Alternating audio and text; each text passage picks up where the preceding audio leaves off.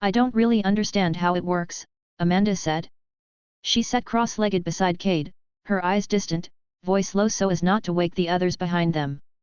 A soft wind stirred the swamp, rustling reeds and chilling them both.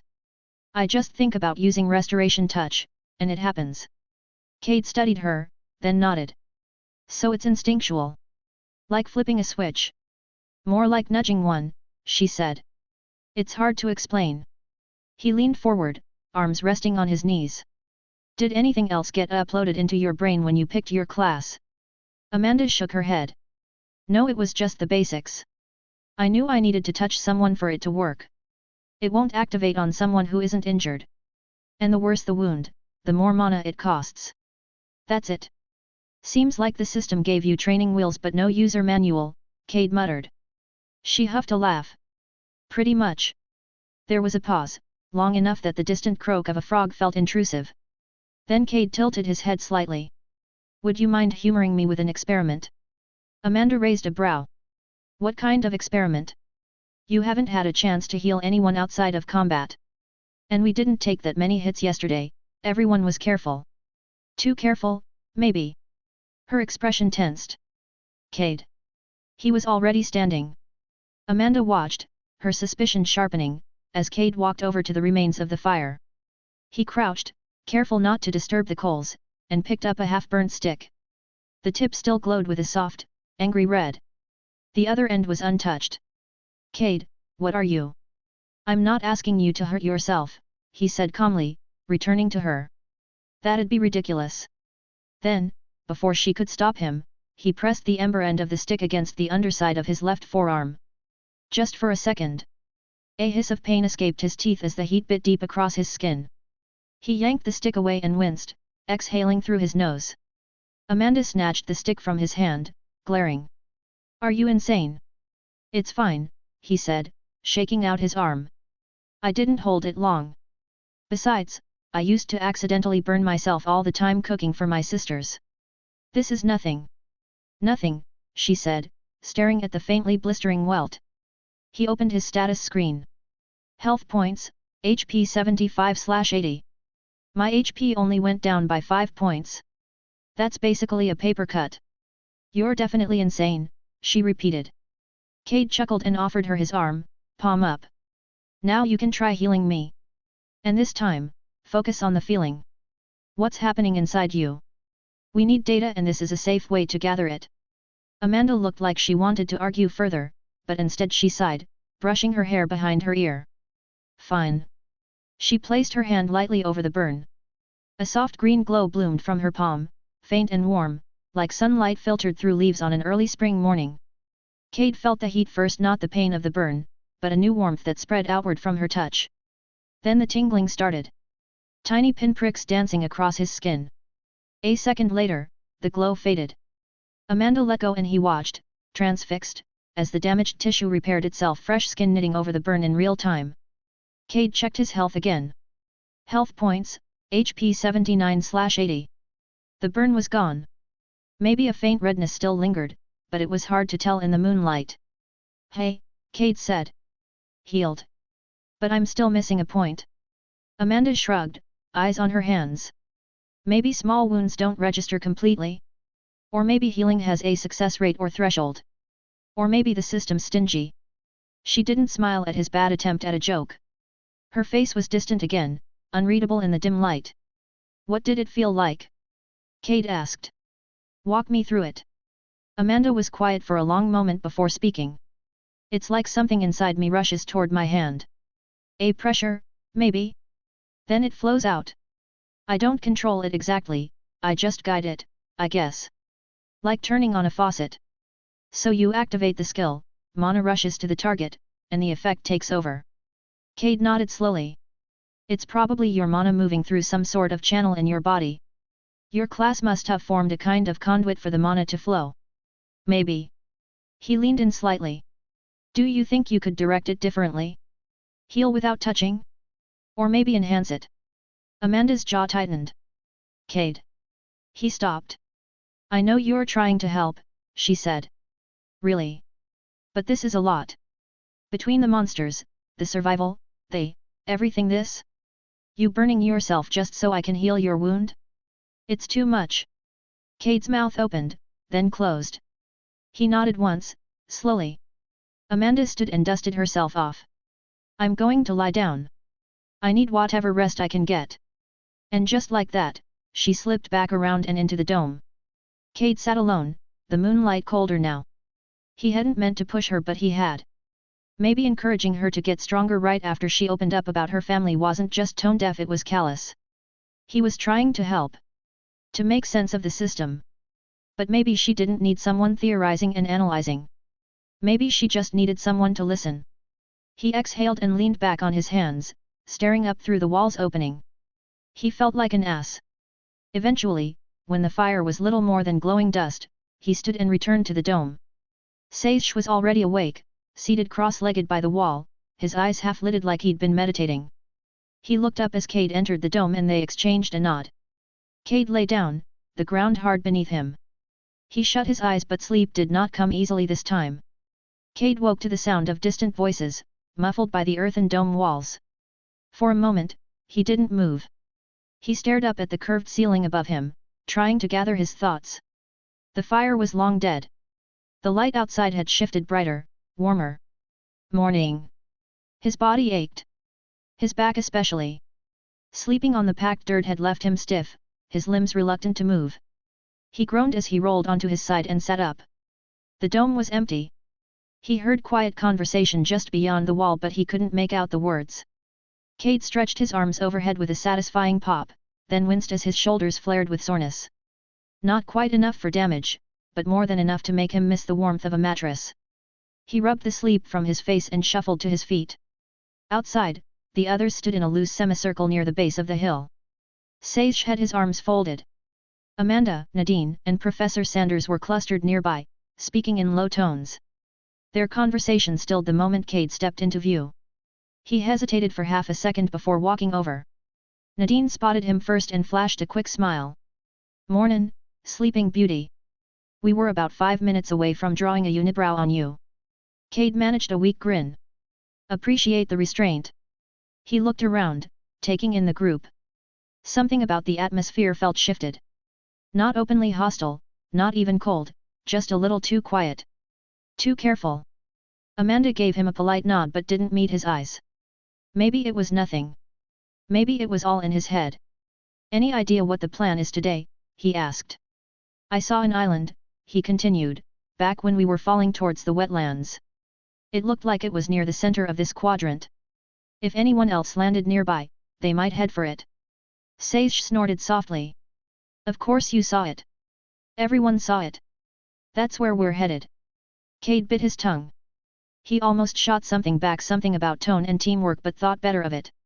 No one had slept well, combined with the lack of food and the constant damp, morale wasn't exactly high. Instead, he nodded. "Right. Sounds good. I'm ready when you are," he added. "We all are," Amanda said, brushing dirt from her leggings. Sage raised his wand and pressed it to the ground. With a few whispered words, the dome and its walls collapsed inward, folding into themselves like melting clay until all that was left was flattened earth. Without another word, they set out. Cade walked near the back of the group, one eye on the terrain. As they traveled, he kept scanning for an opening, just one moment where he might pull Amanda aside, apologize, explain. But she was never alone. Always flanked by Professor Sanders, or Nadine, or even Sage. Cade wasn't sure if that was just coincidence or if it was intentional. The sun hung low behind mist-veiled clouds, casting the swamp in a murky, washed-out grey. The air buzzed with insects and the ever-present stink of rot and damp growth. It wasn't long before trouble found them. The first came in the form of a lizard, sleek, mottled, and the size of a golden retriever. It darted from a bush with startling speed, jaws wide as it lunged for Nadine. But Nadine was faster. She ducked under its leap and rolled aside, drawing her daggers in one smooth motion. Her blades flashed, one stabbed into its stomach as she rolled, the other skittered across the base of its tail. The lizard hissed and twisted. Professor Sanders shouted something about its weak underbelly, and Sage followed up with a short, sharp burst of earth magic that disrupted its footing. The fight lasted less than 20 seconds. The lizard collapsed in a heap, motionless. Cade hadn't moved. He'd stayed near the rear, watching. Ready, so he told himself to act if things got out of hand. But they hadn't. The others had it under control. And the system didn't ping him for shared experience. No message about him assisting, no credit earned, nothing. Cade clenched his jaw and kept walking when the others moved on. The second fight wasn't so clean. They were passing beneath a thick copse of trees when the buzzing started. Not the usual drone of swamp insects, this was sharp, shrill, and rising in pitch like an alarm. Then they burst from the bark. Cicadas. Palm-sized, translucent, and grotesque. Their wings shimmered like glass shards, catching the light. They poured out from holes in the trunk like living shrapnel, dozens of them, screeching and cutting through the air with gleaming mandibles. Shit! Nadine hissed, ducking just in time. The swarm scattered, some diving toward Sage and Professor Sanders while others veered for Amanda. Cade swung wildly as a cicada latched onto his shoulder, its mandibles sinking in like twin needles. He yelped, flailing. Another smacked into his arm and bit down hard. He stumbled back, trying to swat them off, but more kept coming. Get low! Amanda shouted. Professor Sanders dropped. Nadine danced through them, slashing one from the air mid-dive. Sage raised a hand, shouted a word Cade didn't understand, and the earth itself rumbled. A pulse of force rolled out from beneath their feet, then another. The swamp churned. Mud buckled. In an instant, jagged chunks of stone burst upward, skewering half the swarm mid-flight with a loud crunch. The rest scattered, buzzing away broken and disoriented.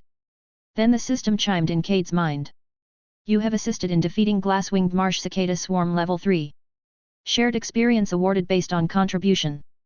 Cade panted, hands trembling, the stick he'd been swinging still clenched tight. His arms were a patchwork of shallow bites and bruises. Blood trickled down his sleeve. Professor Sanders groaned nearby, nursing his forearm. They're easier to crush than I expected, Sage muttered, eyeing the shattered remains. Once I figured out how they moved. Professor Sanders knelt beside one of the corpses. Fresh shells, he said after a moment. Newly molted. Nadine nodded, brushing bug ichor from her hair. Good to know. Amanda moved in a blur. She healed herself first, shoulder glowing briefly, then crossed to Professor Sanders and pressed her hand against his injury. A soft green light flickered between them.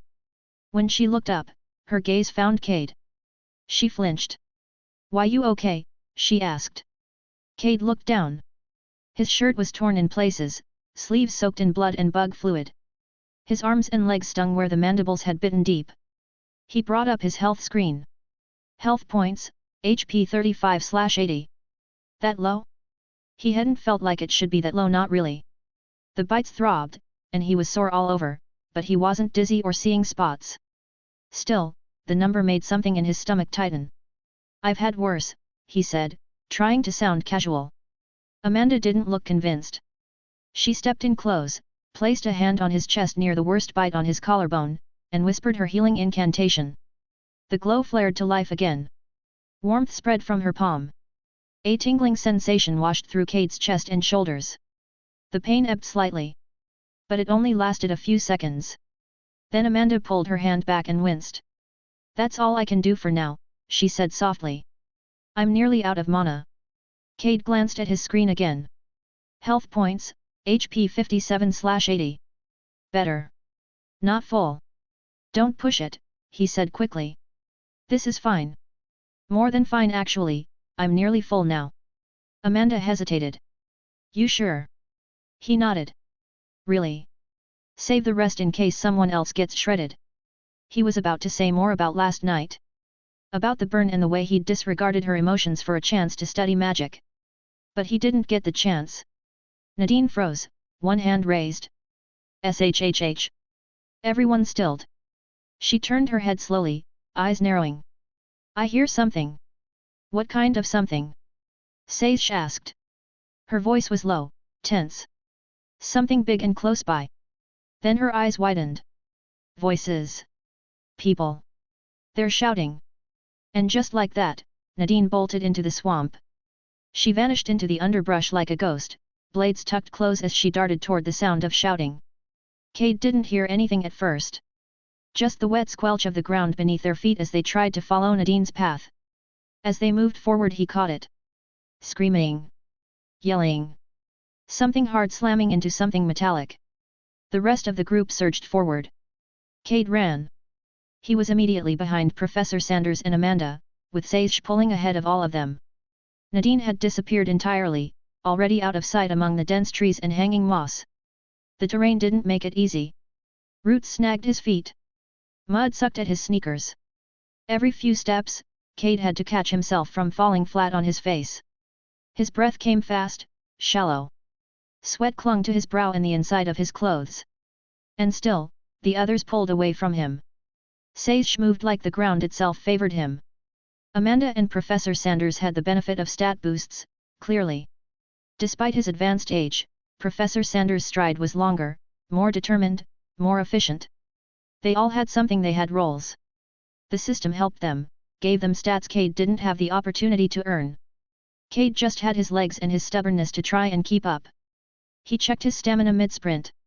Stamina points, SP 21/70. Damn. His legs burned. His lungs ached. But he didn't slow. After a few grueling minutes, the trees thinned and then broke completely into a wide, open bog. And there, in the middle of the field, was chaos. A massive crustacean loomed over the mire. It stood taller than a truck, armored in thick green-blue plates that glinted with wet sheen. Its claws alone looked like they could bisect a person with a single snap. 9 people fought the creature in a loose formation. 5 surrounded it in close quarters, dancing around its legs. 2 more flanked from a distance. One was shooting arrows that bounced harmlessly off its shell, the other was Sage, who was trying to move the earth under the crab's legs. Cade spotted Professor Sanders and Amanda joining the rear line. He could hear Professor Sanders shouting, "It's a fenbreaker land crab. The leg joints are weak, bring the legs down and it will be easy to finish off." Then Cade saw her Nadine under the crab's belly, twin daggers flashing as she slashed at the leg joints. He tried to count how many legs the crab had. 8? 10? It didn't matter. Every time it struck, the earth shook. Cade stumbled to a stop near Professor Sanders, heart hammering. He knew instantly that if he ran in, he'd die. One hit, and he'd be crushed. So he didn't move. He just stood there, trying to catch his breath, as everyone else threw themselves into the fray. For the first time since entering the tutorial he felt completely and utterly useless.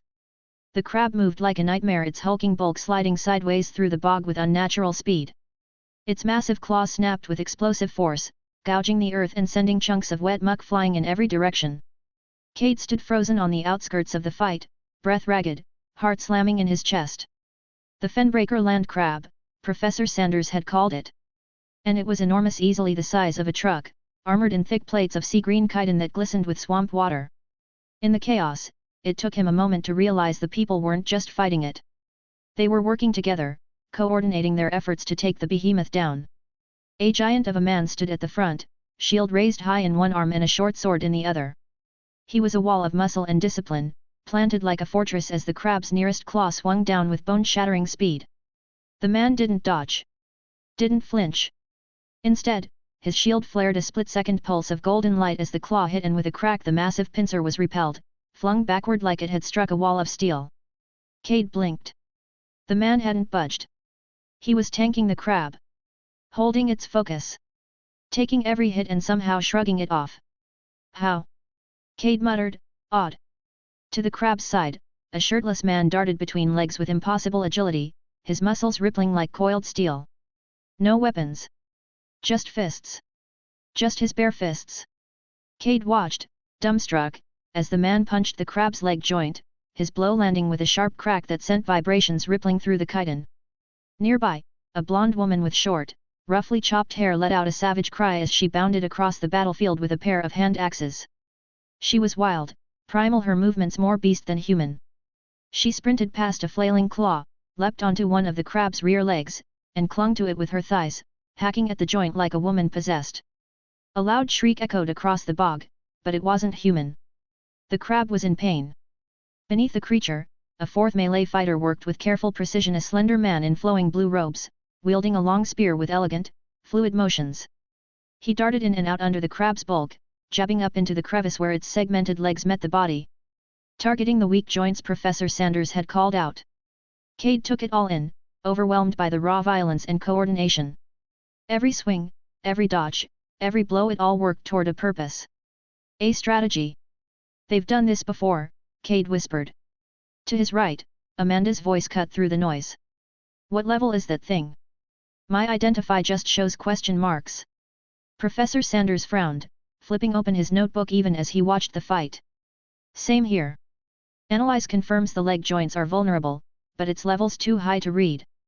It must be outside our assessment range. Amanda paled. Cade saw her glance toward the others still fighting.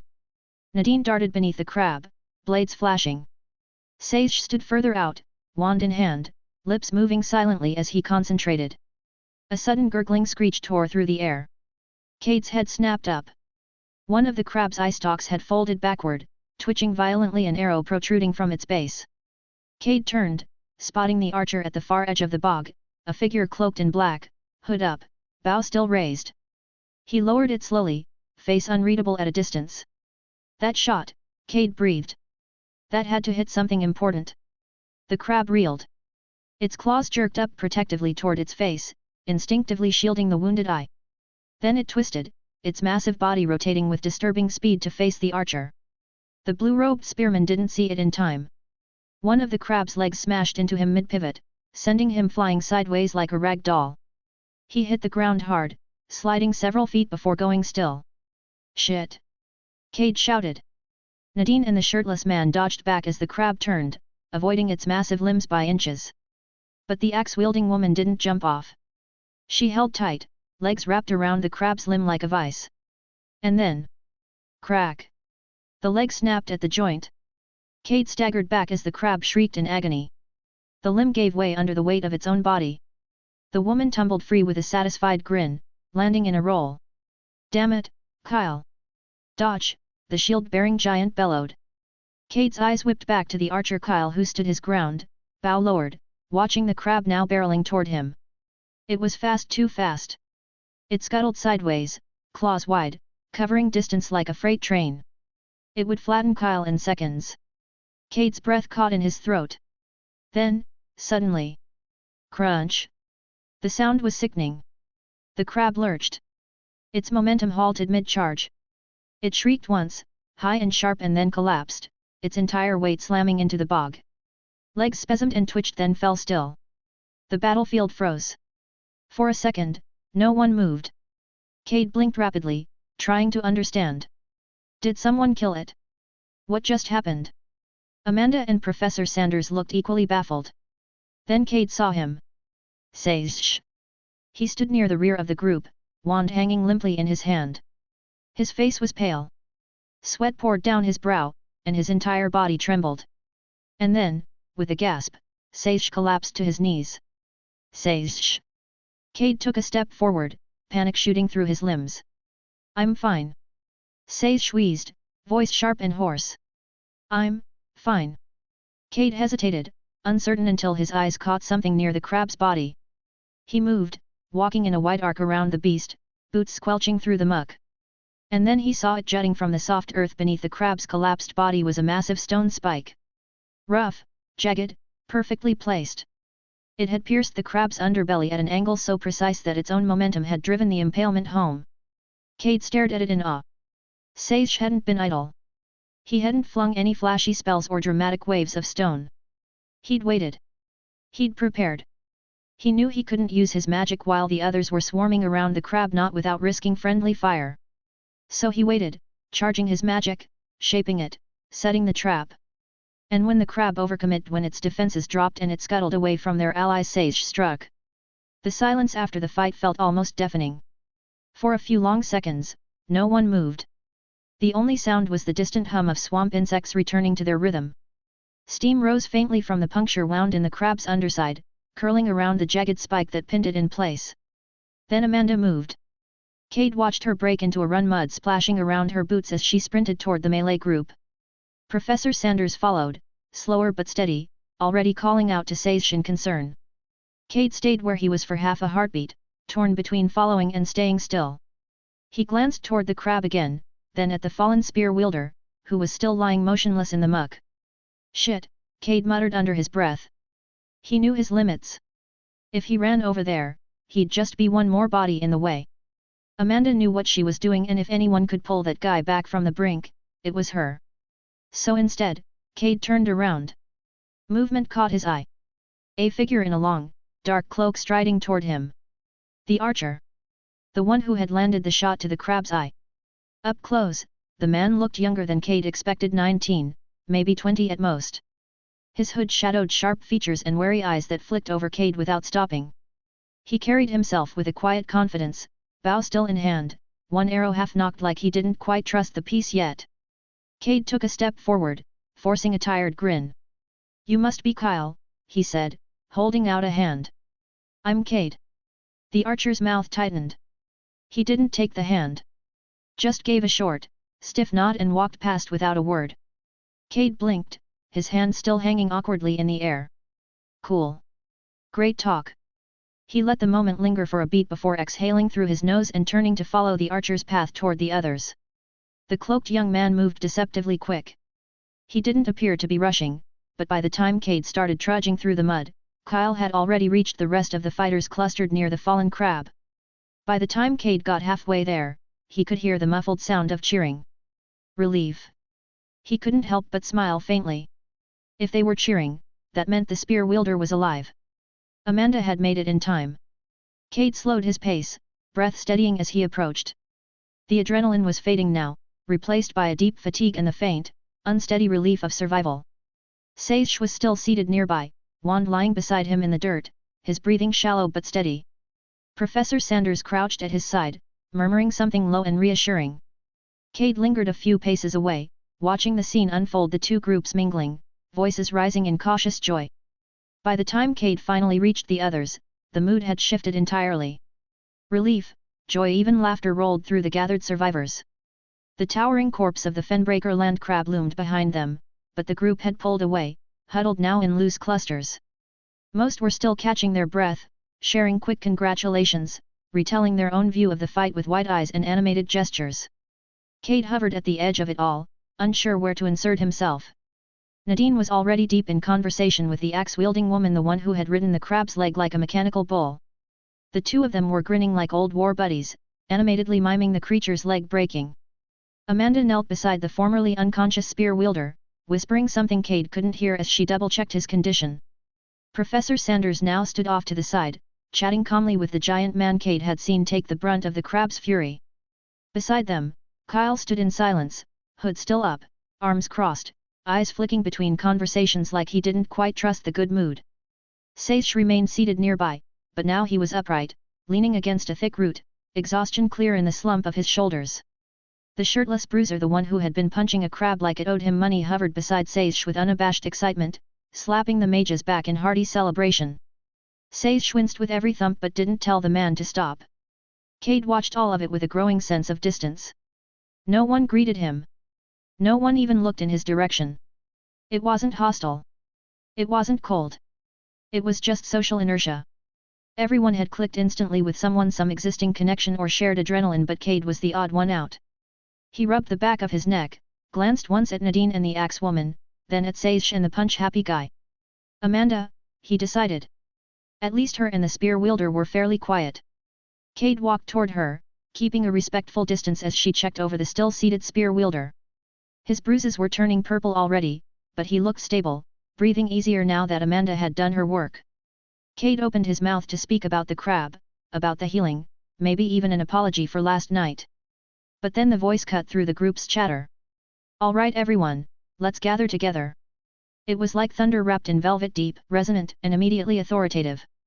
Cade turned, not surprised to find the source was the same man with the shield, the one who had been tanking the crab's monstrous claws. The man stood straight-backed, his armor scratched but intact, his presence commanded their attention. His dark skin gleamed with sweat in the sun filtering through the trees, and his short-cropped salt and pepper hair gave him an air of seasoned calm. People responded to him instantly. Conversations paused. Smiles faded to attentive expressions. Even Kyle uncrossed his arms.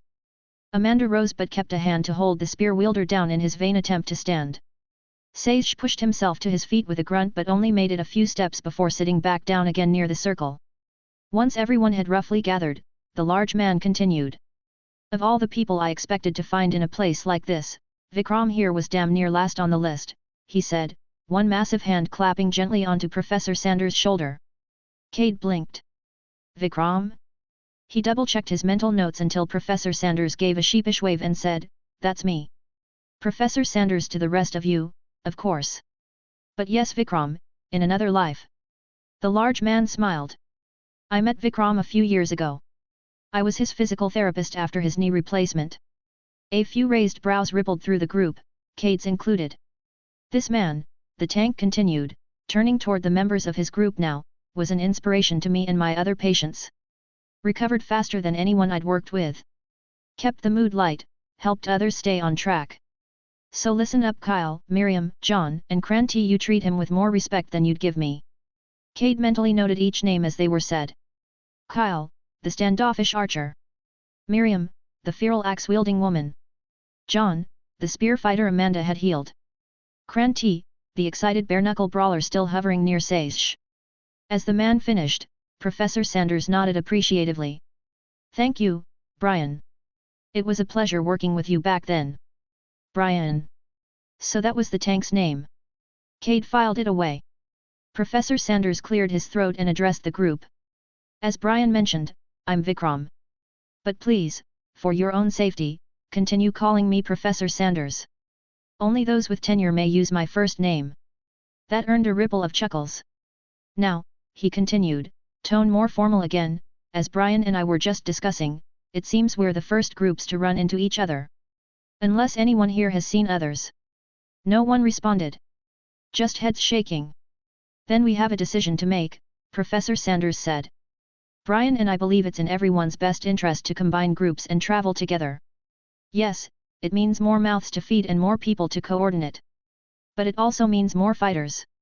More skill variety. More eyes and ears to watch each other's backs." He gestured toward Amanda. "If we combine, you'll have access to a proven healer. Just ask John." The spearman grinned, still rubbing his ribs. "She saved my ass. No question. I thought I was toast." Professor Sanders smiled.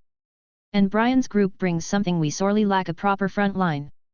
His class allows him to keep the enemy's attention and absorb the damage we can't. I think we can all agree that not being the one targeted by a crab's claw is a valuable asset." Cade saw more than a few nods ripple through the group.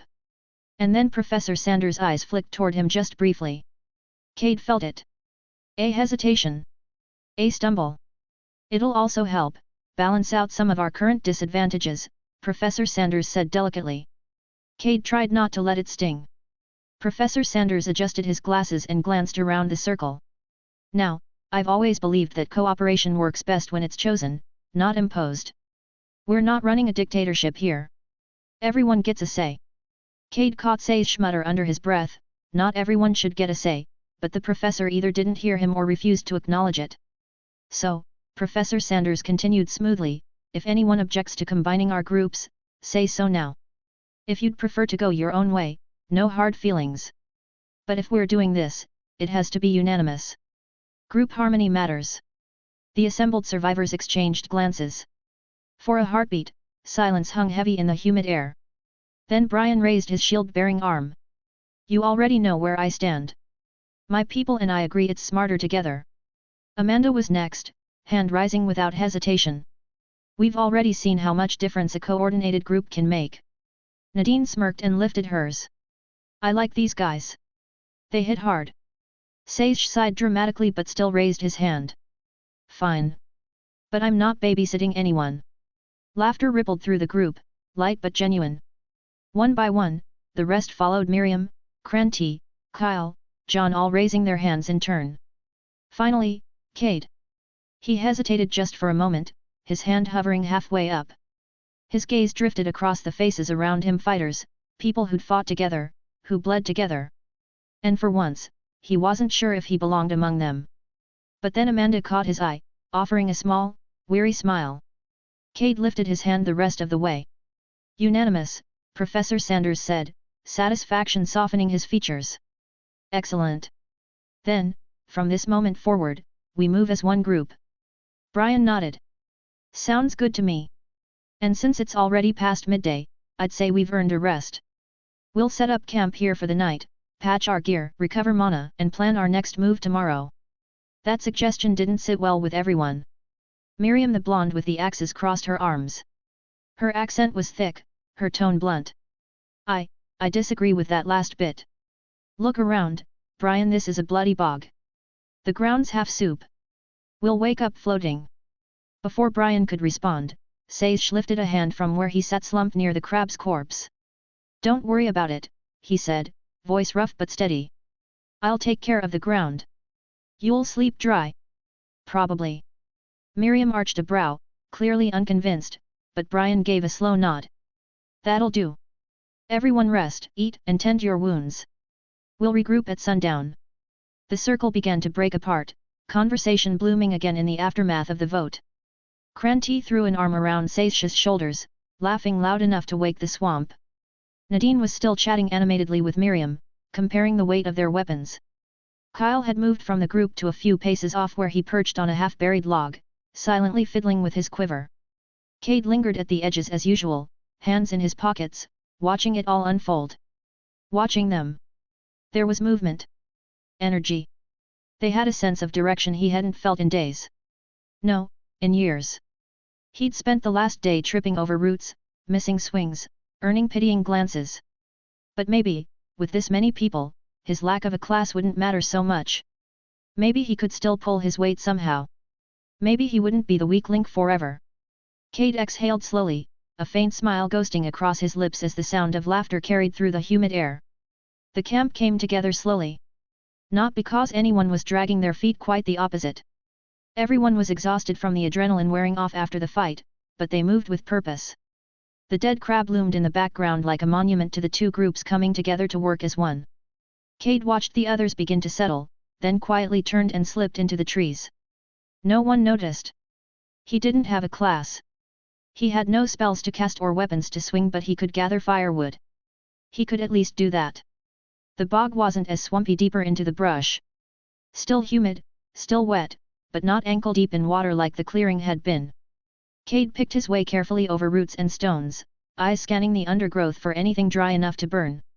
He had a decent bundle going when he heard soft footsteps behind him.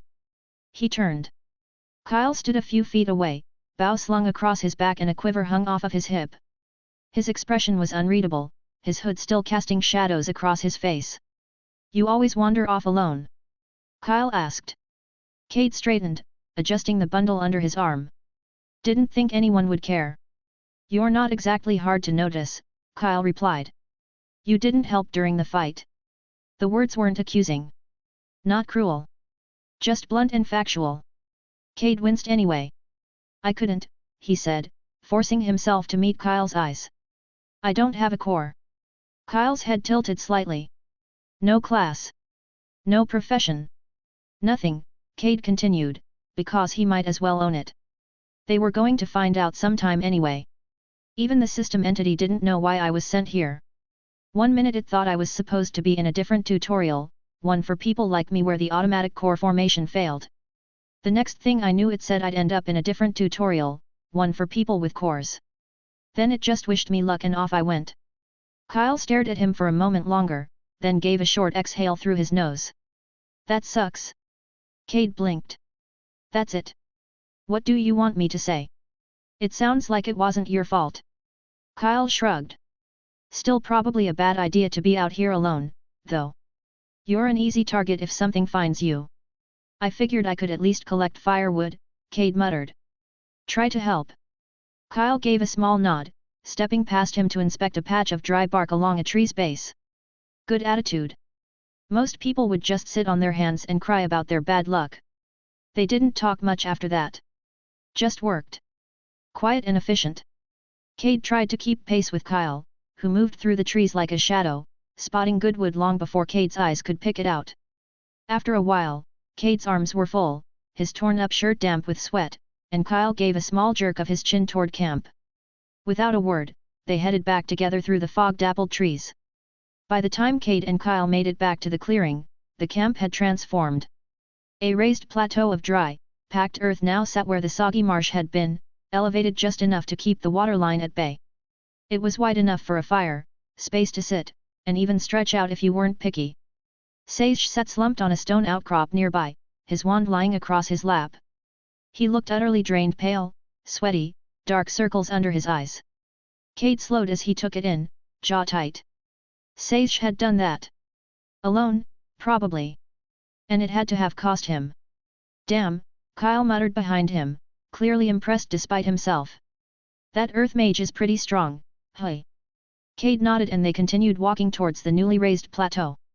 The rest of Brian's group looked equally amazed.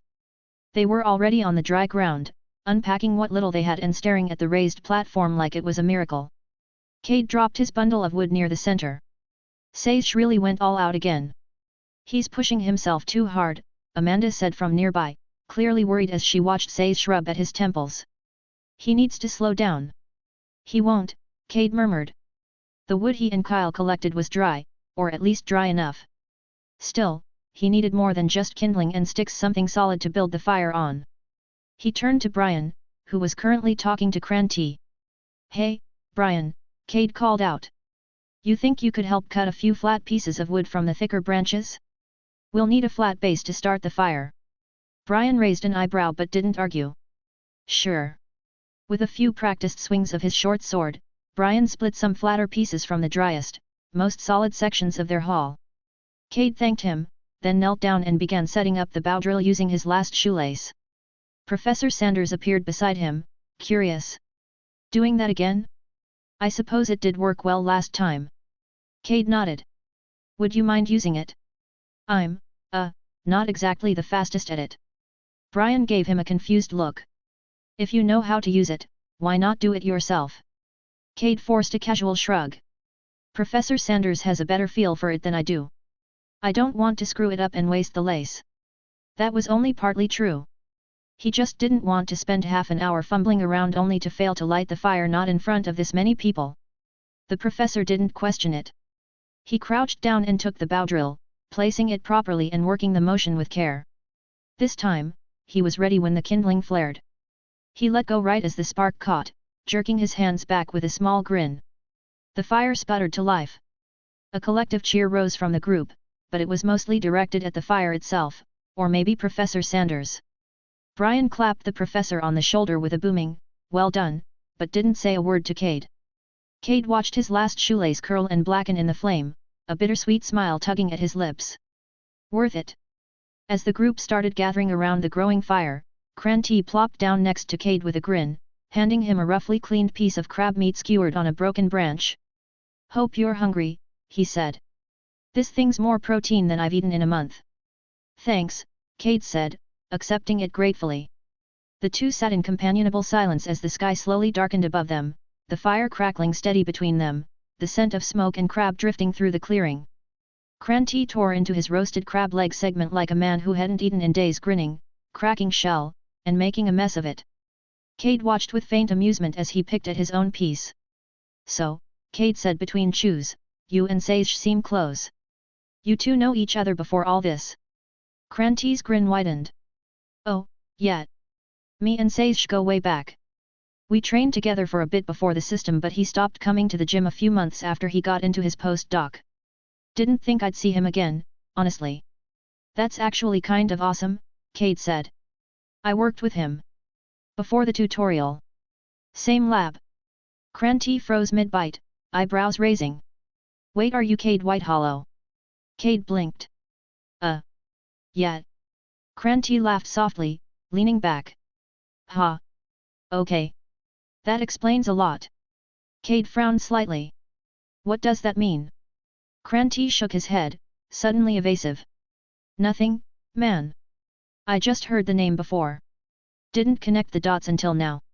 Cade studied him, trying to read the tone, but Kranti looked away, pretending to poke at the fire with a stick. Cade let it drop.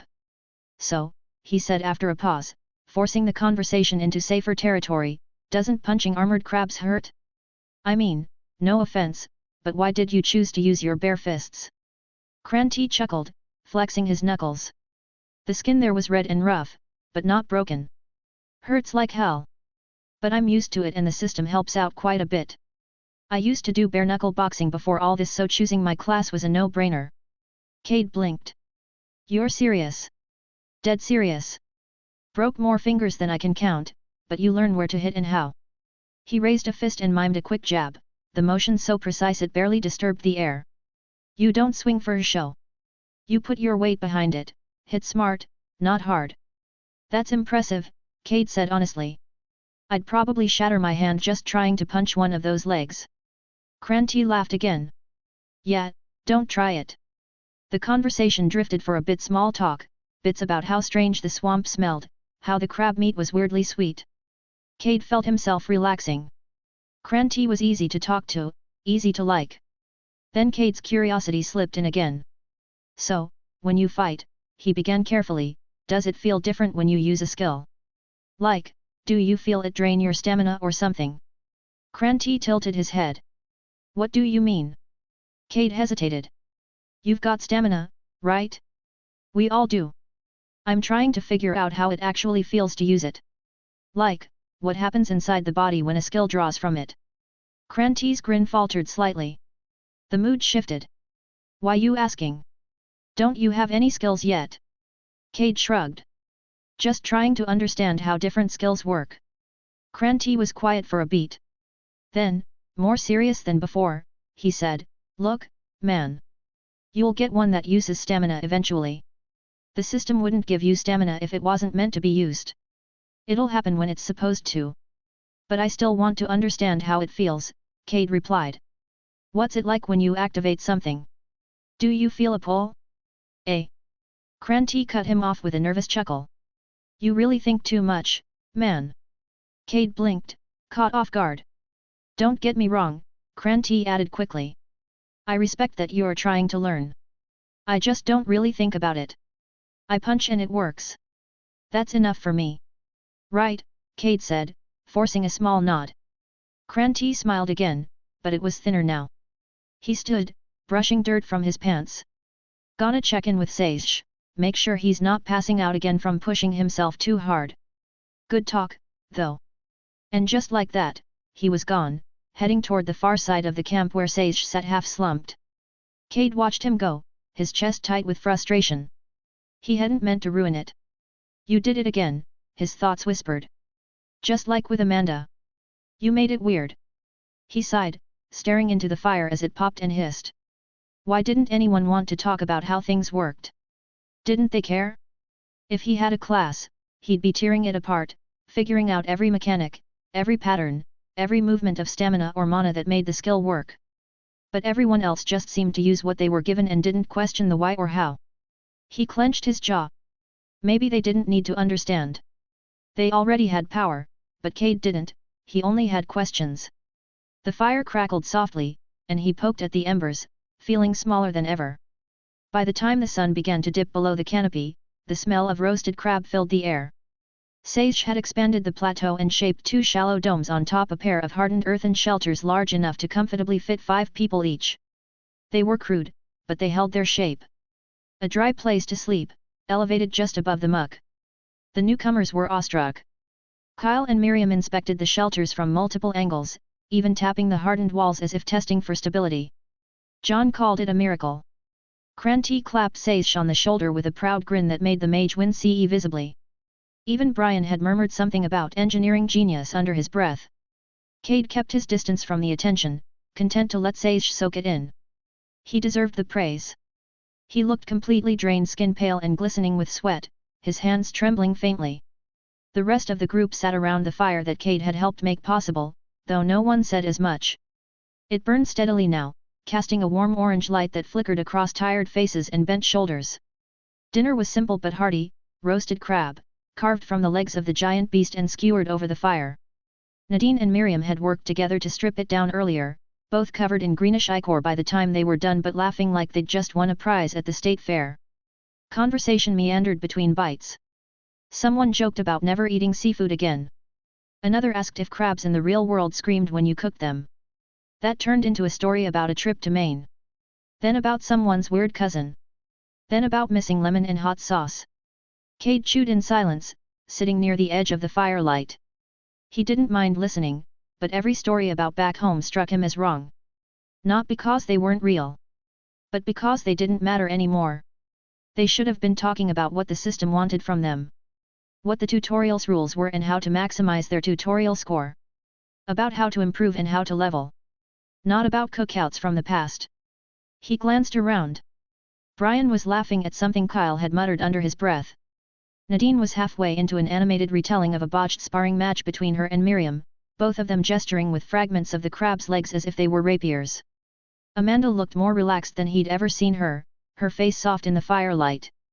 Then Nadine asked, "How'd you guys get so good at fighting together already? You've only been here a day, right? Your group moves like you've been training together for months."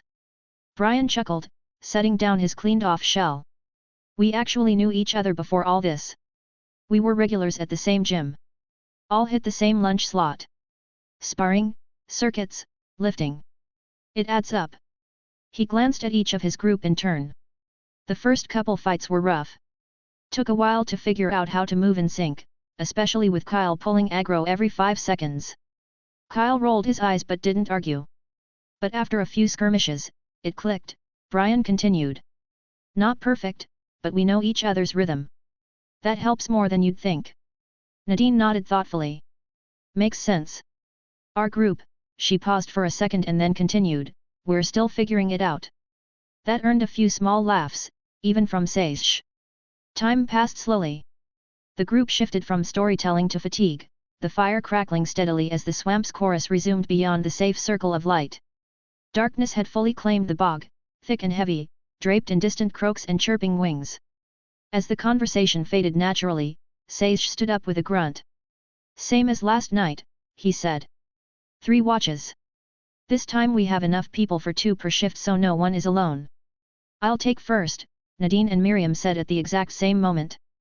They turned to each other and laughed. Kranti stretched. "Middle shift for me." Kyle raised his hand. "Same." Then Cade quietly spoke. "I'll take the last watch." The silence after that felt heavier than it should have. No one said anything for a long moment. Sage turned to him, unreadable. "I'll take it with you." Cade frowned. "You sure? You've used a lot of mana today. You should rest." "I took the last watch last night and still had enough to fight today and do all of this. I'll manage." His voice was clipped, no room for argument. Cade hesitated, then gave a nod. "All right. If you're sure." Sage didn't respond right away. As he turned back toward the shelter, Cade thought he heard him mutter under his breath, "Not like you could keep watch on your own anyway." Cade stiffened but he didn't say anything. He just stood slowly and made his way to the second dome, leaving the glow of the fire behind. Inside, the air was surprisingly dry, the sound of the bog muffled by the thick walls. Cade found a spot near the edge and lay down, his tattered clothes clinging to his skin. His feet were somehow still damp. The warmth from the fire barely reached this far. He stared at the dark ceiling, trying not to think about how quiet the others had been when he volunteered or what Sage had said. It was becoming more and more obvious that he didn't really fit in here. But he couldn't leave. Even if he wanted to, he'd be dead within hours without the others. He was stuck, unwanted, unnecessary, and stuck. Cade closed his eyes and tried to sleep. A rough hand shook Cade's shoulder. He blinked awake, groggy and disoriented. The air inside the dome was warm and stale, heavy with the faint scent of earth and burnt crab. "Your turn," Kyle whispered. His hair was messy, his voice hushed but edged with fatigue. Cade pushed himself upright and suppressed a quiet groan. "Thanks," he muttered. Kyle nodded and slipped out of the dome. Cade sat for a moment, trying to get his bearings. The dark outside felt unnaturally thick. Through the doorway he could see shadows spilled in long, indistinct lines across the bog. Most of the others were still sleeping. Amanda curled near the wall with her arms pulled tight around herself. Nadine was dead to the world, one hand resting on the hilt of her blade even in sleep. Professor Sanders snored softly, his chest rising and falling in a slow rhythm. Cade exhaled. His muscles ached and every movement reminded him just how out of place he was here. Still, he slipped his now laceless shoes on and walked out of the dome. He nearly tripped over Sage in the darkness. Sage sat cross-legged near the dome's entrance, still as stone. His eyes were half-lidded, hands resting on his knees, posture ramrod straight. For a second, Cade thought he might have dozed off mid-meditation but then his dark eyes opened and focused on Cade. Without a word, Sage rose and stepped out into the dark. Cade followed. The air outside was cold and damp. The fire had been reduced to glowing coals, and even those pulsed low beneath a blanket of ash. Mist wrapped around the trees in the distance in a slow, clinging crawl. They stood near the edge of the camp, beside an earthen shelf Sage had shaped the day before, its sloping sides slick with dew. The swamp stretched out beyond them, quiet and still. For a while, neither spoke. Then, flatly, "You didn't have to volunteer." Cade frowned, glancing at him. "What?" "For the watch," Sage clarified. His tone was cold and precise. "You didn't have to pretend you're not exhausted by just trying to keep up, and we both know you're not exactly helpful out here." Cade let out a long breath. "I'm trying, Sage." "Trying doesn't change what you are." Sage still didn't look at him. His gaze swept the horizon. "You were an anchor in the lab. Always were. I had to carry half your workload then. Now you're an anchor here. You drag us down." Cade stiffened. It wasn't the insult, it was the tone. No heat. No rage. Just quiet certainty. "You're worse than a weak link," Sage continued. "At least a weak link connects something. You just hang there like dead weight." Cade's mouth went dry. "That's not." Sage finally turned to face him, and the look in his eyes was ice. "You think gathering sticks makes up for it? You think that makes you useful? You're another mouth to feed. Another body to protect. That's it." Cade's jaw clenched, but he didn't speak. "And while we're on the topic," Sage stepped closer, voice low, but brimming now with something more than disdain, "stop making Amanda uncomfortable. You keep pressing her about how her healing works, even after she's clearly given short answers. She doesn't owe you an explanation just because you're desperate to understand." Cade blinked. "I was just curious." "For fuck's sake, Cade. You burned yourself just to see how her magic worked. What kind of psycho does that?" Sage's eyes narrowed. "You think that's normal? You think she's going to trust you after seeing that? That's not curiosity. That's obsession." Cade looked away. Sage didn't let up. "And it's not just Amanda. What the hell were you doing asking Kranti how his skills worked?" His voice rose slightly, venom curling in the words now.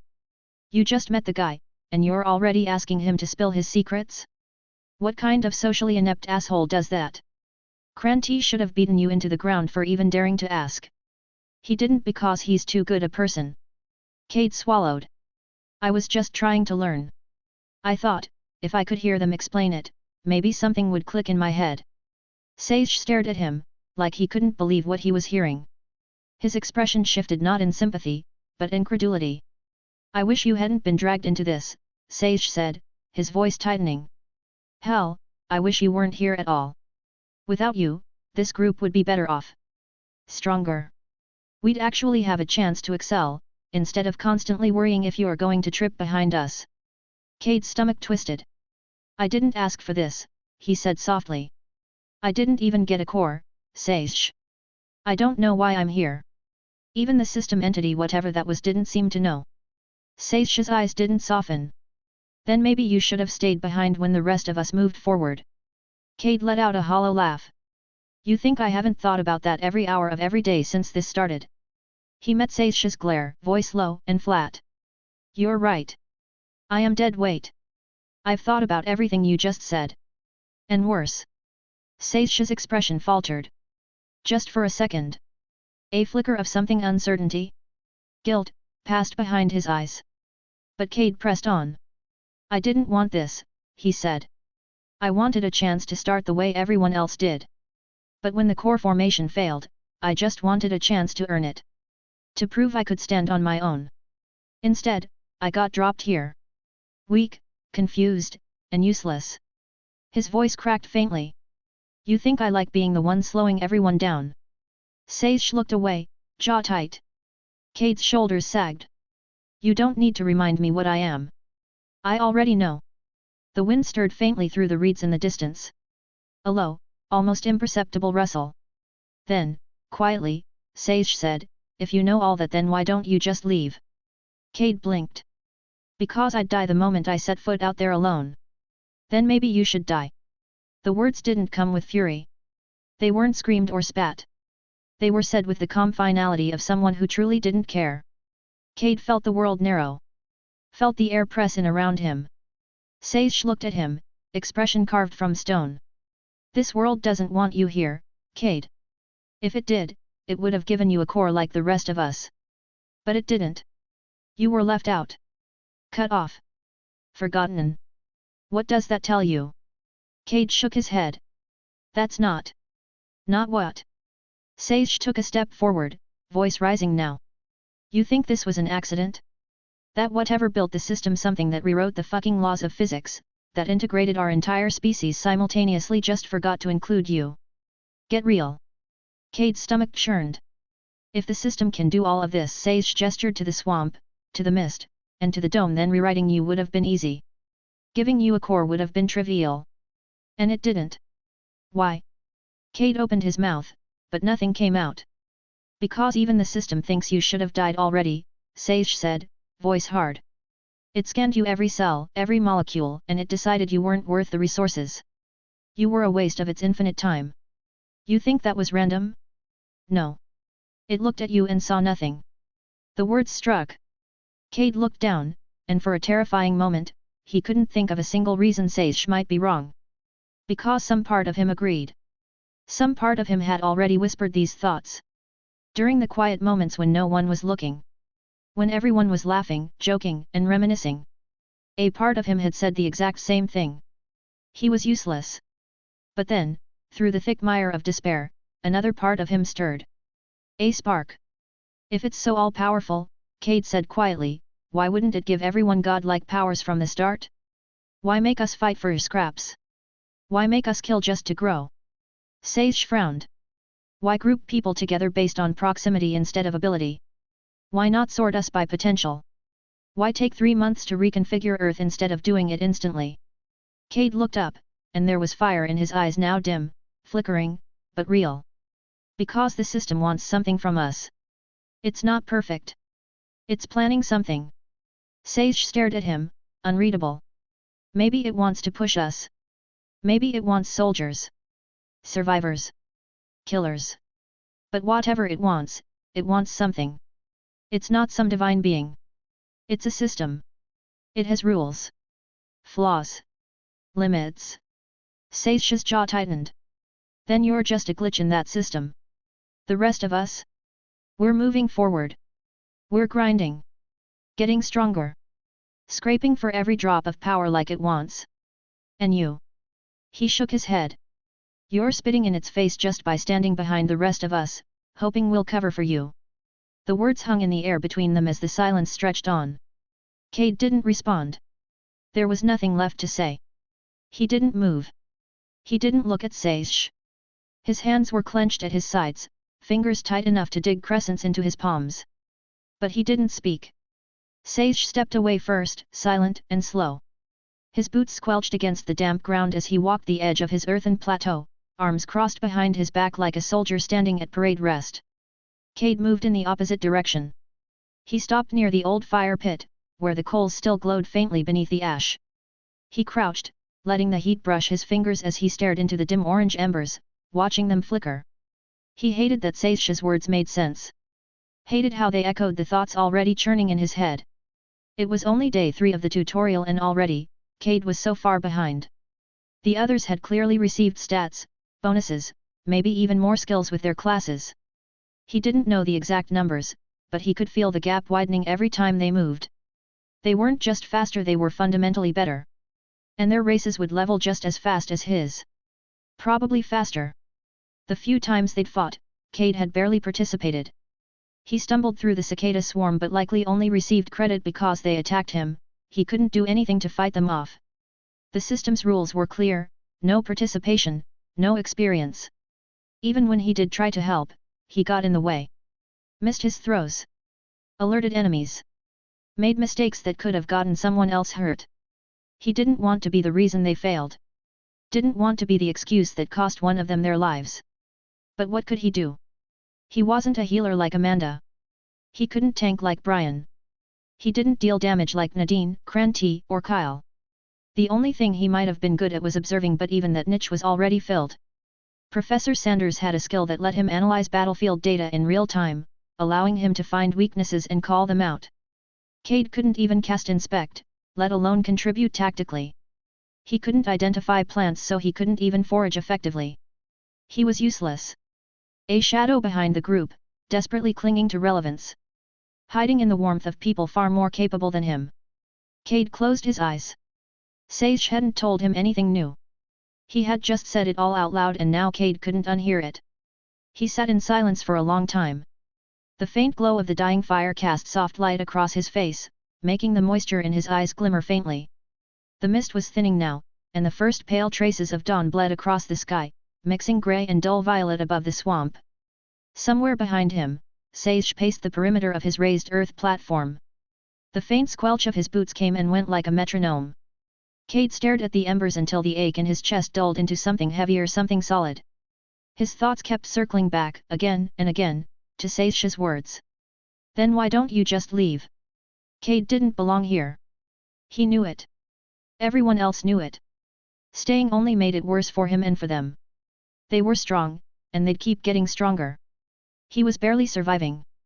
Cade let out a shaky breath and stood. He looked over toward Sage, who was still standing guard near the edge of the plateau, his silhouette sharp against the swamp. Cade's legs felt numb as he crossed the short distance and stopped a few feet away. Sage noticed him but didn't turn. What do you want now? Cade didn't answer right away. He just sank down to sit beside him, legs crossed, arms resting loosely over his knees. The earth beneath him was cool. For a moment, the two of them just stared out into the bog, watching the soft reflection of the waning moon ripple across the stagnant pools. Finally, Cade spoke. Before all this happened, he said quietly, I was miserable. Sage's expression didn't change. I hated my life, Cade continued. Hated the work. Hated the lab. I spent years working towards something I thought mattered, but when I got there, it just didn't. I felt stuck. Like if I quit, all those years of effort would have been wasted. But if I stayed, I'd drown. Sage said nothing, but his jaw flexed slightly. Cade gave a humorless laugh. You know what I hated most, though? Sage looked over at him, silent. Myself, Cade said. I hated that no matter how hard I tried, I could never keep up. Not with my sisters growing up, not in school, not in grad work, and definitely not with you. You were always faster, sharper, better. I tried, but it never mattered. It was like paddling upstream with a toothpick. He exhaled slowly. Sure, I graduated. Got the postdoc. But I've always wondered if my committee passed me just to keep their graduation stats clean. Like my only real success was a charity for them. Sage's eyes flicked away.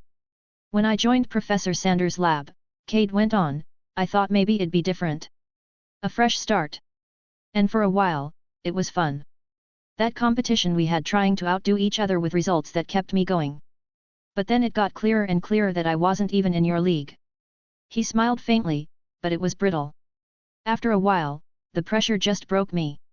The failures, the exhaustion, the burnout. I stopped pushing as hard. I stopped caring. I started hiding from people. From myself. He looked down, fingers curling against his knees. I used to spend hours online reading about stories like this, about awakenings, magic, and systems. Whole worlds where people could start over, where effort actually mattered. He laughed softly. I used to wish it would happen to me. I thought maybe if I got a second chance, I'd finally get it right. Cade's eyes flicked up toward the pale morning light. Guess I got my wish. But I still failed. For a while, there was only the soft whisper of wind moving through the reeds. Then Cade said, I'm sorry, Sage. That made Sage turn to look at him fully, brow creased. I'm sorry for how things went in the lab. For making you pick up my slack. For quitting when it got hard. For letting you down. You didn't deserve that. He swallowed. I know it's too late to apologize, but you were right about one thing. I forced you to carry more than you should have had to. Sage's mouth opened slightly, as if to respond, but no words came out. Cade went on, voice low but steady now. An apology doesn't change anything, though. What matters is doing something. Taking action. He stood. His legs trembled a bit, but his voice didn't. I'm leaving. Sage's head snapped toward him. What? I'm leaving the group, Cade said again, his voice calm and steady now. You were right. I don't belong here and I don't want to keep dragging everyone down. I don't want to live off pity or fake encouragement. Maybe I'll die out there, probably will, but at least it'll be on my own terms. Sage stared at him, expression unreadable. The early dawn light caught in his eyes, making his brown eyes gleam faintly. Cade continued, when the others wake up, tell them I left for my own reasons. Tell them not to follow. Say I wanted to find my own path in the tutorial. Maybe one day, we'll meet again. He took a step back, glancing once more at the dome behind them, the faint hum of sleeping breaths from inside, the gentle rise and fall of peaceful chests. These people were better off without him. Cade looked back at Sage. Good luck, Sage. And thank you for saying what you did. It hurt, but it needed to be said. Then, before Sage could respond, Cade turned and walked toward the trilene. His boots made almost no sound as they pressed into the wet earth. Within moments, the mist and the trees swallowed him whole. Sage watched Cade vanish from sight. The trees swallowed him quickly. Not even a silhouette remained. Sage could still see clearly, even in the dark. His improved perception from Stonebound Sentry allowed him to see in low light better than any pre-system human. But the trees were dense and the fog within the woods too thick to penetrate. Even with all his upgrades, Cade was gone. Good. Sage exhaled slowly and sat back against the edge of his plateau. His hands rested over his knees. For the first time since the tutorial began, he felt a strange hollowness in his chest. Not regret. He wouldn't call it that. Cade had made his choice. Sage had simply spoken the truth aloud. Someone had to. Still, the weight of it sat heavy on his shoulders. When the others woke up, what was he supposed to say? Tell them I left for my own reasons. Cade's words echoed in his head. It was a lie. But it was also easier. Cleaner. Cade had spared them the dramatics. He'd wanted the weight of his departure to be his alone. Sage could respect that, at least. He stood and resumed his walk along the edge of the plateau. The perimeter sloped gently into the muddy earth around them, elevated just enough to discourage the local fauna from casually stumbling in. It had taken effort to raise, but shaping earth was becoming second nature to him now.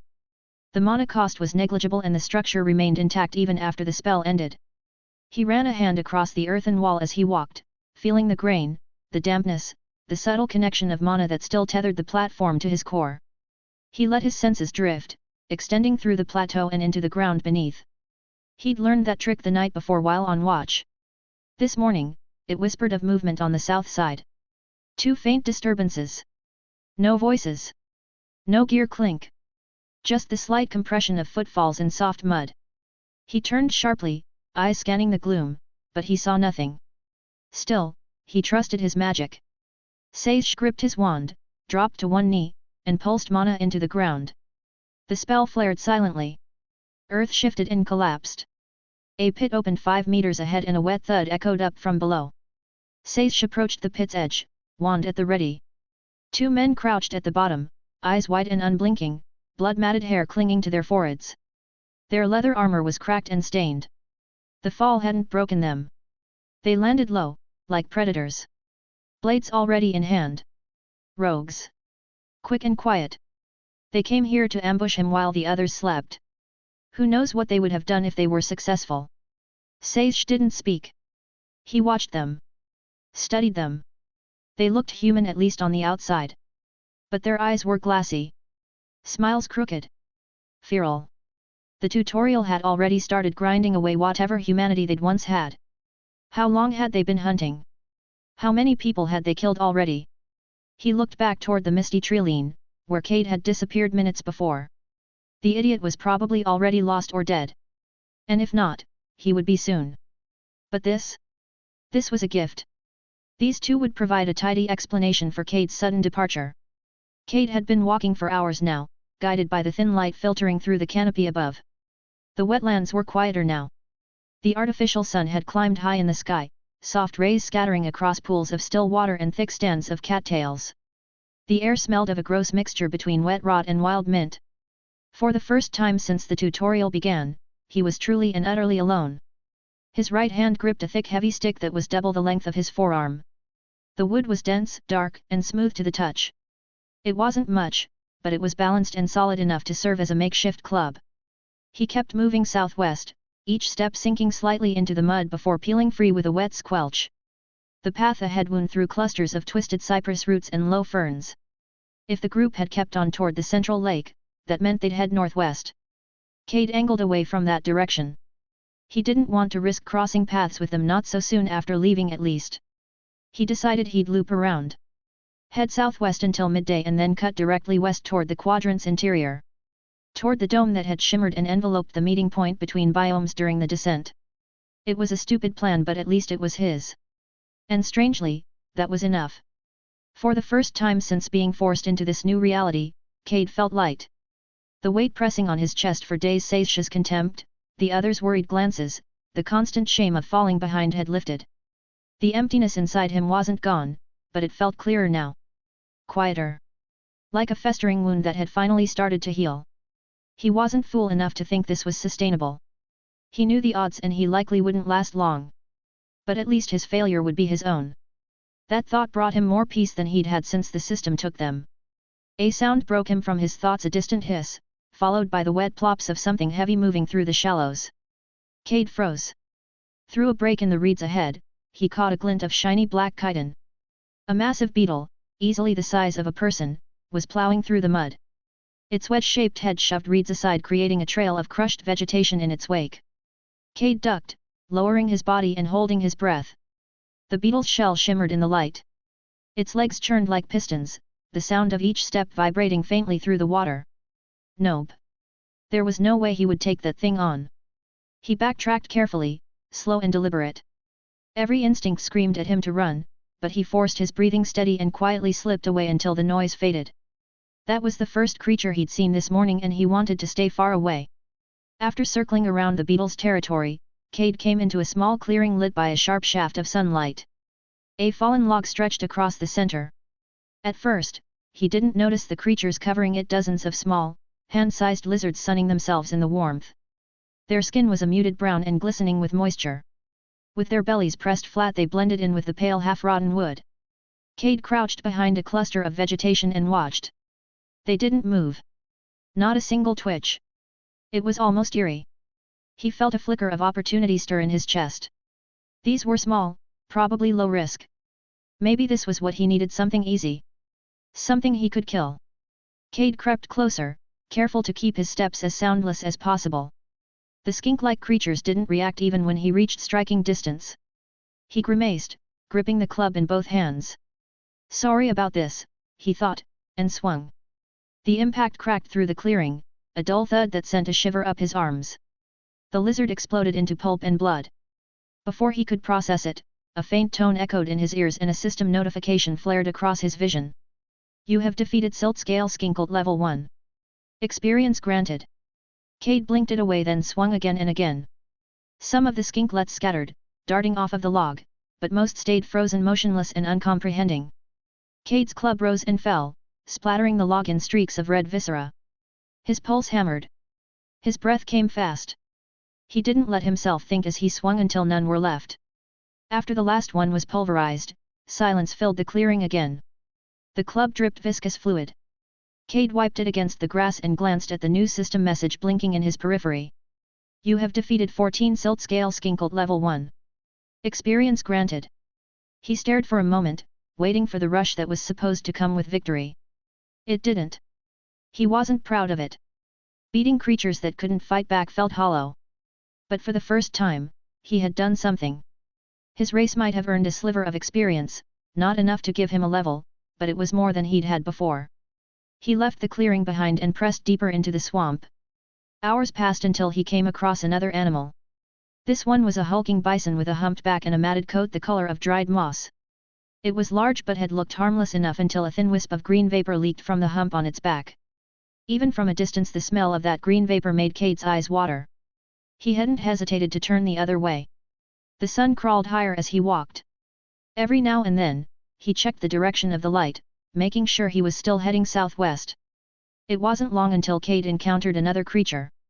He couldn't tell what it was as all he saw was a mud mound the size of a small house that breathed. Not loudly, but enough for the muddy hill itself to rise and fall like something massive was just below, lying in wait. He hadn't waited to see what it was and promptly skirted around, deciding this was a good time to shift and begin heading west. Eventually, the trees began to thin, replaced by stretches of ankle-deep water dotted with knuckled roots. Ahead, a massive tree loomed, its trunk gnarled and vast, bark folded in heavy ridges like the skin of an ancient beast. At its base was a dark opening, tall enough for even Brian to easily stand inside. The entrance tapered upward like an inverted V, a natural hollow above the waterline. Cade frowned. It wasn't the size of the tree that caught his eye, it was what lay within. Two figures. Human-shaped. Lying still inside the hollow's shadow. He tightened his grip on the club and took a cautious step forward. Cade stopped about 3 meters from the tree's base, crouching low behind a curtain of hanging moss. The water around his ankles was shallow here, clearer than most of the swamp. The hollow in the tree's base was easily large enough to fit several people. Its interior rose high and tapered like an upside-down wedge. Shafts of sunlight spilled through gaps in the bark. 2 people lay inside. At first glance, they looked like they were sleeping each on their side, backs turned toward him. One on the left, one on the right. Both were facing the inner curve of the tree wall, almost mirror images of each other. Cade could make out leather armor, travel gear, and boots caked with mud. They weren't moving. Cade hesitated. His instincts screamed at him to keep walking, to pretend he hadn't seen them, but another voice whispered that he should say something. If they woke up and saw him looming nearby, they might attack on reflex. He took a cautious step closer and raised his voice just enough to carry. "Hey," he called softly. "You two okay in there?" No response. He frowned. Maybe they were asleep.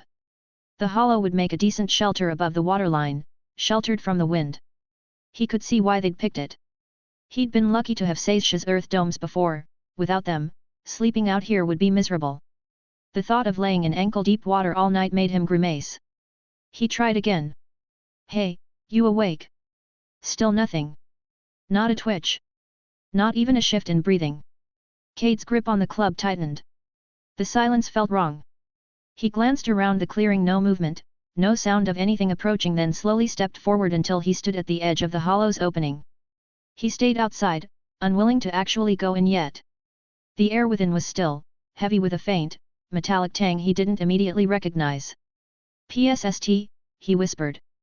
"Hey, come on, wake up." No reaction. He reached the club forward and gave the nearest figure's pair of boots an experimental nudge. Nothing. He pushed harder, shaking the leg. Still nothing. Cade felt a chill creep up his spine. "They have to hear me." He leaned closer, squinting into the dim light. There was a dark pool beneath the body. At first he thought it was just shadow or trapped water, but the surface didn't reflect light like water should. It was thicker. Darker. Something was wrong. He swallowed, then extended the club and prodded the body's back. The form wobbled loosely, then rolled over. Cade's breath caught. It was a man in his mid-30s, his eyes half open, his face slack. His throat had been slit from ear to ear. A clean-edged deep gash. The pool beneath him wasn't water. It was blood. Dark, half-coagulated, soaked deep into the hollow's wooden floor.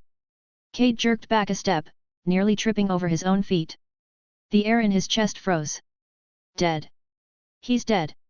He'd seen corpses before at funerals and the one cadaver lab he took in grad school, but this was different. This was fresh. He forced down a rising wave of nausea and looked around wildly, scanning the swamp outside for movement. The shadows seemed to press closer. The hum of insects suddenly felt too loud. Nothing moved. He looked back at the tree. The second body still hadn't stirred. "Shit," he whispered. His heart hammered. What had killed him? A beast? A person? Some sort of magical trap in the hollow? After a moment, Cade forced himself to breathe again.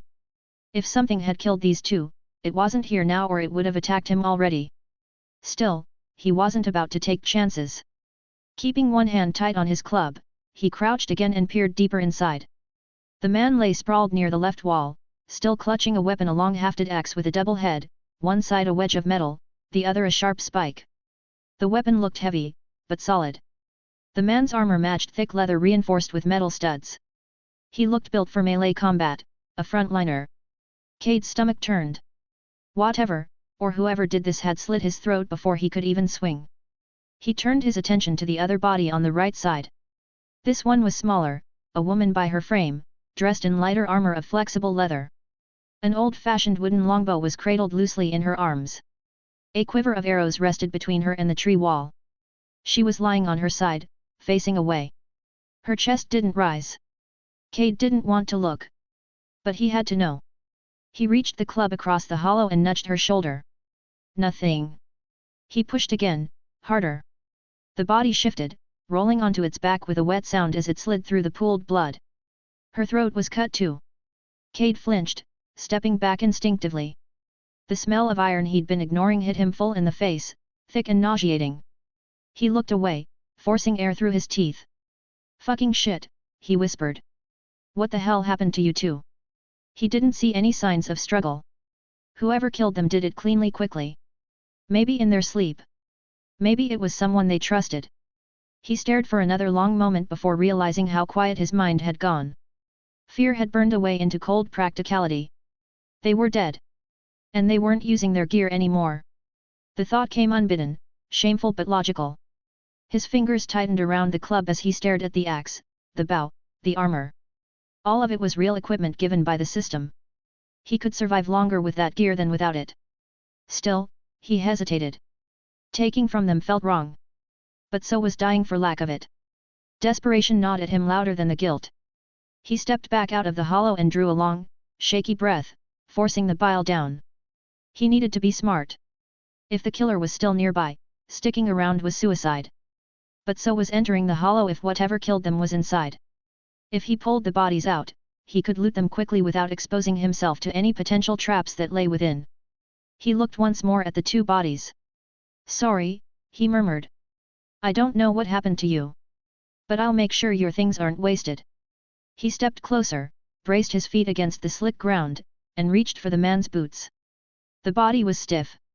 Rigor mortis had set in, meaning they died at least a few hours ago, but no more than a day or two. Cade exhaled slowly and started to pull. It took some coaxing, but eventually he was able to pull the man's body out into the open. The leather was soaked through, slick with blood and swamp water, but Cade didn't let himself hesitate. He crouched and tugged hard, his fingers slipping on the soles until, finally, the first boot came free with a heavy squelch. The body shifted slightly, the arm flopping against the ground. The second boot took longer. Rigor mortis had set in deep, the man's legs locked stiff, the muscles refusing to yield. Cade had to brace a knee against the ground and pull until the leather slid loose. He stared down at the man for a long moment after that, chest tight. "Sorry," he said under his breath, and then started on the armor. It was heavy real leather reinforced with bands of metal riveted along the chest and shoulders. Sweat and blood had darkened it nearly black, and it reeked of iron and musk. Cade undid the straps one by one, his movements methodical. He tried not to look at the face. Tried not to think about the fact that the man's eyes were still half open. When he finally pulled the armor free, he wiped the inside with a damp scrap of his own shirt before sliding it on. It was too big across the shoulders, loose around the arms, and a little tight in the midsection where Cade's belly filled it out more than the man's muscular frame had. Then came the axe. It was heavier than he expected. The haft was worn smooth with use, and the head gleamed in the filtered light. One side a broad, brutal blade, the other a tapering spike built to pierce through armor. Cade gripped it with both hands and tested the motion. The axe dragged him more than he controlled it, its momentum pulling his swing wide, awkward, and off balance. It was clearly meant to be wielded one-handed by someone stronger, someone with the stats to make it look effortless. Unwieldy or not, it was better than a stick. He found a leather loop attached to the side of the armor, a weapon holster, and slid the axe into it. It wasn't perfect, but it kept his hands free. Next, the woman. Cade pulled her out of the hollow more carefully, unwilling to jostle her the way he had the man. Her smaller frame made her easier to move, but Cade still struggled to get her out in the open. After a few minutes of maneuvering, he was able to lay her down next to the man. Her armor was lighter, cleaner, more flexible, built from layered hides shaped for movement. It looked well made, but too small for him. That, and stripping the man had been unsettling enough. Stripping the woman of her armor felt different. More wrong for some reason. Cade stood still for a moment, the thought pressing at the edge of his mind.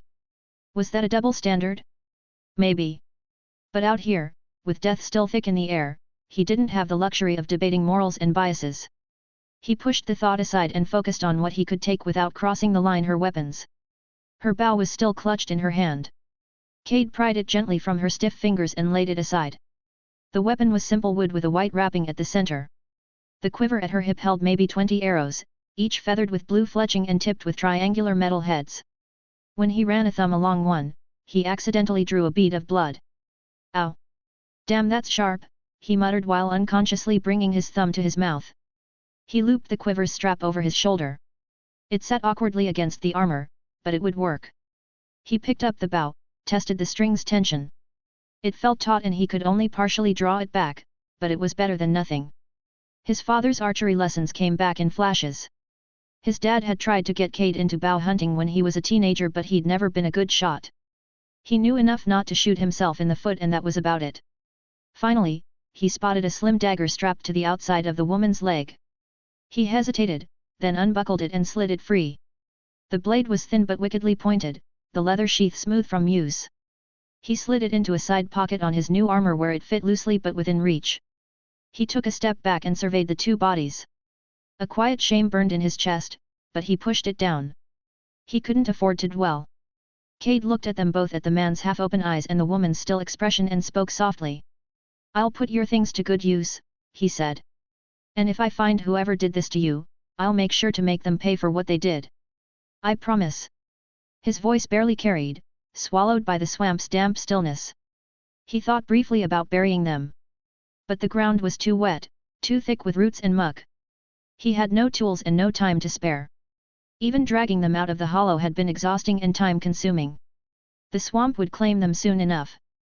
Cade adjusted the axe at his hip, slung the bow over his shoulder, and turned away. He didn't look back. Each step through the shallow water felt heavier now, but the weight of the armor, the weapons, even the mud dragging at his boots, it all grounded him. Reminded him he was still moving. Still alive.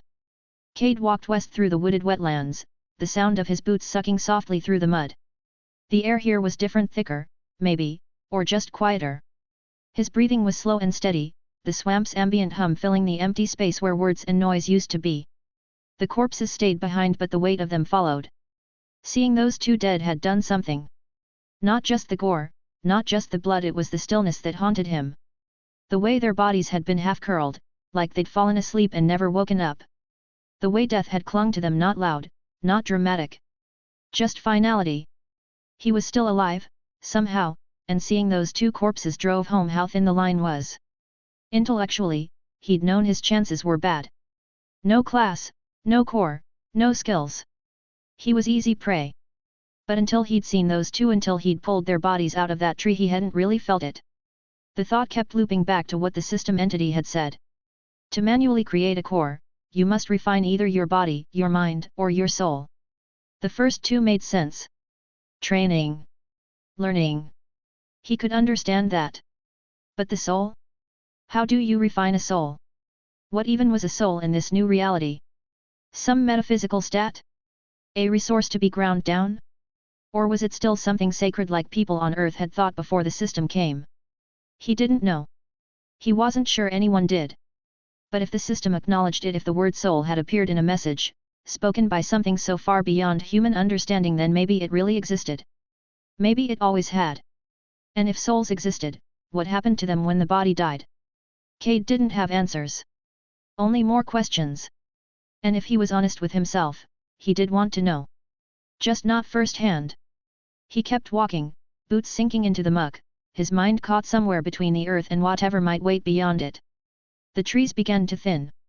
The change was subtle at first, more sky visible between the branches, fewer knotted roots snaring his ankles, but before long, the wooded swamp gave way to a vast open stretch of reeds. Cade paused at the edge of the clearing, his eyes widening. The area was massive. A sprawling oval of flat land, waterlogged and choked with chest-high stalks. Cattails swayed in a breeze he hadn't felt beneath the canopy. Sunlight poured in here unbroken, turning the reed tops gold. And in the center, rising like a monument, stood a tree unlike any he had ever seen. It dominated the landscape. A banyan, he thought. At least, that's what it resembled if a banyan had been stretched upward by the hands of titans. Its trunk alone was thicker than some houses. A maze of aerial roots twisted down from the upper branches like living ropes, some of them thick enough to serve as columns. The crown towered high into the sky, easily 40 meters if not more, its upper limbs lost in a tangle of green. Cade stood there for a long time, silently staring. He didn't know trees could be that big. He took a tentative step forward into the reeds, pushing through the dense tangle. The stalks brushed against his armor, whispering faintly as they parted around him. Water sloshed with every step, and though he couldn't see the ground beneath his feet, he felt the same shallow muck give way beneath each boot. It wasn't easy going, but something about that tree drew him forward. The scale of it felt almost sacred, like it didn't belong in the same reality as the rest of this place. His thoughts of souls and mortality hadn't quite left him, and now walking toward this living giant it was hard not to feel like he was approaching something important. Or at least useful. If nothing else, it was tall, sturdy, and full of potential high ground. Cade kept moving, eyes scanning the reeds as he pushed toward the tree's looming base. He was most of the way there when he froze. There. A rustle. Something moving up ahead. He dropped low, pulse quickening. This time, he stayed in the moment. Cade crouched in the reeds, one hand bracing the bough slung across his back to keep it from snagging. The rustling was close now, steady, deliberate, and much too loud to be anything small. He cursed silently. He'd been so lost in thought he hadn't heard whatever it was until it was nearly on top of him. Focus, he scolded himself. This place isn't safe. Daydreaming will get you killed. The rustling continued, drawing nearer. Cade stayed low, heart pounding, eyes scanning the sea of reeds ahead. He couldn't see the creature, not fully, just stalks parting in its wake and the occasional glimpse of something broad-backed moving through the green. It wasn't charging. It was rooting around. Searching. Slowly, carefully, Cade turned to look for a way out and spotted one of the banyan's aerial roots a few meters to his right. It stretched low to the ground, thick as a fire pole, then curved upward into the trunk above. It might be climbable. He crept toward it, moving as quietly as he could. The mud sucked at his boots, and his armor creaked faintly with every crouched step. But the rustling didn't change. Whatever it was, it hadn't noticed him. Reaching the root, Cade wrapped his hands around it and began to climb. It wasn't graceful. His boots slipped more than once and the axe at his hip kept bumping into his leg. But after a few minutes of awkward scrambling, he managed to get high enough, maybe 4 meters up, to find a decent perch on one of the outstretched limbs. He straddled it, catching his breath, then looked down. The creature emerged from the reeds. It was a boar. A huge one. Its shoulders would have come up to Cade's waist, maybe higher, and its back was covered in thick, matted hair that resembled the surrounding reeds. No, on closer look, some of them were reeds. Actual plants, sprouting like bristles from the boar's spine, swaying gently with each step. It rooted through the mud with its snout, tusks tearing small furrows as it searched for something beneath the surface. Unbothered. Oblivious. From the safety of the tree, Cade watched. That thing would tear me in half if I fought it on the ground. But it didn't know he was there. A thought occurred to him as a smile crept up his face. He always loved the stealth archer archetype, and this was his perfect chance. He could snipe it from above and the boar wouldn't even know what hit it. He hesitated for only a moment, then reached back and slowly unhooked the bow. His legs squeezed the branch as he drew an arrow from the quiver and nocked it. The position was terrible. He was off balance, hunched over, legs shaking in an attempt to hold on, but he did his best. He pulled the string back, aimed at the boar's broadside and loosed. The arrow soared and sailed clear over the boar's back by a good 3 meters, vanishing into the reeds with a faint thwip. The boar jerked its head up at the sound and looked toward where the arrow had landed. Cade winced. Okay. Not exactly a primeval archer here. Still, it hadn't spotted him. It was staring in the wrong direction, so he still had another chance to shoot it while it was unaware. He took another arrow, aimed lower, and fired again. This one hit barely. It struck the boar high in the haunch, embedding in the muscle near its back leg. The boar squealed, loud and shrill, and spun in place. Cade watched, heart racing, as it sniffed at the air and turned slowly, its beady eyes scanning the reeds. Cade drew another arrow and aimed for the face this time. The shot hit, but not well. It thudded into the boar's back and bounced off, deflected by the thick reed-covered hide. The reeds must act as natural armor, Cade realized. Great! The boar's gaze snapped toward the tree. Cade froze. A second later, it charged.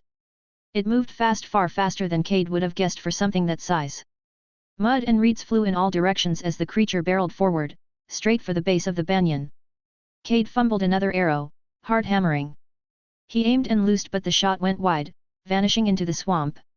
The boar slammed into the tree's roots, rearing up as if it could climb. Its tusks raked bark, its hooves scrabbling at the trunk. It couldn't reach him, but that didn't stop it from trying. Cade clamped his legs around the limb, breathing hard, another arrow already in hand. This was going to take more work than he'd thought. The boar slammed into the tree again, tusks scraping against bark, snorting furiously. Cade steadied himself, planted both feet on the branch, and loosed another arrow. Another miss. He hissed in frustration, grabbed the next arrow, adjusted his aim, and fired again. This one struck the boar just above the shoulder but barely sunk in. The angle was bad. Not enough force. The boar squealed again, but didn't stop. It was ramming the tree now in intervals, shaking the lower branches every time its body slammed into the massive trunk. Cade clenched his jaw and gripped the branch tighter to keep his balance. "Come on," he muttered under his breath, drawing again. He'd lost track of how many arrows he'd used. At least 6, maybe more. Each shot made his arms ache and his fingers sting. Another shot.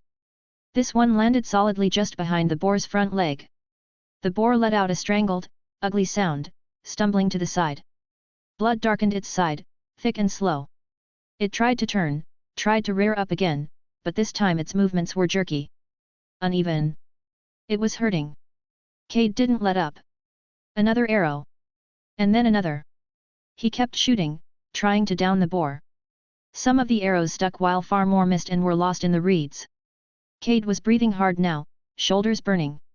Drawing the bow repeatedly was catching up to him. He glanced at the quiver. Only 2 left. He gritted his teeth, aimed again, and waited for the right moment. The boar reared up, trying once more to reach him, its front hooves scrabbling at the banyan. Cade released. The arrow struck low, near the throat. The boar screamed, stumbled back, and crashed sideways into the mud. It tried to rise again, legs kicking, but couldn't get its feet under it. Blood pooled around its side now, thick and spreading. Cade knocked the final arrow. He hesitated. The boar was still breathing barely. Its side heaved. Its eyes rolled. But it wasn't getting up. The final shot thudded into its flank, not a killing blow, but it didn't need to be. The creature collapsed fully, body twitching. Its squeals faded into rough, wet grunts. Then silence. Cade sat there, straddling the branch, bow limp in his hands. His fingers were raw, and his arms ached. His heartbeat thudded in his ears. I did it. But it didn't feel like victory, and there was no system notification confirming the kill. Even though the boar was down, it wasn't dead yet. He looked down at the blood-soaked clearing. Arrows jutted from the boar's body. He hadn't shot well, hadn't even landed half his shots, but it had been enough. He slung the bow over his shoulder and clipped it beneath the strap of the now empty quiver. Time to finish it. Cade climbed down using one of the banyan's aerial roots, descending slowly as he watched the boar's body for any sudden movement. But it only lay there, twitching and spasming as blood continued to flow from the arrow wounds. When he hit the ground, his boots splashed softly into the churned-up mud. He approached the boar cautiously, axe in hand. Blood was everywhere, a wide pool soaked into the reeds. The beast was still alive, but barely. It let out a weak, guttural grunt as Cade neared. He grimaced. "Sorry," he whispered, and raised the axe. The first strike landed at the base of the boar's throat with a wet crunch. The second ended it, and silence settled over the area. Then a familiar tone echoed in his ears. Ding! You have defeated juvenile reed main marsh boar level 5. You have gained additional experience for killing a creature above your level. Race, human, H, has reached level 3. +1 to all stats. Race, human, H, has reached level 4. +1 to all stats. 2 levels. Just like that. Cade blinked as the system notification lingered in his mind, the last line catching his attention. You have gained additional experience for killing a creature above your level. So that's how it worked. The skinklets hadn't gotten him anywhere. 15 total kills and not a single level. But now? 1 kill and 2 levels. Either he'd been close from before and the boar tipped him over twice, or taking down something stronger than you was just that rewarding. It made sense, in a brutal kind of way. Risk your life, get rewarded accordingly. He glanced down at the boar again, the pool of blood still spreading beneath it. Thanks, he muttered under his breath. You were worth a lot. I'm just sorry I couldn't give you a quicker, less painful death. Cade stood over the corpse, chest heaving. His hands shook from exertion, but a strange energy stirred beneath the fatigue, a spark of momentum. He wasn't just running anymore. He was finally taking action. He leaned on the axe and caught his breath. Then he looked at the body again. He didn't want to waste it. It wasn't just a victory that gave him levels. It was meat and he was hungry. Cade knelt beside the boar, pulled the dagger from his leg sheath, and began to saw at the thick hide. It wasn't clean, and it definitely wasn't easy, but hunger was a great motivator. He didn't know how to butcher an animal. But if he could get just a few pieces, something to cook later, maybe it'd be enough to keep going. He was halfway through carving a chunk from the haunch when something made him stop. A soft sound. Not from the reeds this time. The sound came from above him. Something was moving in the tree. Cade slowly rose to his feet, dagger still in hand, and looked up. A thick black shape was coiling down from the banyan's upper canopy. Its movements were fluid as the massive body slithered down the branches. A snake. No, not just a snake. An anaconda. Larger than any he'd ever imagined, easily thick as he was, its onyx scales catching the light with an oily sheen. It moved with eerie grace, wrapping around the banyan's aerial roots as it descended, its head swaying slowly from side to side. Its tongue flicked out. Tasting the air. Tasting the boar's blood. Cade held his breath and took one quiet step backward. Then another. The reeds behind him swallowed his form as he crouched and backed away from the true predator approaching. The anaconda slipped lower and lower until its head reached the boar's body. It sniffed along the arrow-pierced hide, nudged it once with its blunt snout, then opened its jaws. Cade's eyes widened. The snake's mouth opened wide and its jaw unhinged. Its lower jaw stretched open until it looked like a glistening pit of muscle and fangs. Then, slowly, it began to swallow the boar whole. The black-scaled serpent was coiled around the boar, its head already stretched impossibly wide. Its lower jaw hung open, fangs slick with blood as it worked Cade's kill into itself. The boar's snout had vanished, followed by its head, then shoulders. Wet gulps filled the air, each one dragging the corpse deeper into that obsidian throat. Cade watched, unmoving, heart thudding so hard it felt like it might betray his position. He should run. He knew he should run. But the longer he stared, the more a new thought began to form: what if I kill it? The thought was ridiculously stupid. Suicidal even. And yet back on Earth, he'd watched enough documentaries to know that anacondas were vulnerable during and after a big meal. Their bodies went sluggish from the strain of digestion, their reflexes dulled. They were apex predators but not invincible. He bit his lip, watching as the boar's thick midsection was slowly pulled into the snake's distending gullet. The anaconda's body was longer than he'd initially thought, a sinuous shadow sliding in slow waves through the grass. It looked more like a shifting tree trunk than an animal. Still, the boar had earned him 2 levels. That snake had to be worth more. Cade's breathing slowed as he weighed the madness taking root in his mind. On one side, escape, quiet, safe, and slow. On the other, an opportunity. A risk that could provide another tangible step forward. He needed levels. This tutorial seemed like it was designed to weed out the weak. And he was weak still at the bottom, scraping by with scavenged gear and barely a grip on survival. Every edge mattered. Could he even afford to not take the risk? The system rewarded risk. He couldn't stop thinking about it. It was insane, but the longer he contemplated it, the more the pieces began to line up. He could ambush it while it was vulnerable by cutting the back of the neck as it was stretched from swallowing the boar. In one quick swing he'd sever the spinal cord and that would be it. He gripped the haft of his axe tighter. He just needed this one shot. And if he failed?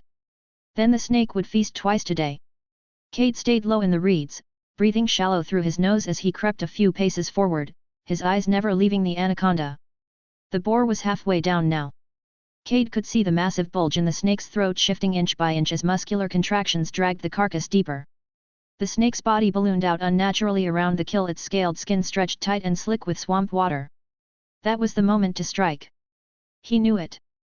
The creature's lower body was still coiled loosely, tail weaving through the grass, but its head and upper neck were occupied, busy, focused, vulnerable. He gripped his axe. The weapon felt different, lighter than before. He rolled his wrist, noting the improved balance. The haft still had weight, but it no longer dragged at him with every movement. Maybe that was the result of 2 more points in strength. Or maybe it was just the adrenaline still coursing through his veins. Still, the axe was clumsy. Its blade wasn't made for precision. The weapon was brutal, meant for splitting skulls or hacking through limbs. He inched around the side, careful to stay downwind. The creature didn't seem to notice him. Its focus was entirely on the meal. Cade narrowed his eyes at the engorged neck. The stretched skin glistened in the light, paper-thin in spots. Between the armor-like rows of black scales, thin lines of exposed flesh pulsed. There. That was the target.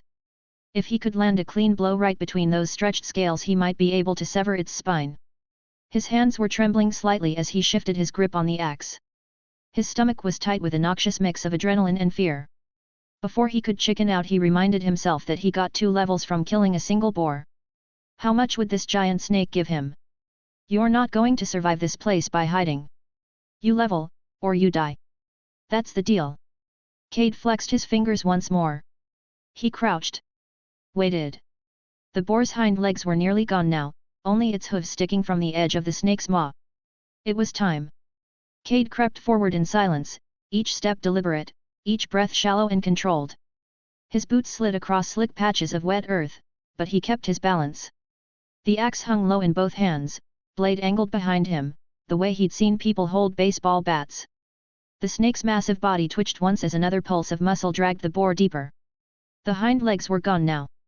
Only the swollen bulge halfway down the throat marked where the corpse was lodged. Closer. Just a few more steps. Cade's heart thudded in his ears, loud and distracting. He pushed the noise down, focused on the dark gleam of the snake's stretched neck. Between the rows of obsidian scales, he could see the skin drawn taut and pale from the strain of swallowing something just a bit too large. He surged forward without any further hesitation. Cade brought the axe up with both hands and launched himself at the snake's neck, just behind the swollen bulge. He came down with all his weight behind the swing, the axe arcing in a wide crescent of motion. The blade struck home. A wet, meaty crack echoed through the clearing as the steel edge bit deep between the snake's scales, driving into the exposed flesh. Cade felt the vibration of impact travel through the haft into his bones, then the sudden give as skin and muscle parted under the blow. Hot blood gushed from the wound. A thick, pressurized spray that hit Cade across the chest and face like a burst fire hose. It was hot, coppery, and strangely oily, making the boar's own blood feel thin in comparison. The anaconda convulsed violently. Its body snapped back in a whip-crack motion, and Cade stumbled away, barely keeping his footing in the churned mud. The head reared up, bore halfway down its throat and let out a soundless gape, jaw stretched grotesquely wide. It wasn't dead. Not even close. The wound was deep, but not fatal.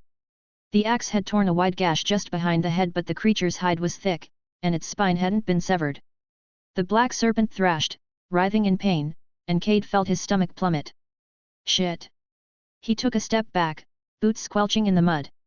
The snake spun in place, tail lashing out in a wide arc. Cade saw the thrashing and he knew that one hit hadn't been enough. Not nearly enough. The anaconda's body spasmed, scales rippling as it writhed from the pain. Cade raised the axe, ready to swing again, but the tail was already whipping toward him. He barely saw it before it hit. Thud. The impact was like being struck by a battering ram. The air vanished from his lungs as the serpent's tail slammed into his ribs, lifting him clean off his feet. His vision blurred. He hit the ground hard, skidding across the mud and crashing a few meters away. For a second, he couldn't move. Couldn't think. Then the pain hit. Phew! Cade gasped, clutching his side. A bright red system message flared in the corner of his vision. HP, 34/100. He was down to a third of his health. From one hit. He stared at the number, blinking. Trying to breathe. It was at this moment that he knew, he fucked up. Across the clearing, the snake was twisting violently, its long body crashing through the reeds and trees like a bulldozer. The boar's body had stopped descending. Cade could see its hind legs sticking out of the serpent's jaws, limp and dripping with mucus. Then, with a series of wet, hacking convulsions, the snake began to regurgitate the boar. Its throat bulged upward, muscles spasming unnaturally. In seconds, the boar's body began to slide free. The corpse landed in the mud with a wet slap, a lifeless heap of red and grey. Cade pulled himself upright, leaning on the axe for balance. Then the snake turned to face him. Its head lifted. They locked eyes and time stopped. A cold shot of something primal ripped through Cade's chest. Fear. Not normal fear. Not panic or nerves. This was worse. Deeper. Every part of his body screamed to run, to flee, to hide, but he couldn't move. His muscles locked. His legs turned to lead while his arms trembled. The axe slipped from his hands and fell uselessly to the ground. He tried to scream, to do something, but nothing came out. His heartbeat thudded in his ears, growing louder and louder until it was all he could hear. The snake watched him. Silent. Still. Tongue flickering once, twice. Cade's mind spiraled. Why did I attack it? He thought. Why did I think this was a good idea? The boar had made him cocky. 2 levels. Not necessarily a clean kill but an easy one. He thought he could do it again. But this wasn't the same. This was a mistake. A mistake that was about to cost him everything. The serpent moved with terrifying calm. Its obsidian black body slid across the mud in smooth, sinuous curves, massive weight disturbing the flattened reeds as it closed the distance. Cade still couldn't move. His body remained locked in place, frozen not by magic but by something more ancient, primal submission. A response burned into the nervous system of prey facing a true apex predator. The snake's head stopped just inches from his face. Its tongue flicked out again, brushing Cade's cheek. The touch was soft, dry, like twin threads of silk. His muscles twitched uselessly. The creature loomed over him, unblinking. Its onyx scales gleamed in the scattered light. There was no malice in its eyes. No emotion at all. Just hunger and instinct. Then the bulk of its body began to slide past. Cade barely felt the first loop wrap around his thighs until it tightened. The next loop coiled over his waist. Then his chest. Then his upper arms, pinning them tight against his ribs.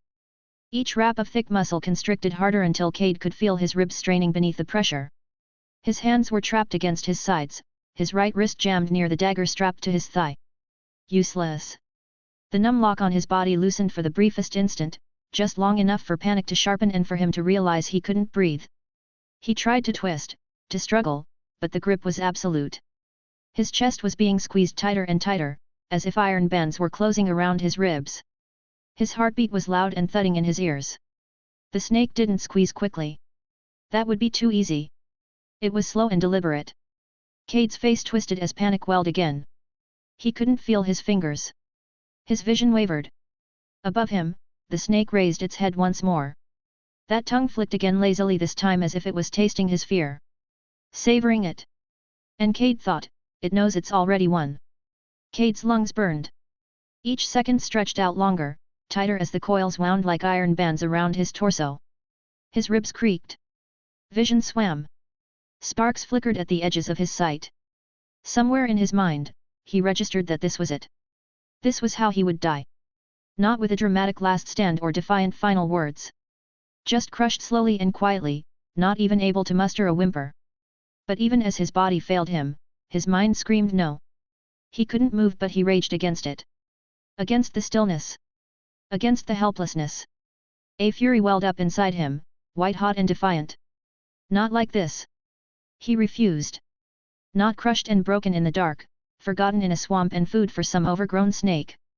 His will pushed back against whatever it was holding him, clawing and howling in silent rebellion, refusing to give the system or the snake the satisfaction of watching him die caged in his own flesh. And then something snapped. Not a bone or tendon. The paralysis affecting Cade's body broke. He jerked violently, but the coils still held him fast. The snake was trying to crush him, not pin every joint in place. His upper arms were pinned, but his wrists and forearms were free. He twisted hard toward the pressure, forcing his right shoulder down and wrenching his elbow an inch lower.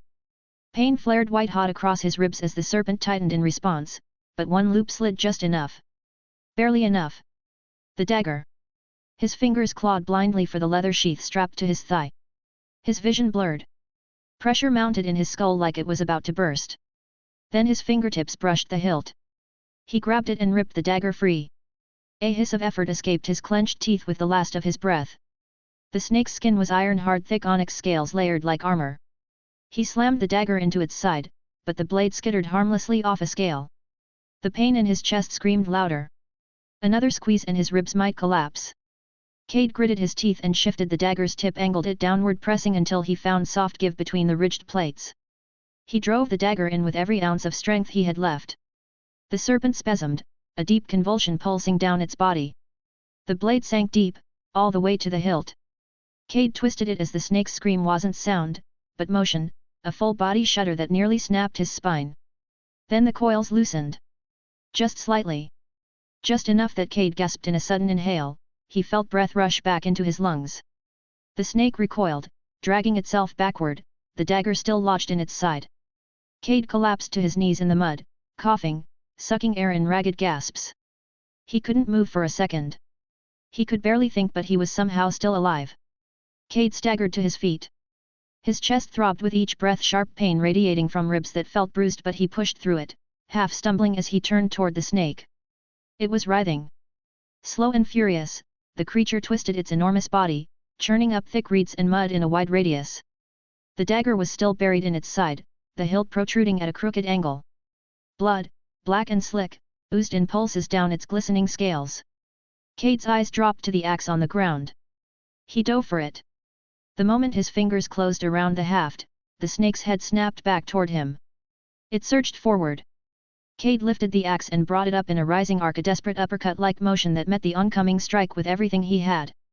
The axe blade slammed against the underside of the serpent's jaw. Crack! Not the snake this time. The axe. The metal head split apart, shards of the blade snapping clean off, ricocheting into the mud as if they'd struck solid stone. The spike on the reverse side remained, but the chopping blade was gone. The impact deflected the snake's momentum just enough. Instead of sinking fangs into Cade's face, the head veered, crashing past his shoulder and slamming into the ground beside him with a thud that sent vibrations through his boots. Cade reeled. He looked at the ruined axe in his hand. The spike gleamed. His heart pounded as he turned to face the snake again. The great body was already twisting back around, the head lifting, preparing for another strike. Its eyes locked on him. Cade didn't have time to think. His grip tightened on the haft. He knew what was coming next. The snake lunged again.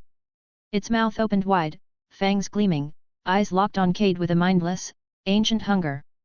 There was no hesitation in its movement, no doubt, no fear.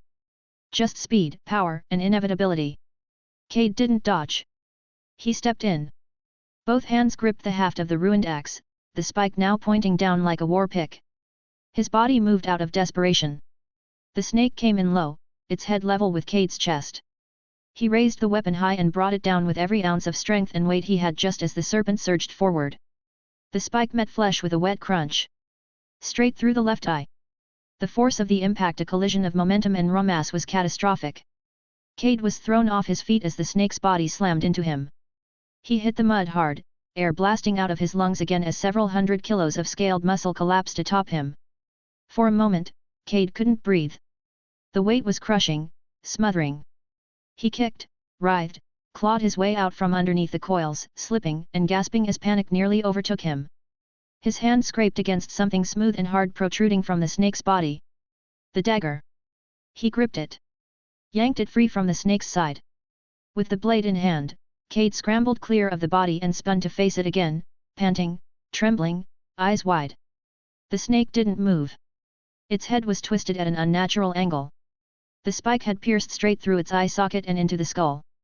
The haft still jutted out like a flagpole planted in flesh. There was no flicker of breath. No twitch. Only stillness. System notifications began flooding his vision in a glowing cascade, but Cade ignored them. His heart was still hammering. His arms still raised, dagger trembling in his grip.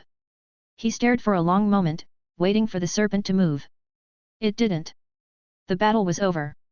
Somehow, impossibly, he had won. Cade stood trembling in the wreckage of the fight.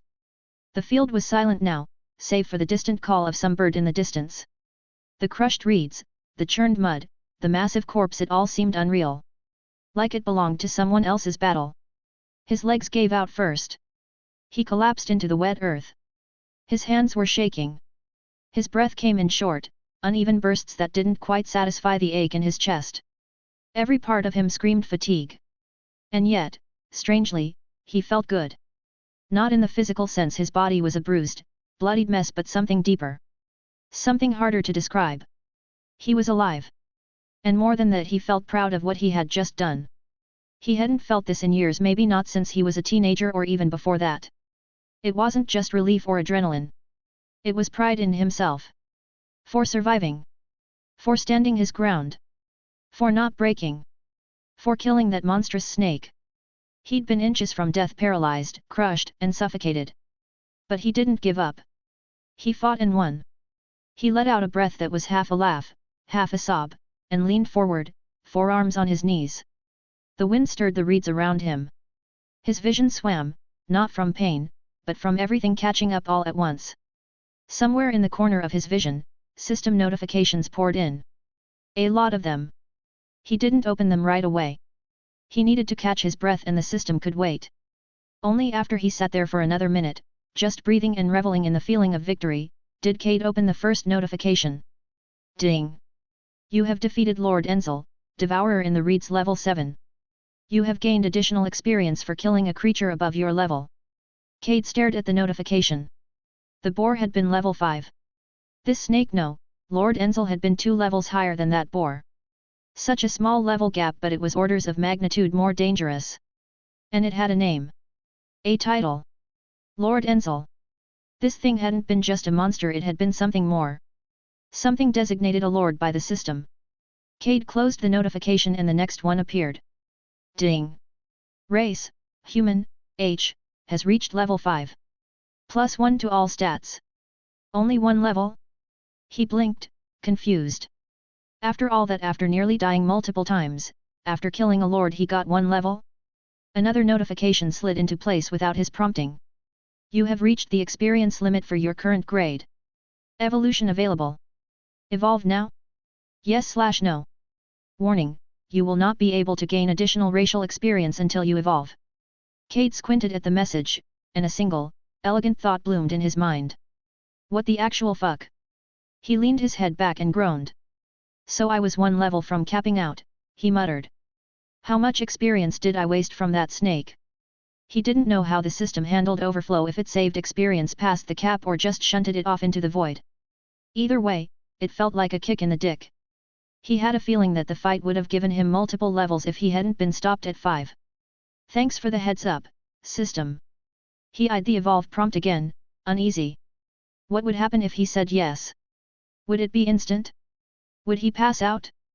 Go into a magical coma or some kind of glowing cocoon? He had no idea what evolving a race even meant. There was a warning, too, he wouldn't gain any more experience until he evolved.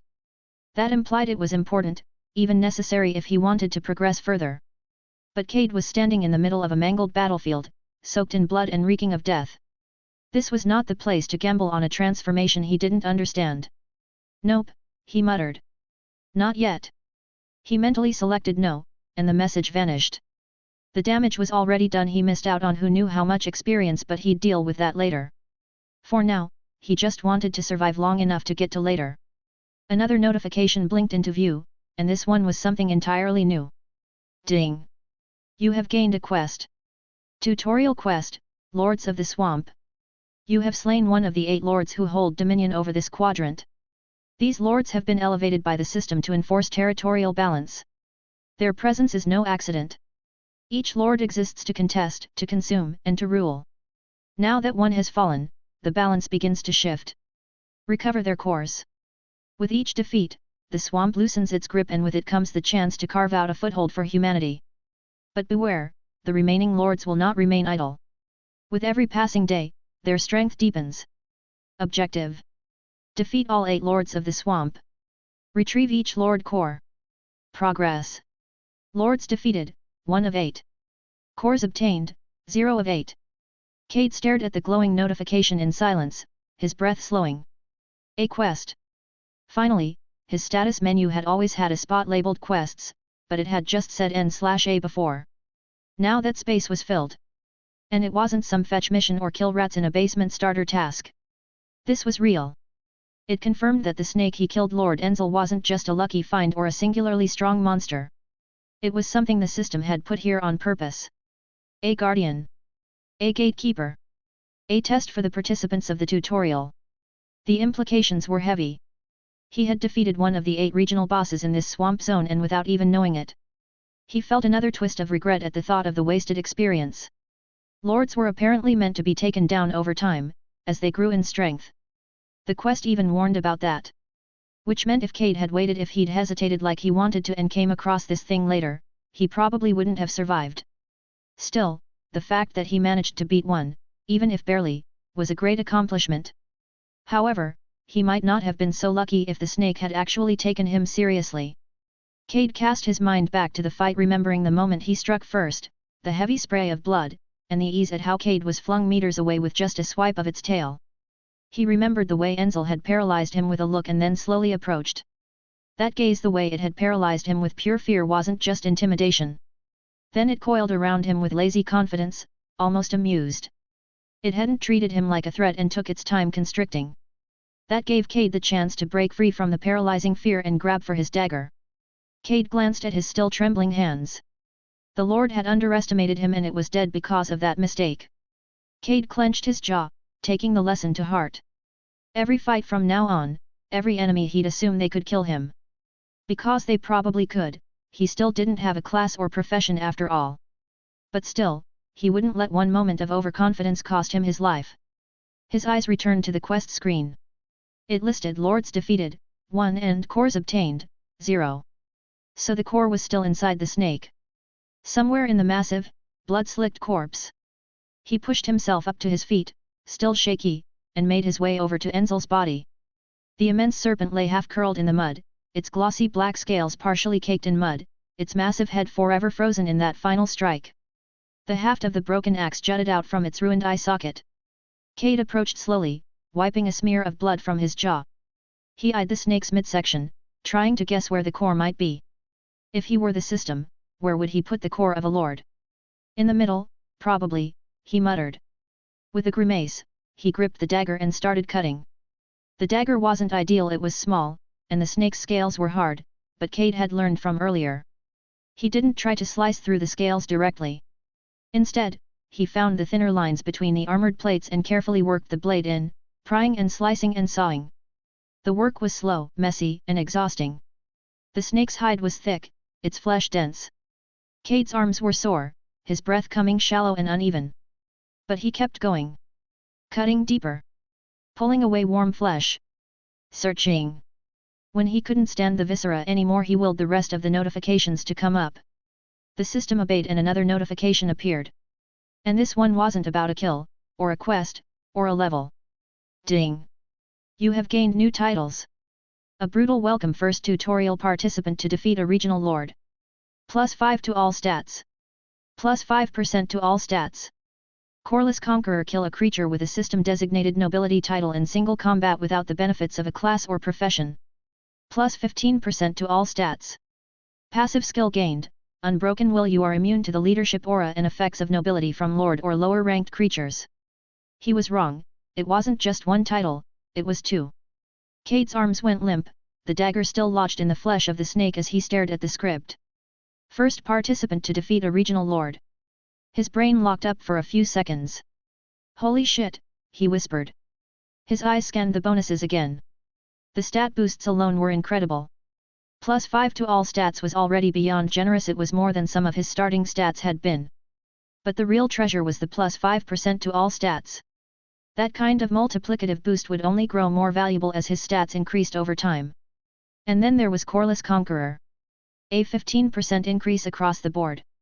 He couldn't even wrap his head around what that meant. He'd been grateful just to survive the fight, now the system was stacking his status page. The whole thing felt surreal. Overwhelming, but at the same time not overbearing. With as difficult as the fight had been, Cade felt like he had earned these titles, they weren't just handed to him by the system. He reread the passive skill. Unbroken Will, you are immune to the leadership aura and effects of nobility from lord or lower-ranked creatures. Cade blinked at the words, then slowly smiled. So that's what that snake did. That moment, the paralyzing stare, it hadn't been a spell. It hadn't been a stat effect or poison. It had been part of the snake's nobility, some kind of innate dominance exerted by the system. And Cade had resisted it, if only barely. But now if it happened again he wouldn't even flinch. That was huge. He paused for a moment, still kneeling beside the snake's massive corpse, and took stock. The first title made sense now. No one else in the tutorial had killed a regional lord yet. Probably because most people were still grouping up, playing it safe, and waiting it out. Avoiding danger while sticking together. Cade had done the opposite. And now? Now the system was rewarding him for it. Risk equaled reward. The proof was staring him in the face.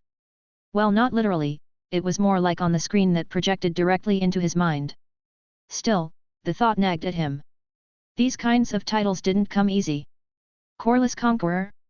That sounded like the kind of achievement you only unlocked under the harshest circumstances, in which he happened to find himself. This also begged the question, had anyone done this before? Across all the past tutorials? This was the 111th integration, so he didn't think he would be the first. Why were the rewards so absurdly good? He shook his head. That was a rabbit hole for another time. Right now, he had a core to find. Cade looked back down at the cut he'd been carving into the snake's flesh. His arms were slick with blood up to the elbows, and his hands were cramping from the effort. But now he had a new problem. He didn't want to stop. If the titles were additive, then he just received plus 20% to all of his stats. That was, he couldn't even put words to it. Stupid. Insane. Game-breaking. It was enough to make him wonder how much stronger he was right now, in this moment, than he had been just yesterday. But then again, stats weren't everything. One mistake, one misstep in that fight and he would have been the one to die instead of Enzel. His new titles didn't mean he was invincible. Still, he couldn't help but grin as he returned to carving. Not because the work was any easier, but because he was doing it as someone the system had finally acknowledged. And as he dug deeper into the serpent's corpse, he felt something faint, subtle. A buzz in the air. Not like electricity, exactly. Not like Seisha's magic either. Something more fundamental. Denser.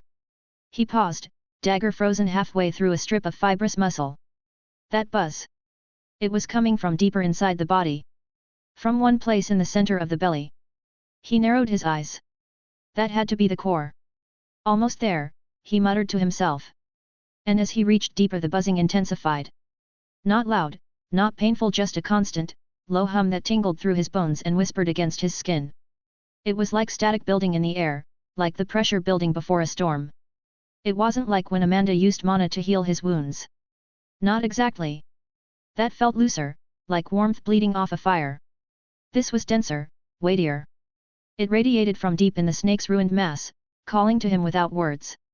Cade gritted his teeth and pushed forward. His dagger scraped over bone, muscle, and thick sinew. He couldn't carve like a butcher with clean swipes, he had to wedge and pry and stab just to make a few inches of progress. Blood soaked his arms up to the elbows now. It pooled at his knees, thick and dark and reeking of iron and the beginnings of rot. His knuckles were raw, his fingertips numb. Still, he didn't stop. He followed the buzz like a beacon, cutting toward the source. The vibrations grew stronger until they thrummed through the blade of his dagger. He stabbed forward again and... thunk. Something hard. Not bone nor metal, but something else. Cade drew in a breath and carefully widened the incision, peeling back layers of wet tissue. He reached in and felt it, smooth, round, and unnaturally warm. The source of the hum. The moment his fingers closed around it, a new system prompt flashed before his eyes. Would you like to claim Lord Enzel, Devourer in the Reed's territory, as your own? Y/N. Cade blinked, sweat dripping down his face and his arm still halfway inside of the beast. What? His first reaction was hesitation. He looked around at the bloodied reeds, the muddy mess of a battlefield, and the still warm corpse of the anaconda he'd nearly died fighting. Could this place be his now? What did that even mean? Half a dozen questions followed. Would claiming the land make him a target? Would monsters know it was his? Would he have to defend it? Would it change? Would it become safe? Or was it a trap? He held the core tighter and pulled it fully out of the corpse. He saw it was a black sphere. No bigger than a large marble, but it was dense, like it was made of a heavy metal. It reminded him of that one time he held a block of pure tungsten. Cade marveled at the jet black sphere, but he didn't know what the right answer was. Today had already been one long string of gambles. Was it worth taking the risk on another? When he put it that way, how could he refuse? He narrowed his eyes and, silently, chose yes.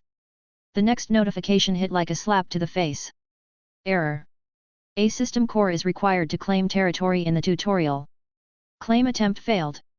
You've gotta be fucking kidding me, Cade said with an exasperated grunt. The buzz vanished instantly. The system message flickered out, and he was left standing in knee-deep viscera holding what now felt like an overglorified rock until a new system message popped up. Tutorial quest, Lords of the Swamp. Progress. Lords defeated, 1 of 8. Cores obtained, 1 of 8. He sighed, shaking his head. Well, at least the quest has progressed. His fingers curled protectively around the core. It was warm and jet black, darker than the snake's onyx scales. It felt important. Powerful. Even if he couldn't use it to claim territory now, who knew what else it could do? Carefully, Cade wiped it off and slipped it into one of the inner pouches on his armor, the tightest one he had. With the core obtained, he gave the snake's corpse one last look. Even in death it was massive and terrifying. He turned and began trudging back toward the banyan tree, the weight of the core pressing lightly against his ribs with every step. By the time Cade made it back to the base of the banyan tree, the adrenaline had worn off and exhaustion had fully caught up with him. Every muscle throbbed with fatigue. His shoulders burned from pulling the bough back, then swinging the axe, and finally carving into the snake's body to harvest its core. His fingers were stiff from dried blood and crusted grime, and his ribs twinged every time he breathed too deep. His whole body hurt in a way that he had never experienced before. He'd wiped what he could from his face, but the scent still clung to him: mud, blood, and whatever musky stink the serpent had left behind. His skin felt stretched too tight, scraped in too many places. Even the wind against it felt sharp. Cade collapsed at the base of the massive banyan tree and let his back fall against the gnarled trunk. He let his body sag there, shoulders slumped, his legs sprawled out on the mud and flattened reeds. A ring of ruin from his fight with the boar and then the serpent lay in front of him. The serpent had claimed the banyan as its den, and if Cade had to guess, no other predator in the swamp had dared come near it while Lord Enzel lived. With Cade feeling a modicum of safety, that meant it was time to see just how far he'd come. He opened his status screen. Status. Name, Cade Whitehollow. Age, 26. Race, Human, H, LVL5. Health points, HP 82/190. Stamina points, SP 87/180. Mana points, MP 190/190. Statistics. Strength, 18. Dexterity, 16. Endurance, 18. Vitality, 19. Wisdom, 15. Intelligence, 19. Willpower, 24. Titles, A Brutal Welcome, Coreless Conqueror. Quests, Tutorial Quest, Lords of the Swamp. Race skills, Unbroken Will. He stared at the numbers, letting them burn into his mind. He could still remember his first readout from not even a full day ago. Everything had been 7s and 8s. Now, he'd nearly doubled some of them. Not from training or practice but from killing and surviving. From clawing his way through 2 impossible fights. He exhaled sharply. He had grown more today than during both days he'd spent with the others combined. And he'd almost died multiple times. The bruises and split skin were a reminder of just how close he'd come. Cade's eye scanned his dexterity stat 16. That caught his attention. Something wasn't adding up. He started doing the math. Base dex had been 4, and each level of human age gave +1, bringing it to 9. The title A Brutal Welcome added a flat +5 bonus, so that made it 14. So why was it showing as 16? Then it clicked. The percentage boosts. A Brutal Welcome gave +5% to all stats and Coreless Conqueror added another +15%. If those were additive, that meant a +20% bonus on top of the flat numbers. 20% of 14 was 2.8. 14 plus 2.8 equals 16.8, yet his dexterity sat solidly at 16. The system must have rounded down. But still, plus 20% was no joke. If he ever got a stat to 100? That would be a plus 20 bonus just from these 2 titles alone. He let that realization settle in. The swamp around him was quiet. Wind rustled through the reeds and water burbled somewhere close, hidden behind the thick clusters of growth that hadn't been affected by the recent battles. He was alive and, according to his stats, he was stronger than elite athletes and smarter than most geniuses. But he didn't feel like a superhuman. Cade lifted his hands and flexed his fingers. They still trembled from exertion. He didn't feel like someone who could punch through a wall or leap across rooftops. He glanced toward the serpent's body. The corpse was half submerged in muck, the massive form coiled into a lazy sprawl like it had just fallen asleep. The broken axe still jutted from its skull. Curious, Cade pushed himself up with a groan and limped over. His boots squelched through the churned earth, and he gripped the haft of the weapon, yanking it free. It slid out with a wet, sucking noise. The blade was cracked and useless, but the spike was still intact. He turned it over in his hands. It was still heavy, but not nearly as heavy as before. He could swing it now with just one hand. That shocked him. Before, it had taken everything he had to control it. Now? It moved like an extension of his arm. That was proof. He was stronger. So why didn't it feel different? Maybe the system did something. Recalibrated his body. Smoothed the change so that it didn't feel too dramatic. The gap between baseline human and superhuman was sanded down to a manageable state. One of his favorite protagonists from a web series he used to follow would have called it system fuckery. Cade chuckled under his breath, the sound low and cracked. Yet, he muttered, slinging the ruined axe over his shoulder. System fuckery. There were still 1,000 questions running through his mind. But he was stronger. He had a quest. He had loot, though he wasn't sure what to do with it. Most importantly, he had survived. Cade trudged back to the banyan and dropped back down with a groan. The tree didn't creak. Its massive trunk was like leaning against a wall of living stone. He let his eyes drift closed. He was so damn tired. His thoughts started to fuzz around the edges. The wind brushing the reeds became a lullaby, and his heartbeat slowed to a faint patter in his ears. Finally, he could rest. You have reached the experience limit for your current grade. Evolution available. Evolve now? Yes/no. Warning, you will not be able to gain additional racial experience until you evolve. Cade's eyes snapped open, and he groaned, dragging a hand across his face. You've got to be kidding me. He mentally jabbed no and tried to settle back in. You have reached the experience limit for your current grade. Evolution available. Evolve now? Yes/no. Warning, you will not be able to gain additional racial experience until you evolve. He sat up halfway, squinting into the empty clearing. System, are you screwing with me? Silence. No reply, not that he'd expected one. Cade exhaled through his nose, scowling. Fine. He hit yes and the world exploded into white. There was no falling or sound. Just a deep uncomfortable pressure surrounding his body, pushing in from all directions. Cade floated in an endless white expanse. Not a void, this wasn't empty. It felt dense, full, like being submerged in gelatin made of light. The air, if it even was air, pressed in from every direction. Moving his limbs felt like trying to swim through wet concrete. The buzzing started softly like static against his skin. Then it deepened. Crawled beneath his skin, through veins and marrow, into his lungs, his gut, behind his eyes. Every inch of him buzzed. Every cell vibrated like a tuning fork struck by some invisible force. He tried to scream, or speak, or even think a full thought, but the sensation swallowed it all. There was no pain. Just intensity. A fundamental wrongness that stretched into something unbearable. And then... nothing. The buzzing stopped. The pressure vanished. Cade blinked. He was back. His spine was against the banyan tree. The broken axe was still lying beside him. The wind still teased the reeds. But a new system notification hovered in front of his face, waiting. Cade blinked several more times, waiting for his vision to adjust, half expecting the world to shimmer again and pull him into another system dreamscape. But nothing changed. He looked up and the artificial sun was still in place, exactly where it had been before. He listened, but there were no signs of creatures nearby. No rustling aside from the lazy wind. Had it even taken any time at all? Had he gone anywhere? Or had it all happened inside his head? He rubbed at his arms, remembering the sensation of the buzzing in his bones. It hadn't felt imaginary. His attention returned to the glowing prompt still floating in his vision. Congratulations, you have evolved your race from human H to human G. +1 to all stats per level. Skill selection available. Identify, analyze the nature of objects, items, or creatures. Survival instinct grants a heightened awareness of danger. Meditation, enter a trance that severs awareness of the outside world to accelerate stamina and mana recovery.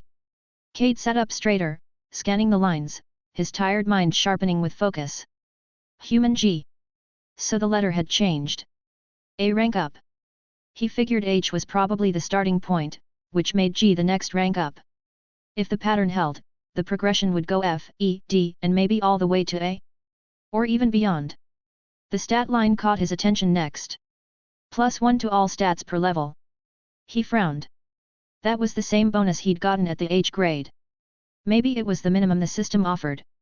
Did that mean later ranks gave more? +2 per level? +5? He didn't know. It didn't answer the question he wanted most: how many racial levels would it take to evolve again? Still, a racial evolution had to be a good thing. If nothing else, it meant progress. His attention shifted to the next part of the screen. Skill selection. Cade leaned forward, interest piqued. Aside from the quest, this was easily the most game-like moment the system had given him so far. A choice of skills, something he got to pick. He eyed the options one at a time. Identify was first, and it was immediately familiar. It was the same skill everyone else in his tutorial group had been given by default. Nadine had used it constantly, calling out creature levels or materials like it was second nature. He remembered how badly he'd wanted it back when they were all together. With it, he could figure out what was safe to eat, if gear or items were magical, or maybe even learn creature stats before going toe-to-toe with them. Still, a small knot of resentment twisted in his gut. He had to earn the skill the others got for free. But bitterness wouldn't help him now. It was a powerful utility skill, no denying that. He moved on to the next option. Survival instinct. The description was vague, heightened awareness of danger, but Cade figured it had to be passive. Instinct didn't exactly scream active ability. That could be useful. No, very useful. Especially here, in a swamp where everything either wanted to eat you or infect you. A passive danger sense? That could mean the difference between walking into a predator's ambush or slipping away with time to spare. He bit his lip. That one was tempting. Meditation was last. Another classic. Enter a trance, shut out the world, and regenerate mana and stamina faster. Cade's eyes narrowed. The stat recovery part was great, his stamina still hadn't recovered from the back-to-back fights, and mana, while untouched, felt like it would matter more eventually. But the part that bothered him was the cost, severs awareness of the outside world. So, he'd sit there like a lump while recovering? Blind and deaf to the world? One hungry creature, and his life was over without him knowing what hit him. He exhaled through his nose and mentally dismissed meditation from the running. The risk was just too great right now. That left two. Between identify and survival instinct, the latter was probably the smart pick. Surviving the swamp would be a lot easier if he could feel danger coming. But Cade hesitated. He wanted an active skill. Something he could trigger, test, learn the mechanics of. Identify wasn't flashy, but it was something he could use right now. Experiment with and learn from. And knowledge was survival, wasn't it? He made the call and mentally, he selected identify. Pain bloomed behind his eyes like someone had just pinched a nerve deep in his skull. Sharp and sudden, but gone in less than a second. He blinked rapidly, vision swimming. You have gained identify, lesser, analyze the nature of objects, items, or creatures. Lesser. Cade muttered. He squinted at the screen. The system hadn't said that part before. He reread the text, frowning. What the hell did lesser mean? Was there a greater version? A way to evolve or rank up a skill? If so, how? More questions. It seemed like he always had more questions. But for now, he had a skill. He turned his head, scanning the clearing for something to test it on. Cade's eyes drifted toward the broken axe lying beside him. It was the easiest target. He didn't even have to get up. He focused on the battered weapon, willing the new skill to activate. Identify, he said aloud, just to test it. Nothing. No screen. No buzz. No response. Okay, so it wasn't verbal, at least not just verbal. He tried again, this time thinking the word identify with focus, pushing the intent toward the axe, commanding it to show him more information. The notification bloomed instantly in his vision. Broken Battleaxe, a starter issue battleaxe granted to a participant in a tutorial of the 111th integration. The axe head has been broken and now requires repair. Requirements: tutorial participant. Cade exhaled and slumped a bit. That's it. He wasn't sure what he'd expected. Secrets? Stats? Hidden properties? At least something more than what he could already tell just by looking at it. Still, it worked. The skill worked. He spent the next hour slowly scanning everything he could see from where he sat, letting his body rest while his mind stayed active. The feeling of exhaustion slowly giving up ground to Cade's growing wonder and excitement. Common reeds, tall, hollow wetland plants prevalent throughout the swamp quadrant. Useful for cover, cordage, simple thatch, and crude shafts. That tracked. Cattails, broad-leafed marsh plants with brown seed spikes, prevalent throughout the swamp quadrant. Roots are edible if cooked, the expanded fluff can serve as tinder and insulation. That seems pretty useful, Cade murmured. He made a mental note to collect some later. Dry tinder in this hellhole could be the difference between warm food and cold stomach cramps. Next, his gaze fell on the hulking corpse lying half-coiled in the reeds. The body of the serpent Lord Enzel. He hesitated for a second, then activated Identify. Corpse of Lord Enzel, Devourer in the reeds level 7. A slain apex predator. Its onyx scales are exceptionally durable, and the hide would make excellent armor in the hands of a skilled leather worker. The meat is edible, even raw.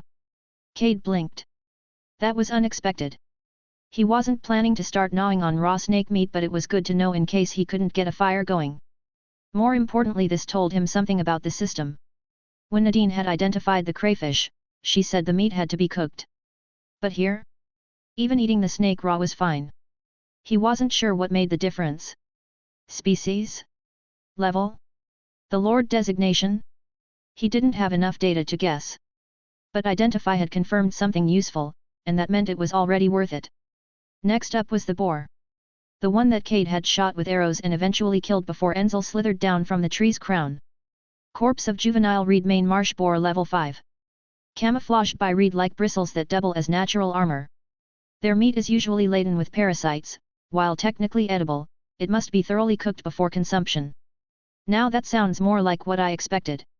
Cade frowned, comparing the two descriptions. Why did the boar have parasites but the snake didn't? Something about reptiles? Or was it that lords were immune? Or maybe just this particular one? Again, he felt like Identify didn't give him enough information. But now he had another question to add to his growing list. Finally, he turned his gaze toward the banyan tree itself. It was massive and ancient-looking. The trunk soared above the reeds, its aerial roots curling down like thick ropes. He activated the skill. Black Flake Bastion Banyan level? A vast aerial root fortress. Former lair of Lord Enzel, Devourer in the reeds. Cade read the text twice, then a third time. A tree with a level. The system hadn't given him a number. Just a couple of question marks. That probably meant its level was way above his own. Or maybe it wasn't hostile, and the system treated it differently. It had a name, too. Black Flake Bastion Banyan. That couldn't be a coincidence. Not when Enzel's scales were so dark they looked like polished obsidian. Was the serpent born here? Mutated by this place? Or did the system somehow pair monsters with terrain like a video game boss arena? Cade let out a slow breath and leaned back again, eyes drifting up the vast trunk. The banyan towered above everything else around this area of the swamp. Its branches vanished into the thick canopy high overhead, a woven tangle of roots and limbs that looked more like a fortress than a tree. Black Flake Bastion Banyan level? The name stuck in his mind. Black Flake Bastion. It wasn't just flair. The system didn't seem to just name things willy-nilly. If it named something, there was surely a reason. Cade narrowed his eyes at the twisting branches. The massive serpent Lord Enzel had made its home here. That alone was telling. This wasn't just the tallest tree around, it was important somehow. Was there something hidden up there? Treasure? Shelter? A vantage point?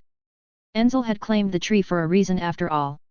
Cade stood, stretching slowly. His muscles complained but he was feeling better after sitting down for a while. He picked up the broken axe and put it into the holster on the side of his armor. I need a view to get a better lay of the land, he muttered. And maybe I'll find some answers up there. Then, with a glance toward the tangled network of roots and low-hanging vines, he started to climb. A thin silver seam stitched itself into the fabric of Kethra's domain, then split apart with a sound like parchment being delicately torn.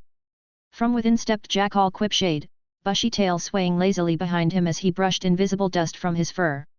Kethra's divine realm was an endless black expanse that stretched in every direction, yet it was not empty. Lines of faint grey script drifted through the realm like falling snow, names, promises, bargains, whispered oaths. Each glowed faintly before dissolving away. Suspended platforms of dark stone hovered at varying heights, edged with glowing scripts the size of continents. Chains of ink bound some of them together. Others floated freely, script shifting on its own. At the center of it all stood a single towering desk carved from something darker than space itself. Behind it waited Kethra. Soot dark robes pooled around their form, swallowing what little ambient glow the realm possessed. Their skin was blacker still, so devoid of reflection that even Jackal's keen senses struggled to define their edges. In one hand they held a bound ledger secured with dark metal clasps. In the other, a sliver of charcoal. The charcoal paused mid-scratch as Jackal stepped fully through. "What are you doing here?" Kethra said evenly, their voice like dry, crumpled parchment. Jackal flashed a grin full of sharp white teeth. His large canine ears twitched with theatrical innocence. "Oh, come now," he said lightly. "Is that any way to greet an old friend?" Kethra closed the ledger with a firm snap. "What kind of friend forgets to pay their debts?" Kethra said. "I fully expected to never see you again." Jackal placed a hand over his chest as if wounded. "Kethra, please," he said smoothly. "When has a minor delay ever counted as true delinquency between esteemed friends and colleagues?" His ears flicked lazily. "Besides, I wouldn't call it owing. I prefer to think of it as a long-term investment in our continued relationship." "You have been in my debt since before you clawed your way into godhood," Kethra said coldly. "And you have been conspicuously absent ever since. Tell me, have you finally come to settle what is owed?" Jackal's tail swished once. "Well," he said smoothly, "what are a few billion years between gods?" Kethra did not respond and let the silence stretch. Jackal's grin widened slightly. "You knew I'd settle up eventually," he continued. "I always do. Might take a while. Might involve creative interpretation. But I always pay my debts." "You have owed me," Kethra replied, "for longer than the lifespan of entire universes." Jackal coughed lightly. "Semantics." He glanced around the floating ledgers, watching a string of glowing script curl up and vanish into Kethra's charcoal. "So," he said casually, rocking back on his heels. "Have you been keeping an eye on the 111th integration?" Kethra opened the ledger and resumed their work. "No." Jackal's ears perked. "No," he echoed. "I am preparing my ascent into the third layer," Kethra said. "Why would I possibly pay attention to such a minor occurrence? The newly integrated are amusing," Jackal retorted. "But they rarely matter. They scramble, they claw, they burn bright for a moment and then they collapse beneath challenges too vast for their immaturity." Jackal laughed. "True enough. None of the integrated from my universe made it. Every last one of them bit off something too big and they wound up choking." Kethra inclined their head slightly. "It has been the same since my ascension in the 56th universe. The first generation of nearly every integration is doomed. Even with the system's indulgences granting them cores, accelerating their growth with titles, it pales in comparison to being born within the system's weave." A faint ripple passed through the domain. "I will observe when the integrated bear children," Kethra added. "The second generation occasionally produces something noteworthy." Jackal's grin sharpened. "Usually," he agreed. There was something in his tone that lingered. Kethra's charcoal stilled once more. "So why," they asked, "have you disturbed my preparations?" Jackal clasped his hands behind his back and rocked forward slightly. "Oh," he said lightly. "I came to settle my debt." Even in the endless dark, Kethra's stillness deepened.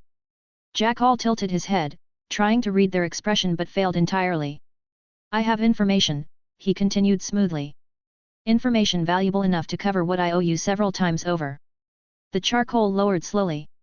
"What information could possibly justify your presence in my domain?" Jackal's grin grew even wider. "Oh," Don't look so suspicious, he said. I wouldn't insult you with something trivial. Kethra's voice was flat. You insult me simply by standing there. Get on with it. Jackal's tail flicked in amusement. Fair, he conceded. I promise it's worth my interruption of your oh-so-important preparations. He leaned forward slightly, voice barely above a whisper. The 111th integration has a systems chosen. Silence flooded Kethra's domain. Then, Kethra made a dry, rasping sound that might have been a laugh. A poor joke, they said. There has not been a systems chosen marked during a tutorial since the 33rd era. The system does not act so prematurely. Jackal gave no hints that he was joking. For the first time since entering the domain, his grin faded completely. I'm serious. The words fell cleanly between them. And I know which tutorial the system's chosen is in, he continued. I even know which god is at the helm of the chosen's tutorial. The charcoal slipped completely from Kethra's fingers. You are not playing at one of your games? Kethra asked, voice thinning dangerously. If you are lying within my domain. I'm not, Jackal said calmly. The darkness around Kethra deepened, ink swirled through the air. If the system has marked a chosen during the tutorial phase, they murmured. Everything shifts, Jackal finished. You know what that means. The system's chosen were not merely powerful. Fate bent around the chosen. Coincidence thickened around their steps. Paths that should take centuries were instead compressed into decades, sometimes even just years. Obstacles that would shatter others instead refined the chosen. Enemies meant to cull them became stepping stones on the chosen's path to godhood. The system did not bestow the mark lightly. In most integrations, it waited, observed generations, tested bloodlines, allowed countless prospects to fail before selecting a spearhead worthy of shaping a universe's trajectory. If it chose one at all. To mark one during the tutorial phase before a world had even stabilized was unheard of in recent eras. Kethra's composure fractured. Introduce me to the god overseeing that tutorial, they said immediately. Do so, and your debt is erased. Jackal's ears twitched. This information is worth quite a bit more than my meager debt. Clear what I owe and I'd like one small favor from you. Kethra did not hesitate. Fine, they snapped. One favor. Now take us to the god presiding over that tutorial. Jackal's grin returned brilliant and predatory. Deal. Before Kethra could refine the terms, Jackal reached into his fur and produced a gleaming silver zipper. He held it out into empty space and unzipped reality. The void parted and Jackal stepped through. Kethra followed close behind. The zipper snapped shut behind them, leaving only script drifting in their wake. The climb up was easier than he expected.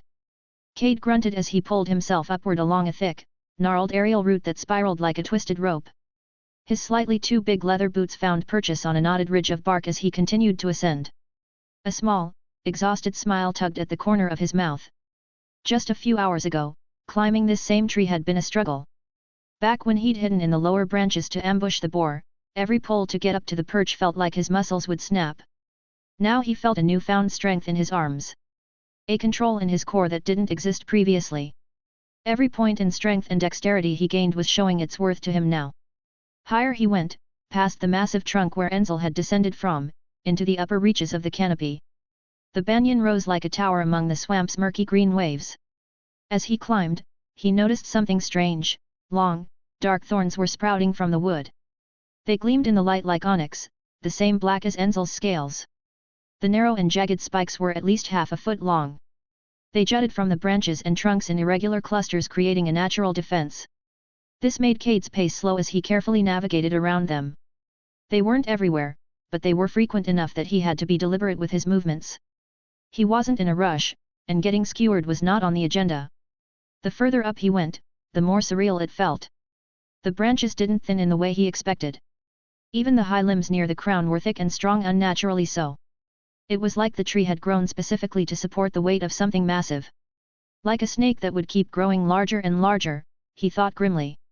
Eventually, the canopy began to thin. Cade hauled himself onto a wide branch and pushed his way through dangling vines until his head breached the top leaves of the tree.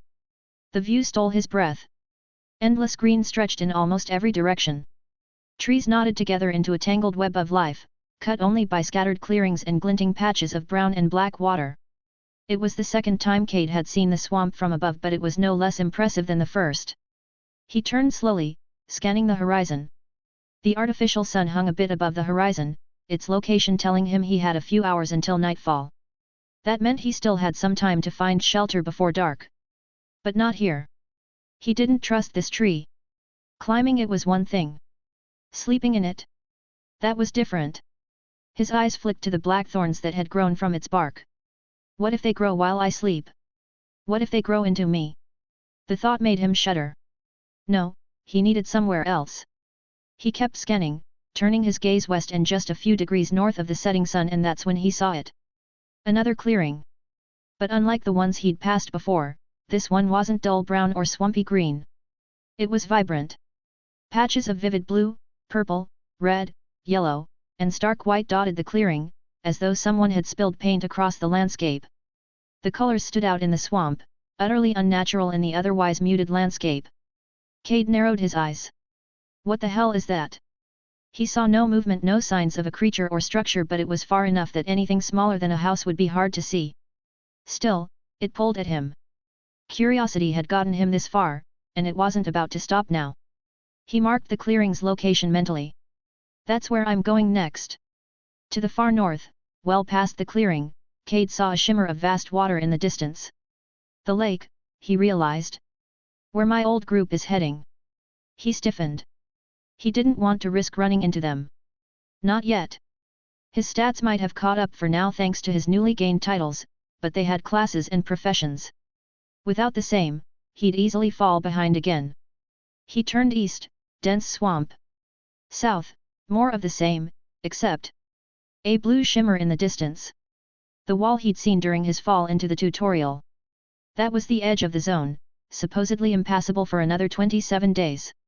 Maybe he'd test it later, but for now that Technicolor clearing called to him. He climbed back below the canopy, toward the tree's upper branches, eyes sharp for anything strange.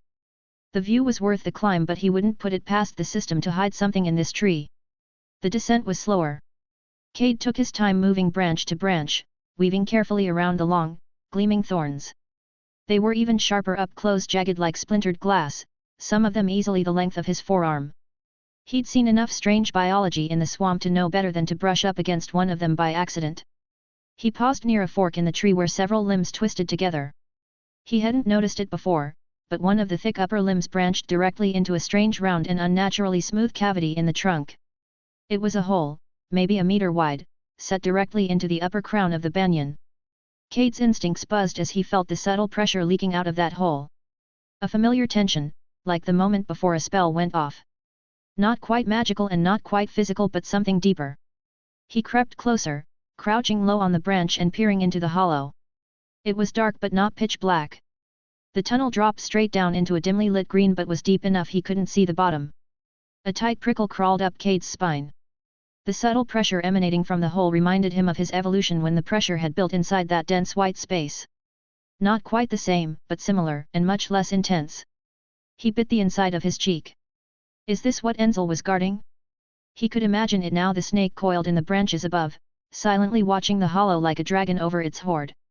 Whatever was down there was likely important. But Cade wasn't about to leap in blind. The walls of the tunnel were unnaturally smooth, with no ridges or footholds. Even if he did slide down, there was no guarantee he'd be able to climb back up. That was a level of risk he wasn't willing to take. His eyes flicked to a nearby cluster of thinner aerial roots draping from the higher branches. A plan started to form. Cade edged away from the hollow, making his way to the root cluster. These were different from the thick ones on the main branches. These were thinner, lighter, and more flexible. Almost vine-like, but still strong enough to hold his weight. He tugged experimentally on a bundle. They didn't break, and that was good enough for him. He began hoisting the roots up, bundling them like a makeshift rope. After gathering them up, he returned to the hollow and dropped them down into the darkness. The roots uncoiled and vanished from sight, swallowed by the tree's interior. Cade tested the tension. Their natural anchor points on the branches above held firm. He took a deep breath, wrapping both hands around the root rope. "All right," he muttered. "Let's see what you were hiding, you scaly bastard." Then he swung over the edge and began his descent into the heart of the black flake bastion banyan. Hand over hand, feet braced against the smooth sides, Cade worked his way down. The pressure intensified with every meter. It was crawling across his skin, seeping into his eyes and ears and even his bones. It wasn't as overwhelming as his evolution, but it was getting close. Whatever was down there felt powerful. The light from above faded quickly. Cade estimated he'd descended nearly 30 meters, the faint green glow from the tunnel his only light source. He reached the bottom, feet settling on smooth wood. The air was dense here. Cade looked around. He could barely see, the only light was the faint greenish hue coming from the tunnel above, but not from down in the chamber itself. There was something in front of him. He could feel it. Pressure radiated off it like heat from a forge. He reached out and pain sliced across his palm. Shit! He yanked his hand back, blood already welling. Something had cut him. Cade squinted forward and tried to activate Identify. Nothing happened. He focused further, beyond the immediate cut zone, pushing his new skill toward the source of that pressure. This time, the skill triggered. Flake of the Obsidian Keystone? Cade stared at the screen. No description or level or anything. Just the name and 2 question marks. Great, he muttered. Thanks for nothing, lesser Identify. He dismissed the screen and stared into the dark again. Flake of the Obsidian Keystone. The name sounded important and dangerous. This had to be the Enzel's treasure. He flexed his hand, feeling the blood smear between his fingers. It made sense now how he'd cut himself. He must have brushed the edge of the flake. He'd heard that obsidian could form blades sharper than steel, even sharp enough to cut at the cellular level. Ancient civilizations of Earth had used it for knives and ritual weapons. Some modern surgeons still used obsidian scalpels for their superior cutting ability. But obsidian was also fragile. Deadly sharp, but brittle. Cade crouched low, squinting toward the unseen shape in front of him. The pressure rolling off it wasn't just a trick of his imagination. It was the same feeling he'd gotten during his evolution, when every cell in his body had been humming under the system's power. Whatever this keystone was, it was radiating that same sort of pressure. He wasn't leaving without it. The problem was getting it out without losing a finger. There was almost no light down here, just the faint green light filtering down the hollow shaft from above. He could barely make out the edges of his hand, much less the object that had cut him. All right, he muttered as he reached for the root rope, climbing a few meters back up until the faint glow from above strengthened. It was a faintly luminescent sap that oozed from cracks in the inner walls, glowing green with some sort of bioluminescence. Cade grabbed his axe and scraped the head against the glowing sap, smearing a thick layer across the broken metal edge. The smell was strange, sweet but acrid, like rotting fruit mixed with ozone. When he climbed back down, the broken axe head now glowed faintly, throwing eerie green light across the inner chamber. The hollow was massive. Larger than he'd guessed. The smooth, black walls stretched up around him, almost as if they were polished. There was no bark here, just slick, dark wood that drank the light instead of reflecting it. The glow of his sap-smeared axe turned the walls into a sea of deep shadow. And then he saw it. Embedded halfway up the wall in front of him was a shard of something darker than black. Its surface was fractured but glassy. A thin line of his blood streaked its surface. Cade took a steadying breath and stepped closer, careful not to brush against it again. This was the thing that had cut him. The flake of the obsidian keystone. Gripping it by the shaft, he spun the axe around. The blade was useless, but the spike on the back end was still usable. He pressed it to the wall just beneath the shard and began to dig. At first, he worked slowly, carving careful wedges of the wood away. He wasn't sure if this tree was actually conscious or just had levels due to the system. The last thing he wanted was for it to suddenly decide to crush him for harming it. But as he carved, nothing happened.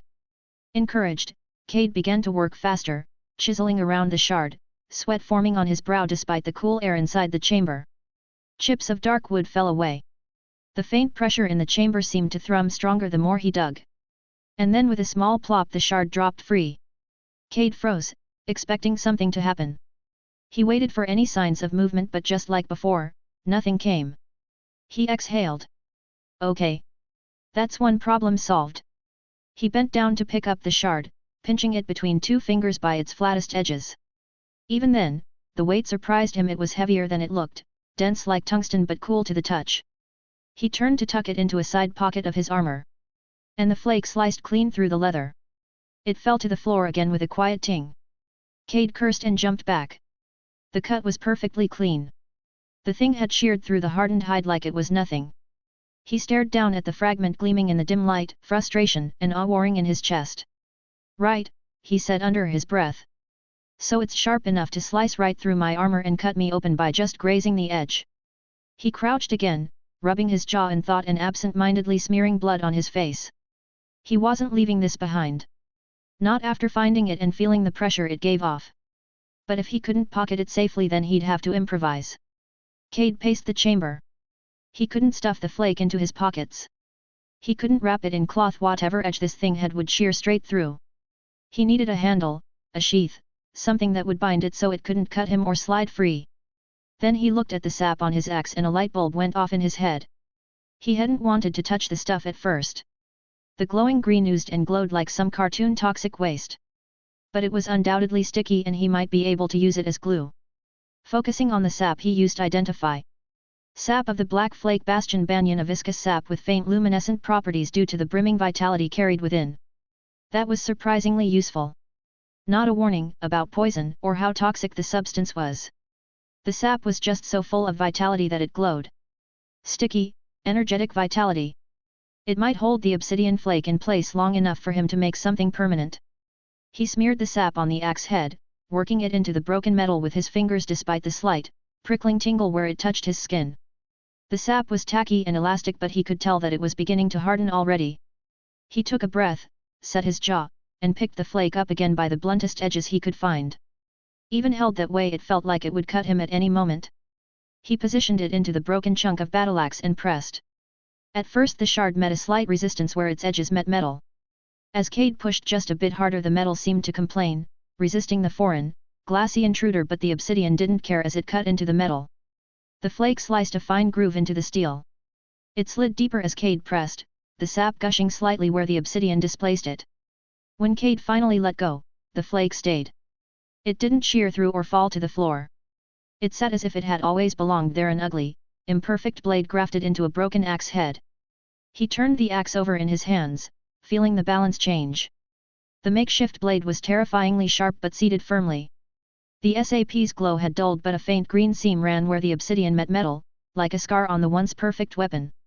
Satisfied, Cade slid the axe back into its strap. The holster wasn't a sheath so much as a thick leather loop that sat beneath the axe head, catching the weight of the weapon while leaving the blade exposed. It kept the head from swinging freely against his leg and now, thankfully, kept the obsidian edge from slicing him open with every step. He looked around the chamber, half expecting the tree to react to his theft of the flake.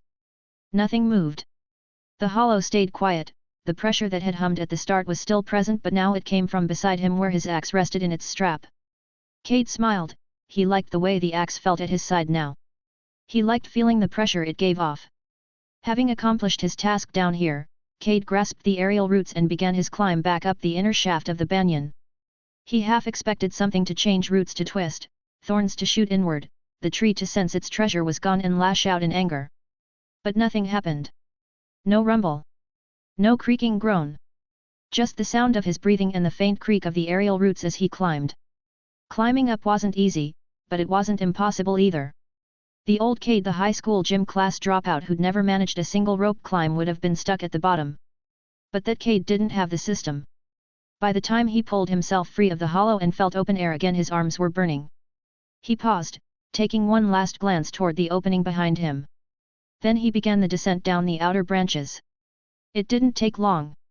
When his boots finally hit solid ground again, Cade exhaled hard and looked up at the monstrous banyan behind him. "Thanks for the loot," he muttered. He turned, reoriented himself toward the light of the artificial sun, and started northwest toward the strange multicolored clearing that had caught his eye. Cade kept walking through the swamp, feet squelching with every step as the thick muck sucked at his boots. The multicolored clearing wasn't close, not even remotely. He estimated a couple of hours to get there, assuming he didn't run into anything dangerous along the way. He scanned the trees around him and flicked his eyes over one of the twisted trunks, willing his Identify skill towards the tree. Spine-cap alder, a gnarled wetland tree with black bark and internal toxin sacs. Wood is highly durable but toxic to ingest or burn. He moved on, weaving between thick roots and splashing through ankle-deep water. The next tree he passed was broader, with thick, leathery leaves and a crown so heavy it sagged under its own weight. Droop Willow Sentinel, a broadleaf swamp tree known for its resilient root system and mildly acidic sap. Then a bush caught his eye. It was thick, its wide, glossy leaves surrounding thorny red berries. Barb Spike Briar, thorny wetland shrub with mildly narcotic berries. Berries can be consumed to dull pain, but risk hallucinations and nausea. Cade narrowed his eyes as he read over the description. These berries might be useful, but he didn't want to risk hallucinating when anything could attack him out here. He continued moving, testing the identify skill on every strange plant he passed. There was no ping or audible click when the skill activated, no sensation of any kind. No mana cost or stamina drain. The system just somehow fed him knowledge, and the more he used the skill, the more he wanted to figure out how it worked. As he neared a particularly thick patch of reeds, something moved. Cade froze. The rustling grew louder. A second later, something burst from the underbrush in a blur of shiny, segmented legs and glossy chitin. It was a centipede. And not a small one. It was over a meter long and nearly half a meter wide. Dozens of legs clicked as it scrambled toward him, mandibles wide and twitching. Cade quickly willed his identify even as the insect charged at him. Marshkeel Centipede Level 5. A predatory swamp crawler known for its speed and aggression. Its venom is mild but highly effective against smaller prey. Cade stepped back and lifted his axe, but the centipede was already lunging. Its movement was fast, as it no doubt hoped to finish this with one quick bite. But Cade was faster. He spun to the side, his body reacting to the lunging centipede, and brought the axe down in a wide arc. The blade, embedded with the obsidian flake, sliced clean through the centipede's midsection with almost no resistance. The creature's upper and lower halves flopped to the mud. Cade took a step back as the head section kept moving. "Come on!" The still living upper half wriggled toward him, twitching and clawing through the muck. Its mouth parts snapped open and shut as it dragged itself forward in an attempt to bite at Cade's ankles. Cade, grimacing, lifted the axe and drove the spike end through its head. Thankfully it went limp right after the spike hit home. "You have defeated Marshkeel Centipede Level 5. You have gained experience." Cade stepped back, breathing a bit ragged. That was disgusting. He raised the axe slowly, turning it in his grip. The obsidian flake shimmered faintly, unmarred, not a single chip. There was no question the flake of obsidian had cut through the centipede as easily as it cut through his hand. The chitin gave no resistance at all. It had sliced like the creature was made of paper. When he'd followed up with the spike to finish the job, there had been more pushback as he felt the chitin buckle and break under the impact, but he felt no such impediment when he struck with the obsidian edge. His voice came out low, almost a whisper. "That shouldn't have been that easy." He shook the insect's blood off of his axe and ran his thumb along the flat of the metal, careful to avoid the flak's edge, and swallowed hard before he kept moving. That one centipede wasn't the last. Over the next hour, 3 more of the massive insects came for him, crawling from under roots and behind moss-covered boulders. The biggest was nearly 1.5 meters long and tougher than the rest, but none of them caught him off guard again, and his axe made defeating them quite easy. By the time the last one collapsed, Cade heard the system's chime. "Ding! You have defeated Marshkeel Centipede Level 6. You have gained additional experience for killing a creature above your level. Race, Human G has reached Level 6. +1 to all stats." "Nice," Cade said, rolling his shoulders as he looked up ahead. After walking for hours and fighting a few centipedes, he had finally made it to the edge of the multicolored clearing. Through the trunks, the vibrant colors he'd seen earlier bloomed into view: red, blue, white, yellow. They were giant flowers. He slowed his pace, moving cautiously as the last of the trees gave way. Cade crouched low in the underbrush just at the edge of the clearing. From this close, the colors were even more vivid. Hundreds of massive swamp flowers of all shapes and sizes bloomed in a chaotic bouquet. Some were as wide as manhole covers, others were as tall as street lights, their petals curling outward in layers of blue, red, purple, and golden yellow. The air was rich with their sweet, almost intoxicating scent. But Cade barely noticed them now. Because just beyond the row of petals, something was fighting. He heard it before he saw it: deep, guttural grunts, rhythmic and breathy, like bellows forced through a strained throat. Then came the crack of impact. Followed by a sound Cade was already too familiar with, the skittering of segmented legs on hard-packed dirt. He dropped to a knee and crept forward through the plants at the treeline. The day was quickly growing dim as the artificial sun sank toward the west, casting hues of orange and pink across the sky. Light filtered down, painting everything in fading warmth. Then he saw it. At the center of the clearing, in a muddy flower-stomped area, was a massive lizard-like creature that was in the midst of fighting off a tide of centipedes. It was easily 3 meters long, covered in glistening scales mottled green and black. Its body was low to the ground, muscular and broad, with thick legs and a whip-like tail that lashed through the air like a striking snake. Its head was blunt and powerful, with forward-facing eyes and a wide, snapping jaw. The centipedes surrounding it were smaller than the ones Cade had killed, but they were numerous. At least 20, maybe more, slithered and snapped around the lizard's bulk. Cade narrowed his eyes and focused to identify the lizard-like creature. Tegzeran, Burrow Warden of the Bloom Level 9. One of the Lords of the Swamp. Known for territorial aggression and fiercely protective instincts. Cade's breath caught. Another lord. He watched from the treeline as Tegzeran fought, never straying far from the clearing's center. Even when a centipede broke off and tried to circle, the lizard only chased it a few meters before turning back. It's protecting something, Cade realized. In the center of the clearing, half concealed by flowers, he spotted a mound of disturbed earth, a burrow, wide and deep. The flowers clustered around it were now stomped down and broken from the battle raging ahead. That was what Tegzeran was guarding. Its tail whipped out again, cracking like a gunshot. Cade flinched and quickly looked back over to the battle.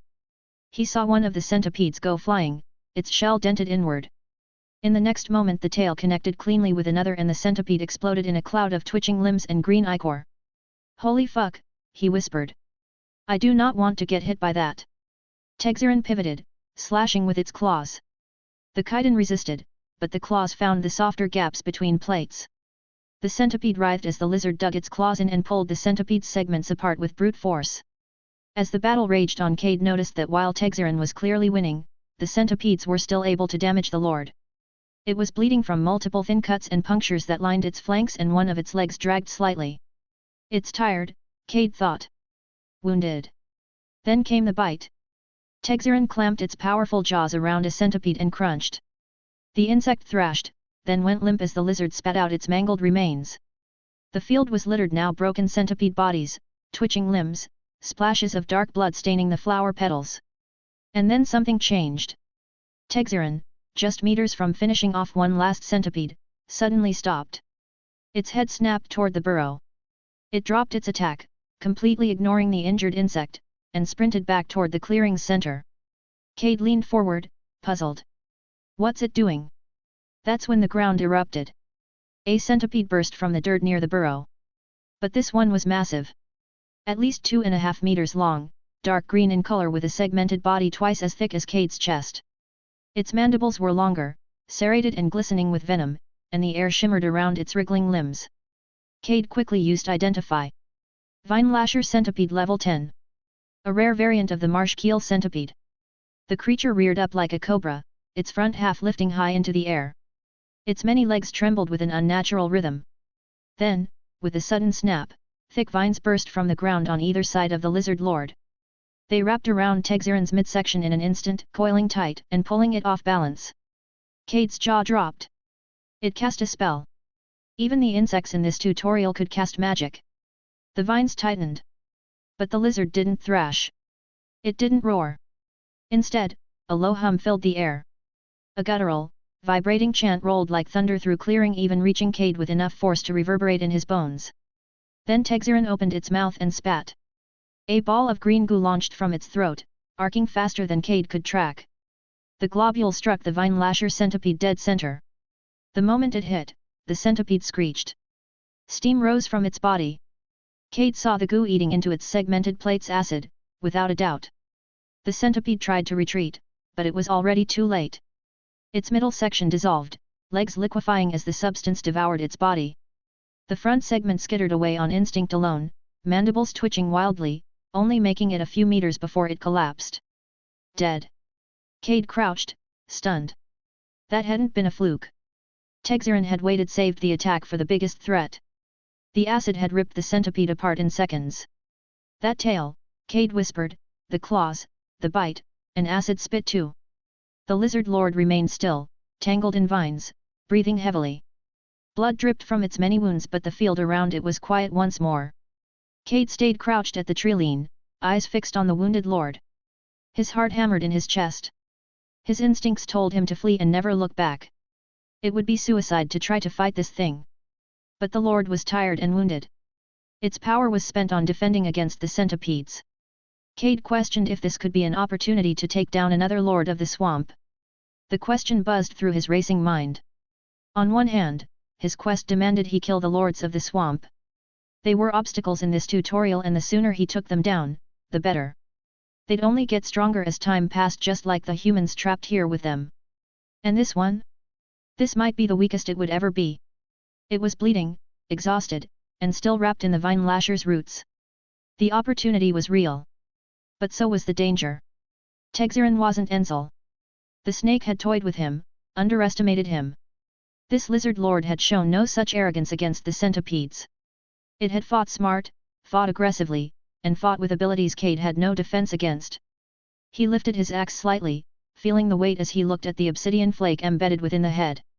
That's cut through everything I've gone against so far, he whispered to himself. But would it be enough? He mentally replayed what he'd seen, the whipping tail that exploded centipedes into chunks of viscera, the claws that tore through chitin, the crushing bite and that acid spit. Cade rubbed at the goosebumps rising along his arm.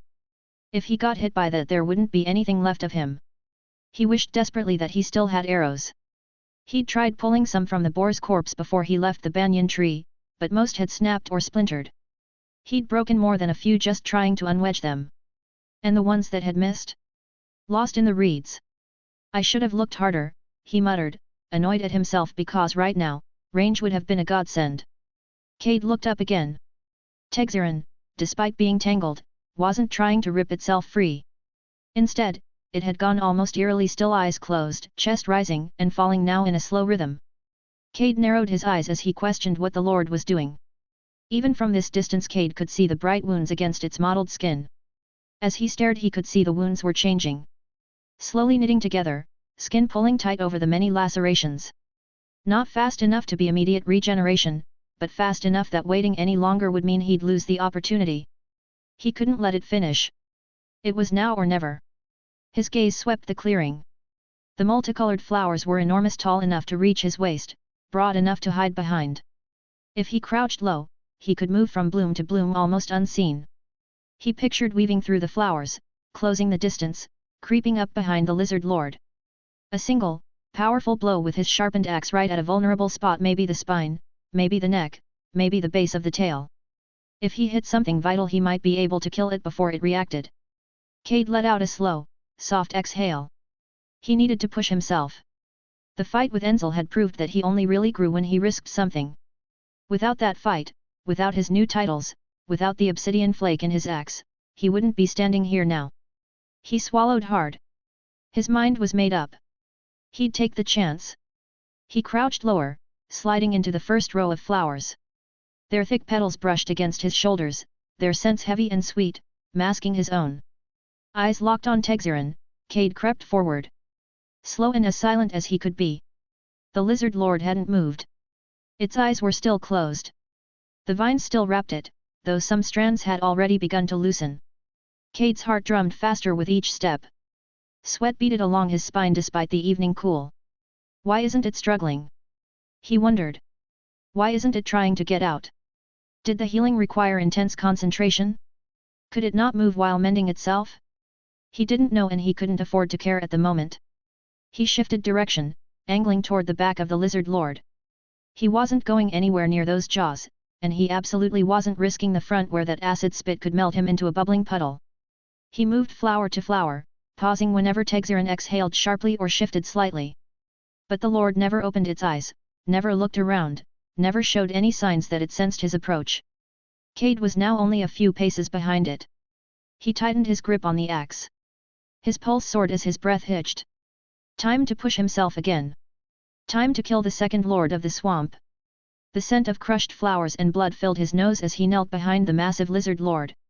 Up close, Tegzerin was even more imposing. Its scaled body twitched occasionally, muscles rippling beneath torn skin. Cade could see several open wounds, deep ones were closing right before his eyes. Up close the regeneration was fascinating as he stared at one long gash along its right side and watched as the edges pulled together. Is it using a skill? He wondered. Or is this just how these lords work?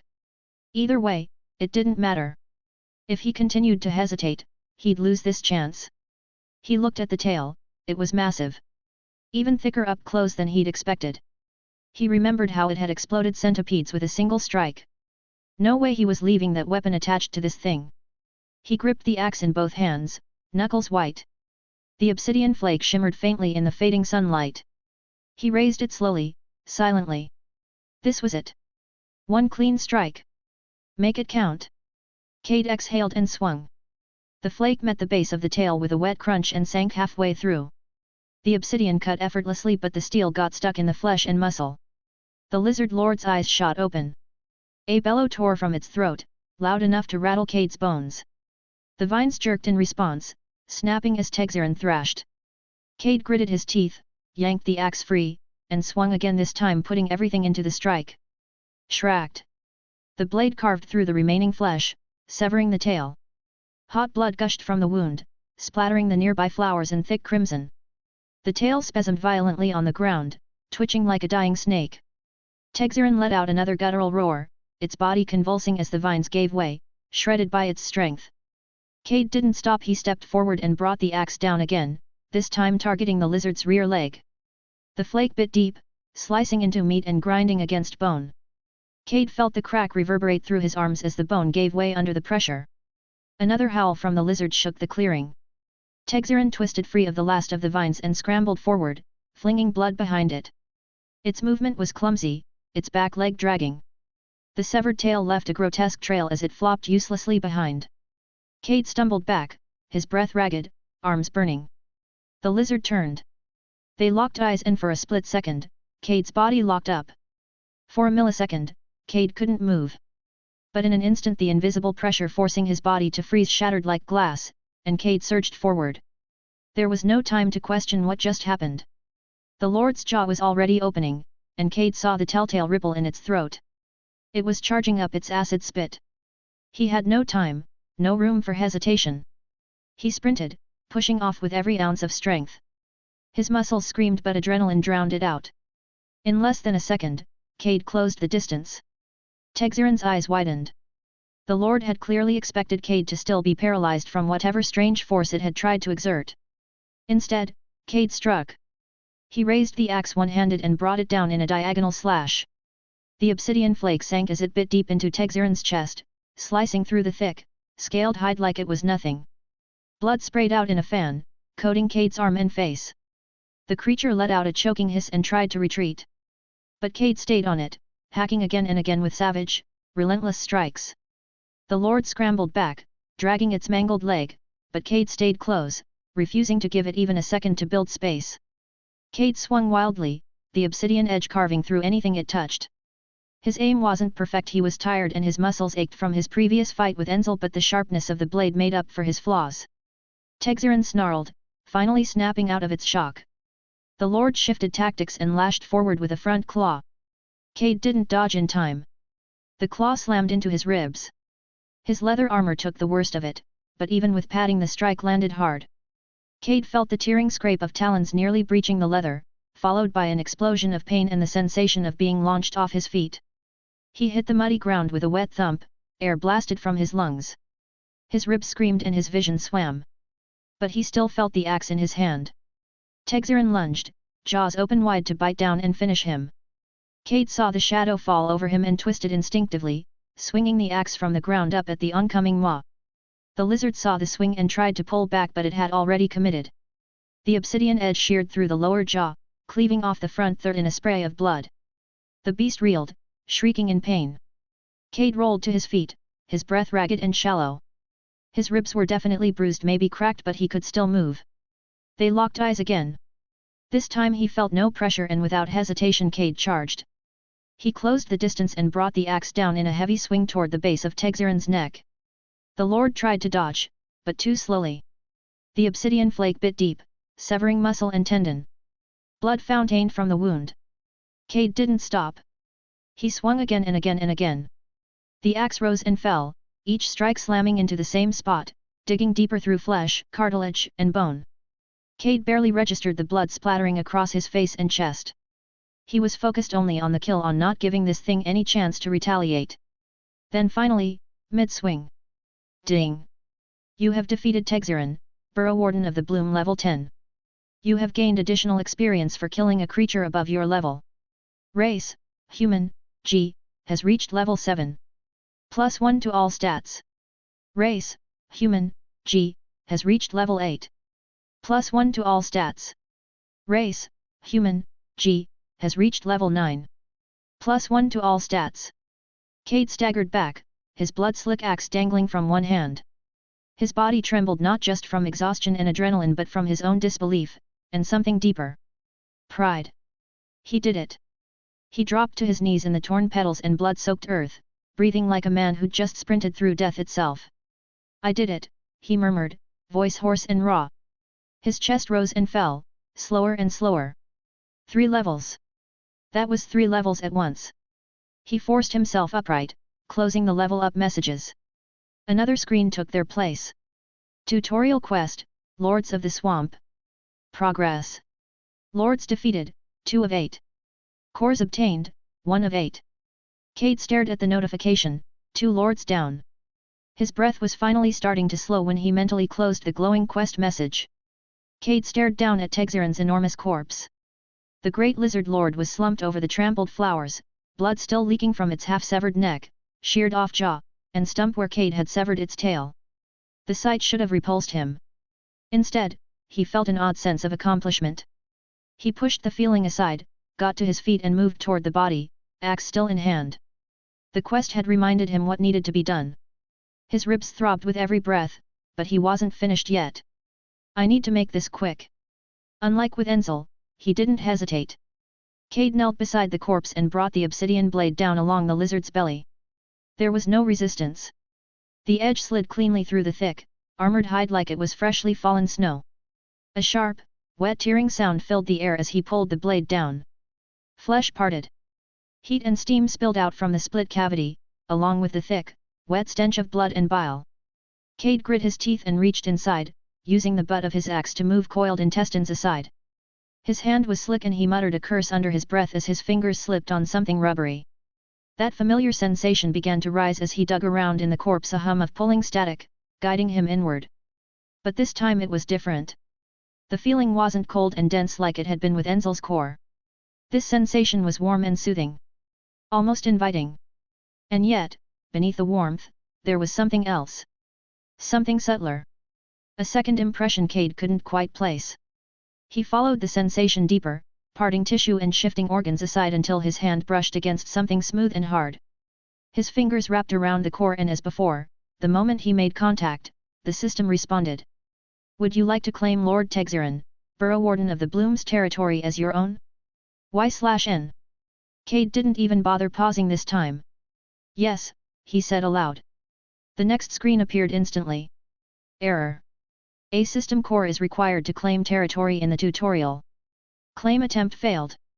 Right, Cade muttered. I figured, but I had to try. The gentle warmth from the core dimmed, fading from his hand. The buzz vanished. Just like before. He sighed and mentally closed the message. Tutorial quest, Lords of the Swamp. Progress. Lords defeated, 2 of 8. Cores obtained, 2 of 8. He pulled the core free from the corpse. It came loose with a sick shlrrrk and Cade stepped back, cradling it carefully. Tegzeran's core pulsed with a soft greenish light almost white, like mint or pale jade under a sunbeam. It glowed gently in his palm, casting his blood-covered fingers in green hues. It was beautiful. Nothing like Enzel's. The snake's core had been pitch black, sucking in light around it like a shard of void. This was something else. With the core secured, Cade looked toward the center of the clearing, the trampled mountain that had once been a protected burrow. Tegzeran had fought to protect this place. Whatever was down there had to be important. Cade gripped the glowing core tighter and approached the entrance. It was wide enough to crawl into comfortably even for something Tegzeran's size. But when Cade crouched down and peered inside, darkness greeted him. The last light of the day barely reached into the burrow, and everything beyond the slope was swallowed by black. He hesitated. Should I even go down there? There could be traps. Or worse, another beast. One just as strong, or stronger. Cade glanced down at the softly glowing core in his hand, at least he had a light source. Curiosity got the better of him and he crouched low and entered the burrow, careful not to hit his head on the compacted dirt ceiling. The ground sloped steeply downward, the tunnel twisting and turning at sharp, irregular angles. He frowned. Tegzerin looked too big to move through this very easily. Maybe it dug this out when it was smaller? The deeper he went, the warmer and narrower the tunnel became. Cade crouched further, breathing slow and steady, his axe in his right hand and the glowing core held out like a lantern in his left. After 5 minutes of descending into the earth, the tunnel widened again just in time for Cade to see a faint glow ahead. Aquamarine light pulsed gently, illuminating the walls in dim, flickering waves. He stepped forward and the tunnel opened into a large chamber. And what he saw stopped him in his tracks. The walls, floor, and ceiling were etched with thousands of lines, crudely scratched into the packed earth. They were glowing faintly but steadily with aquamarine light that pulsed outward in rhythmic waves coming from the center. It started from a single point on the floor. The light spread like a heartbeat pushing out through the lines across the ground, along the walls, and up into the ceiling. A soft, eerie thrum seemed to rise with each pulse. And at the center of the chamber at the very origin point of all the glowing lines sat an egg. It was the size of a chicken egg, resting on a small pedestal of compacted earth. Cade's breath caught. He didn't know what he was looking at. But he was absolutely sure that it wasn't just an egg. Cade stared at the egg for a long, breathless moment before using his identify. Viscount of the Swamp, fetus?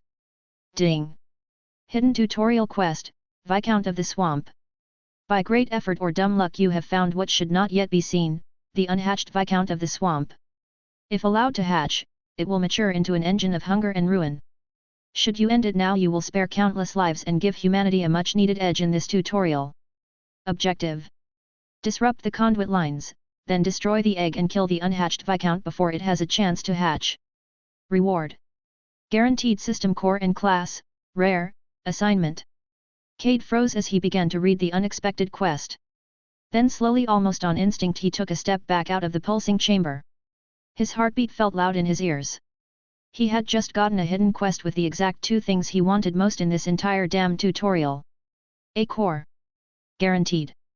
A rare class. Guaranteed. His pulse hammered harder. Sage had bragged about getting a rare class. Everyone in the group had marveled at what he could do, the feats he could perform. Rare meant strong. Rare meant utility. Rare meant power in every fight and more with every level. And this quest just offered one to him on a silver platter. But instead of exuberance, Cade felt a pang of apprehension deep in his gut. So, what's the catch? He muttered out loud. Because of course there was a catch. A big one. He had to destroy what was essentially an unborn baby. His stomach twisted. It wasn't a foe. Not a monster trying to kill him. It wasn't even a creature that could run. It was an egg. A defenseless egg. His mind kicked back to the silt-scale skinklets. The hollow feeling after killing them, after watching their tiny bodies explode under his makeshift club. And they could at least move. They could flee. They had instincts and panic and a fighting chance to escape. But this? This wasn't a fight. This was basically infanticide. Cade swallowed, throat tight. The system wanted him to do it. The wording of the quest was too convenient. The rewards are too tailored, too perfect. It was the ideal carrot dangling in front of him, what he wanted, what he needed, all bundled neatly as a reward. But the class is assigned, he muttered. Meaning I don't get to choose. The others had said they got to pick their classes, they got to decide their roles. An assigned class meant he was giving up that choice. What if the system shoved him into a role he hated? What if it locked him into some path he despised? Some flavor of magic or combat that didn't suit him?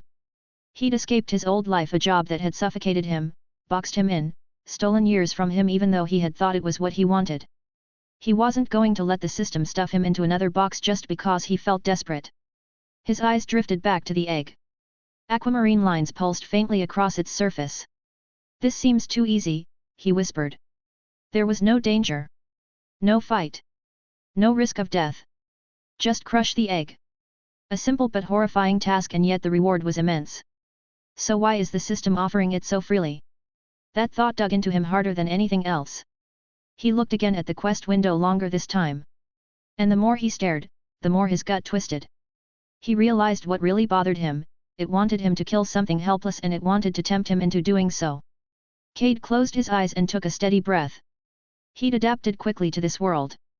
Killing monsters wasn't something he enjoyed, but the thrill of surviving, of pushing himself was.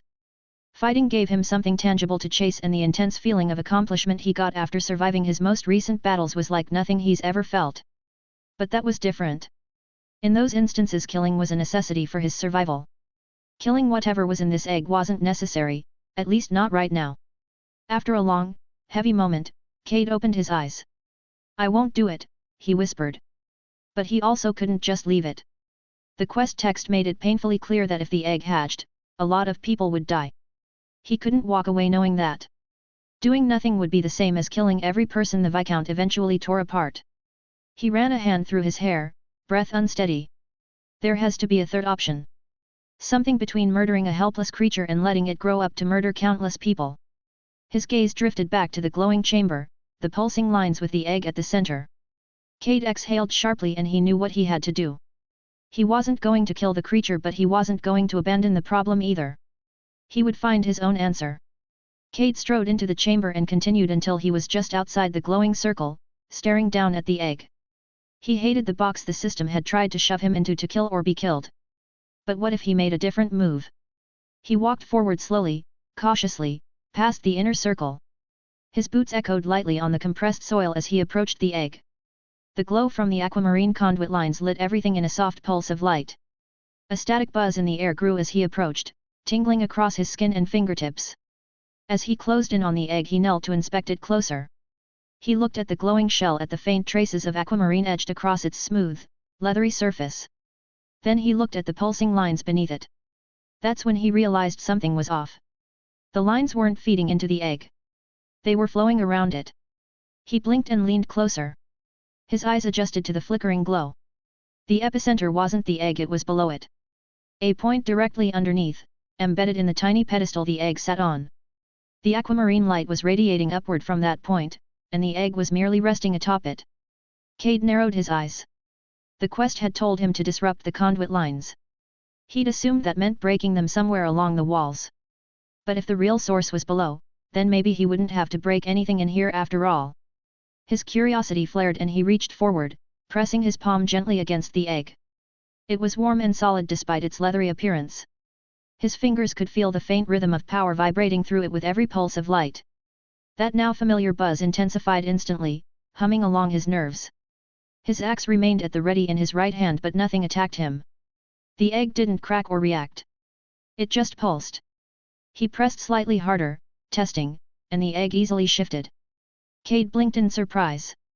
He had expected it to be anchored in place with some sort of magic. But it wasn't, it had just been set on top of whatever was emitting the light. He hesitated for a moment but then threw caution to the wind and lifted.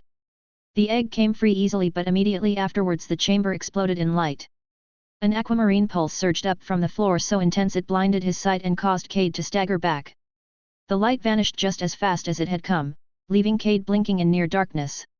All of the conduit lines around the walls, floor, and ceiling had gone out all at once. The pulse was gone and the chamber was dark. Except for one thing. Underneath where the egg had rested was a small, perfectly smooth teardrop-shaped object no bigger than his thumbnail. It was crystalline and faintly translucent, glowing with a soft inner light, the same aquamarine as the conduit lines had been. Cade stared. "Okay, what the hell are you?" He used identify on instinct. "Primordial bead dewdrop?"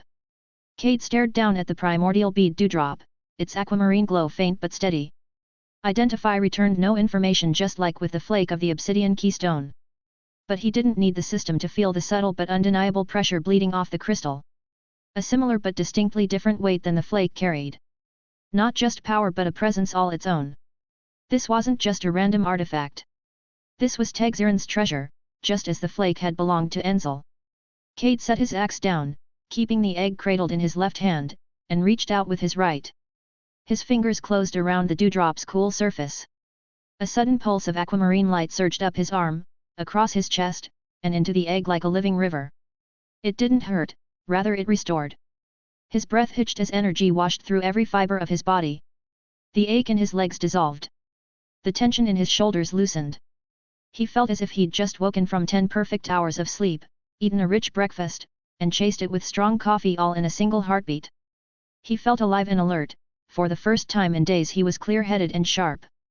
The light faded from view and was replaced by a screen popping up in his vision. Hidden tutorial quest, Viscount of the Swamp. Progress, disrupt the conduit lines complete. Objective, destroy the egg and kill the unhatched Viscount before it has a chance to hatch. Cade stared at the quest window. Then dismissed it with a blink. No, he muttered under his breath. Still not doing that. He gently tucked the dewdrop into a pocket. Then pulled out Tegziran's core. With the dewdrop gone, the core was his only source of light in the burrow. He slotted his axe back into the leather strap at his side. One hand now held the egg, the other the core, and he turned his back on the chamber and started walking. Even with the core in hand, the path seemed darker than before, like the burrow knew it had been violated. Cade paused once, near the upper tunnel, debating whether to camp in the safety of the hollow. But after that pulse went through him, sleep felt impossible. His blood was humming with energy as it pumped through his veins. So he stepped out into the open air. Night had fallen fully while he'd been below. Cool wind kissed his skin. Mist clung low to the ground, curling around the once vibrant flowers. The stars overhead blinked between veils of clouds. He didn't know where he was going yet, but he couldn't stay here. Cade moved west. The wetlands stretched out beneath a blanket of night, quiet but not dead. Insects buzzed low in the reeds. Far-off creatures chirped in pulsing rhythms. Mist coiled above the shallow water, thick enough to distort shapes in the distance but not enough to slow his pace. The soft glow of Tegziran's core lit his path in muted mint green, but Cade didn't need to see far. Nothing approached him. Not a single beast or bloated insect hissed from the underbrush. No low growls or rustling of hidden predators. He didn't like it. The lack of resistance felt unnatural compared to the last few days. It wasn't just the quiet, but like the creatures out here were deliberately avoiding him. He cradled the egg close to his chest now, wrapped in the crook of his arms like a precious bundle. Warmth radiated from it in soft pulses, and every so often, he felt a subtle shift within. Something was definitely alive in there as it squirmed and wriggled. Cade's thumb brushed against the curved shell. Smooth and crisscrossed by thin aquamarine lines that no longer glowed, but still seemed to thrum faintly beneath the surface. He kept walking, westward into the unknown, and the hours passed without event. The air remained cool and damp. With no obstacles, Cade made good distance before dawn's first light broke behind him. He welcomed the return of visibility. The colors of the world reasserting themselves after a long night in monochrome. Even after walking all night, he wasn't tired, and that realization made him pause, frowning slightly. Every time fatigue should have slowed him, muscles sore, hunger gnawing, thirst rising, it simply didn't. Like something inside him had reset. A subtle refresh that bloomed from his chest and rippled outward. And then he felt it happen again. A barely perceptible pulse. The dewdrop, secure in his pocket, activated once more. Cade felt it hum against his body as the sensation moved through him like warm wind under his skin, brushing away all weariness. It rolled into the egg as well, and for a moment he felt something strange, a mirrored response, like the life inside the egg acknowledged it. The dewdrop must still be feeding into the egg through me, Cade murmured. There was no answer, but he could feel it now. The primordial bead dewdrop was alive, in its own way, or at least active, and it was immensely powerful. Maybe too powerful. If this one item can remove my fatigue and satisfy my hunger and thirst, then it is easily the most broken item in the whole tutorial, Cade smiled wryly. Not that I'm complaining. By midday, the sun was high and warm. Cade spotted movement multiple times during the morning, but every time something noticed him, it fled. Not just fled. It ran, panicked. Like prey sensing a predator they didn't dare challenge. He narrowed his eyes. The egg was still tucked safely in his arms. His axe hadn't been drawn in hours as he felt no aggression or threat approach. And yet, even a wide-backed crawler 3 times his size had turned and skittered into the marsh rather than stand its ground. Is this your doing? He asked the egg quietly, not expecting a response. The creature inside softly twitched, but Cade brushed it off as coincidence. He kept moving, adjusting the egg in his arms now and then. He walked until the second night fell. And still, he felt no need for food or sleep. The dewdrop pulsed with unfailing rhythm, each beat rushing through him like a revitalizing wind. But not all was unchanged. Cade could feel over the course of the day the pressure from the obsidian flake had shifted. At first, it was almost imperceptible. A fluctuation in the air around his hip where the axe rested. The usual outward pulse of sharpness and dominance had grown more focused. As if it had stopped broadcasting its pressure in a sphere around him and instead started focusing on the egg. Cade dismissed it during the day, but as the night deepened and he kept walking, the feeling intensified, refined. Like the flake recognized and reacted to the egg. He let it be. Whatever reaction was happening between the items hadn't harmed or helped the egg, at least not that he could tell. He walked through that second night in solitude, mist curling low and the moon's faint light filtering through tangled trees. He still saw no predators and felt no fatigue. By the time the fifth dawn of the tutorial broke and sunlight crept across the swamp's eastern horizon, something changed. The egg stirred. It twitched, hard enough for Cade to stop mid-step and look down. A tremor passed through it, then another, and another. "Oh no," Cade said softly. He crouched beside a broad, flat stone, stamped down the moss with his foot, and carefully set the egg down on the surface. Tiny cracks began to spider across the aquamarine lines, and Cade slowly reached for his axe. The egg twitched again, more violently this time. A shiver passed through the shell, and faint lines of aquamarine light flickered along the surface, brief sparks of glow returning to the old cracks like veins recharging with blood. Cade stepped back a pace, axe held low but ready. "This is it," he whispered. The once dormant lines then blazed to life. They lit up like rivers of aquamarine, thin, elegant, and beautiful. The aquamarine pulsed outward from the center of the shell, tracing every fracture as it split wider. Light spilled through the cracks in rhythmic bursts, timed with the beating of something alive inside. The primordial bead dewdrop stirred in Cade's pouch. He didn't touch it, but he felt it activate, a surge of energy radiating from it like a sympathetic heartbeat. In the same instant, the pressure from the obsidian flake inside his axe spiked. The two forces didn't harmonize. They collided. Cade stumbled back, grimacing as the air around him thickened.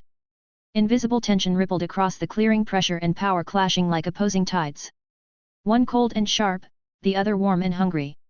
He squinted at the egg while bearing down at the pressure exuded by the two items he carried. "Are they affecting the egg as it hatches?" he managed to mutter.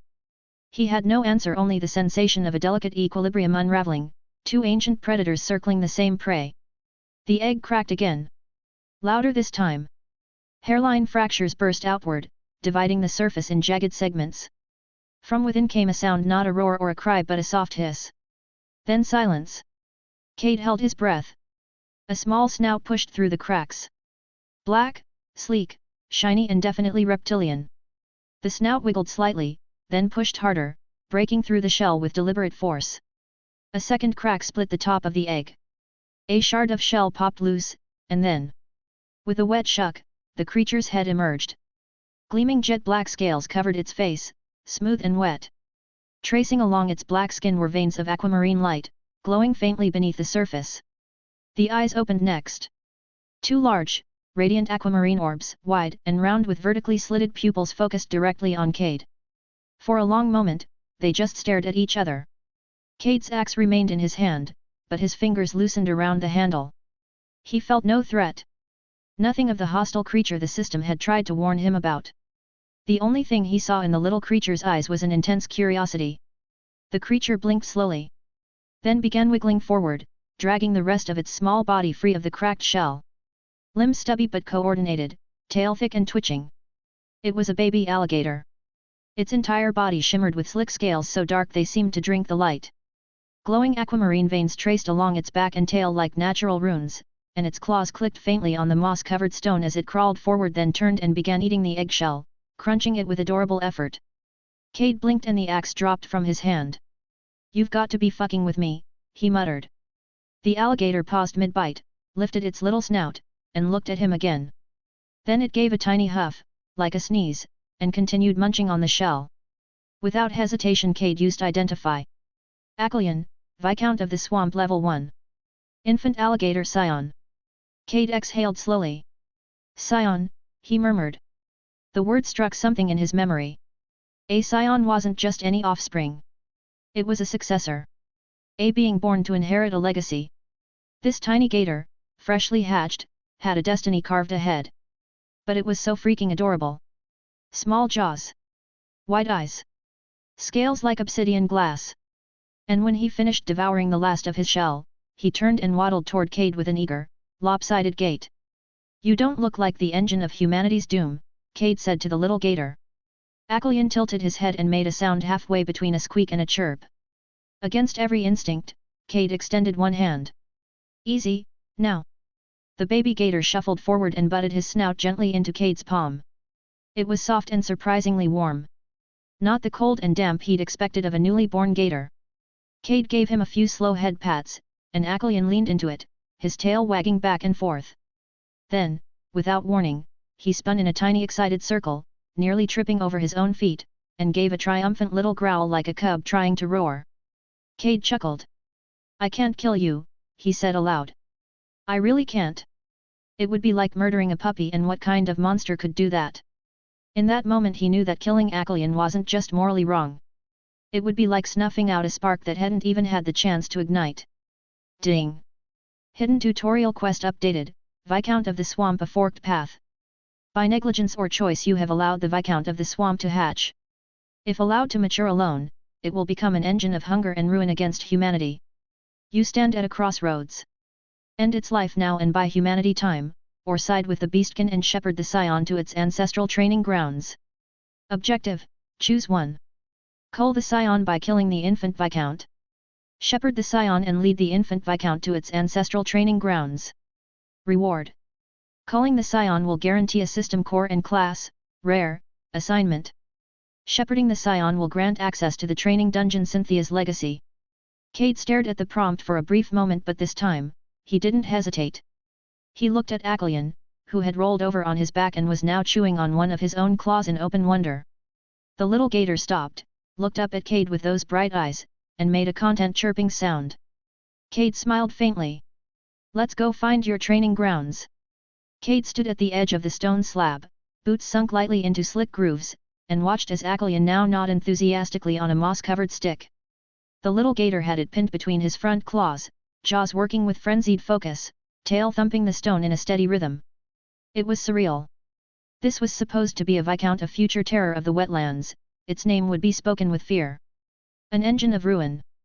The kind of creature the system marked for elimination before it could grow into its title. But now? Cade smirked as the hatchling pounced on the stick again with a squealing grunt of victory, like he'd just slain some terrible foe.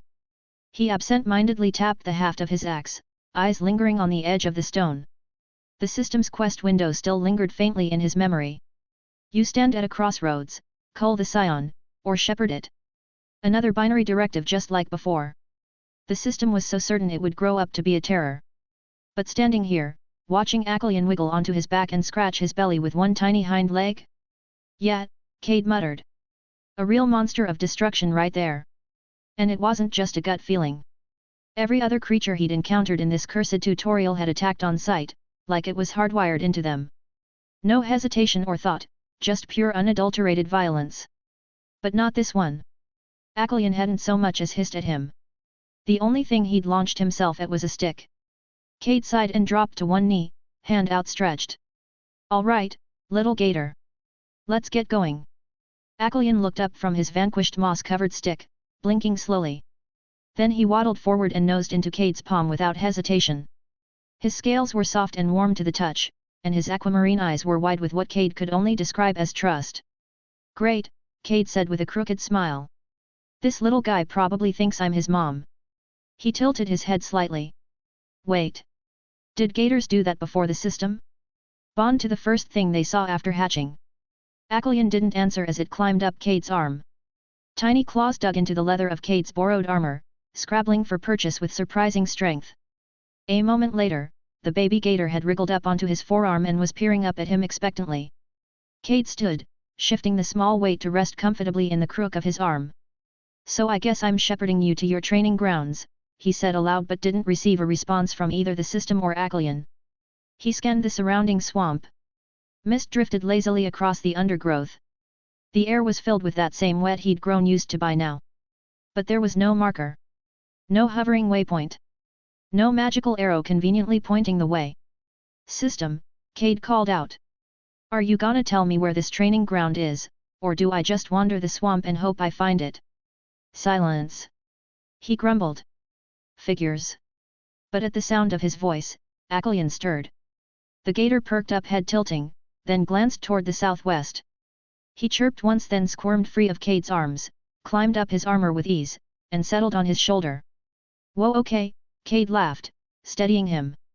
You're faster than you look. Acklyon nuzzled into Cade's jawline, tail curling around the back of his neck like a living scarf. You're not gonna claw my face open, right? The gator responded with a confident little chirp, smug and utterly unconcerned. Cade rolled his eyes. All right then, navigator.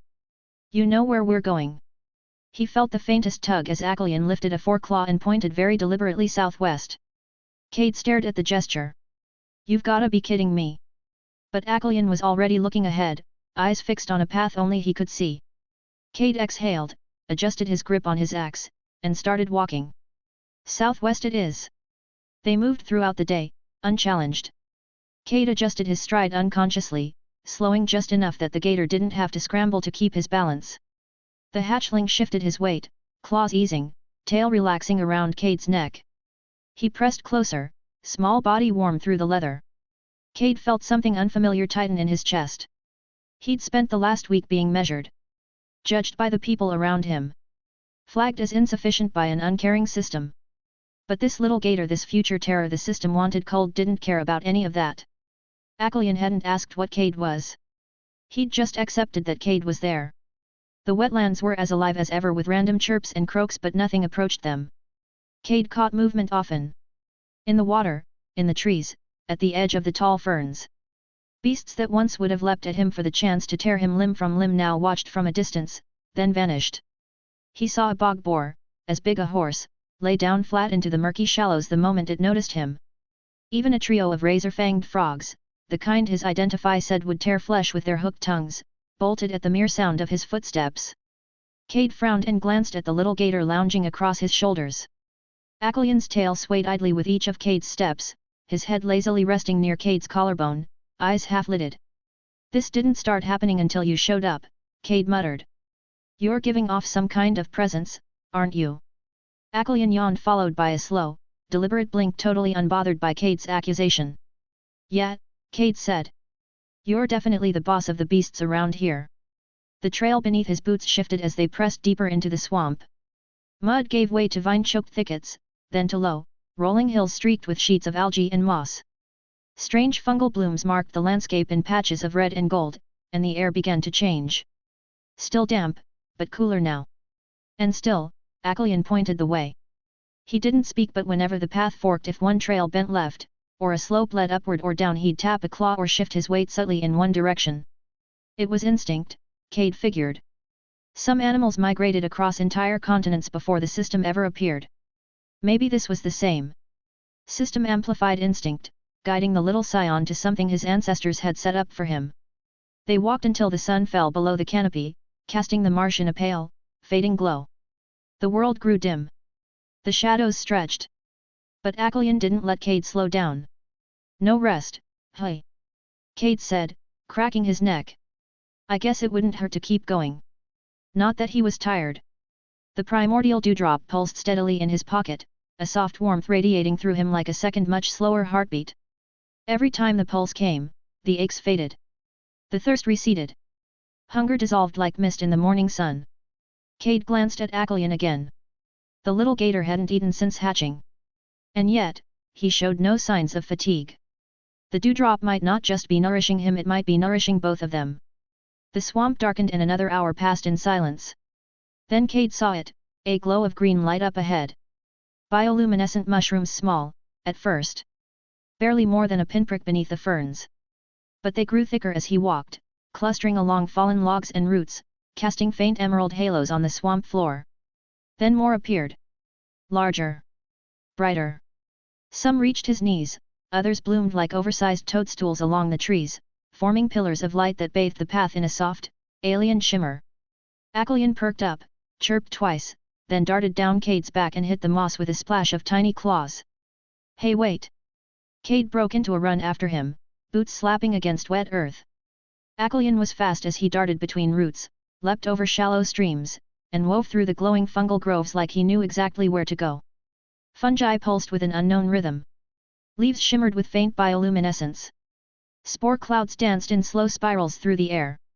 Cade ducked under a glowing vine, leapt over a patch of soft blue moss, and nearly lost sight of Acolian as the light intensified. Then the trees fell away. They burst into a wide circular clearing, ringed by natural stone and veiled in low-hanging mist. And at the center, taking up the space like a forgotten altar, was a massive disk of stone, flush with the earth and nearly 100 meters across. Cade skidded to a stop, heart pounding.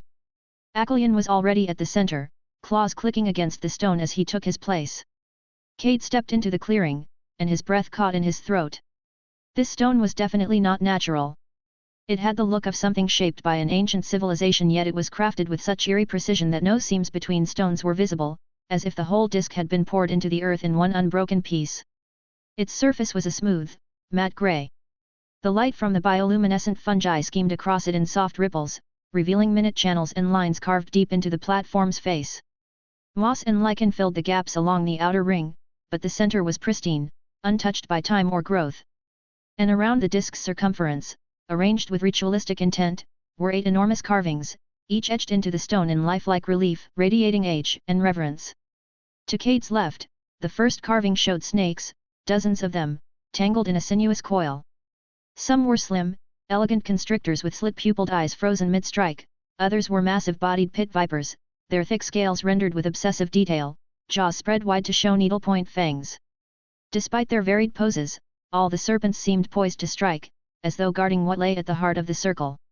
The monitor lizards came next, positioned just beside the serpents in a tense, snarling line. Each was broad-shouldered and powerful, with frilled necks flared wide and long tails that coiled behind them like armored whips. Carved tongues flicked outward in challenge, and their claws, jagged, thick, and curved, looked ready to gouge stone or scale. Moving on, Cade reached the section of frogs. Some were captured mid-motion, caught forever in exaggerated leaps with limbs stretched wide. Others had legs bulged with coiled strength as if to leap at a moment's notice. All had their skin carved with obvious textures, some warty and thick, others smooth and slick like river stones. Their wide-set eyes stared inward with uncanny alertness, as if they sensed something Cade could not.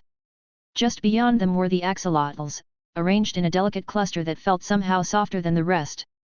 Their bodies were long and sinuous, legs short, tails curling. Each bore feathery gills flaring from both sides of their heads like living crowns, and their expressions were strangely serene. The turtles dominated the next arc of the circle. These were enormous, carved with shells like ancient domes, each plate ridged and worn as if aged 1,000 years. Some had moss etched onto their backs, others bore spikes. Their eyes were small but heavy-lidded, brimming with wisdom and weight, gazes fixed with glacial patience toward the center. From there, the carvings shifted to salamanders, lean and predatory, their bodies slick and arched in mid-crawl. Their spines flared with stylized flames, each flicker etched in jagged lines that seemed to shimmer in the low light. Broad jaws and ridged tails that looked made to lash through water or fire alike. Their bodies exuded motion even in stone stillness. The iguanas followed, stoic, bulky creatures with crest-lined backs and hard, beady eyes. They were crouched low, legs planted firm against the stone, muscles carved taut with coiled readiness. Their jaws were shut tight and their tails wrapped neatly behind. They faced the center with stern, unblinking stares. And finally, the gators. These were the most detailed of all. A range of sizes filled their quarter of the ring, from hatchlings barely larger than Cade's forearm, clustered atop the backs of larger adults, to immense, ancient forms with cracked jaws and gouged armor plating. Their eyes were deep, hollow sockets full of intent. Every creature, every species, faced inward not with hostility, but with devotion. Reverence carved into scale, tooth, claw, and eye.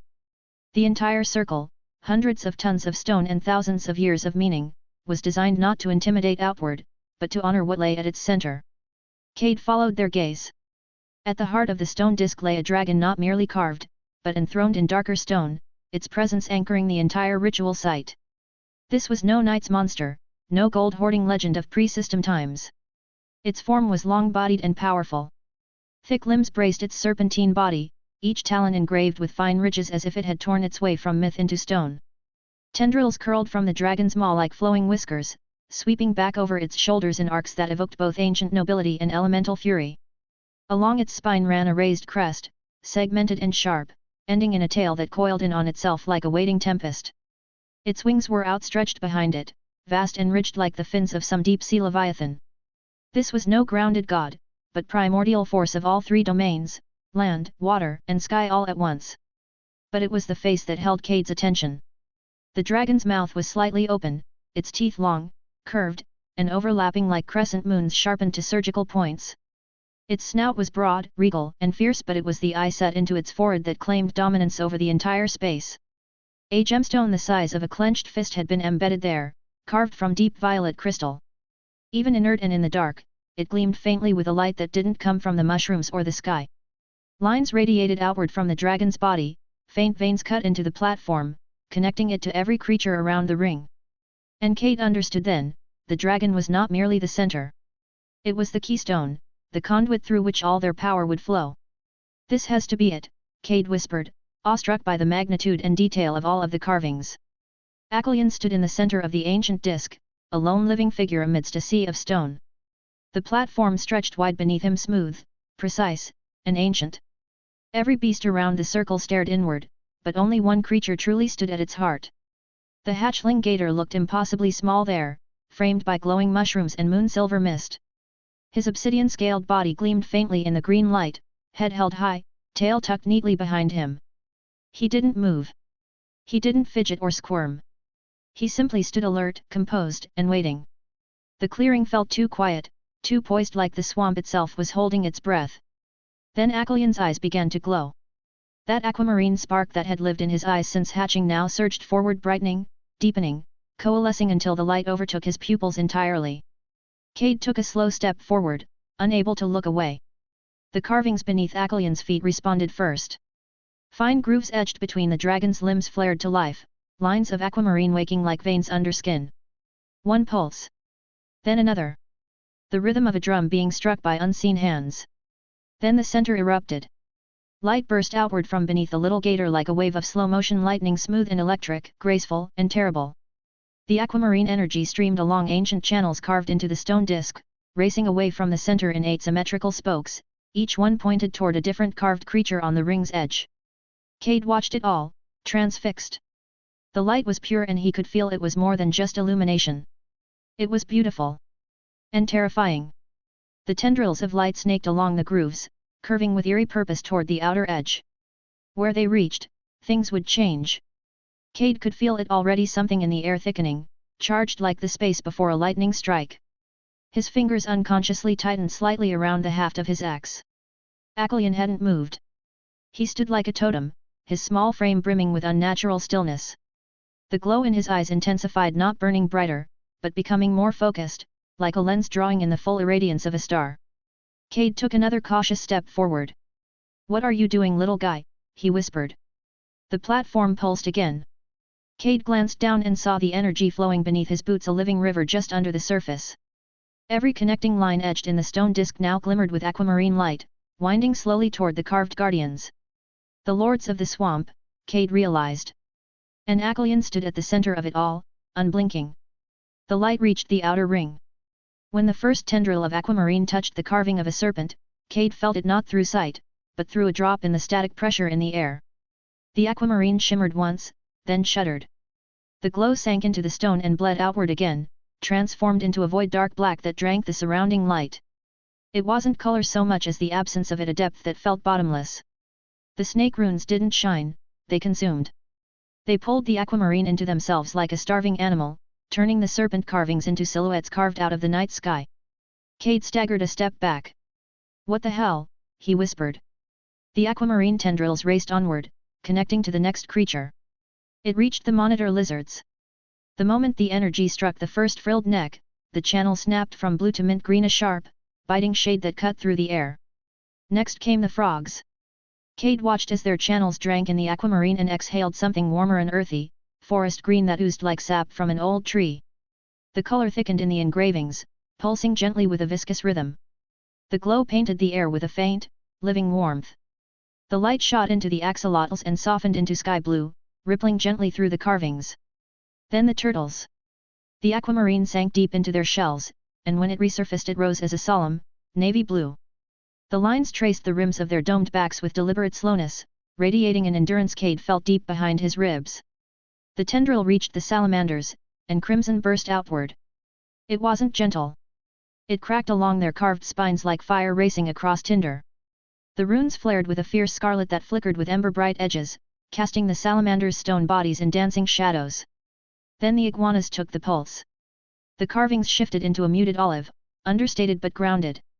The glow felt leathery and tough. A color of dusk beneath trees, of creatures who survived by patience and stillness. Finally, the light ran into the gators. And here, it didn't change. The aquamarine simply intensified, bright, proud, resonant, as if recognizing kin. The light filled the carved gators from tail to jaw, making their eyes glow like pools of starlit water. Cade felt the echo of Acalian's presence vibrating through this entire section. When the eyes of the last gator lit, Cade felt the platform thrum beneath his boots as a wave of energy rippled across the clearing. Cade sucked in a breath as every hair on his arms lifted. Static danced over his skin. The stone beneath him vibrated with a growing hum, no longer dormant, no longer content. It felt alive. This is real magic, Cade whispered, voice shaking. Not just raising up a dirt hut with a system skill. This is... He didn't finish the sentence as power surged beneath him. His axe pulsed against his hand, sharp and cold. The primordial bead dewdrop in his pocket warmed like a living heart. Both items resonated with the magic below. Both reacted as the ritual recognized them, as if the lords who owned them were present through him. And yet, Cade noticed something off. Not all carvings were fully lit. Two segments, the black serpents and the mint-green monitors, remained incomplete, their eyes dark and lifeless despite the glow reaching their forms. Acalian turned sharply, violet-tinged aquamarine blazing in his gaze. He stared directly at Cade and let out a sharp, urgent grunt. Cade blinked. What? What do you want me to owe? It clicked. Cade had killed the two lords representing these segments of the ritual. If the lords of the swamp were somehow remotely pouring power into the circle, then it would fail without contributions from Enzel and Tegziran. Then the only remaining traces of their legacy were the treasures Cade carried. Acalian gave another urgent grunt, sharper this time, strained. His glowing eyes flicked from Cade to the darkened monitor lizards, then to the dead black snakes, then back to Cade again. The message was obvious: Acalian needed Cade's help. Cade felt the need to pull his weight, to not let Acalian down like he did countless times with Saish or Professor Sanders or even Nadine. He didn't waste another second as he sprinted toward the monitor lizard carving, boots slapping against the humming stone. The closer he got, the more intense the vibration became. The mint-green grooves glowed halfway, the lines bright along the bodies but fading to nothing near their carved eyes. As though the ritual had reached for Tegziran and found nothing to grasp onto. Cade scanned the carved faces, wide jaws and ridged brows until he spotted a small, teardrop-shaped indentation carved neatly into the forehead of the largest monitor. Perfectly shaped for the dewdrop. Of course, he muttered, breathless. Without hesitation, Cade reached into his pocket and pulled out the primordial bead dewdrop. Acalian looked back at him, expectation clear in the tiny gator's eyes. Cade met that gaze. The system had looked at Acalian and seen a future threat. A variable to be removed before it became too dangerous for humans to handle. It had looked at Cade and seen nothing at all, not even worth giving him a system core. Cade tightened his grip on the primordial dewdrop. He thought of the fights. The blood he spilled. The effort it had taken to earn it. Then he thought of Acalian standing alone at the center of this grand magic working.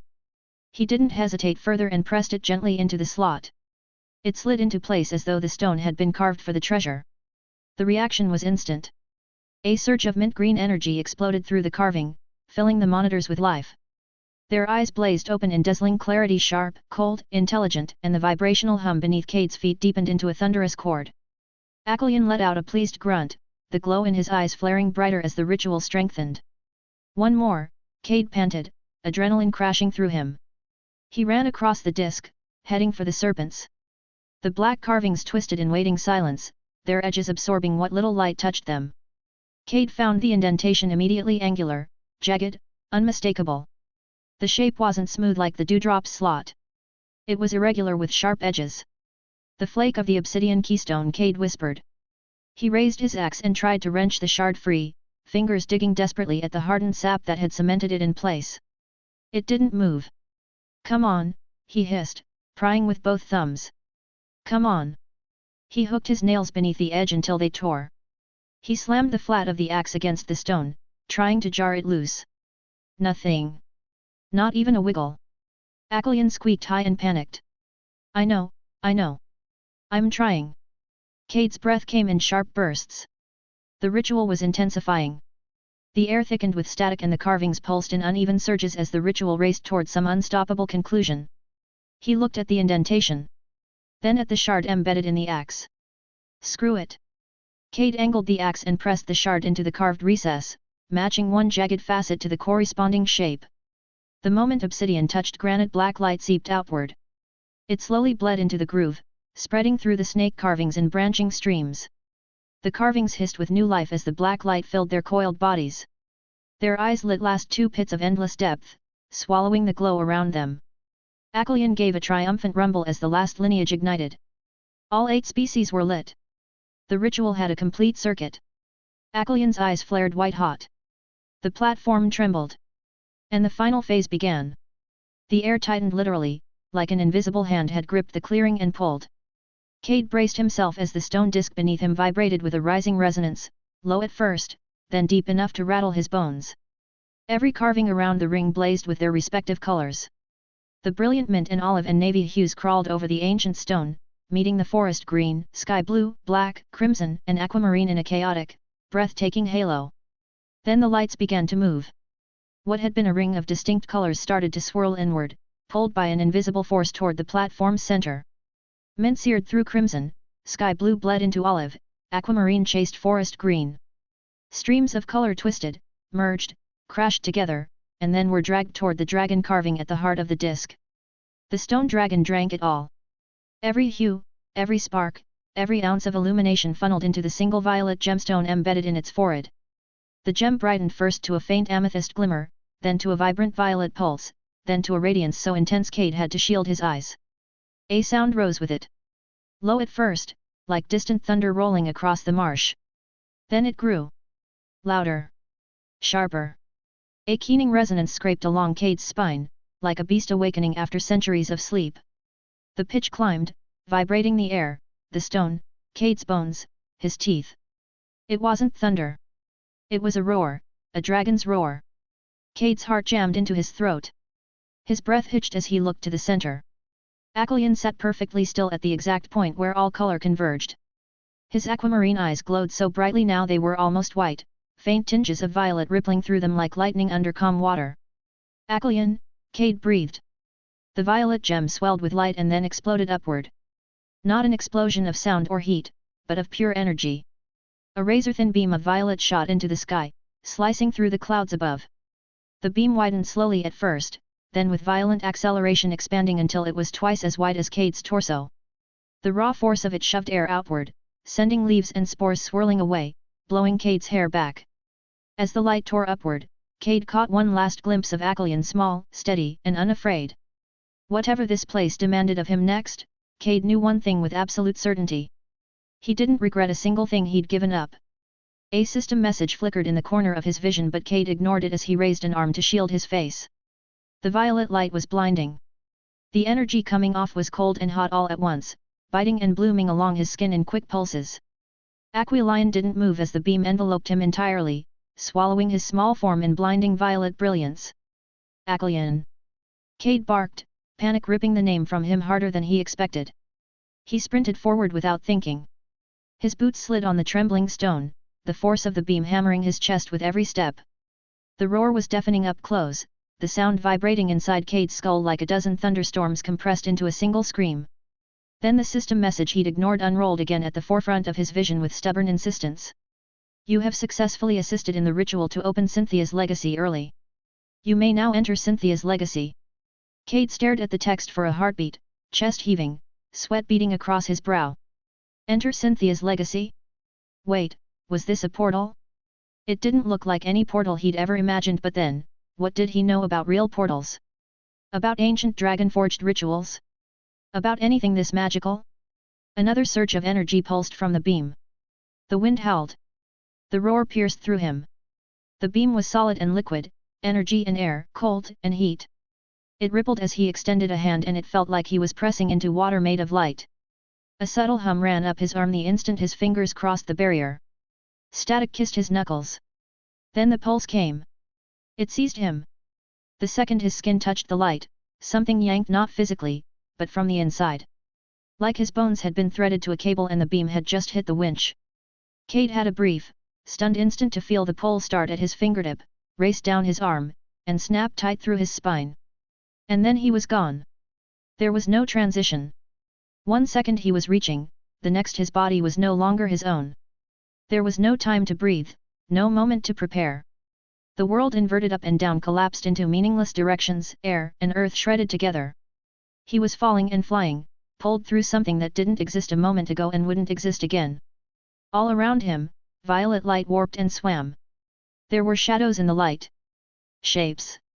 He thought he glimpsed teeth. Claws. A tail long enough to encircle mountains. Something scaled and ancient watching from the edges. Then came the final sound, one last system tone. System warning, corrupted dungeon detected. You are about to enter a corrupted dungeon. System access will be limited while inside. A wet snap rang out across the field as Kyle let another arrow fly. The bolt buried itself in the face of a mud crab lunging through the cracks in Seish's mud wall. The creature spasmed once and dropped, legs curling in toward its body. Kyle already had another arrow knocked. His focus was cold as he fired again before the first crab hit the ground. On the other side of the makeshift wall a swarm of crablings screeched and battered against the mud, attempting to claw their way through to aid their matriarch. John danced just behind the line, his long spear weaving arcs of polished death. He moved like he'd been born holding the weapon, cleaning up any crab Kyle missed. His movements were precise with stabs to exposed eyes and soft underbellies. 10 meters behind them stood Professor Sanders, Amanda, and Seish. Amanda's breaths came in ragged gasps, sweat slicking her skin. Her lips were pale. The green glow in her hands flickered with each heartbeat. Seish glanced at her briefly, then back toward the battle. Professor Sanders was shouting over the battle. Nadine. Now. If you don't interrupt the summoning, we're going to be buried in crab spawn. The battle was a storm of chitin and fury. Brian stood toe-to-toe with the crab matriarch, easily the size of a small car, his battered shield braced against her massive claws. She slammed them down with blinding speed, and each time Brian met the blows his feet dug trenches in the muck. Miriam and Kranti were on her back hammering away at her carapace with a matched pair of axes and fists.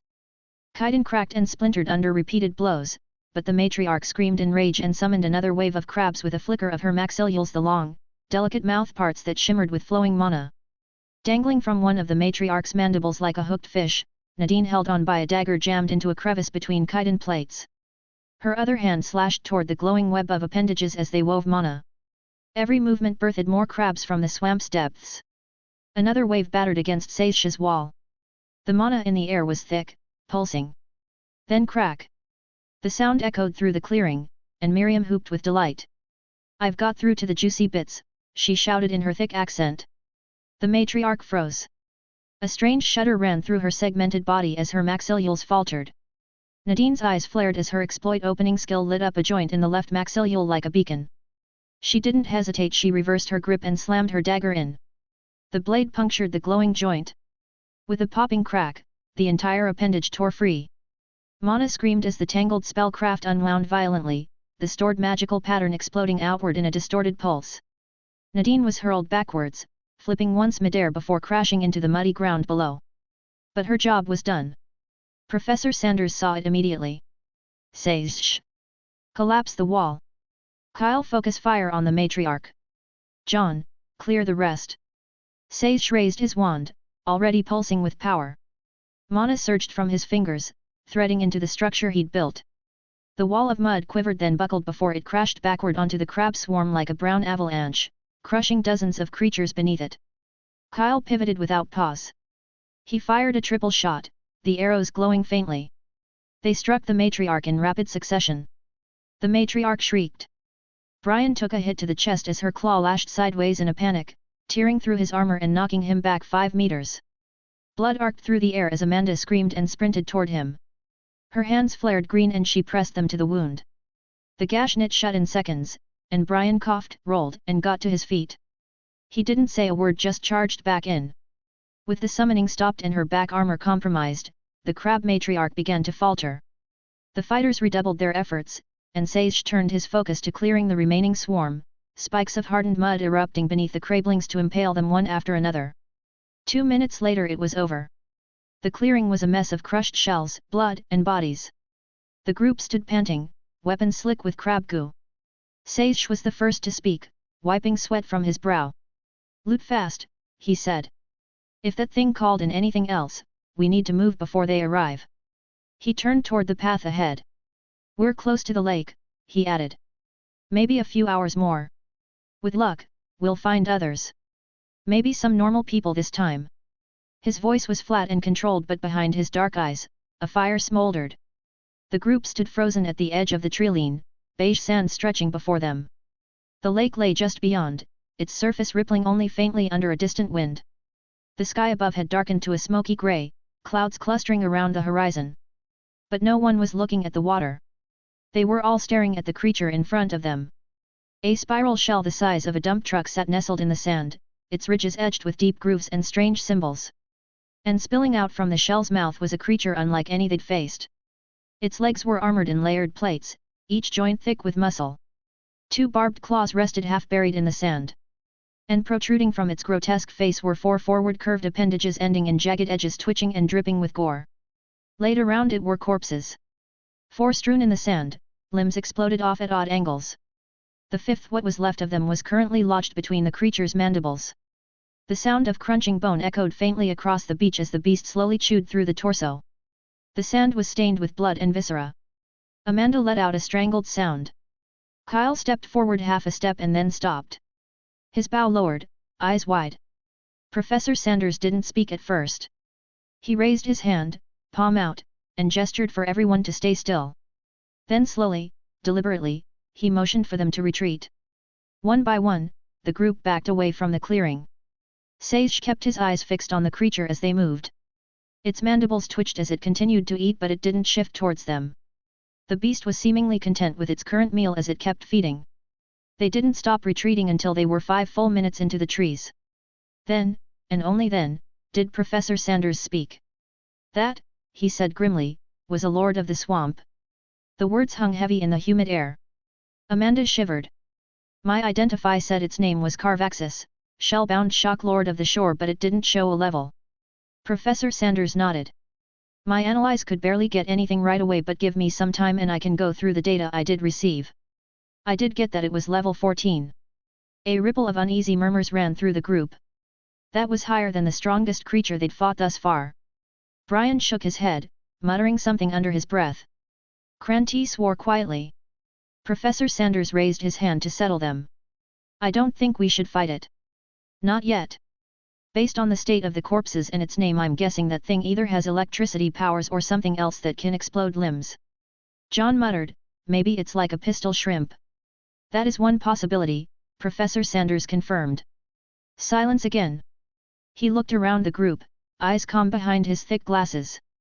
"That said, we're still a democracy. So I'm putting it to a vote. Raise your hands if you want to try fighting Carvaxus." Hands didn't fly up immediately. Then Sage raised his. Miriam grinned and followed. Sage looked sideways at Cranty, who held his gaze for a moment. Then, slowly, raised his hand too. With only 3 hands in the air, the decision was made. They wouldn't fight it, not today at least. Sage inhaled through his nose. He didn't speak right away. The air was thick with humidity and unspoken tension. Finally, he broke the silence. "We'll have to fight it eventually," Sage said, voice low but clear. "We all know that." Brian crossed his arms. "Yeah, and when we do, I'd like to still be able to block without my arms exploding off." He didn't sound angry, just practical. Still, the words didn't sit right with Sage. Miriam shrugged. "He's probably right. Still, I'd love to sink my axes into whatever a shell-bound shock lord is." She cracked her knuckles. "Sounds like a damn good fight." Amanda looked exhausted. Her hair clung to her temples, her eyes shadowed and hollow. "I'm almost out of mana," she said quietly. "We've been pushing hard. Too hard. We keep taking fights because we think we have to." She looked at Professor Sanders, then at the others. "Maybe we should rest. Camp for the night? Come at this with a plan. Let Professor Sanders analyze it more thoroughly. We'll be fresh. We'll be ready." There were nods around the circle. Sage said nothing at first. His jaw clenched. A familiar heat simmered behind his eyes. Like his goals and everyone else's were grinding against each other, sparks catching in the spaces between. He exhaled slowly. Fine, he muttered. We rest. No one seemed to notice the edge in his voice. But the fire behind his eyes had not gone out. The campfire crackled softly. Orange light licked at the damp air, throwing long shadows across the twisted roots and hanging moss that framed their campsite. Most of the group was scattered nearby cleaning weapons, checking armor, eating in silence. No one laughed. No one spoke loudly. Sage sat close to the fire, elbows resting on his knees, staring into the flames. Footsteps approached from behind. You shouldn't look so glum, Nadine said, her voice quiet but steady. Professor Sanders will figure something out. He always does. When he has a plan, we'll take down that thing. Sage didn't look at her at first. He watched the fire shift and collapse in on itself. I know, he said finally. I just think we're not pushing ourselves hard enough. Nadine stopped beside him. The firelight caught her face, highlighting the tired lines around her eyes. You think taking bigger risks is the answer? Yes, Sage said immediately. The system rewards people who take risks. You've seen it. Skills evolve faster. Levels come quicker. We can't afford to play it safe forever. She was quiet for a moment. The system might reward risk-takers, she said slowly. But it doesn't reward the dead. She hesitated. We can't push too hard, or we'll end up like... She stopped herself. Sage's mouth twisted, just slightly. Like Cade, he said. Nadine winced. The name hung between them, heavy and unwelcome. The fire popped. After a moment, she turned fully toward him. Her eyes searched his face, studying the way the shadows moved across his sharp features, his strong nose, his carefully controlled expression. Sage, she said quietly. I know it's been a hard few days, but, tell me again what happened that morning. When you and Cade were on watch. He didn't answer right away. I've already told everyone, he said, irritation creeping into his tone. Multiple times. I know, she replied gently. I just want to know if you remember anything else. Anything that might explain why those people did what they did. Sage sighed and rubbed a hand down his face. He leaned back slightly, as if the memory weighed on him. We were doing perimeter checks, he began. Walking the platform I'd raised around the camp. Everything was quiet. He paused and Nadine placed a hand on his shoulder. Sage continued, eyes fixed on the fire. I didn't even realize he'd left until I saw him out there in the marsh. He was already halfway across by the time I spotted him. His voice tightened. I ran after him. Asked him what the hell he thought he was doing. He swallowed. He was swinging a branch around. Wild. Like he didn't even see me. He hesitated. That's when it happened. Nadine's grip tightened. I was maybe 5 feet away, Sage said quietly. I saw the blood spray from his neck. Just a sudden flash of steel followed by a horrible wet gurgling sound. He closed his eyes. One of them had come up behind him. Slit his throat. Before I could even react, the second one jumped in and started stabbing him. Over and over. Like they thought he might get back up. His voice cracked just enough. I didn't think, he said. I reacted. My instincts kicked in. I dropped a pit beneath them, tried to separate Cade from them. He swallowed again. But they didn't stop. They just kept stabbing him. Even after he stopped moving they kept stabbing. A tear slid from the corner of Sage's eye. He made sure Nadine saw it before wiping it away. I buried them, he said hoarsely. I buried them alive. I didn't know what else to do. Nadine squeezed his shoulder. When I lifted Cade's body. I knew, Sage continued. There was no way he was alive. Not after what they did to him. He shook his head slowly. I couldn't let anyone see him like that. So I buried him. Gave him peace. It was the only respectful thing I could think to do. Silence settled between them. After a moment, Sage spoke again, softer now. I keep wondering what he was thinking. Why he ran off like that. But Cade was always different. He finally looked up at Nadine. That's why I push us, he said. Not because I want anyone to die. The opposite. I don't want to fail anyone again. We need power. We need to be ready because who knows how many more insane people are out there. Nadine studied him for a long moment, then she nodded. You're right, she said. We need to get stronger. We don't know what's coming and some monsters are harder to spot than others. She glanced toward the dark swamp beyond the firelight. Hopefully Professor Sanders can put together a plan soon. Her voice hardened slightly. Then we can take down that lord of the swamp. The fire crackled on. And Sage stared into it, calm once more. A few hours passed in uneasy quiet. The group had settled in for the night, scattered around the flickering campfire. No one fully relaxed, ears twitching at every splash in the distant marsh, hands never straying far from weapons.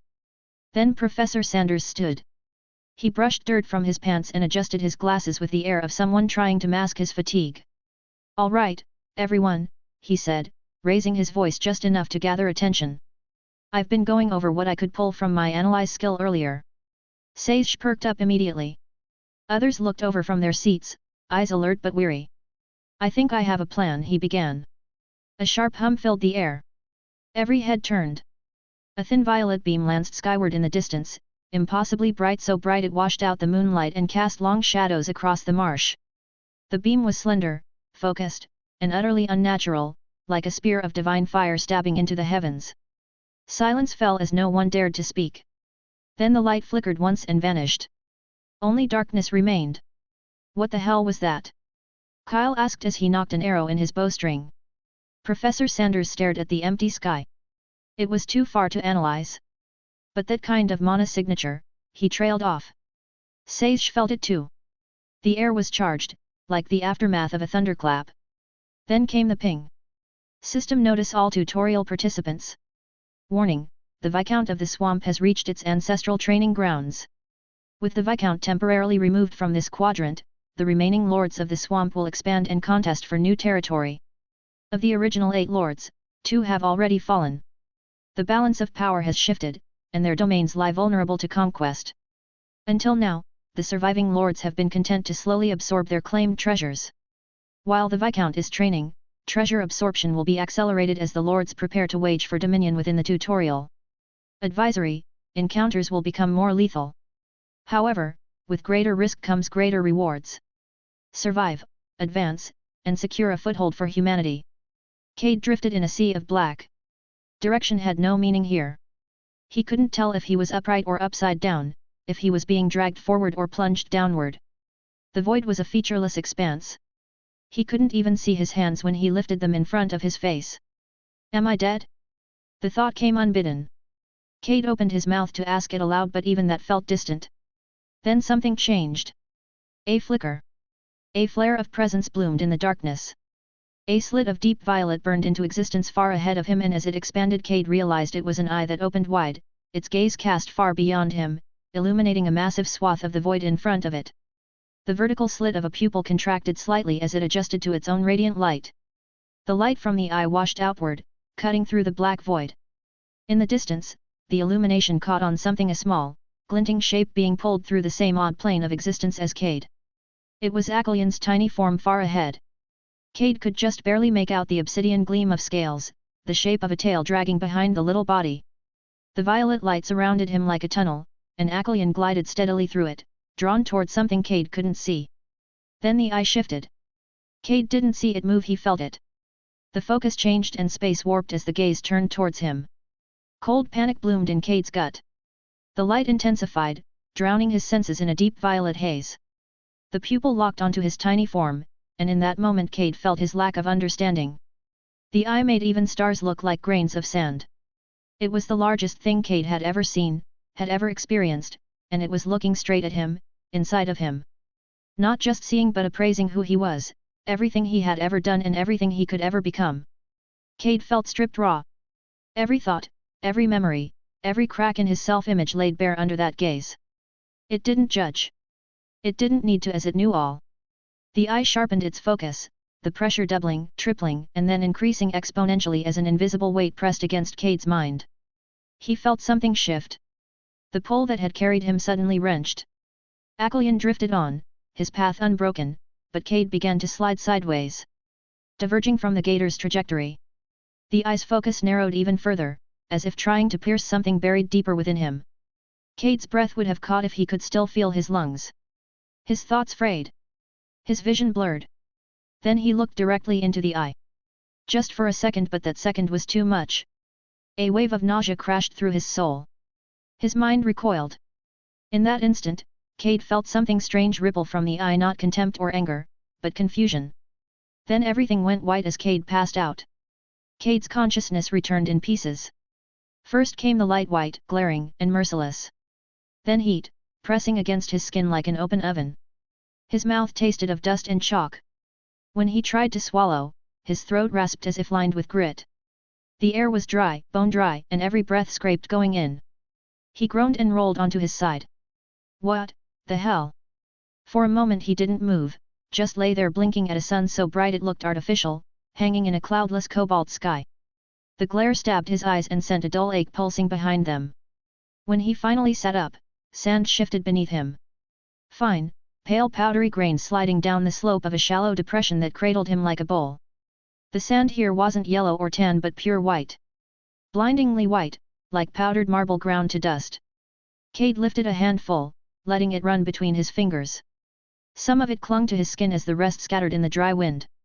System notifications hovered faintly at the edge of his vision, several of them, but he blinked them away for now. His head throbbed too much and he needed to figure out where he was first. He did a quick check of himself. Leather armor still there, scuffed but intact. His bow was still around his back. The small dagger was sheathed securely against his outer thigh. He patted his pockets. The cores from Enzel and Tegzerin were still tucked safely away. But two things were missing. Both treasures, the shard and the dewdrop, had been left behind. The violet portal must have pulled only him through, leaving his axe an overpowered endless bead of refreshment behind. Great, he muttered, dragging a hand through his hair. Just great. I'm back to being basically defenseless. He pushed himself unsteadily to his feet. The sand gave way beneath his boots, each step sinking a few inches as he climbed the ridge surrounding the pit. The slope wasn't steep, but every movement felt sluggish as he waded through powder. When he finally reached the top, the world opened before him. White dunes stretched endlessly under the blue dome of sky. No trees or stones to mark the horizon. Just light and heat and shimmering emptiness. Except one direction wasn't empty. Far ahead, maybe a few kilometers out, the horizon wasn't smooth. A massive wall of shifting white loomed there, roiling upward until it touched the sky. Cade stared, squinting. A sandstorm, an entire wall of it, easily a few kilometers high, swallowing the sun's edge in its curling mass. Where the fuck am I? He breathed. Images flickered in his mind, the ritual, the beam, the eye. That enormous violet pupil opening in the dark, staring through him. The memory sent a cold shiver down his spine despite the heat. He tore his gaze from the storm. The thing was moving, slow but steady, its edge dragging across the horizon. Cade wasn't about to test how fast it could reach him if he sat still. Definitely not heading that way, he muttered. He turned in the opposite direction, picked a point on the empty skyline, and started walking, boots sinking softly into the white dust as he left the pit behind. The air shimmered. The storm murmured like a living thing somewhere far behind him.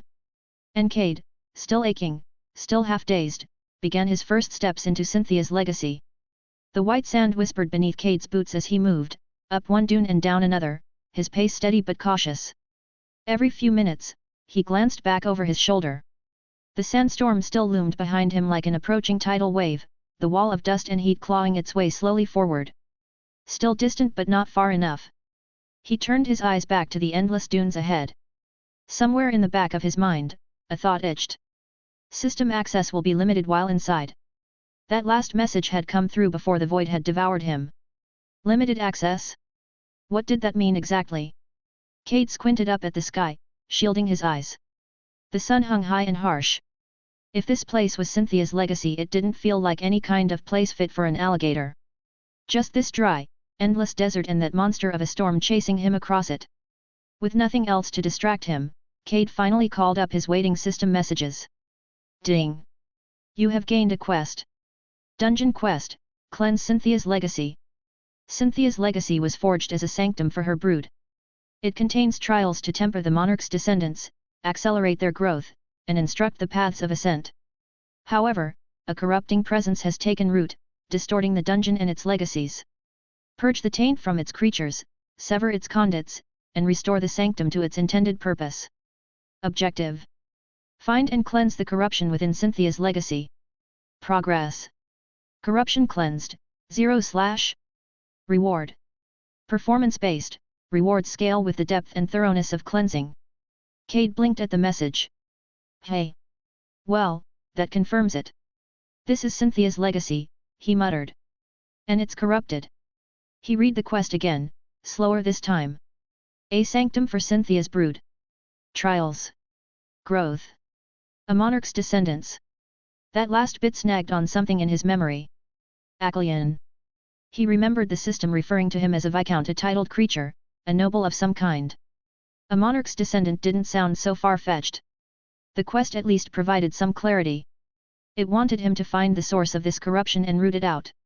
Except how was he supposed to tell what was corrupted in this hellscape? It was just endless sand. Maybe if his identify worked it would help. If he could get close to a creature, maybe he could scan it. Assuming anything lived out here. He exhaled and opened his quest list. Quests: Tutorial Quest, Lords of the Swamp, Dungeon Quest, Cleanse Cynthia's Legacy. Something was missing. Cade frowned. Where's wait? The hidden tutorial quest, Viscount of the Swamp, a forked path, was gone. Did it complete? That had to be it. The reward was entry into Cynthia's legacy, and here he was. Still, the system hadn't given him a notice or reward pop-up. He made a face. You'd think finishing a quest would at least warrant a ding. Maybe the corruption was interfering with the system's messaging. And if that was the case, then what much else might be missing? Another notification blinked into view after he closed the quest panel. Ding! You have gained new titles. Shepherd the Young. Befriend, safeguard, and deliver a titled heir to their ancestral grounds. Plus 5% to vitality. 111th Integration Pioneer. First integrated human to enter a system-recognized dungeon in the 111th integration. Plus 10% to all stats. Cade raised a brow. Hey! So titles still work. He schemed the bonuses. Plus 5% to vitality was welcome, sure. More health was always great. Possibly even longer lifespan? Makes sense. A good shepherd lasts longer than their flock, right? The description of the other title made him pause. First integrated human to enter a system dungeon. Did that mean the system rewarded other creatures that had entered before? Beasts? Monsters? Other non-human sapients? First human. Not first person or first creature. He rubbed his chin, brow furrowed. Did Acalian get the same title? Maybe even a better one since he technically entered first. Still, plus 10% to all stats wasn't a joke. For someone like him, someone that didn't have a system core, those bonuses were desperately needed. He'd take it.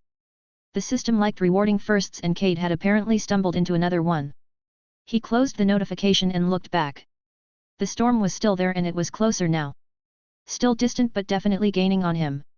He shifted his course slightly in an attempt to skirt around the massive sandstorm that seemed to be following him. The sand was soft underfoot, dunes rising and falling in all directions like frozen waves. Cade trudged forward, sweat beginning to gather beneath his armor.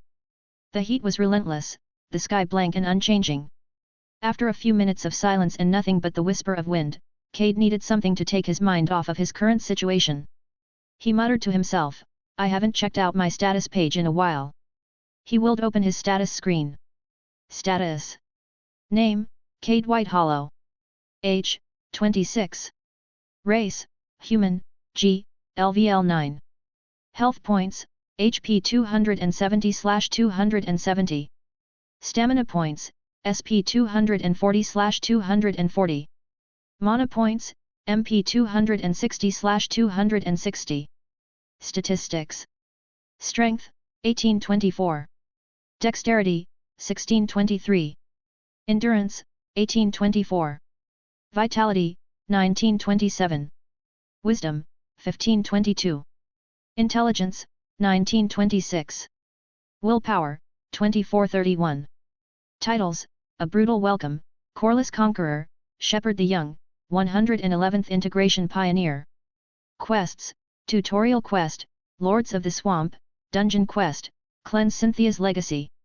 Race skills, Unbroken Will, identify, lesser. Cade blinked at the numbers. Damn. He hadn't checked in since he was level 5. Now he was 4 levels higher and every stat had jumped by at least 6, most by more.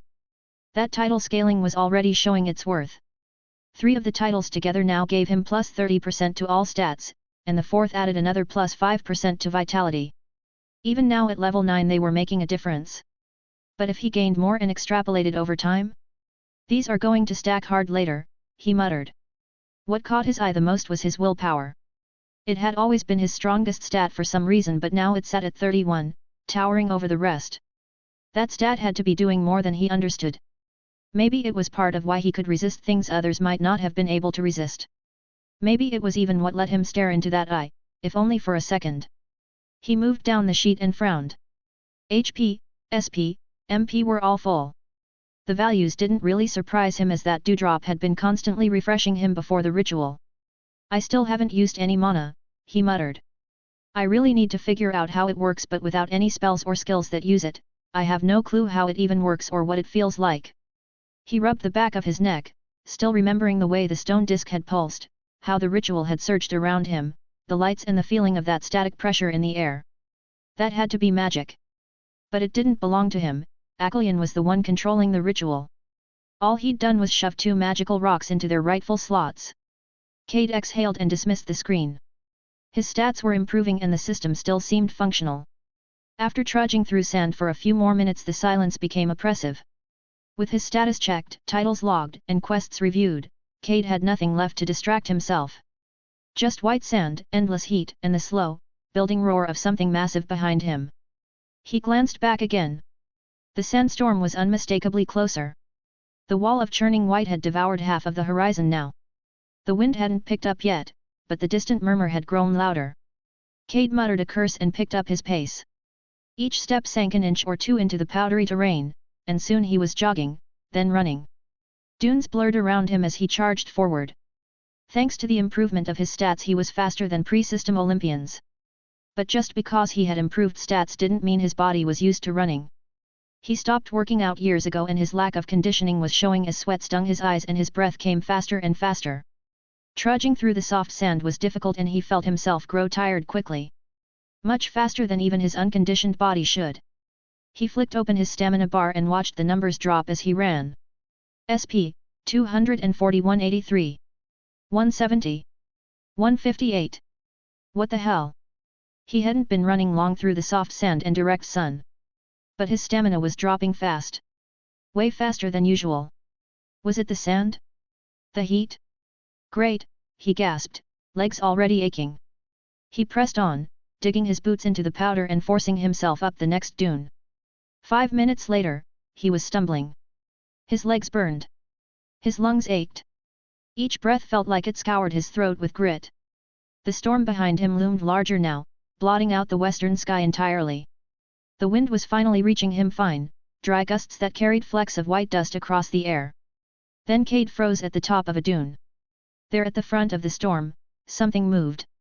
At first, he thought it was just the storm itself, but then the shape shifted and rose. Cade's eyes widened. A pale, towering form cut through the front of the sand cloud. And then it arched, its segmented body gleaming under the sun. A massive, gaping mouth with rows of radial teeth opened wide as it plowed through the dunes. A worm. A giant white worm, the kind that didn't belong in any ecosystem Cade had ever heard of outside of that one sci-fi book. He couldn't tell how long it was, but if he could see it from this far away, it had to be colossal. Fuck me. I need to get the fuck out of here. He turned and bolted. Forget pacing. Forget rationing stamina. He needed distance from that terror charging towards him. The storm behind him howled, but Cade didn't look back. The image of that thing burned behind his eyes, the way its body coiled, how the sand swirled around it as if the desert itself obeyed. He sprinted across the white powder, breath ragged, boots slipping and sinking. He needed to find shelter. Any sort of cover. Anything. But the desert ahead offered nothing but dunes. Cade ran. White powder flared beneath his boots, each stride sinking just deep enough to sap momentum. The wind at his back howled as the storm was gaining on him. He risked a glance back. The white wall chased him, curling and shifting, swallowing the dunes behind him. But the worm, the colossal beast that had emerged from it, wasn't coming straight for him. Cade could see its great, winding body veering off slightly, curving at an angle. Still, the storm that followed it would quickly overtake him. Just a little farther. Just get over this next dune, find cover. His boot caught on something he didn't see and Cade pitched forward, falling hard. His shoulder hit first, skidding against something buried just beneath the white powder that wasn't soft sand. He groaned, pushing up to his knees. What the? He looked down at his foot and saw a pale ridge sticking out of the sand like the edge of a buried plate. Bone-colored. Faintly gleaming. His fingers clawed at the white dust, shoving it aside to reveal an arc of smooth ivory-like material. The surface was curved and polished by weather and time. The not quite symmetrical dome rose gently from the sand, just large enough to resemble the top half of a shelter. Cade's breath caught as he brushed more sand from the surface. A hollow gap revealed itself just beneath the lip where he had tripped, an opening, shallow but wide enough to slip into. His eyes darted to the horizon. The wall of sand was nearly upon him now. The air howled like an open furnace, tearing at his clothes and stinging his eyes. He had no time to question. No time to think. He dropped to his knees and dug furiously. Powder sprayed behind him as he cleared enough space for his body. The underside of the dome was darker, hollowed out from beneath, like something had been living inside. It was tight, but at least it would provide some shelter.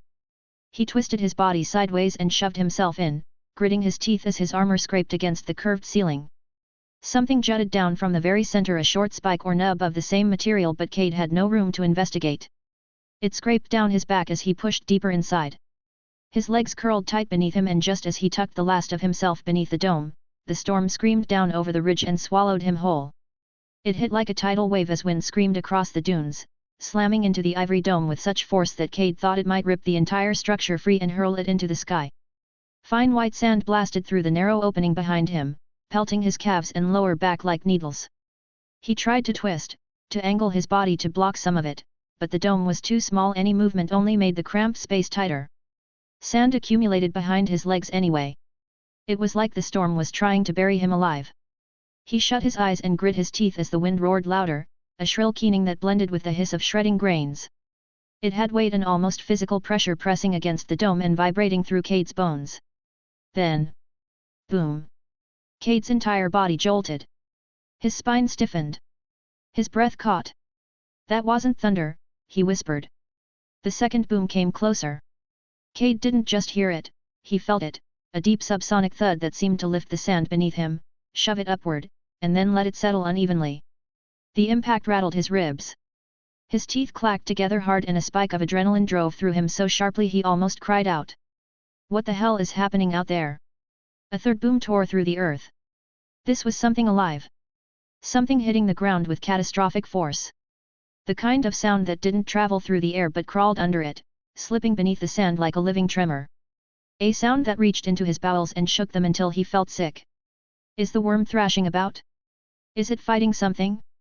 Another impact hit, this one even louder, and it caused the dome to jump up a few centimeters. Then sudden, terrifying silence. The wind raged, yes. The sand hissed. But the deep tremors stopped. No more concussive hits. No more ground-shaking impacts. Just the storm. Minutes passed as Cade counted each heartbeat as it throbbed in his chest. Slowly, the wind began to peel more sand away from the dome. Cade heard it slithering off the top as the storm's relentless erosion continued. Something shifted above him, the tiny scrape of grains rolling off the far side. Then light seeped in. A hole formed near Cade's face as the storm exposed more of the dome's side. He angled his head, pressing his cheek sideways against the hard inner surface, letting his eye line up with the newly opened gap. At first, all he saw was chaos. White curtains of sand drifted and curled across the landscape. The storm wasn't one wall anymore, it had fractured into flowing currents. Temporary wind-carved rivers of dust vanished, reformed, and vanished again. Through a momentary break, he saw a ridge. A ridge too smooth. Too curved. He squinted, trying to bring it into focus. As the ridge resolved, he saw a broad, banded structure. Thick and armored. Half buried by white dust. It wasn't a ridge or a dune, it was a segment of the massive worm. Another ring lay behind it, partially revealed by the storm's peeling winds. And farther still, he caught sight of the worm's circular maw, jagged teeth pointing outward like broken glass in a giant crown. The mouth hung slack, partially open, completely motionless. "It's dead," he whispered, disbelief creeping into his voice. He couldn't wrap his head around it. That thing had been colossal, its mere presence created a storm. It had tunneled through the desert like a living river. And now it lay on its side, as inert as a felled tree. Then the realization hit him, the worm hadn't been chasing him, it was fleeing from something worse. What in this white hell could kill something that size? The wind around the dome subtly shifted. Like some great pressure far away had eased its grip. Cade felt it in the way the sand settled against the dome's edge, in the softening hiss of particles that no longer whipped past with the same fury. The storm hadn't ended, but it had stepped back. 100 meters out, walls of white still raged and curled, but near the worm's corpse, the air went strangely calm. A pocket of stillness nested in the desert, as though something had forced the storm to part around it. The eye of the storm, Cade thought. He kept watching. At first, nothing moved.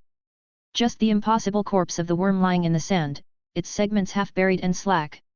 Then something stepped out of the storm's curtain and Cade's breath hitched. The creature emerged slowly, deliberately through the shifting white. 5 meters tall, maybe more. Towering. Its silhouette was blocky at first, as if carved from stone and wrapped in dust, but as it entered the calmer air its details sharpened.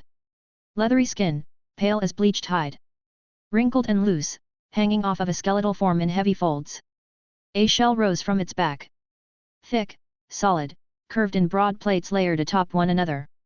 Bone white, but shimmering faintly when caressed by the light. Iridescent with subtle hints of blue and green glimmered across its surface like trapped auroras. Its neck jutted forward from the top of the shell, long, thick, powerful. The head was heavy, somewhat triangular, mouth broad and flat. Two black, bead-like eyes shone with unsettling intelligence. It looked like a creature carved from ancient ivory and brought to life. And it walked on 2 legs. Not lumbering like a beast forced upright, but with a measured gait, each step deliberate and balanced, almost human. Cade didn't realize he'd whispered aloud until he heard himself, "What the fuck is that?" The creature's head turned slightly, not toward him, but toward the worm's corpse. Its chest expanded as it inhaled deeply, ribcage rising like an inflating bellows. Cade swallowed hard and activated his only usable skill. Ashen Emperor? That's all I get, he thought bitterly. No level or description, nothing but a title. Emperor. Not a baron. Not a viscount like Acleon.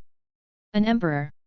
Something at the highest rung of power in this dungeon, or maybe even beyond it. Cade's mouth went dry. The creature reached a section of the worm's corpse and paused. It placed one thick, clawed hand on the segment as if testing its solidity. Then it leaned forward and inhaled again, deeper this time. The air trembled from the force of it. And then it exhaled and flames burst forth. A blistering jet of pure white fire shot from the Emperor's mouth, washing over the worm's segment in a roaring wave. The air warped. The light was so bright Cade had to squint. Heat slammed into him, rolling under the shelter like a physical blow. He flinched, skin prickling as though the desert sun had suddenly intensified. The worm's flesh didn't burn. It didn't even blacken. It nearly vaporized. The white fire unmade it, turning armored carapace and sinew into drifting clouds of luminous white dust. No smoke or smoldering, just pure destruction. The Ashen Emperor moved to the next segment and the next. Each time, inhale, then a burst of white flame that carved the worm's carcass away in sheets. The worm's colossal body was lit up piece by piece, each blinding wash of fire reducing meters of the monster into weightless ash that swirled upward before dissolving in the still air. Cade could only stare. Awe and terror mixed in his gut. This creature had not just killed the worm. It was erasing every trace of its existence. And it was doing so with the calm focus of someone tidying their garden. When the final segment of the worm was alight with white flame, the Ashen Emperor stepped back. It lifted both arms outward in a wide T-shaped stance, palms open. Cade watched as it inhaled again, then the Emperor bent its arms at the elbows and brought its palms together, fingers pointed toward the ground. It inhaled sharply. All around them, the white flames flickering across the worm's remnants shuddered, then slowly leaned inward, bending toward the Emperor as though being pulled in by its breath. Then the Emperor exhaled forcefully, thrusting its arms upward toward the sky. The dunes lit up in an instant. White flames erupted into towering plumes, columns of ash and light shooting hundreds of meters into the sky like spears of luminescent dust. For a heartbeat, the entire desert glowed. Then the pillars burst apart. Ash rained down in soft sheets, drifting like snow. Cade stared, speechless as the ash fell. It didn't spiral chaotically or scatter on the wind. Above the dunes, the white particles shimmered like powdered light, drifting in deliberate spirals, arcs, and looping trails as if they were following some unseen script.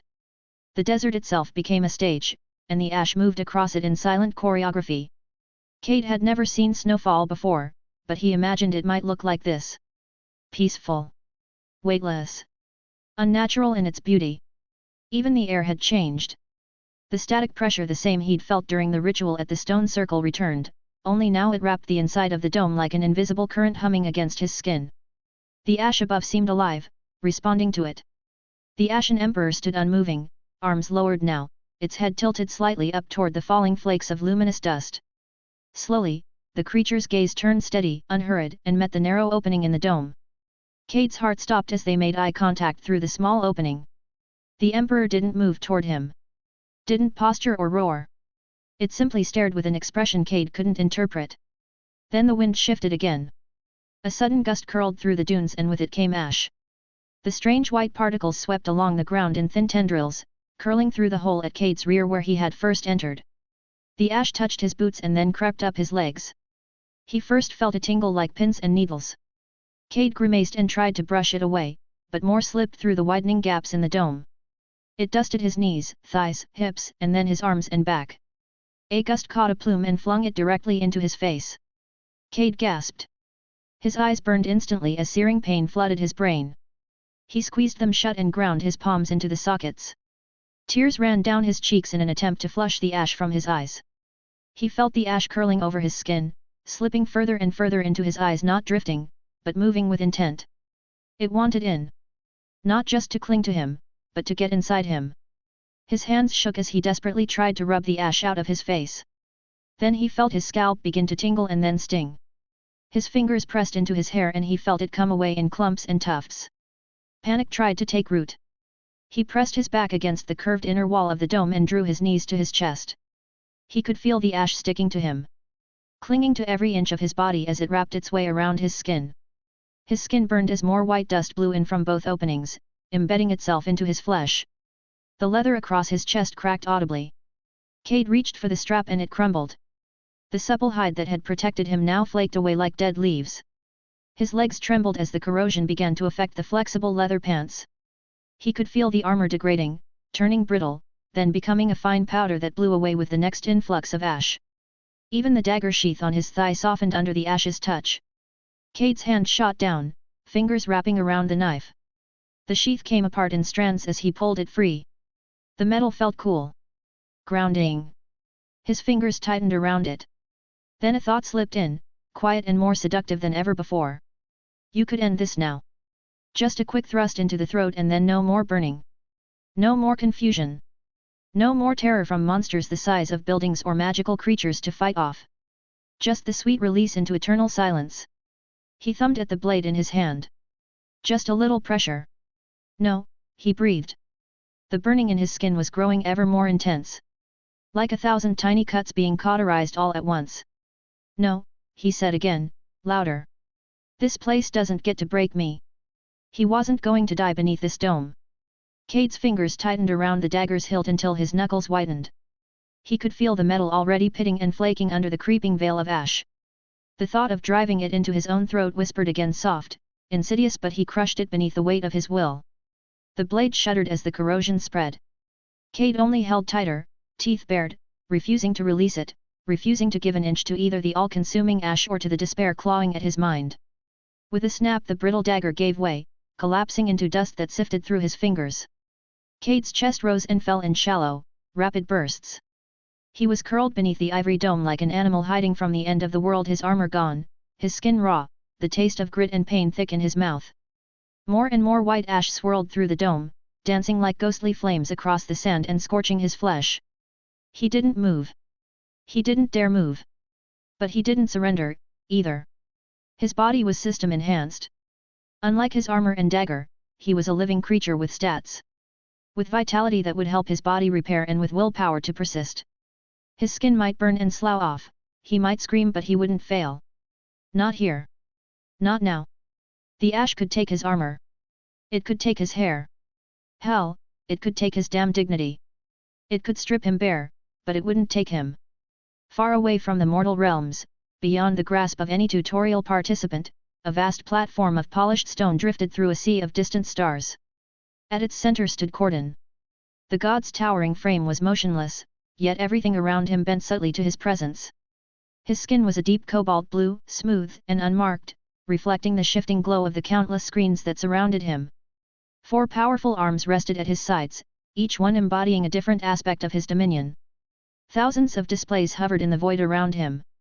They flickered endlessly with scenes pulled from across the tutorial under his watch. Battles erupted and ended in moments. Creatures hunted and were hunted in turn. Humans struggled, adapted, and died while others survived. Each moment unfolded in perfect clarity. Corden's expression remained calm, composed, untouched by the chaos playing out before him. Internally, he was anything but. This has never happened before. His gaze flicked, just briefly, to a space where no screen lingered. A nearly imperceptible gap among the thousands of displays. One of his participants had vanished. Not died, for he would know the moment that Normie died. No, somehow he had vanished completely. Corden's jaw tightened slightly, though no other sign of his agitation showed. In all his eras as an overseer, he had never lost sight of a participant. The system obscured their stats and internal states, but it had never cut one from his view entirely. What did you do? The thought lingered, unanswered. Then a thin silver seam stitched itself into the fabric of his domain. Corden's attention snapped toward it instantly. The seam split apart with a distorted, tearing sound, like a corrupted transmission forced through an unwilling speaker. From within stepped Jackal Quipshade. The second-rate god brushed at his fur as if removing dust, bushy tail swaying lazily behind him as though he had all the time in existence. A second figure followed. Corden's eyes narrowed at both of them. Now? Of all possible moments, Jackal has the gall to come now? Internally, irritation flared into anger, but externally he made sure nothing changed. What are you doing here? Corden asked, his voice even. Jackal looked up at him with a wide, toothy grin, ears twitching with exaggerated innocence. Oh, come now, he said lightly. Can't a fellow god drop by to enjoy the show? The other gods said nothing, their presence still and unreadable beside Jackal. Corden's gaze lingered on Jackal. Suspicion came easily when dealing with him. The creature was infamous for inserting himself into matters that did not concern him, always with a reason, always with something to gain. He knows something. The thought formed immediately. 2 gods did not arrive uninvited to observe a tutorial without cause. And yet, Jackal had said nothing. No mention of the anomaly. No hint that he knew. Corden's eyes narrowed slightly. Or he's waiting for an opportune moment. So, Jackal continued casually, reaching into empty space and producing a large tub of buttered popcorn. I've heard your tutorials are particularly entertaining. Thought I'd see how the new generation handles things. He tossed a piece into his toothy mouth, chewing thoughtfully. Corden exhaled slowly. Jackal was annoying and his timing was suspicious. But technically, watching was not forbidden. And Jackal's offerings. Corden's gaze flicked briefly to the popcorn. The last time he had accepted something from Jackal, the beneficial effects had lingered long after the taste had faded. Fine, Corden said at last. You may observe. Jackal's grin widened. Fantastic.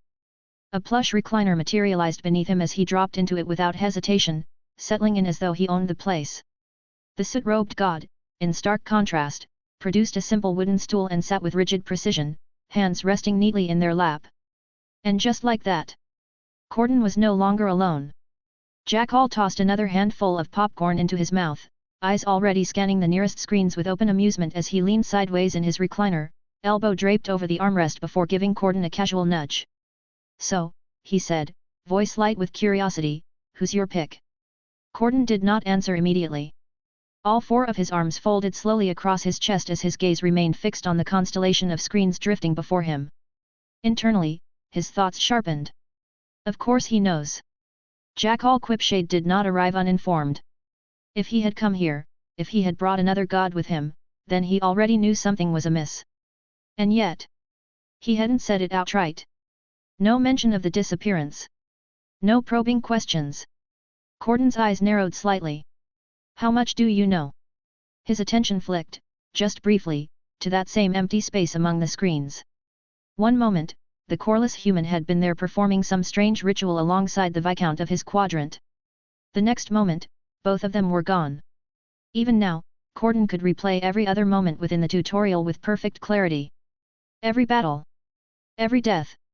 Every decision. But the system had cut him off near the end of the Viscount's ritual. Why? The question lingered, unanswered. Cordon finally spoke. I have narrowed the field to a short list of potential candidates. One of his arms lifted and several screens detached from the greater mass and drifted closer, hovering between them. Multiple individuals display potential to be the system's chosen. He gestured toward the first. A frozen mountainside filled the display. Snow whipped violently through the air as a group of humans struggled against an encroaching tide of undead. At their forefront stood a woman with long blonde hair, her blade moving with precise, almost unnatural efficiency as she carved through skeletal ranks. Another screen shifted forward. A volcanic landscape dominated the view. Two colossal elementals clashed atop the mountain's rim, one of molten fire and flowing magma, the other of jagged stone. Each impact sent rivers of lava and tons of rock cascading down the slope. A third display emerged. A calm oasis, untouched by the chaos of the wider tutorial. At its center, a man stirred a bubbling cauldron with measured patience, adding ingredients with careful precision as though the surrounding desert posed no threat at all. The final screen drifted into place. A crude swamp encampment. Makeshift structures rose from mud as a pale man stood at its center, directing others with a surprising authority, his expression composed despite the danger lurking beyond their fragile settlement. Jackal leaned forward, eyes gleaming with interest. Oh, this is fun, he said. The other god remained still, arms folded, content to remain silent as they observed. Which one do you think it is? Jackal asked, a grin tugging at his lips. Cordon's gaze moved from one screen to the next, studying each in turn. It is too soon to tell. With a subtle motion, he sent the displays drifting back into the greater sea of observation. The chosen does not reveal themselves immediately, he continued. Their path must be observed. Their decisions weighed. Jackal tossed another piece of popcorn into his mouth, watching the screens with open enjoyment. So you're just waiting, he asked. Cordon inclined his head. I will observe the flow of fate surrounding each of them, he said calmly. In time, possibility will narrow into certainty. Jackal leaned back into his recliner, completely at ease. Well, he said cheerfully, his ears flicking with amusement. Guess we'll just have to keep watching. The burning didn't stop. Cade lay curled beneath the dome, his knees drawn tight to his chest, every muscle locked in a desperate attempt to hold himself together. His skin felt flayed. Every inch of him throbbed like it had been peeled open and pressed against a furnace wall. The pain refused to plateau, it clawed upward, steadily, relentlessly, a horizon that kept receding no matter how far he staggered toward it. His breath came shallow, harsh. What little air he managed to pull in tasted like metal and dust. Then the pain changed as it sank deeper within him. At first it was just a deeper ache, like the burn on his skin had found a fissure and slid inside. But then it crept further down past muscle, past tissue, past places pain had ever belonged. A hiss tore from Cade's teeth as the sensation burrowed into him. The burning wrapped around his ribs, pried through his chest, and tugged at his spine. His nerves lit up in frantic, discordant pulses. His vision stuttered behind his squeezed eyelids, bright flares of white and black alternating like a strobe light. He wanted to scream but he didn't dare. Not with that emperor somewhere out there in the storm. Not with a creature capable of reducing mountains of flesh to vapor that close. If he screamed loud enough for it to hear. He bit his own arm to clamp the sound down, teeth grinding through the pain. But the ash didn't care. White powdery ash still slipped beneath the dome in thin, insistent streams. It crawled over his legs, his hips, along his back, and across his face. Not drifting, seeking. Moving with intent. Curling up his nostrils, slipping between cracked lips, clinging to the corners of his eyes. And then it pushed deeper. Cade felt it invade. The ash was moving into him, down his throat and into his lungs with each ragged inhale. Into his stomach with every involuntary swallow. He could feel it crawling deeper and deeper. The moment it hit his bloodstream, everything exploded. White-hot agony ripped through him. His insides boiled. His bowels turned watery and he puked a thick stream of black, viscous sludge that splattered against the shell's curved inner wall. A heartbeat later his lower half spasmed and more tar-like filth spilled out beneath him. His chest seized. His back arched involuntarily. His limbs jerked in sharp, uncontrolled spasms as if the ash were carving tunnels through his flesh, excavating him from the inside. Pins and needles erupted into an inferno in his arms. His legs burned as if veins were being melted and remade. Something pulsed behind his sternum. His spine thrummed with a deep, burning ache. He pressed his forehead against the ash-slick ground, breath shattering in jagged gasps. He tried to rasp but no sound truly left his shredded throat. I need to live. I need to survive this. He thought. The storm outside roared. Wind battered the dome like a beast trying to tear him from his hiding place. More ash flowed in, swirling around him, clinging to him, merging with the black filth already coating his skin. His lungs spasmed and ash rushed into him again. He coughed, choked, gagged, and more black ooze spilled from his mouth. His throat burned as if being scraped raw from the inside. His head spun. His vision flickered in and out. The pain surged again deeper now as pain erupted from even his bones. A pressure built inside his chest, squeezing his heart until each beat felt like a hammer striking him from within. Something buzzed along his spine. His fingertips tingled. His toes went numb. Heat and cold collided inside him like battling currents, boiling then freezing then boiling again. Cade's hands clawed helplessly at the floor. The ash under his fingers shifted. His body twitched violently, muscles jumping without permission. His mind frayed around the edges. Even as something tugged at his awareness. Cade's fingers spasmed against the ground, scraping through ash and sludge until they brushed something solid. The sensation sparked a half-remembered thought, dragged up from beneath the pain. The cores. The ones he'd taken from the lords of the swamp. Panic flared weakly. With shaking effort, he clawed at the ruined remains of his armor and spilled its contents into the ash. 2 stones tumbled free. The first was jet black, darker than night, darker than the onyx scales of the serpent it had come from. Lord Enzel's core. It should have swallowed light. Instead, its surface crawled with pale streaks as ash clung to it. Fine cracks spider-webbed across the darkness, glowing faintly white before the glow collapsed inward. The core shuddered once then began to flake, black fragments lifting away before dissolving into dust. No, Cade tried to rasp, but the sound died in his throat. The second core rolled against his palm as if seeking him out. Tegzeran's soft green, almost white, core was glowing gently even now. For a heartbeat, it resisted. The glow brightened, pulsing as if alive, as if trying to hold itself together. Then the ash began devouring. The green light dimmed steadily. Hairline fractures spread through the core's surface, leaking pale luminescence that the ash eagerly devoured. The glow thinned, flickered, and finally guttered out entirely. What remained crumbled in Cade's hand, collapsing into a fine, lifeless powder that slipped between his fingers and vanished into the white. Gone. Both of them were gone. Those cores had been proof he had defeated the lords, and the ash had taken them as easily as it had taken his armor, his dagger, and his strength. The ash didn't care what something was. Only that it could be consumed. Cade's vision blurred completely as another wave of agony rolled through him, erasing thought, memory, and regret alike. Not here. Don't break. Don't give in. Don't. His thoughts shattered as another spike of pain ripped through him, bright and sharp and blinding. The storm's howl dimmed. The pressure behind his eyes pulsed as his breath hitched and his consciousness slipped, unraveling like fraying cloth. Cade lay there, half-curled, half-sprawled, twitching as the waves of ash-driven agony pulsed through him. Darkness held him for a long time. Not the void of the violet eye nor the dreamless numb of a drunken blackout during a college rager. This darkness felt thick like a blanket soaked in cold tar, heavy enough that Cade had to claw his way up through it. When he finally surfaced, the first thing he noticed was the silence. Just a dead, hollow stillness. Then came the pain. A deep, throbbing ache radiated from every inch of his body, but it was nothing compared to the inferno from before. This pain felt survivable.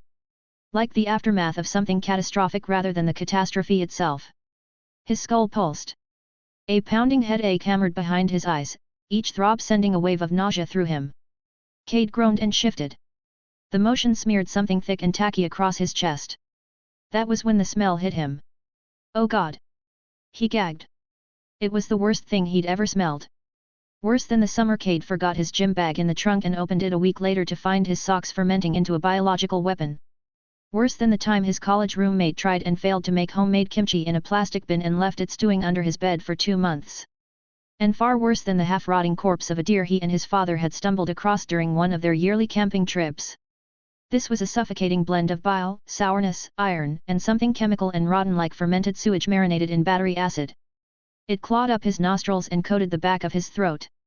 He retched dryly, but there was nothing left in him to throw up. The sticky layer clinging to him, the black bile all around that reek came from him. He lifted a trembling hand and felt the crusted mixture coating his skin. Ash mixed with congealed fluids and whatever else had come out of him. It clung like tar, tacky and horribly slick all at once. For a moment, there was only the stench, the silence, and the distant hum of pain echoing through his nerves. Then, ding! You have endured the ashen baptism. Complete the rite to continue body tempering. Complete the rite? His eyes unfocused for a moment, struggling to make sense of the system notification. But he was too dazed, too drained to understand. The words body tempering lodged in his foggy mind. It sounded familiar, important even, but he couldn't quite place it. Not with everything so hazy. He closed the notification with a sluggish thought. His vision cleared slightly, enough to see the interior of the dome. He froze. It looked bigger. Not physically, but there was more room around him. Where he'd once been curled tight against the curved walls, he now had space between his limbs and the dome's inner curves. Did it expand?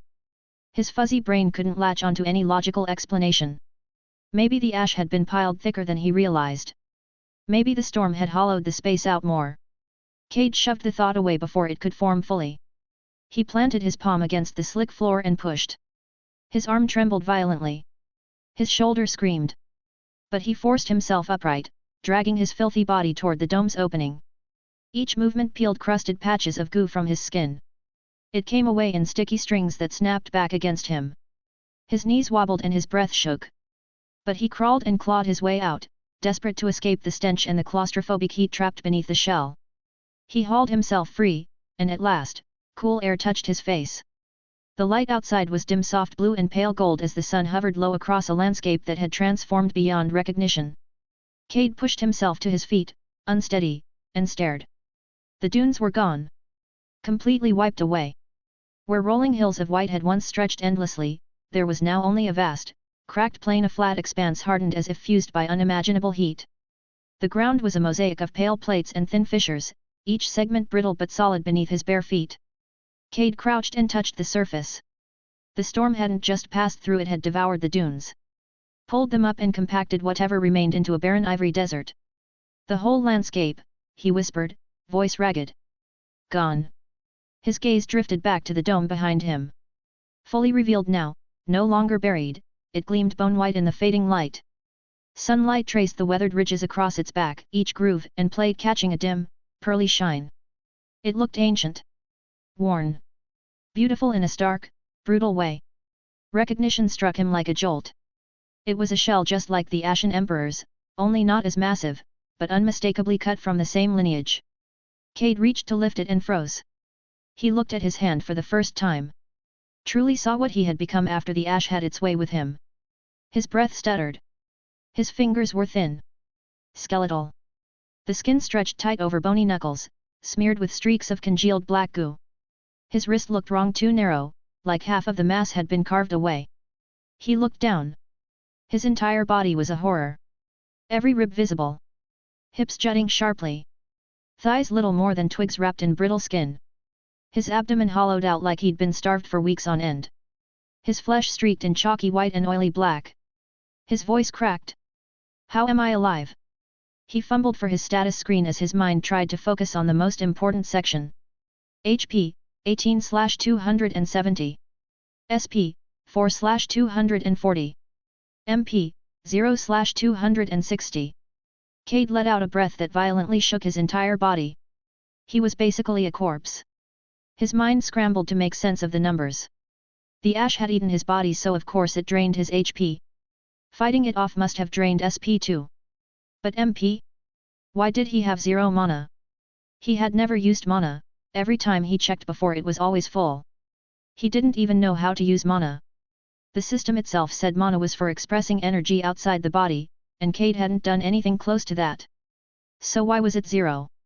Did the ash eat that too? He thought, horrified that something was able to consume him so thoroughly. His mind spiraled with questions. How could ash corrode mana? What was mana made of? What was the ash made of? How was he supposed to learn anything when he didn't even have a class or profession to go from?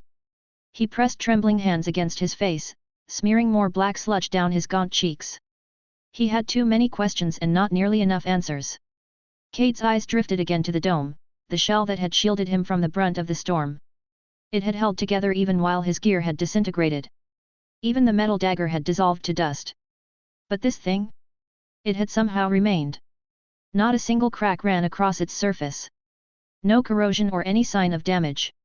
The same dull ivory gleam it had when he first uncovered it still shimmered in the fading light. Cade hobbled back to it. The world spun slightly as he moved, but he pushed through it, one hand bracing his emaciated side. His legs felt like they were barely strong enough to support him. His fingers gripped the outer ridge. It lifted surprisingly easily.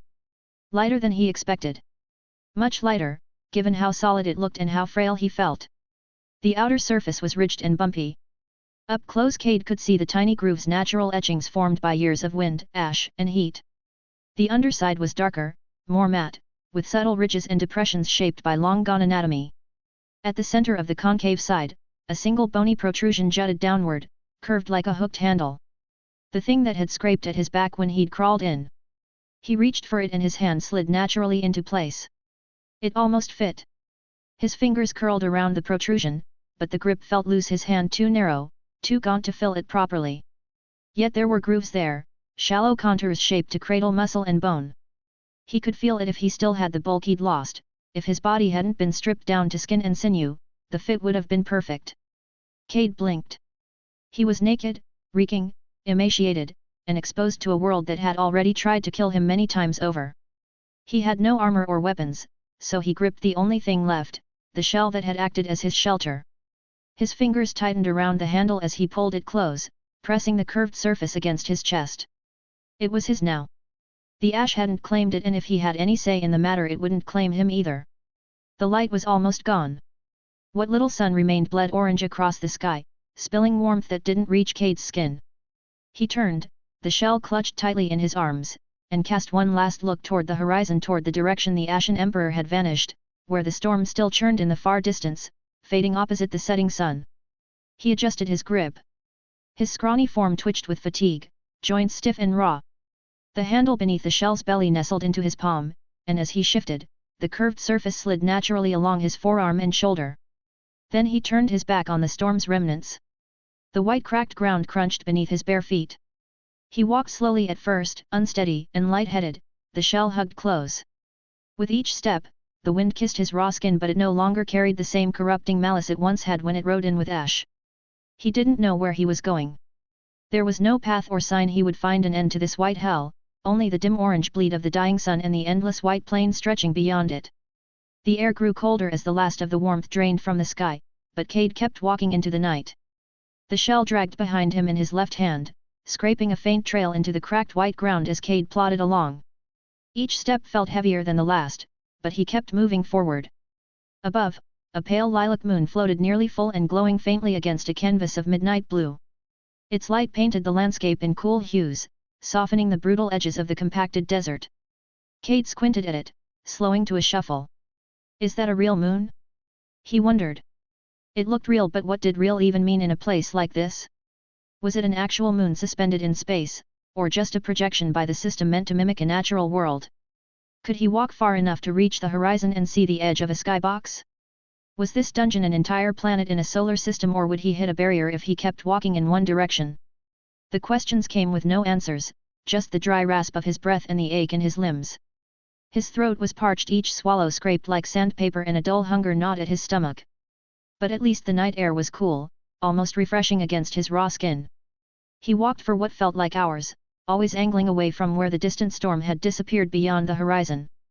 The cracked plain stretched endlessly, no hills or dunes to mark the way, just pale fissures beneath the night sky. He didn't see any sign of life. No birds or insects or even the remains of a bush or a dying weed. Only a vast emptiness. Without warning, his hand slipped. The shell fell from his grasp, hitting the ground with a dull thud behind him. Cade staggered a step, blinked, and then crumpled forward, his legs folding without grace. He hit the ground hard, his ribs jarring against the packed earth. Pain flared through his torso, but there was no strength left to react aside from the slight groan that left his lips. He lay there for a moment before managing to roll halfway onto his side, then after several more seconds of building up his determination, he forced himself onto his back. The night sky loomed above. The moon hung directly overhead. Status, he thought. The translucent screen flickered into his mind's eye and he condensed it down to just his resources. HP, 18/270.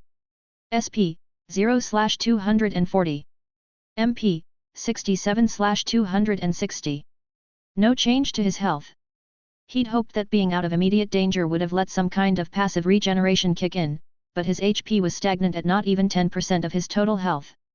Maybe I need food, he thought, his cracked lips twitching with a grimace. His stomach let out a feeble groan. The system probably required fuel for natural regeneration to take place, just like any normal body would. No nutrients meant no repair would take place. He didn't even have a gram of fat left for his body to burn, so it would make sense his health wouldn't regenerate. Zero stamina explained his collapse. He remembered the system entity's warning back in the initiation that he would collapse or even die if he continued to push beyond his stamina limit. But what really stuck with him was the mana. How do I have 67 MP? He hadn't done anything to regenerate it from zero. Hell, his wisdom stat was the lowest of any attribute, so how had he regenerated a quarter of his mana already? Then again, it had never gone down before either. Maybe this was normal. Maybe mana just trickled back on its own. He exhaled slowly, eyelids fluttering shut. More questions. He always had more questions. Cade let the status screen fade and just stared at the stars above until they began to blur. He finally rolled onto his side, arms trembling beneath him. His body groaned and protested, but he moved. Slowly, clumsily, he clawed his way towards the shell. He didn't want to be exposed. Not out here. Not under this endless expanse without any armor or weapons. Even though he hadn't seen another living creature since the Ashen Emperor, the sheer openness gnawed at his instincts. Something primal told him to find shelter, to hide. It took everything he had left, but inch by inch, he dragged himself back beneath the shell. The interior was just as before, the curved walls wide enough to fit him in his shriveled state. At least it was something. Something solid between him and the rest of the world. A barrier, however small. He collapsed on his back and stared up at the dome's belly. Every part of him ached. Every joint, every muscle, every breath. Hell, even his bones felt tired. And now there was nothing to do but lie there. His body yearned for sleep, but his mind was too wired to rest. So he thought. His eyes stayed fixed on the shell's underside, where grooves and ridges traced patterns.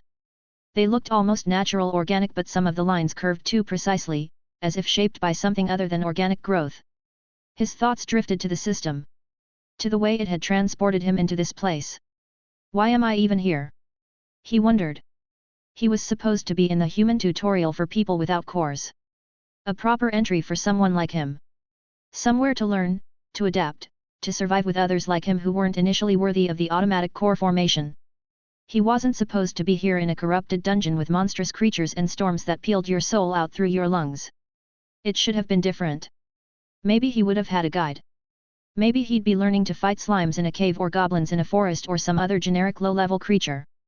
Instead, he was naked and a breath away from death in a place not even meant for people with classes or professions.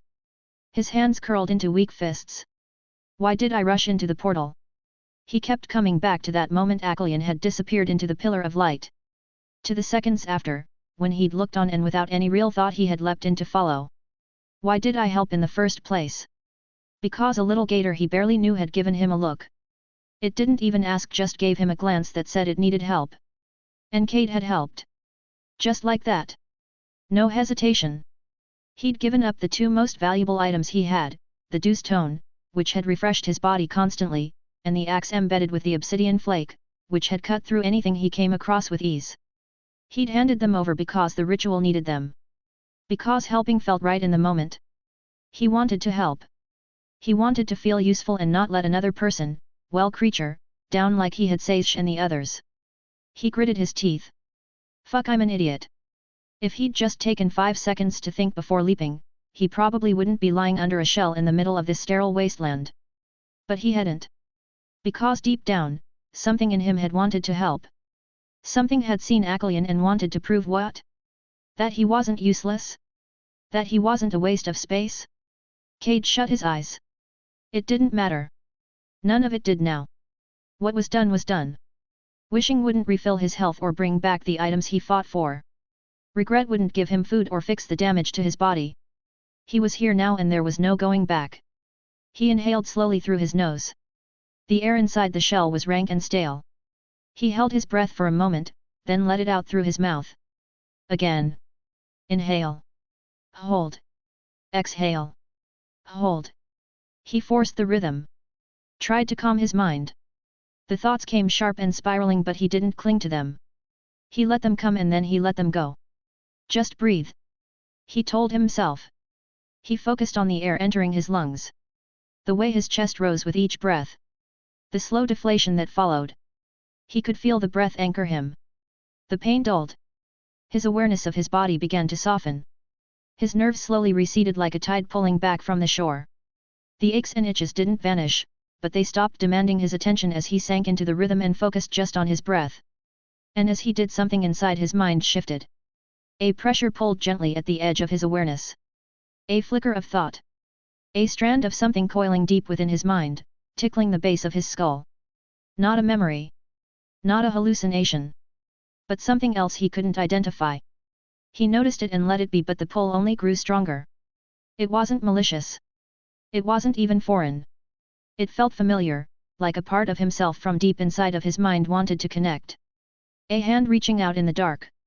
He breathed. In. Out. The pull lingered just out of reach. A word on the tip of his tongue. A song he couldn't quite remember. It felt so close he could almost taste it. And then a slight lapse in focus and his mind jumped at the opportunity. It moved to the sensation, trying to understand it. The moment his mind shifted, his breath hitched and the pull suddenly vanished. Gone as if it had never been there. Cade opened his eyes and he realized his heart was racing. The sensation, whatever it had been, was gone. His body, once numb, now howled again with exhaustion and pain. The return of pain came with spiteful clarity. His joints throbbed. His muscles twitched. The raw patches on his skin ached with every breath. That state of calm, the strange pressure at the back of his mind was gone, and with it, any piece he'd managed to scrape together beneath the shell. Cade's frustration twisted hot in his chest. He'd been close to something. He didn't know what, but it had felt important.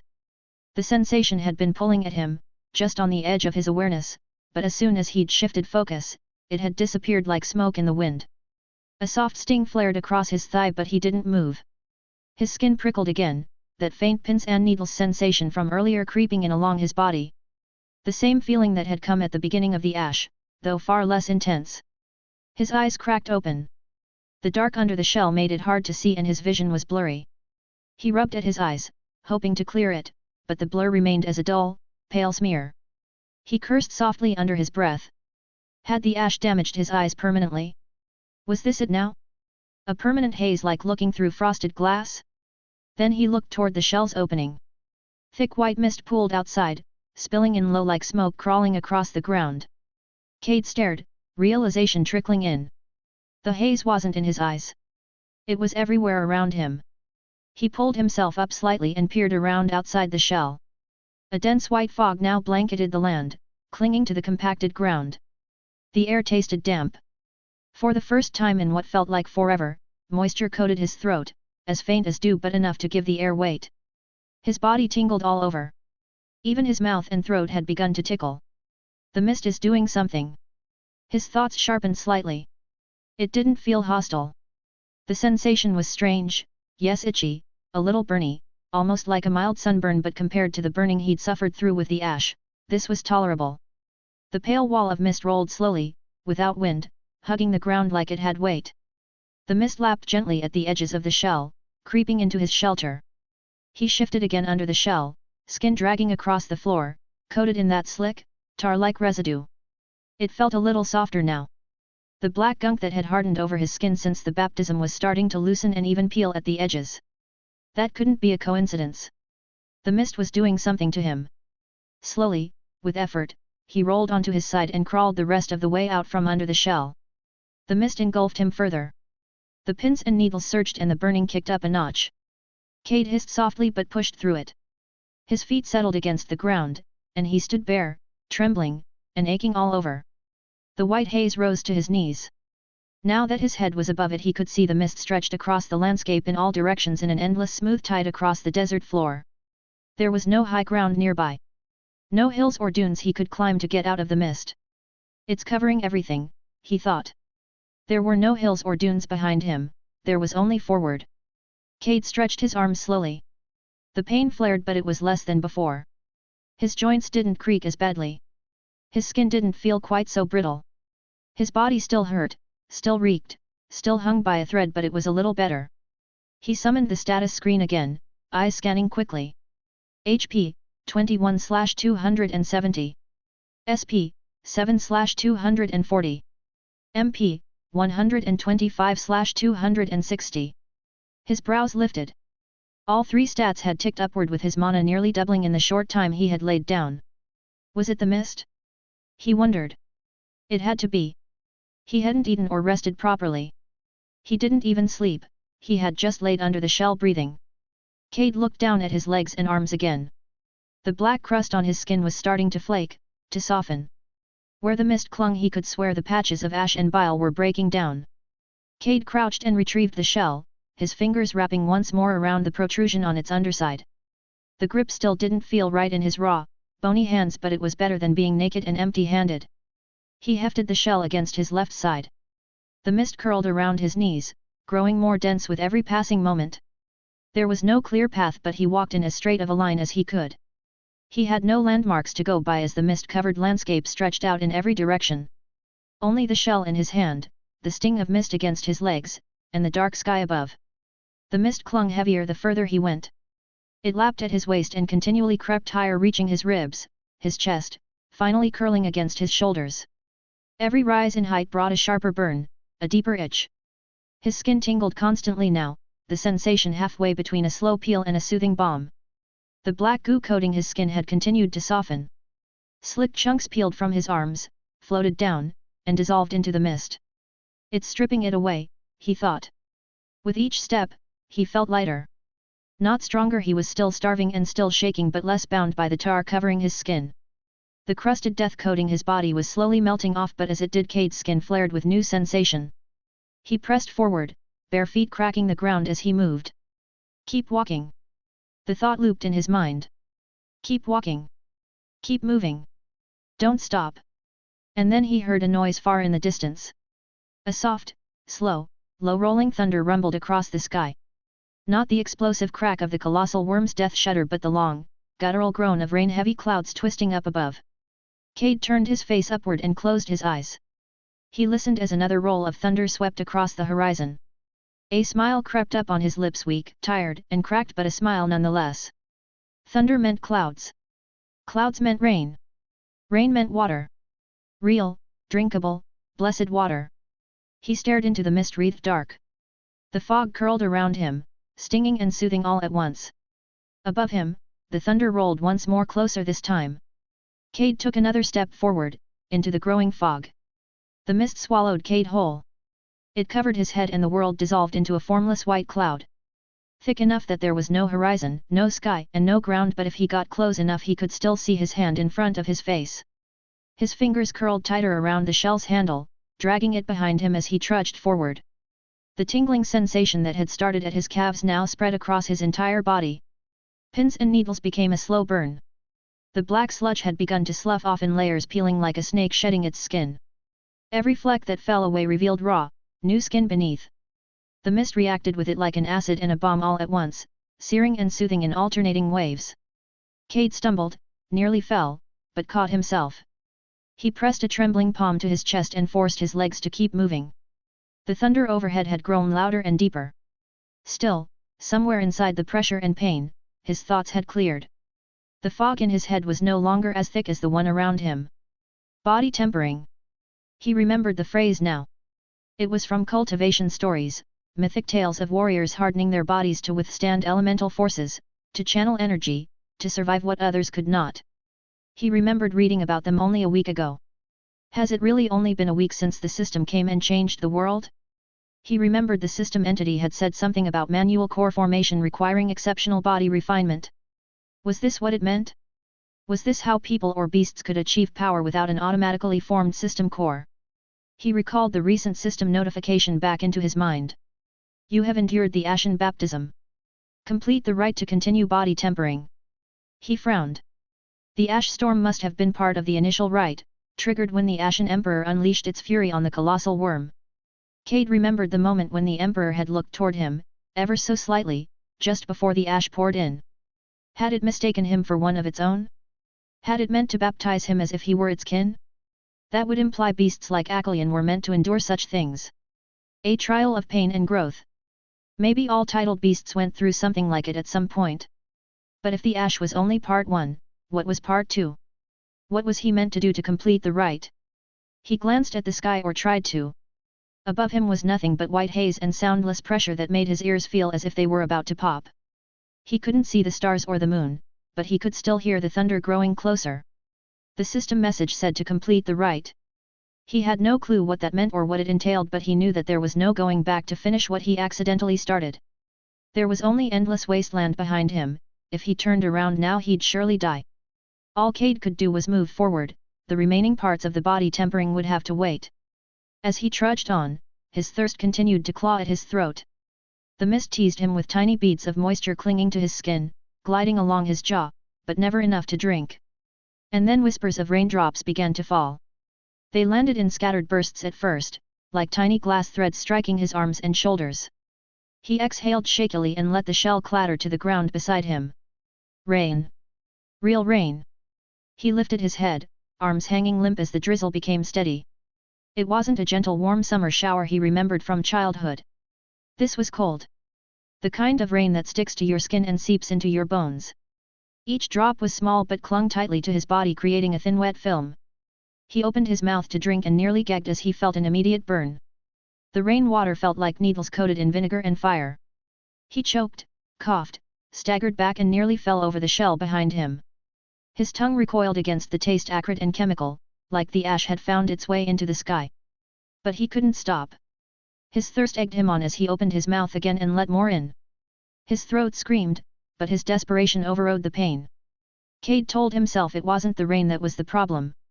His throat was raw, torn open by ash and hunger. It had to be that. Right? Right?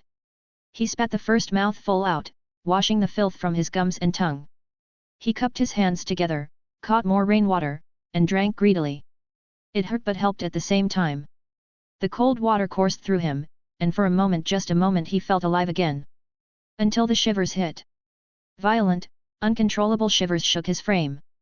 He was so thin and stripped of warmth that even the bit of cold water he was able to swallow had lowered his body temperature. His body wasn't built for this, not anymore with his lack of muscle and fat. The clouds above pulsed with strange colored light that flickered in the mist. Lightning in violet, gold, jade, and crimson split the sky. Cade stared upward, stunned, until a sudden clarity struck him. He was the only thing standing for miles. There were no trees or hills or dunes around, at least none that he could see before the mist took over the landscape. Standing here meant that he was the tallest thing around, a rod for the rapidly growing lightning above. Panic punched through the cold. Cade hurled himself to the ground, pressing flat against the muddy surface, hands out in front of him. He turned and crawled, clawing his way to the shell, dragging his shaking form across the rain-slicked ground. The shell loomed just in front of him. Cold rain pelted his back in waves no longer needle-fine but broad, brutal sheets of water that slapped against his skin. The rain wasn't falling now, it was hammering, hurled down in sheets so thick it sounded like the sky was splitting open and an ocean was falling out. The droplets were massive now, white as his fist, and pelted his raw, uncovered skin with unreasonable force. He reached the shell and pulled himself beneath. He curled up tight beneath it, hugging his limbs close. The wind shifted, catching the curved lip like a sail. "Shit, no you don't," he muttered, teeth clacking from the cold. He gripped the inner handle as tight as he could with numb fingers, pulling the edge of the shell into the mud below to anchor it. The wind howled, dragging curtains of rain sideways. The ground beneath him had softened. Compact white stone turned to mud. Thick, clinging mud that sucked at his knees and elbows, filled the shell's base, and squelched beneath his trembling limbs. He could barely hear anything now over the roar of wind, water, and thunder. Then, a flash. The entire world went white. Boom. A single, cavernous blast shattered through the air. Lightning struck down and tore through the shell like a divine hammer. Cade, still gripping the handle, took the full brunt of the current. The world jolted. His back arched involuntarily. His muscles seized, then relaxed all at once. Light exploded behind his eyes. His vision whited out entirely. And then came the afterglow, a searing tingle that didn't burn so much as blossomed. Energy. Electricity flowed through every pore, lighting up the faint, hollow paths carved into his body by the ash channels he hadn't even known existed. The current filled them. Flooded them. Charged them like arteries of raw lightning. Sparks leapt off his skin. Pale white arcs snapped between the shell and the air. His body sizzled, and he smelled his own skin not burning, exactly but close. Even though his heart was hammering and his vision was flickering, he strangely felt better than before. What the hell, he said between gasps, every muscle twitching. His brain finally caught up, and a thought bubbled up, wild and reckless. Was that supposed to happen? Was the lightning part of it? The next stage of body tempering? No system message confirmed his theory. No notification appeared. But somehow Cade knew he knew. Deep down, something in him whispered, this is the path I need to take. Complete the rite. That's what the message had said. This had to be it.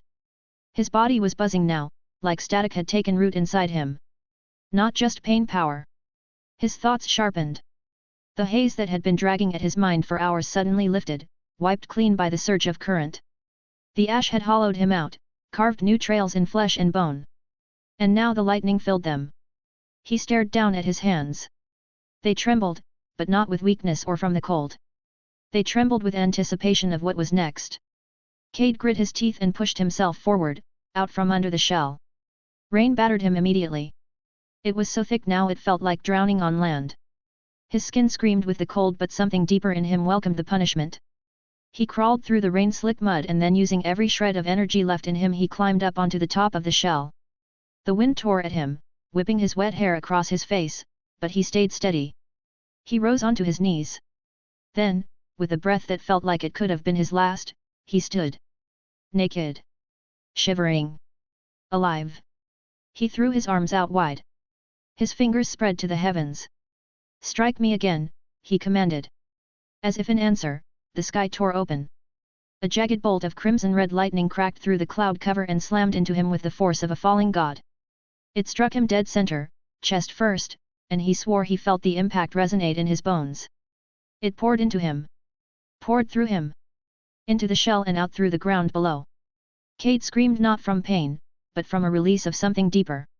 A euphoric, primal roar that turned his voice hoarse. He could feel the energy inside of him, reshaping his body, and he wanted more. The red bolt faded, but Cade didn't even have time to gasp before the next one came. A streak of thick molten orange ripped downward, splitting the clouds like a wound in the sky. The orange current rippled through him, illuminating every channel carved through his flesh by the ash. They glowed beneath his skin like molten rivers. His arms snapped rigid, his back arched, but he stayed on his feet, barely knees trembling atop the slick shell. Then came yellow lightning, sharp, precise, and surgical. It shot down his spine, branching into his limbs, electrifying nerve endings he didn't know still worked. Cade screamed again, this time, half in pain, half in sheer disbelief that his body could even withstand being struck by lightning once, let alone multiple times back to back. He staggered, but he didn't fall. The cracks of each strike echoed into the storm, swallowed instantly by the roar of thunder. Every bolt was different, its own flavor, its own emotion, its own violence, seeking and striking at different parts of his anatomy. And every time one hit him, the same instinct rose within him. More. He hadn't expected that. After the ash, after the horror of being corroded and carved from the inside, he couldn't imagine wanting anything intense ever again. But this torrent of raw energy felt like it was completing something the ash had begun. As if his body, stripped down to its barest framework, had been waiting for something to fill it. The green lightning descended next. A thick, verdant bolt struck him and spread outward instead of driving straight through. Cade gasped as it soaked into his flesh, sinking deep, heavy and nourishing in a way the others hadn't been. It wrapped around his organs, threaded through muscle and bone, and seeped into the cracked places left behind by ash. The pain dulled, not gone but steadied, transformed into a deep pressure that felt like roots forcing their way through stone. His heartbeat evened out. His lungs drew breath more easily. For the first time since the storm began, his body didn't feel like it was on the verge of tearing itself apart. It felt anchored, reinforced, as if something fundamental had been stabilized so it could endure what came next. He threw his hands upward again, palms open wide. "Hit me." The sky obliged. The next bolt didn't flash downward, it poured. A wide column of deep cobalt blue cascaded from the thunderhead, enveloping him and the entire dome beneath his feet. It swallowed his body whole, turning him into a silhouette cut from blue fire. This one was different. It lasted longer as the electricity dug its way inside. Cade clenched his jaw hard enough that his teeth ached, but he didn't break. The cobalt lightning wasn't just channeling into him, it was exploding outward from him. Tiny tendrils of blue electricity wriggled from every pore, shooting outward in brilliant fractal bursts. Each one vaporizing the last stubborn clumps of black sludge still clinging to his skin. His face, his neck, his chest all clean. New and raw. Something inside him shuddered, and a system notification flickered at the edge of his vision. He ignored it. If he looked now, even for a heartbeat, he'd break the flow of whatever was happening. Somehow he knew that. He didn't know how he knew, but he felt it deep in his buzzing bones. So he let the blue current rip through him, let it blaze along the channels carved by the ash, let it fill him until his vision went white and his skin sparked like he was becoming a piece of the storm. Slowly the cobalt faded. Cade stood there trembling, swaying on shaking legs, his breath ragged and hot in the cold rain. And for the first time in days, he laughed. He actually laughed, a wild primal laugh that came from the very center of his being. He felt good. Despite everything. Despite the hunger, the cold, and the exposure. Despite the pain still lingering in his joints. Despite the weakness still clinging to his limbs. Something inside him was satisfied. He felt stretched to a new limit and thrummed with energy. He lowered his arms and let himself fall into a sitting position atop the shell, cross-legged like some lunatic monk waiting for enlightenment via natural disaster. The rain continued to pound down, but Cade barely felt it as his body hummed with the afterglow. This was it. This is what his body needed, and he didn't need any more, didn't want any more. He could feel the truth of it just as surely as he could feel the rain. The body tempering was complete. He closed his eyes, ready to slide off the shell and crawl back under it before the storm decided to throw anything else at it. The sky growled. A new sound, not the rolling thunder from before. Something deeper. Heavier.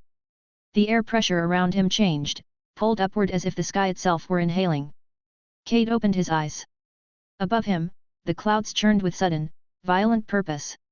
A knot of storm wind spiraled together, tightening, brightening.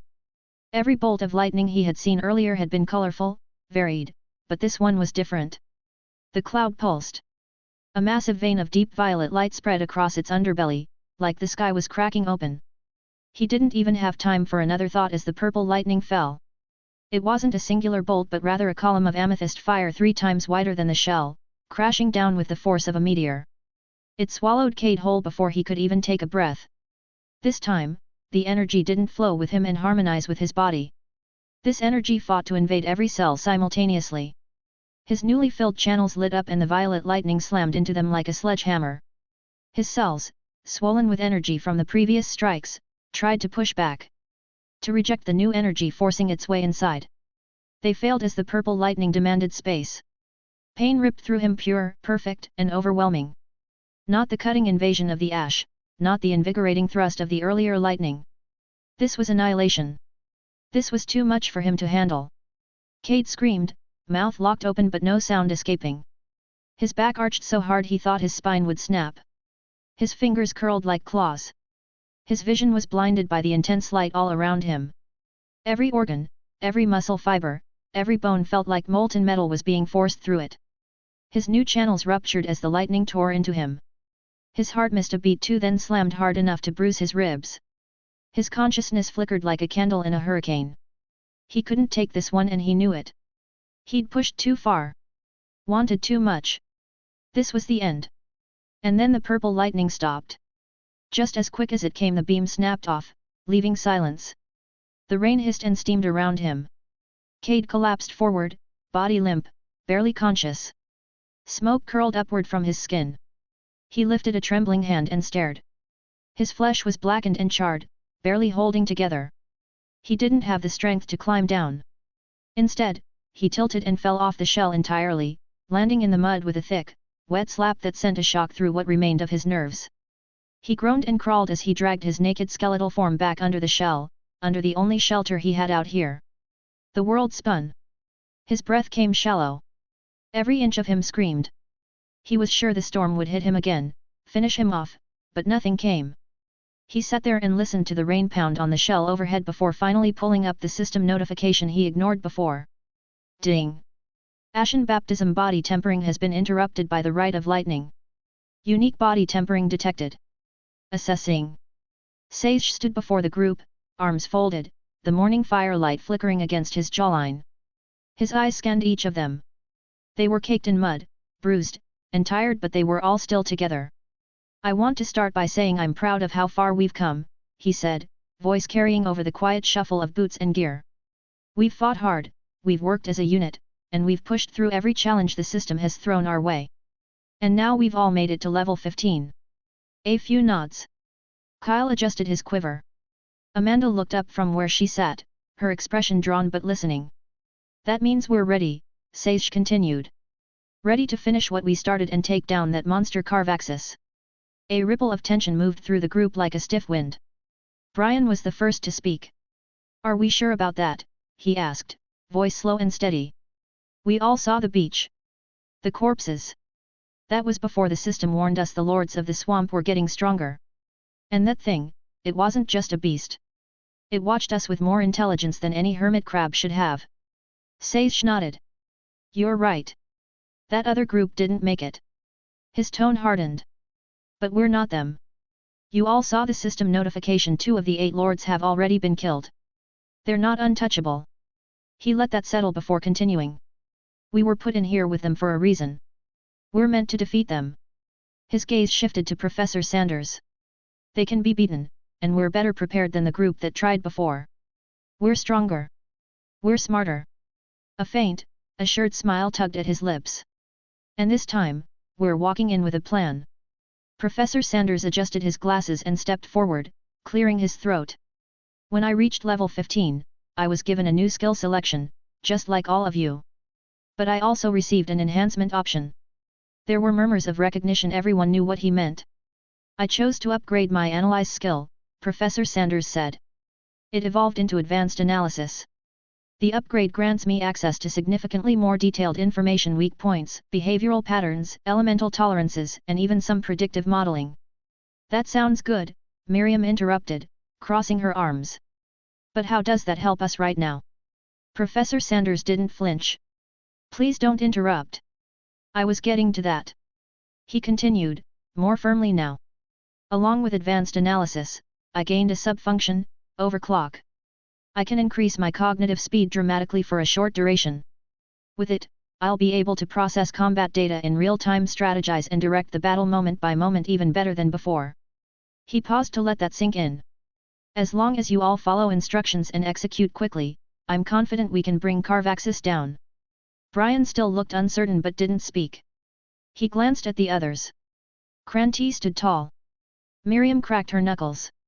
Even Amanda gave a slow nod. Sage smiled faintly. By the end of today, we'll be sitting around a fire on that beach with a dead lord of the swamp behind us and a mountain of experience ahead. No one cheered. But no one objected either. They moved out. The group crept through the trees toward the lake, the air heavy with tension. When they reached the shoreline, they dropped into cover. There it was. Half buried in the pale sand, Carvaxis's massive spiral shell gleamed dully beneath the grey sky. It hadn't moved since they saw it last. All eyes turned to Professor Sanders. He raised his hand slowly, glasses glinting, and invoked Advanced Analysis. He paused a moment before saying level 15. Just like us. Relief washed through the group. For a moment, even the wind felt lighter. Professor Sanders nodded once. Stick to the plan, and we'll be fine. The melee fighters moved first. Brian marched directly toward the half-buried lord, his heavy armor clinking softly with each step. His shield was raised, his stance wide and prepared to absorb whatever came at him. To his left and right, John and Kranti flanked wide, slipping through the loose sand with the practiced ease of veterans. On the opposite side, Miriam and Nadine mirrored the maneuver, spreading out to encircle the cratered behemoth. At the rear, Kyle crouched low, bow already drawn. He didn't speak, didn't blink. Mana pulsed around him, thick enough for Sage to feel it thrumming in the solace of his feet. Good, Sage thought. He's ready. They had all agreed Carvaxis's greatest weakness was his bulk. If they could catch him off guard, knock him into the open, expose that soft belly buried beneath that grotesque, edged shell, they could end it before the monster even reacted. Sage didn't hesitate. He extended his wand, drawing deep from his core. Mana flowed through his channels like molten iron, heating his blood. With a practiced flick, he poured the spell into the ground beneath the Lord of the Swamp, threading his mana through every grain of sand. He felt the monster's weight.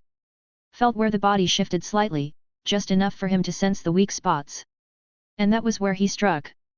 With a thunderous whump, a pillar of sand erupted upward from beneath Carvaxis, launching the Lord into the air in an avalanche of sand. It worked. Just as planned.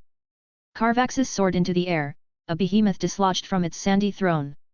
For a heartbeat there was a stillness as the group stared up in awe at the airborne giant. The last time they had seen Carvaxis, it was terrifying. A massive hermit crab with jagged mandibles, layered armored legs, and thick claws dripping with gore. But what now emerged from the shifting sand was something even larger and much meaner. Its legs had nearly doubled in thickness, now encased in plated barbs that clattered with every motion. The armor on its underbelly had gained a strange sheen, like oil on water, refracting the light unnaturally. Dozens of new spines bristled along the joints, twitching like they had minds of their own. But worst of all were its claws. The pincers were massive before, each the size of a grown man's torso. But now they had mutated into instruments of war. Atop each claw sat a bulbous, glossy growth. Sage's mouth went dry. Before he could process it further, Kyle loosed his arrow. The air exploded behind the archer. A shockwave of sand blasted outward from Kyle's position as Mana roared into the projectile. The arrow flew with blinding speed, carving a visible tunnel of displaced air in its path. Sage felt it in his bones. Not just the sound, but the power of the shot. That alone could kill it, he thought, awe flickering behind his focused expression. For a brief moment, he allowed himself hope that they truly would end it in one blow. That their melee fighters wouldn't even need to endanger themselves. Moments before Kyle's arrow struck true, Carvaxis shifted. It twisted unnaturally midair, its heavy form rotating with a grace that should have been impossible for something so massive. The crustacean lord raised one claw toward the oncoming projectile and the other directly toward Kyle. Sage blinked. What the hell was it doing? It should be helpless. A sitting target in the sky. Then came the first thunder crack. A stone the size of a melon launched from the top of Carvax's claw with a hiss of compressed pressure. Another boom followed a half-second later as the second claw fired a second stone like a mortar round. Sage's eyes went wide. Cannons? The first projectile struck Kyle's arrow mid-flight. A third shockwave detonated overhead, lighting up the sky in a white-blue flash. The explosion cracked outward as shards of stone and splinters of magical force rained down. The two attacks cancelled each other out with terrifying violence. Kyle dove sideways, rolling desperately to dodge the second stone. He wasn't fast enough. The projectile clipped him mid-roll, striking his left leg just above the knee.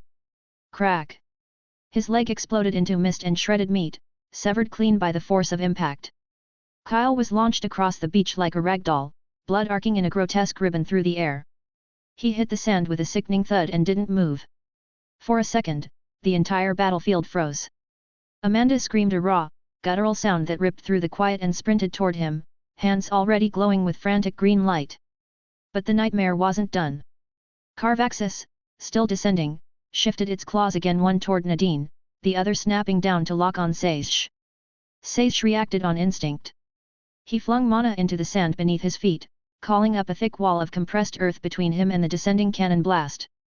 At the same time, he poured more Mana into reinforcing it, fortifying the grains with hardened bindings, lacing them together until his Mana channels screamed. A split second later, the stone hit and the world around him exploded. Sand erupted in every direction. Sage was thrown backward, limbs flailing. He slammed into the beach, flat on his back. His ears rang and his lungs heaved, scrabbling for air that refused to come. Then he felt the pain, dull and spreading across his side. He coughed once and forced his eyes open. He was alive. Hurt but alive. Gritting his teeth, he shoved himself upright, gasping. The ringing in his ears was still deafening. Through the haze of kicked-up sand, he scanned the field, vision shaky. Carvaxis wasn't where it was supposed to be. The force of the recoil from its own volley had shifted its descent. Instead of slamming back into the sand like they planned, the Lord of the Swamp had landed in the lake with a massive splash. Water surged outward in concentric waves, swallowing the shore. The beast had vanished beneath the water's surface. His heart pounded. He turned his head, looking for Nadine, and spotted her sprinting back toward him, uninjured. She'd somehow dodged the shot. Sage staggered to his feet, adrenaline forcing his legs to move. The others were already regrouping near Amanda and Kyle's broken form, panic in their faces. And through the wall of pressure in his ears, he saw Professor Sanders yelling something, but he couldn't hear a word. Then the professor grabbed his arm and yanked him toward the treeline. The group ran. Sage stumbled through the tangled swamp underbrush, his limbs still sluggish from the explosion. Professor Sanders clung to his arm, dragging him between twisted roots and low-hanging vines. Around them, the others sprinted in grim silence. Brian and Miriam flanked Amanda, each supporting one side of Kyle's limp body. His leg was gone from the thigh down, a slick stump wrapped in Amanda's glowing hands. Blood still seeped between her fingers despite her desperate healing. Her face was pale, eyes wide and glassy, mouth muttering half-prayers and fractured spells. Sage's vision blurred as he struggled to keep pace. "Why are we retreating?" his mind asked. "We had a plan. We had the numbers. The skills. We could have." The ringing in his ears was still a high-pitched whine. His thoughts swirled in confusion and disbelief. Up ahead, Nadine was moving faster than anyone, weaving through trees like she'd run this path before. Her silhouette blurred into the mist, vanishing beyond the thickening swamp. Sage forced his legs to keep going, stumbling over roots and half-sunken logs. Professor Sanders was still beside him, not speaking anymore, just focused on dragging him forward. Then, like a punch to the skull, the ringing in Sage's ears stopped. Sound returned in a rush, the slap of footfalls against wet ground, Amanda's choked sobbing, the grunts of strain from Brian and Miriam as they carried Kyle. "No, no, no," Amanda whimpered, her magic surging brighter. "You're not going to die, you hear me? You're not, just hold on, Kyle, please." Sage looked over, his breath hitching. Kyle's face was pale from blood loss. Amanda was pouring everything she had into the wound, but it was clear this wasn't something her magic could undo entirely. The leg was gone. They kept moving, the darkness of the swamp swallowing them again. No one spoke a word. The shock of what had just happened was still sinking in. Sage felt it too, bitter and sharp beneath the adrenaline. They had been completely wrong. Carvaxis wasn't just stronger than them. It had been operating on an entirely different level, and the truth of how badly outmatched they were settled over him like cold mud. Sage looked ahead but couldn't see Nadine anymore. The trees thinned ahead.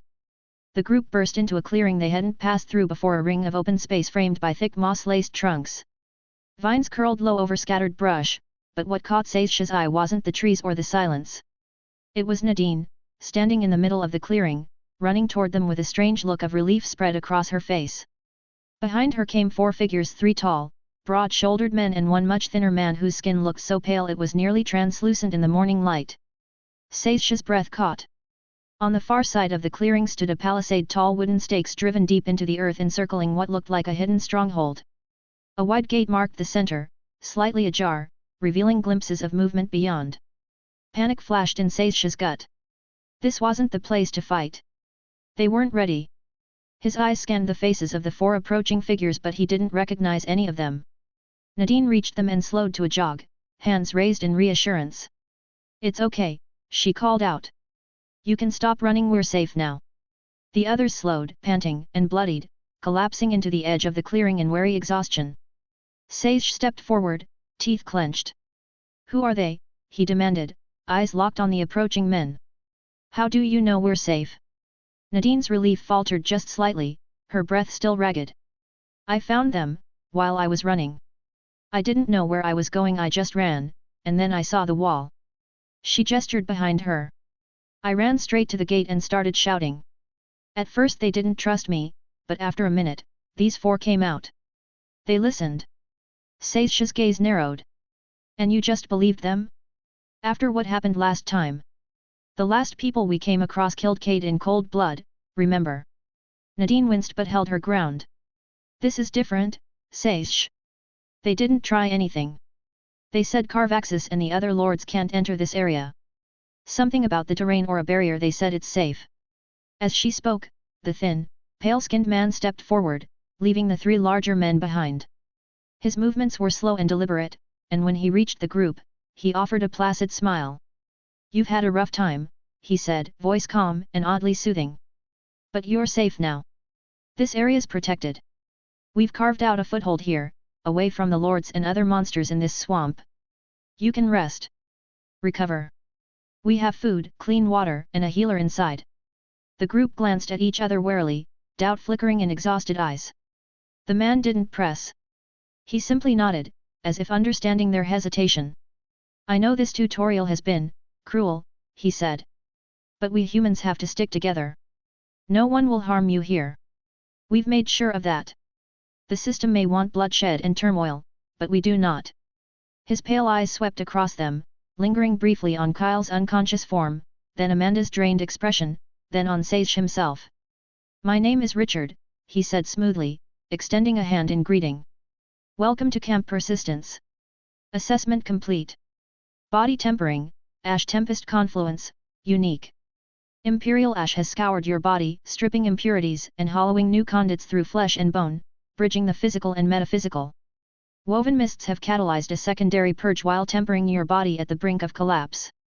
Sanctified rains have neutralized corrosive residue and quenched torn tissue, restoring integrity and preventing full systemic failure. Right lightning has flooded newly carved pathways, annealing the body into a unified lattice, condensing your form and hardening your body. Attribute gained, toughness. Your body now exhibits innate damage resistance, reducing the severity of cuts, impacts, and punctures. Cade stared up at the dull grey shell above him as the rain drummed a steady rhythm across its pocked surface. He could still feel the echoes of the lightning threading through his marrow.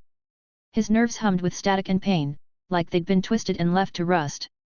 The system's message hovered in his mind, full of high language and clinical detachment. Stripping impurities. Bridging the metaphysical. Brink of collapse. Yet, Cade thought numbly. That sounds about right.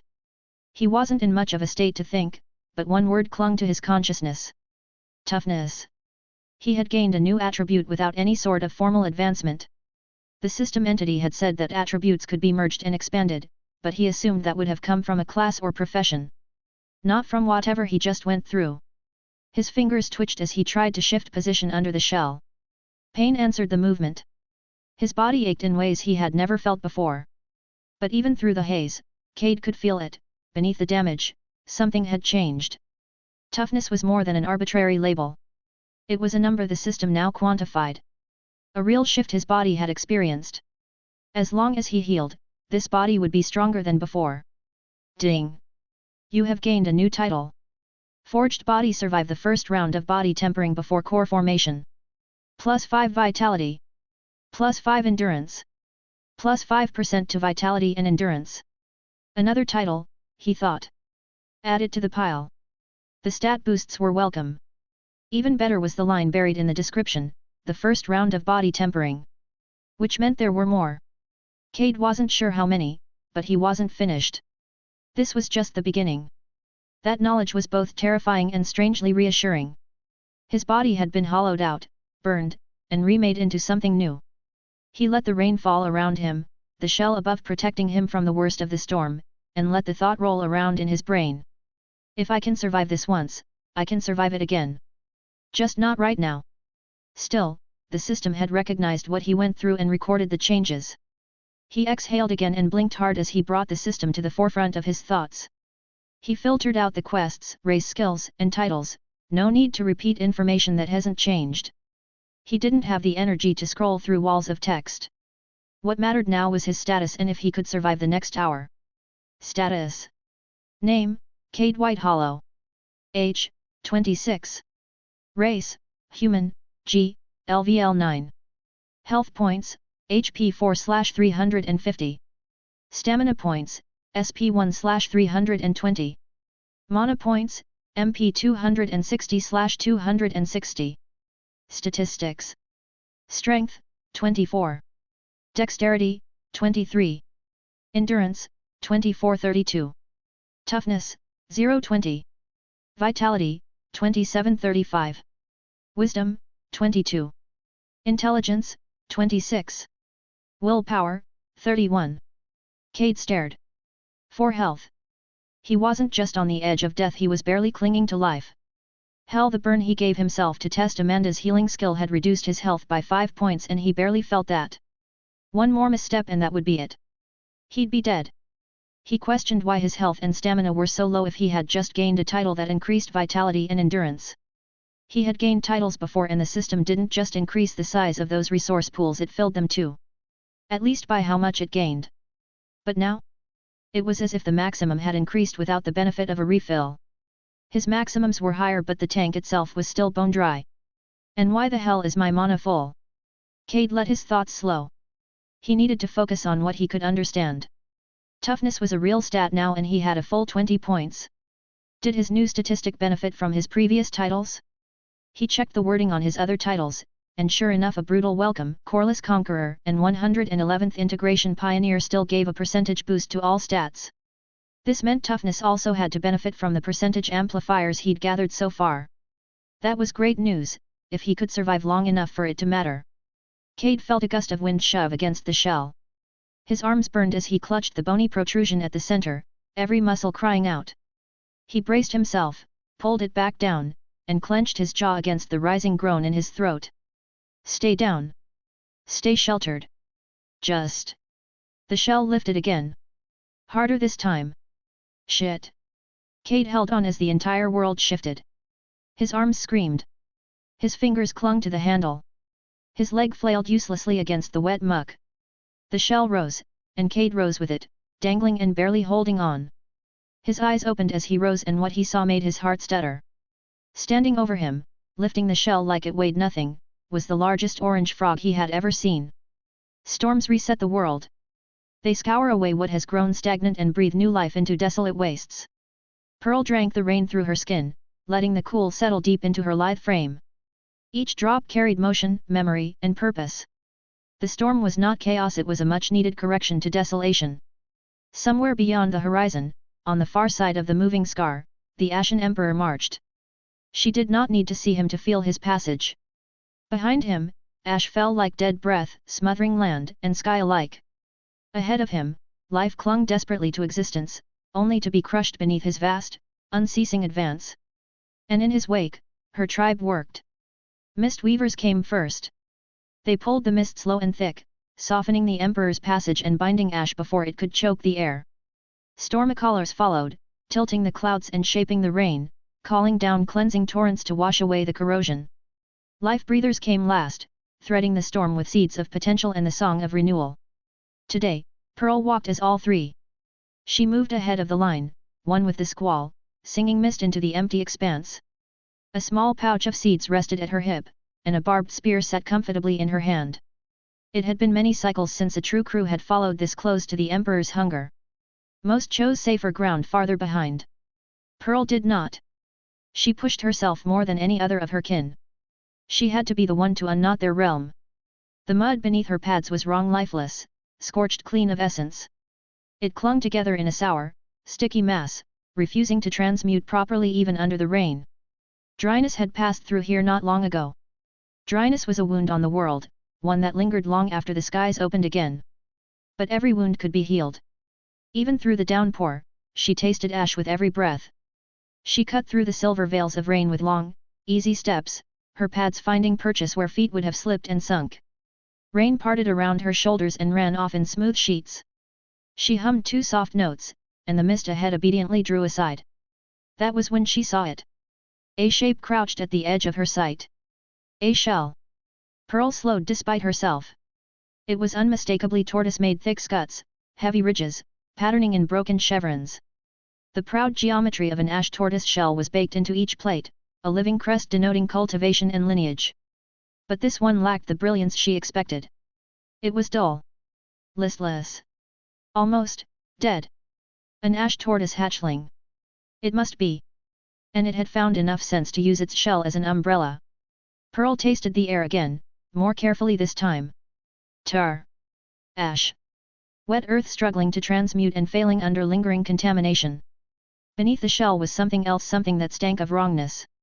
A soul aura that did not sit properly in the world. She stepped closer and peered along the rim of the shell. The creature beneath it was small. Far too small even for a hatchling. It bore none of the grand musculature ash tortoises cultivated through their brutal body paths. Instead, it was gaunt, all long limbs and odd angles, its skin charred black as if burned from within. It huddled against its shell rather than bearing it proudly. Pearl frowned.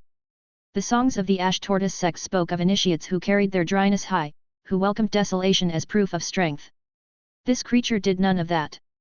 It looked less like a sect novice and more like a lost, frightened spawnling, hiding from a storm it could not understand. And that, somehow, unsettled her more than an open threat would have. Pearl did not move for several breaths. Rogue initiates were unpredictable. And unpredictable was dangerous. If this had been the desolate front she would never have gotten this close. Ash tortoises held no love for her people. Many of her kin had been devoured by their endless hunger. Their shells and massive bodies were not just protection. They were weapons. Mobile fortresses clad in arrogance and fire-hardened pride. But something inside of her said that this one didn't belong. Pearl's throat ticked with a sympathy she refused to voice. It was dangerous to feel too much, especially for creatures that would not return the favor. Ash tortoises called the rain an insult. To them, water was a weakness. And yet this hatchling had sheltered beneath a shell and let the rain fall around him. No grand display to fight off the storm. No arrogance against the unyielding. Just a desperate bid for survival. She reached forward and slipped her fingers beneath the edge of the shell. It was heavier than it looked. When she lifted it, the entire thing pulled downward not from the weight of mud, but from resistance. The hatchling was holding it down. So. It was alive after all. She tried again, this time lifting with more strength and speed. The hatchling resisted again but she was stronger and faster. The shell rose, and she caught sight of the creature beneath just as she struck. 7 points. Precise and measured to incapacitate rather than lethal blows. The second elder would want to examine this one. Her fingers blurred. The first strike landed between the eye's bare skin, soft, and exposed. The second struck his chest, the center of the heart lattice. These two would open his body's channels to her influence. 3 more followed in rapid succession, forming a triangle across the lower abdomen where the core would be. Each point pulsed with her essence. She expected resistance. A wall of dryness. The choking rigidity of their internal formations. Instead, the hatchling's channels drank her in. Starved? Tangled? Scorched? Wrong. The final 2 were the most difficult. They required timing, striking the nape of the neck just as the pulse of her essence traveled up from the core. Most tortoises would likely have already retreated into their shells by this point, sealing off access. But this one didn't move. Didn't even flinch. His skin was soft where it should have been armored. His posture slack. His lattice responded to her presence not like a fortified wall but like a dry sponge soaking up the storm. The strikes landed perfectly and the hatchling collapsed backwards. His body folded in on itself like a broken reed. Limbs slack, head tilted. Not unconscious. His eyes still tracked her movements, slow and sluggish, but aware.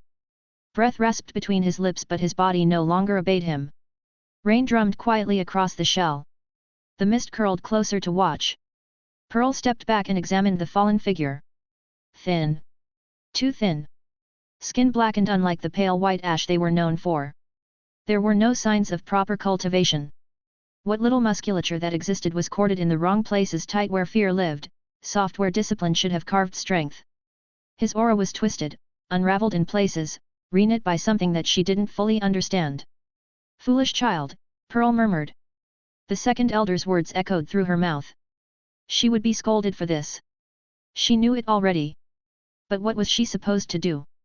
Leave a deformed hatchling under a shell, soaked and broken in the rain? Even a tadpole had more presence than this one. She sighed.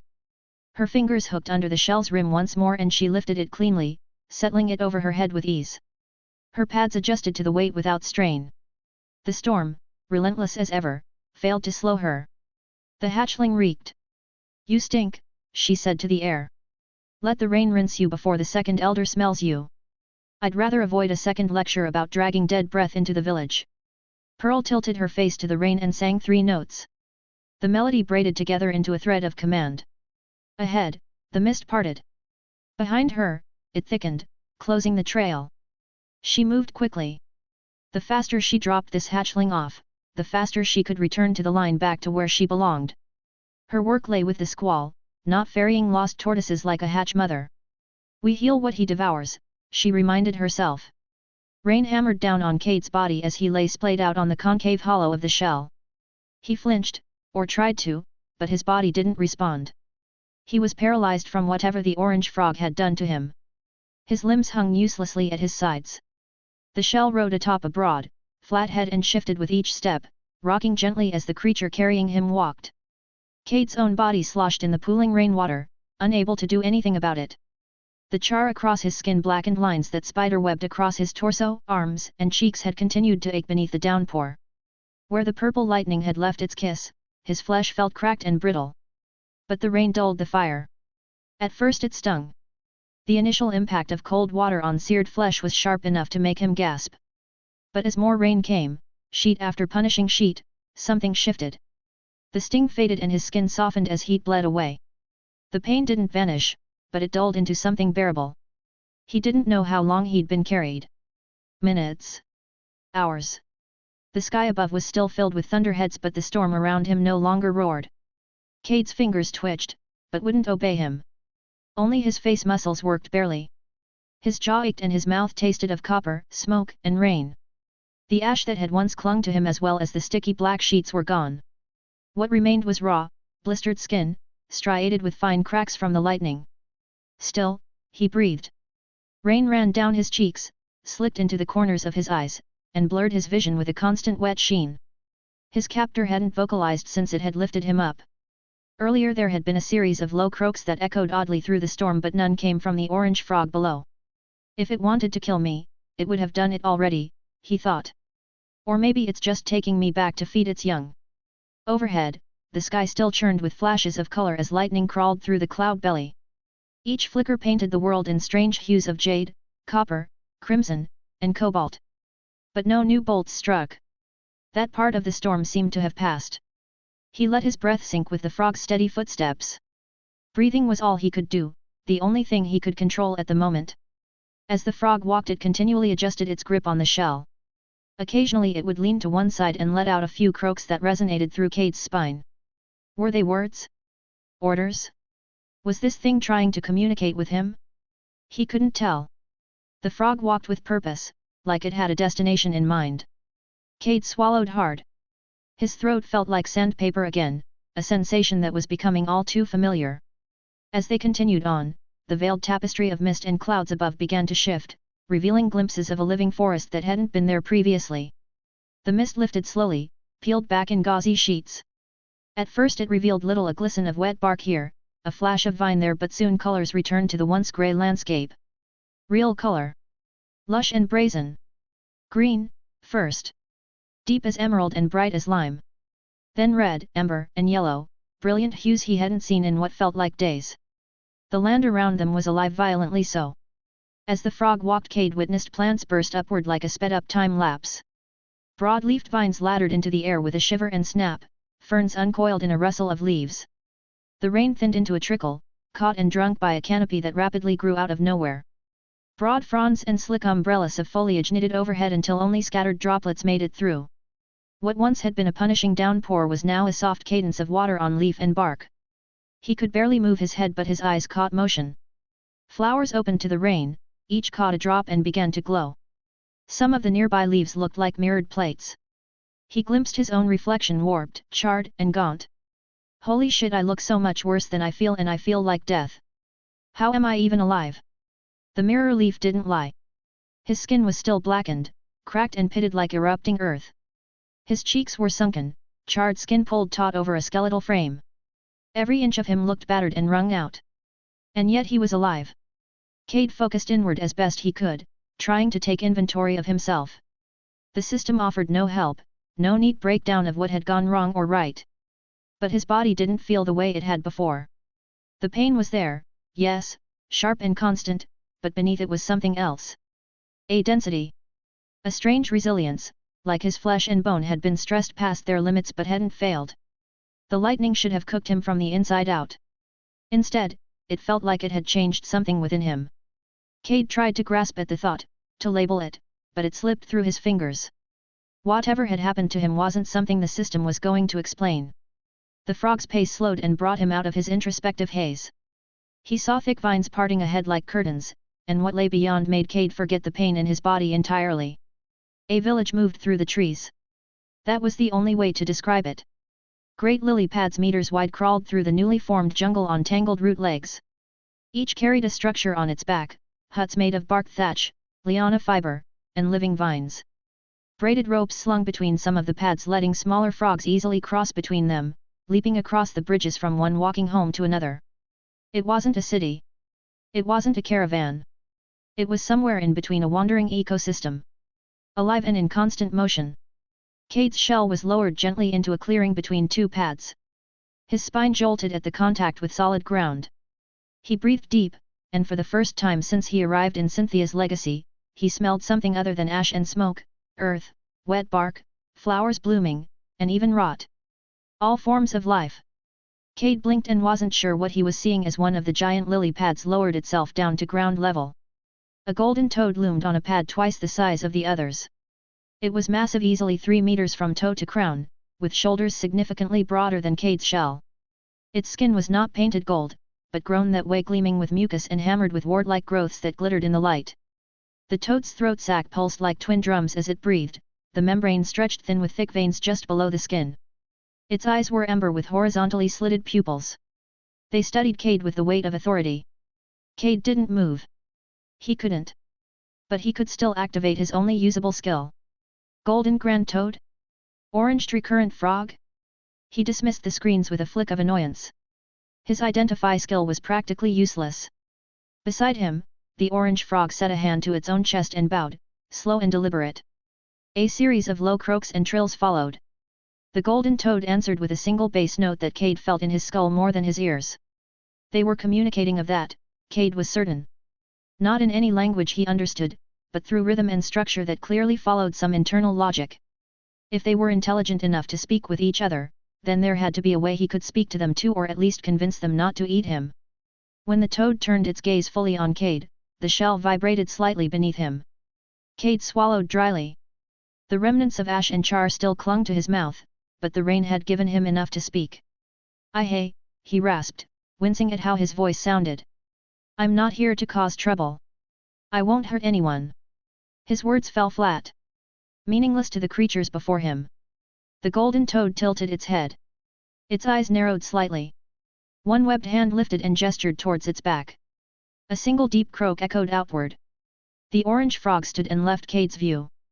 A moment later it returned holding a thin piece of flat bark. The frog climbed onto the lowered lilipad and reached behind the golden toad's massive shoulder, scraping gently along a ridge of its back. Cade squinted through the dim, trying to understand what was happening. A thick, viscous mucus, shot through with tiny, glimmering flecks, stretched from the toad's skin to the bark. It shimmered with internal light, like powdered mica floating in honey. The orange frog finished collecting and turned. It was coming toward him. Cade tried to shrink further into the curve of the shell. His spine scraped against the protrusion as his body almost obeyed his commands. The orange frog knelt beside him, eyes unreadable, and slid 2 webbed fingers under his jaw. It was gentle, but those digits were unyielding. Cade tensed. He wanted to resist. To turn away. But his body betrayed him. He was still too weak, still unable to control his body from whatever the orange one did to him. All he could do was let out a groan in protest as the frog tilted his head back. The tray of bark hovered above him. On it, the golden mucus shimmered like it was alive. The scent hit first metallic and sweet. Behind it came something bitter and rotten, like citrus rind and pond scum blended together. Cade barely had time to register the revulsion before his mouth was forced open and the bark tipped. The slime touched his tongue and he gagged. Reflexively, his mouth tried to spit it out but the frog was already smearing it along his palate with another long finger. When his mouth was filled with the golden goo it forced his mouth closed and held his lips shut. Cade choked and gagged as the mucus slid down his throat.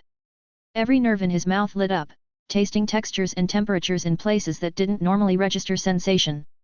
Copper. Ozone. Bitter white rind. Rainwater laced with iron. Then came the heat followed by a cool sensation, then more heat again. Back and forth, the sensations alternated, racing down his throat, into his stomach, and spreading outwards from there. The golden toad watched him the entire time. Its stare unblinking with its eyes locked on Cade. A single mote of gold drifted off its skin, hanging in the air as if suspended by an invisible string. Then another and another until dozens of motes filled the space between the toad and Cade. They floated toward Cade, hovering above him in a loose spiral. The toad blinked and the motes moved, forming a distinct pattern that Cade couldn't comprehend. The motes shifted midair, rearranged into something structured, a fractal branching ever outward. Cade's vision trembled at the edges, the faint mist around him warping like someone was tugging at the air from behind the curtain of the world. Panic bloomed in his chest. What did I just swallow? His heart kicked against his ribs. Muscles twitched, but not on command. His arms still refused to move, his legs felt weighed down, his breath stuck in his throat. Was this poison? Was this how they euthanized their prey? Move, damn it! Do something! His mind raced but his body refused to listen. He tried to shout and only managed a grunt. Then the fear dulled.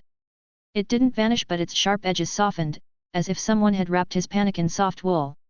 His heartbeat slowed, no longer hammering against the inside of his chest. A croak sounded from in front of him. Low and resonant. It formed not in his ears but behind his eyes. In the hollows of his sinuses. In the bones of his skull. Cade blinked slowly. The jungle around him pulsed with a golden light that wasn't there a moment ago. The gold motes aligned again, braiding into a helix and then shattered into particles that hovered just above his skin. His vision wavered, the real and the unreal weaving into one another. Lightning flashed behind his eyes but it wasn't bolts from the storm. This was dark lightning. Violet veins spidering through a colorless void. The elder croaked again. And Cade felt the sound slide into him, heavy and full of meaning. It pressed against something in his mind like a key fitting into a lock. He inhaled sharply. The gold motes responded. They swirled tighter. The shapes they formed shimmered complex as new fractal patterns emerged. They were alive, layered with motion and growth. A memory tried to surface. No, not a memory. A sensation. The feeling of being watched by the Ashen Emperor. That moment right before the baptism, when the creature had looked at him and the ash had responded. This was like that. But slower. Gentler. There was no violence, just a presence far beyond Cade's own. A corridor opened in his vision as light and space braided together. He could no longer resist. Cade's mind cracked open and even though he was laying down, he felt himself fall. In the 110th universe, on the eve of the 111th integration, Cynthia the monarch of her empire prepared her brood for the coming wave. At the heart of the laying mound, she stood and tried despite herself to quiet the motherly instincts inside of her. The dais below her was a treasure unto itself, a stone oval grooved with channels, each line inlaid with precious metals and crystals until the surface gleamed like a map of the stars. Hundreds of eggs lay in careful mounds around her feet and along her tail, ovals the size of human heads, packed in layered thatch and warm mud, arranged by clutches so precisely that any attendant could recite which line carried which blood favor.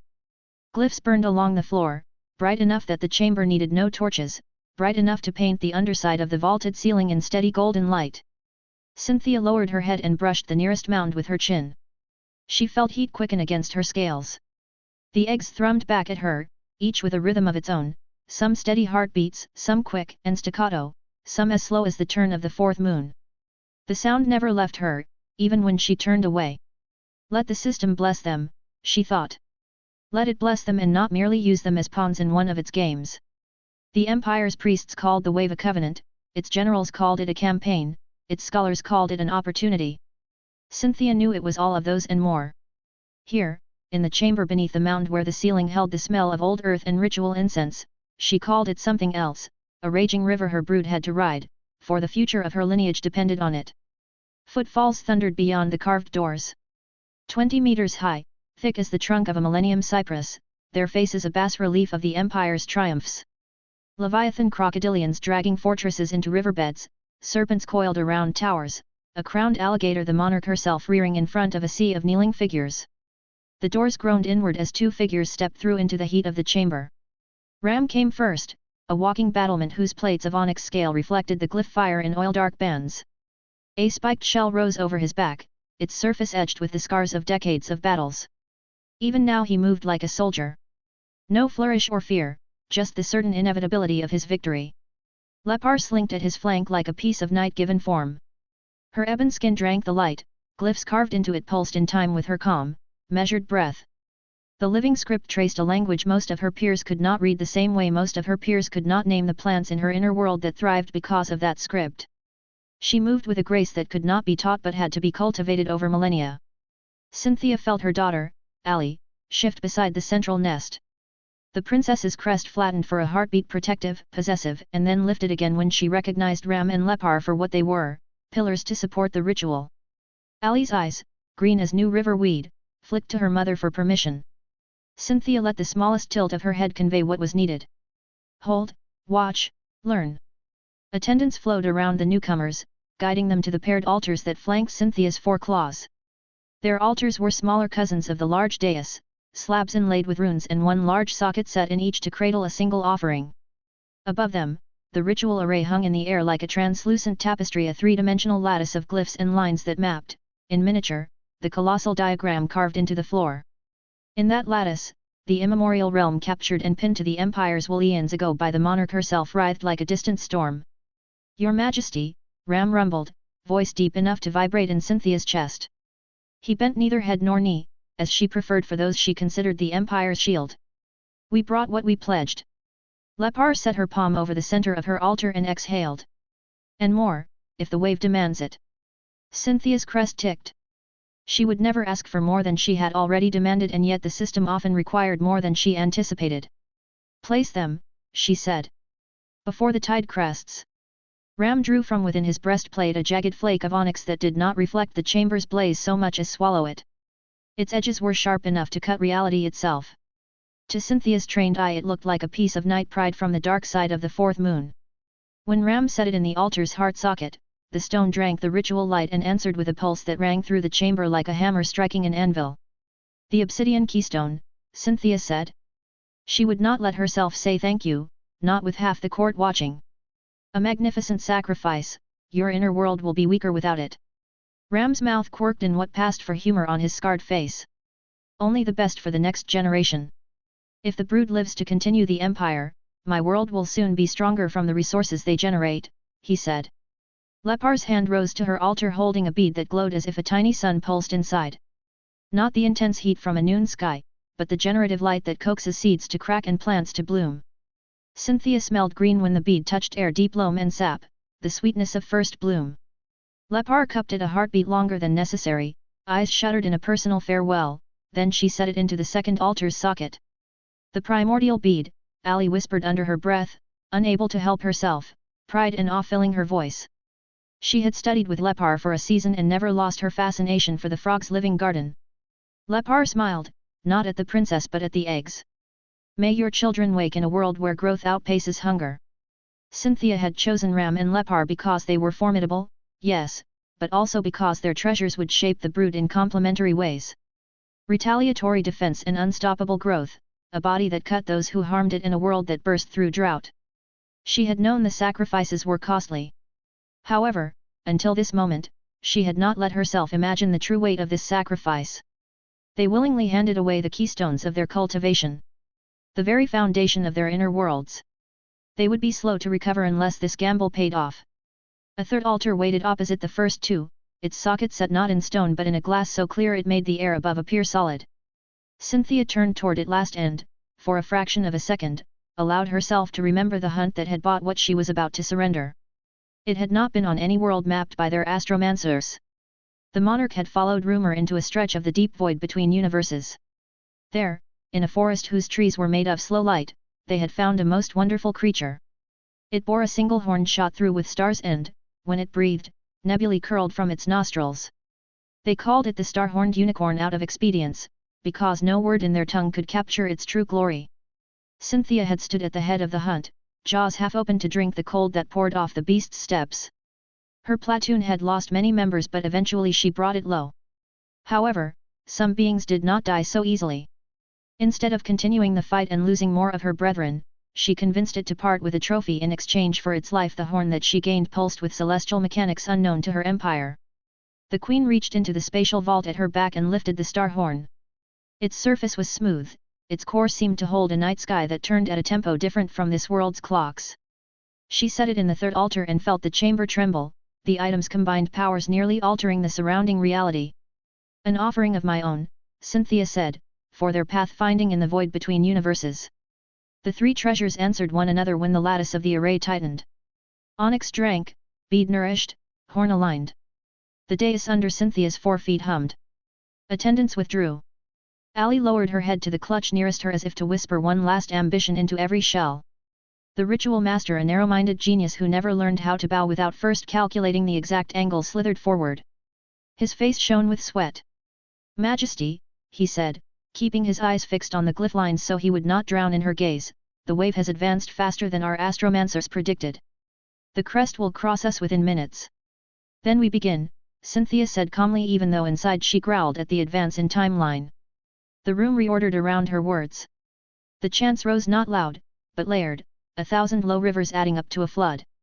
The glyphs lit, line by line, until the lattice became a net that hung not over the dais but through it. The entrance to the captured immemorial realm shivered in the net of light, energy, and intent. It was a world without the system, a mistake by whatever force first built the multiversal machine. The monarch had not so much harvested it as borrowed it, suspending it at one end of the chamber's geometry so that its raw, ungoverned energies could be fed back into the system's advancing path. Cynthia set her 4 claws against the inner ring and felt the array accept her as its director. Allie pressed against her hind leg and then stepped away to the post she had been assigned. Ram braced his feet and, without flourish, set his hands flat on his altar. Lepar mirrored him, the glyphs in her skin sinking to the lattice seamlessly. The first surge came gently. The eggs drank it with eagerness. Channels in the dais brightened.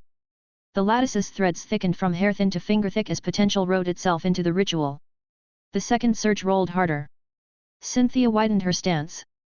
The energies of the immemorial realm did not obey the same laws of their universe, they demanded a surrender to which even monarchs would bow. Bless them, she thought again, unwilling to speak aloud.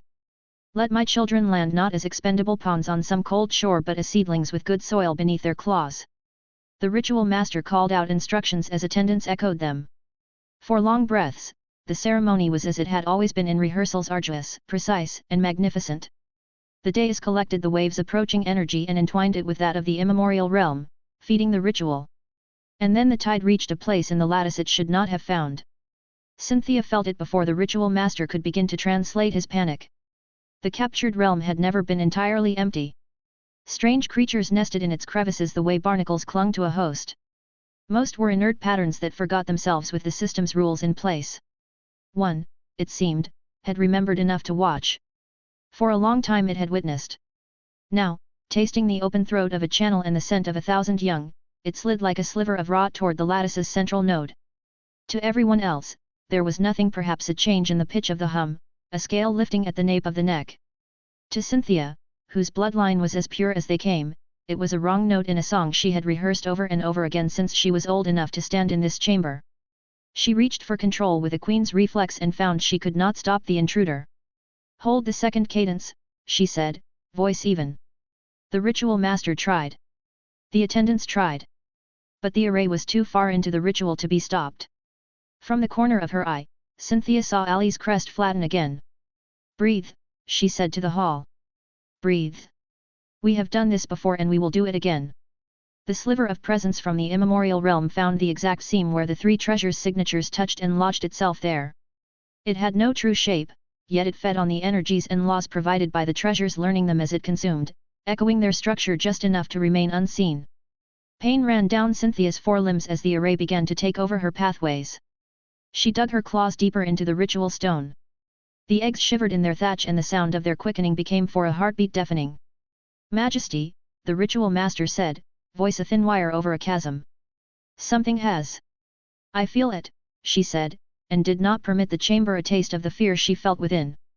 Lepar's head turned the smallest fraction. Ram looked at nothing but his altar, eyes focused on the task at hand. Cynthia had 3 options. She could cut the array and lose the wave, but her young would no longer be part of the integration in the new universe, ride it out and hope the sliver died inside, or buy more time with things more costly than treasures. She looked at the eggs, at Ali, at the faint shimmer of the wave's crest at the temple's edge, and chose as any queen would. Ram, she bellowed, the single word carrying her intent. Ram's laugh was one note. He did not look at her. Instead, he glared up into the runic lattice at the space where the sliver had penetrated. I have imagined 1,000 deaths. None as worthy as this. He stepped off of his altar and onto the dais proper. His onyx plates brightened until they appeared as black mirrors throwing back the world. He placed both palms on the array lines and bowed his head. The flake in the altar erupted with a faceted dark. A void of light shone through the socket of ritual law as his inner world poured into the array. When his body came apart, it did so cleanly, like ice returning to water. The room stank of metal and river mud, of muscle and rain as his sacrifice fed into the ritual. The lattice thickened. The sliver recoiled. For a heartbeat, a faint flicker of color bled through violet, sharp and unnatural before it collapsed back into formlessness. The ritual master sobbed once and then remembered his place. Ram alone was not enough to purge the intruder. Lepar, Cynthia said. Lepar did not answer. She lifted her chin and walked the 3 steps to the edge of the dais where the lattice hung lowest. The glyphs carved into her skin flared and then unwrote themselves. In her inner world, the sun that had orbited over forests for eons, buckled. With a gardener's calm, she set her hand into it and tilted until her core emptied into the ritual's hungry throat. The smell changed to a green so intense that every attendant tasted spring on their tongues even as tears flooded their eyes. Where Ram had been a fortress in the night, Lepar was a field of endless growth. May your children find fruitful soil, she whispered. The lattice accepted her prayer as her body dissolved into light. The array bulged, then narrowed around the sliver, compressing it, fracturing it but not completely erasing it. It had tried to retreat but failed. So it took the shape of the last thing it knew, the memory of being nothing but a violet seed, and pretended to be that so perfectly that even the lattice was fooled. The horn sang. The onyx rang.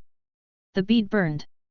The wave crested and, with a sound like tide through mangrove roots, the chamber emptied of eggs. Where hundreds had once been, only hollows and cooling mud remained. The lattice slowly dimmed until the room was lit by just ordinary torches, the afterglow of glyphs fading completely. The immemorial realm snapped closed with the relief of a festering wound finally stitched together. The ritual master coiled himself on the ground and wept into his slender body. Cynthia could not collapse. Queens did not fall while their subjects watched. She stood still and let her breath lengthen until the trembling in her limbs could be mistaken for the shadow of the flickering torches. Ali pressed against her mother's foreleg, eyes wide, crest halfway between awe and grief. We did it, she said, for she was young and had not yet learned how to spot the flaw in the ritual. They go to the 111th. They will conquer new planets for us, for the Empire. Cynthia lowered her skull until her snout met her daughter's brow. They go, she said. She could not lend her voice the certainty the court would require of her, but to Ali she permitted something akin to truth. We will see what the system makes of them and what they make of the opportunities the system will provide in turn. Bless them, she said in her mind. Bless them and do not make them pawns in the games you play. Cade stood in the air with nothing under his feet, but he did not fall. Wind combed his hair in a thin, high current, cool as shaded water. He turned his head and came face to face with a tree. A leviathan of green rose beside him like a mountain given leaves with a trunk wider than a building. The crown stacked in tiers upon tiers until distance turned the highest branches into a haze. Bark wore faint veins of light, a slow pulse through living wood. The leaves hummed not sound, exactly, more the pressure you feel in your ears when too high up. He knew the tree was saturated with life, with vitality. He could feel it like he felt gravity's pull down. He reached for the roughness of bark and felt ash. The world snapped sideways. Cade stumbled and caught himself in ankle-deep dust. The sky had the color of a dead furnace. The wind, when it moved, tasted of lye and old bones. He stared down in shock at hands that were not his. Sleek, four-fingered digits ended in dark, blunt tips. Thin membranes connected each finger to the next. Black skin, so black it drank the light, ran smooth over sinewy limbs. Pearlescent sigils crawled across wrists and along forearms in fine arcs and lattices he couldn't identify, like intricate tribal tattoos. His chest rose and fell, and yet as he took steps he realized his lungs didn't pull in air. As his body trudged forward, walking through ash at a calm but determined pace, Cade realized he was not controlling the movements. He was a passenger, locked into a seat that rode inside a lithe amphibian with muscles like braided cords and white glyphs flowing along the flanks. Cade could feel the muscle firing patterns unfamiliar to his own physiology. He could sense joint angles, tendon tension, tiny stabilizers ticking on and off, yet he could not make any of it obey his own command. His frantic mind tried to war against this ebony prison, tried to take control, until a faintly feminine voice blossomed from deep within. It spoke only 3 words. Observe and learn. Time seemed to hasten as days fell away in jump cuts. The sun lifted and dropped, the stars smeared into lines in the night sky. The creature walked the wasteland and Cade could do nothing but observe. So he watched, he witnessed everything around him, his mind took notes on the journey as the body traversed with something else in control. Whomever he was inhabiting didn't breathe, he wasn't sure if this creature didn't need air or if the air here was toxic, either way she held her breath for days on end. The ash stung faintly, alkaline on the dewy black skin. The horizon lay banded in dull grays that bled earth and sky together. Every so often, something pulsed along her skin, prickling those pearly sigils. After days of ceaseless marching, the creature stopped in the middle of nowhere. Flat ash all around, no landmark but a small dimple in the ground. To Cade it seemed random, but he felt something inevitable about this place through his connection with this strange creature. The moment the body's weight settled, he felt it, a pocket just under the scorched crust, a hard, hungry pressure that was almost the opposite of the rich vitality he sensed in the tree earlier. The black-skinned creature folded into a simple seated posture, legs crossed, body upright, fingertips resting on thighs. Cade's sense of time slowed, dropping into the cadence of the body's pulse. There he felt not just blood, but something else flowing within the feminine form. The flow began to move in cycles he couldn't decipher. It slid along the sigils, threaded through hidden channels like water returning to old riverbeds, looped, reversed, braided. He could track the surface of the pattern the way a novice tracks the tides on a chart, knowing there's an ocean beneath the ink. Day became night and night became day with a slow inevitability as he traced the flow through the body he was forced to inhabit. Was this how stamina flowed? Was this mana? What is this energy I feel? So many questions popped into his mind throughout his time while the body sat. However, as soon as one question came up, his concentration broke and he lost the connection. He had to push everything out of his mind to be able to observe the mysterious flow again. At dawn, when light first bled over the horizon, the form stood. Feet planted, webbed toes shuffled and set firm in the ash. Hands rose to chest and pressed palm to palm in a gesture Cade almost laughed at as he recognized, prayer hands, mountain pose, Yoga 101 from the campus rec center, except what he was experiencing was more than a white girl yoga teacher could ever hope to demonstrate. Then the body exhaled. At first it was simply air leaving lungs, but as it went on the exhale began to carry more than breath. Cade could feel the flow from before gathering and exit the body, and as it did a mist poured out. It slid from pores and eyes, from the corners of the mouth and from the fine membranous skin at the throat. The mist condensed into a visible haze as it rushed outward in ripples and then in waves until hundreds of meters of ash all around were covered in an ethereal white veil. Cade felt the black-skinned creatures will stay with the mist as if they were connected. He felt she was emptying herself both of breath as well as that mysterious energy that flowed through her body. At the end of the long exhale the creature held still without breath. Hands separated and fell. The released field of mist lay like a cloak across the land as far as the eye could see. It held still, as if awaiting a command. Cade felt an inhale, sharp and deep. Black arms swept toward the sky, palms lifting. The mist obeyed. It rose in elegant strata. The air thickened as the pressure changed. Clouds condensed out of the mists. The haze gathered and darkened until a ceiling of storm muscled itself into being overhead. Cade could sense something else riding the updraft, and ambient ugliness from the land itself, the harsh, corrosive residue of whatever had burned this place hollow. It flowed up the channel the mist initiated, braided into the rising storm. The land's ugliness followed the mist like a seed crystal spurs crystallization in a supersaturated solution. The rising mist was the template that the wasteland's residue was forced to follow. Cade felt the breath hold as her hands reached the top of the movement. Lightning crawled inside the newly formed clouds covering the sky. The body paused as the clouds condensed further and further until they were roiling above. Then Cade felt an exhale and a deep reverberating vibration in the throat that sounded like a massive thundering croak. The lithe form folded at the waist, continuing the thunderous exhale until long fingers tipped toward the ground. Rain came down in a torrential downpour. It went from nothing to sheets in a heartbeat. It hammered ash into paste. It washed lines into the land. Cade felt the direction of the flow swap as rain fell from the sky and back down to the earth. The upflow reversed and thunder became the sound of the land's surrender. He could feel that not everything that fell was connected to this body. That mysterious energy that was released was but a drop that had taught the bucket how to pour. He felt stupidly small and privileged to witness this intense magic at work, to feel it firsthand as if the energy flowed through his own body. The sheer amount of control this creature had was unreal. This was true control, true magic at work, and he yearned to know more. The body stayed folded, empty lung, while water pooled around her. Then she lowered herself in a smooth unbroken hinge to all fours plank, but with amphibian physiology, wrists stacked under shoulders, spine elongated. The rain turned the ground below into a mirror. She looked down. Cade saw her face in the growing pools, the smooth black skin, sigils that glowed in the dim, and eyes a deep sapphire, pupils thin vertical slits. The gaze held. The world quieted around the thunder roaring above. At that moment Cade realized he was in the body of a humanoid frog, similar, but strikingly different, from the one that had so effortlessly captured him. He had no time to question as a new sensation began to build deep inside of him. Cade forced his mind to catalogue the new sensation as he watched and felt from inside this frog. She hadn't inhaled again, but he felt gas still move into their shared lungs, gas, and then something else that trickled up from below and behind where her navel would be. He knew oxygen left the lungs and carbon dioxide filled its place. The lungs were a membrane after all. Blood gases equilibrate even when one doesn't pull in air.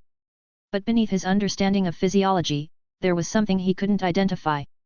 He traced it back to her core, a core he did not have.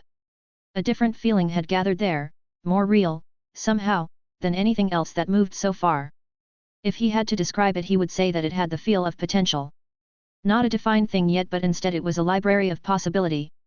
Cade felt as the body he was inhabiting spun this mysterious feeling out of her core, creating yet another experience beyond his current understanding. While he couldn't wrap his mind around what it was, he could sense its intent, clean, dense, and willing, no yearning to be used. He felt the frog exhale again, pushing out the carbon dioxide pulled from her blood. It wasn't just air leaving as her will tethered her breath to her core. She drew from her core, up through a mechanism Cade could barely sense. It traveled to the lungs and met the last of the breath as she exhaled. Her face lowered until her mouth just touched the water.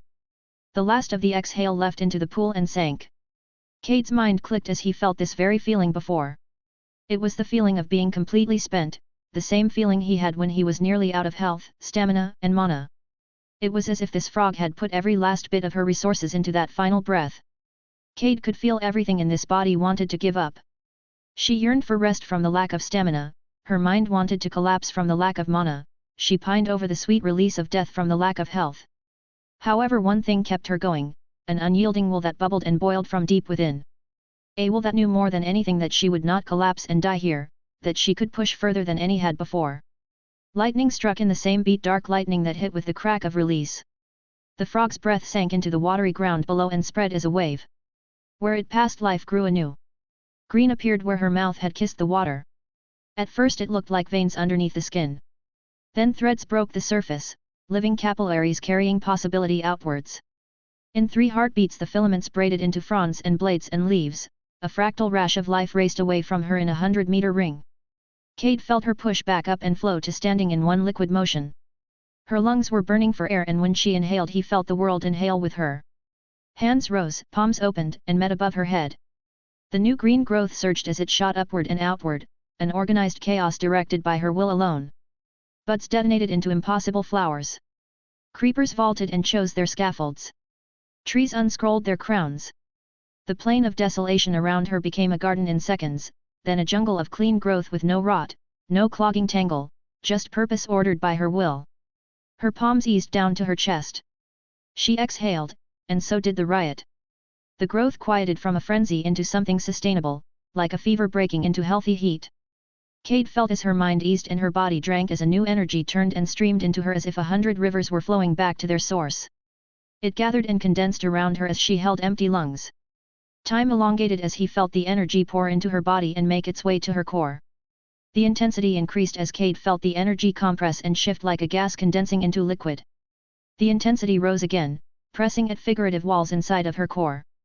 Pain arrived from the strain. He would have quit long ago if he was in control. He felt where he would have quit, where it became too much to bear, but the frog did not. She pushed forward with confidence as if her very being depended on what she was about to do.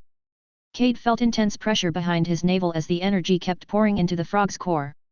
Somehow he knew that her core's reservoir had filled past what was safe. He felt like he was going to explode and his mind begged her to stop, but she pressed on like she couldn't hear him. She didn't even fight it like Cade had expected, she just let the tremendous flow of energy pour into her, and when her core could contain no more she let the energy trickle into her body. The overflow found paths he hadn't known existed, hadn't felt before now. Eastern mythology called them meridians, other stories called them channels or pathways, but the principle was the same.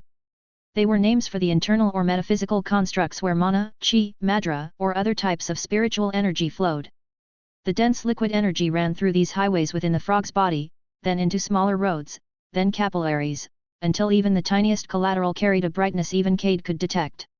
He felt her whole body fill as the energy continued pouring in. He felt her body tighten and expand from the inside, and right before he was sure she was going to explode, she let it all out. She exhaled in a short, decisive pulse and thrust her palms up while her feet rooted down.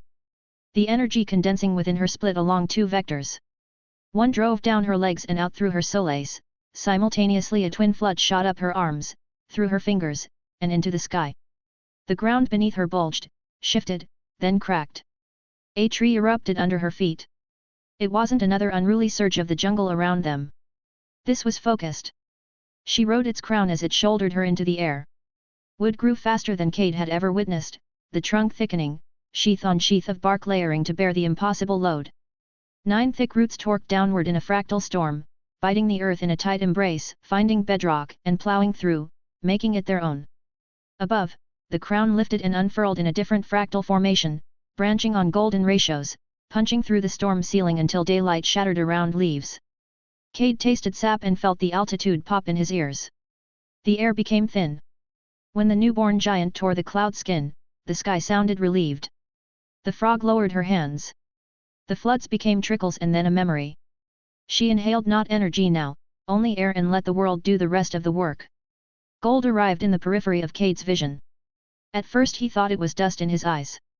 Then the motes thickened, lazy sparks drifting into his vision from nowhere. They accumulated until all he saw was gold, the whole world reduced to a warm, humming field of it. The gold blinked and Cade sat back to his own body. The world snapped back into a shape Cade recognized.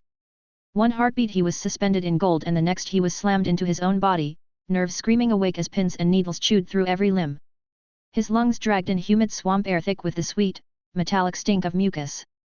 He gagged reflexively. An orange frog leaned over him, round eyes wide with a concern that looked a bit comical. Behind the orange frog sat the towering golden toad that was larger than a car.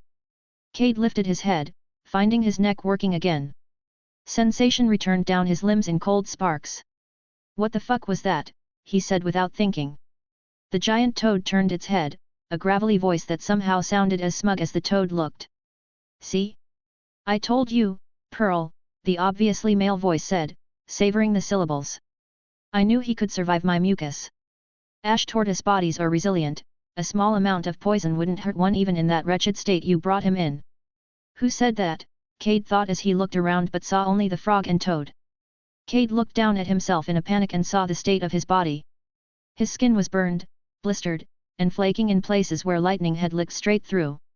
Angry lines like Lichtenberg figures forked across his wrists and up his forearms in branching scars that pulsed faintly with his heartbeat. The tar he'd once been coated in was gone, all of it. Either scoured away by rain or vaporized in that reckless attempt to pull lightning into himself. Why the hell did I do that? What came over me? Before his mind could race any further, a voice pressed gently in. "Easy, hatchling." Cade jerked in place, instantly regretted it from the pain, then looked up at the towering golden toad now leaning closer.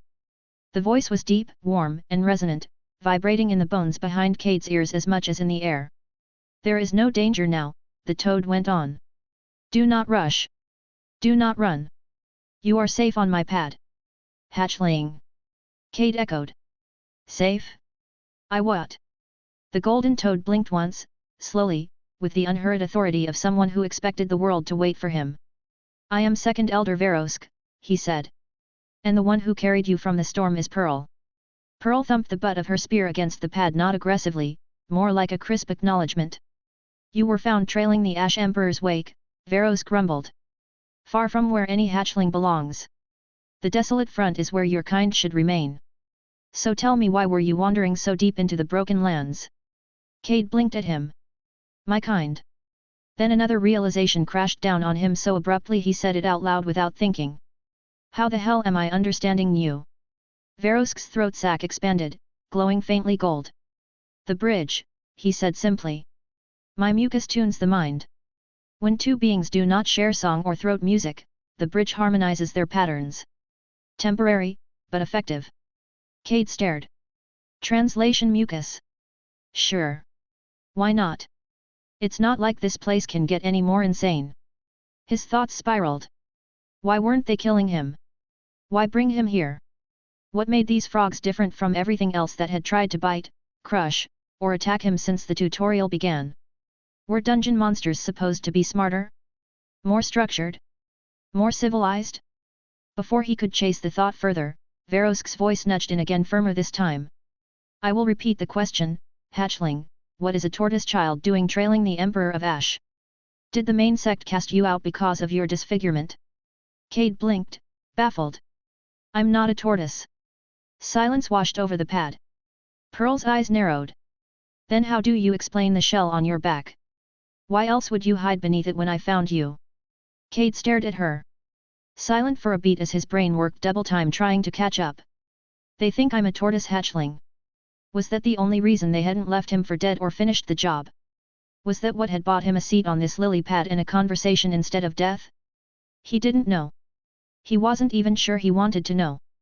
But lying to the first intelligent beings he'd met since leaving the others behind didn't sit right with him. Especially not after everything he'd seen so far in this corrupted dungeon. He looked down at his battered hands. At the forked scars. At the flakes of skin curling away from his body like burnt paper. Then he looked back up at the toad and the frog watching him with expectation. No.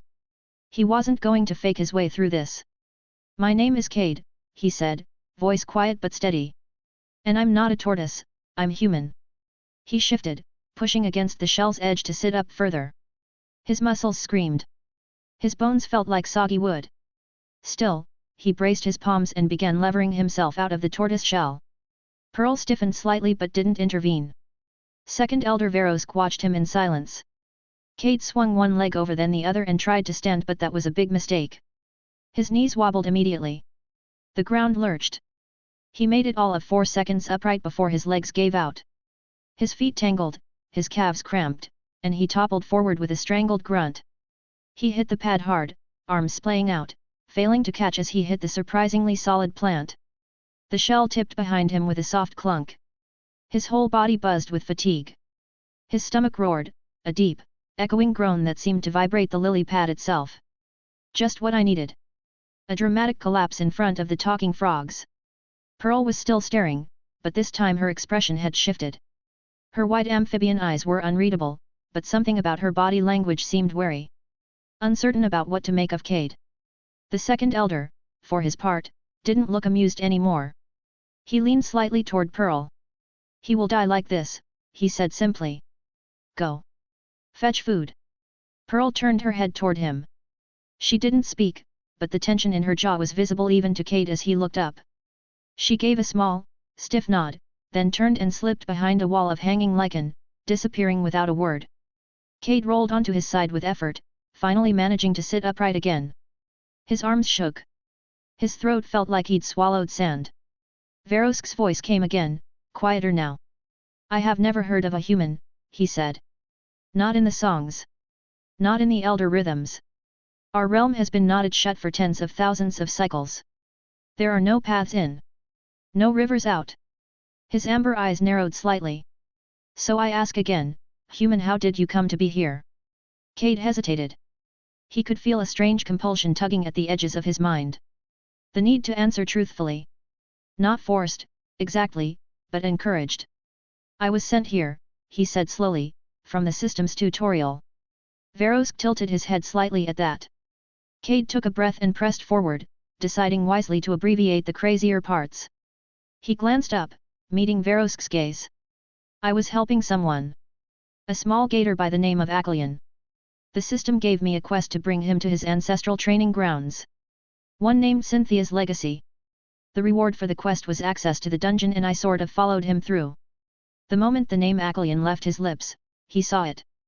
Verosk's eyes widened only slightly, but enough to notice. The movement was minute but Cade definitely saw something there. Then, a blink later, the expression reset. Blank neutrality returned to the toad's face. I do not know this dungeon, nor have I heard the name Cynthia, Verosk said. But the name Akalian, that name echoes in the ancestor songs. He leaned closer, eyes boring into Cade. Where is the other hatchling now? Cade winced. We got separated. After we entered the portal, we were split. I don't know where he ended up. Verosk didn't answer at first. He seemed to absorb that in full silence. His heavy lids lowered half a fraction, expression unreadable. I see, he said at last, voice giving nothing away. And how did you arrive in the Eye of Ash, if not alongside him? I don't know, Cade admitted. I mean 1 minute I was in the tutorial, helping Akalian perform this ritual thing he seemed to know what he was doing and the next, a massive beam of violet light exploded out of the ground. Akalian was already in it and I didn't really think. I just followed. Verosk made a low, thoughtful sound in his throat. Cade scratched the back of his neck. Okay, that's not totally true. I did think. Just not with the part of my brain that handles logic. All I knew was that I'd promised to protect him, and he was inside of something wild and glowing, and I wasn't about to let the little guy do that alone. Cade paused and internally debated but ultimately decided to leave out the part where giant violet eye had watched them mid-transport, peeled them apart like paper dolls, and hurled Cade through the void into an ashen wasteland. That was too weird, even for a talking toad. So, Cade finished, when I woke up, I was in the middle of a desert that seemed to expand forever. I assume that's the Eye of Ash you're talking about. The second elder didn't respond immediately. He looked past Cade, gaze drifting somewhere distant. The knot weakens, he murmured. If your tale is true, then the seal on this realm frays. And if it frays others may follow. Cade didn't know if that was good or bad, so he kept his mouth shut. Silence bloomed between them, wide and awkward. The only sounds came from the distant trill of frogs and the whisper of mist slipping through the hanging lichen. Cade shifted slightly, glancing toward the path Pearl had disappeared down. He wanted to ask so many things. What was the Ashen Emperor? Why did Akalian matter so much to them? Was the vision he'd seen real, or some psychedelic side effect of the golden frog goop? But something about the weight of the silence warned him not to push too hard. Eventually, the second elder stirred again. You said the system brought you, he said. That you came from a tutorial. Explain. What is that? Now it was Cade's turn to frown. He looked up at the toad, half expecting Verosk to be joking. But the golden toad's face was solemn. You really don't know, Cade questioned. We do not, the toad answered. There is no system here. Only the record. And the record does not assign quests. Cade rubbed his face with both bony hands, trying to clear the lingering fog from his mind. Okay, he said. Then I'll keep it simple. Earth, my planet, had no magic. No talking animals. No glowing frogs or system messages. Just, people, humans. Then, about a week ago, something changed. He drew a breath. One moment I was at work. The next I was standing in a blank white void while some projection of the system explained how everything had been rewritten. It said all sapient beings were being relocated and given system access. And then it booted me into something called a tutorial. He exhaled slowly, watching Verosk's expression for any sign of recognition. There was none. The tutorial, Cade continued, was supposed to help us learn how to survive in this new reality. Teach us about stats, skills, combat, whatever. But for some reason, I got dropped into the wrong one. It was meant for people who already had system cores. Verosk's brow furrowed. You have no core. Cade shook his head. The system tried. Said its automatic formation failed. Since then, I've been flying blind. I barely understand what a core even is, let alone how to make one. I've just been guessing and doing my best to just survive. The second elder didn't reply. He only watched Cade in that unsettlingly still way like a statue made of gold and judgment. Cade licked his cracked lips. The other people in my group back in the tutorial, they all had cores. They all had classes. I left them because I didn't want to drag them down. The toad's throat sac fluttered once, no croak, just a faint motion. Cade couldn't read it. Agreement? Sympathy? Disapproval? He leaned back, resting his weight on his palms. The effort made his shoulders tremble. I didn't ask for this, he added. But if I'm here, there's gotta be a reason. Right. The second elder still didn't answer. But just as the silence grew long again, a rustling came from the moss curtain at the edge of the pad. Pearl emerged from behind the thick curtain of moss with a massive broad-veined leaf in her hands the size of a small serving tray. Balanced atop it was what Cade could only describe as a very swamp-themed charcuterie board. She set it down in front of him with a faint thwop, then stepped back and crossed her arms. Eat, she said curtly. You look like a shriveled tadpole. I've seen toad spawn with more bulk. Cade sat forward, blinking down at the array before him. It was a collection of grubs, fruits, maggots, seeds, and what he thought were beetles. The maggots and larvae twitched faintly in places like they might still be alive. His stomach gurgled in response, eager and pained. Thanks, he said, and activated his identify skill just in case.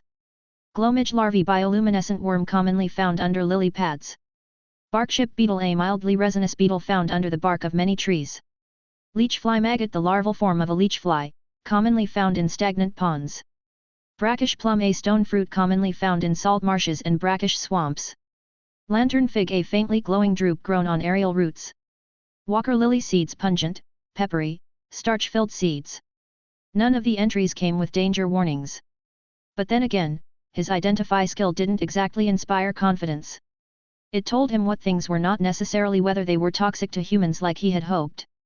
Still, hunger roared through him. He hesitated for only another breath before snatching up the brackish plum. The fruit was glossy and a little warm as he bit into it. Juice burst across his tongue, salty and sweet, like biting into a sea-soaked peach. It was surprisingly good.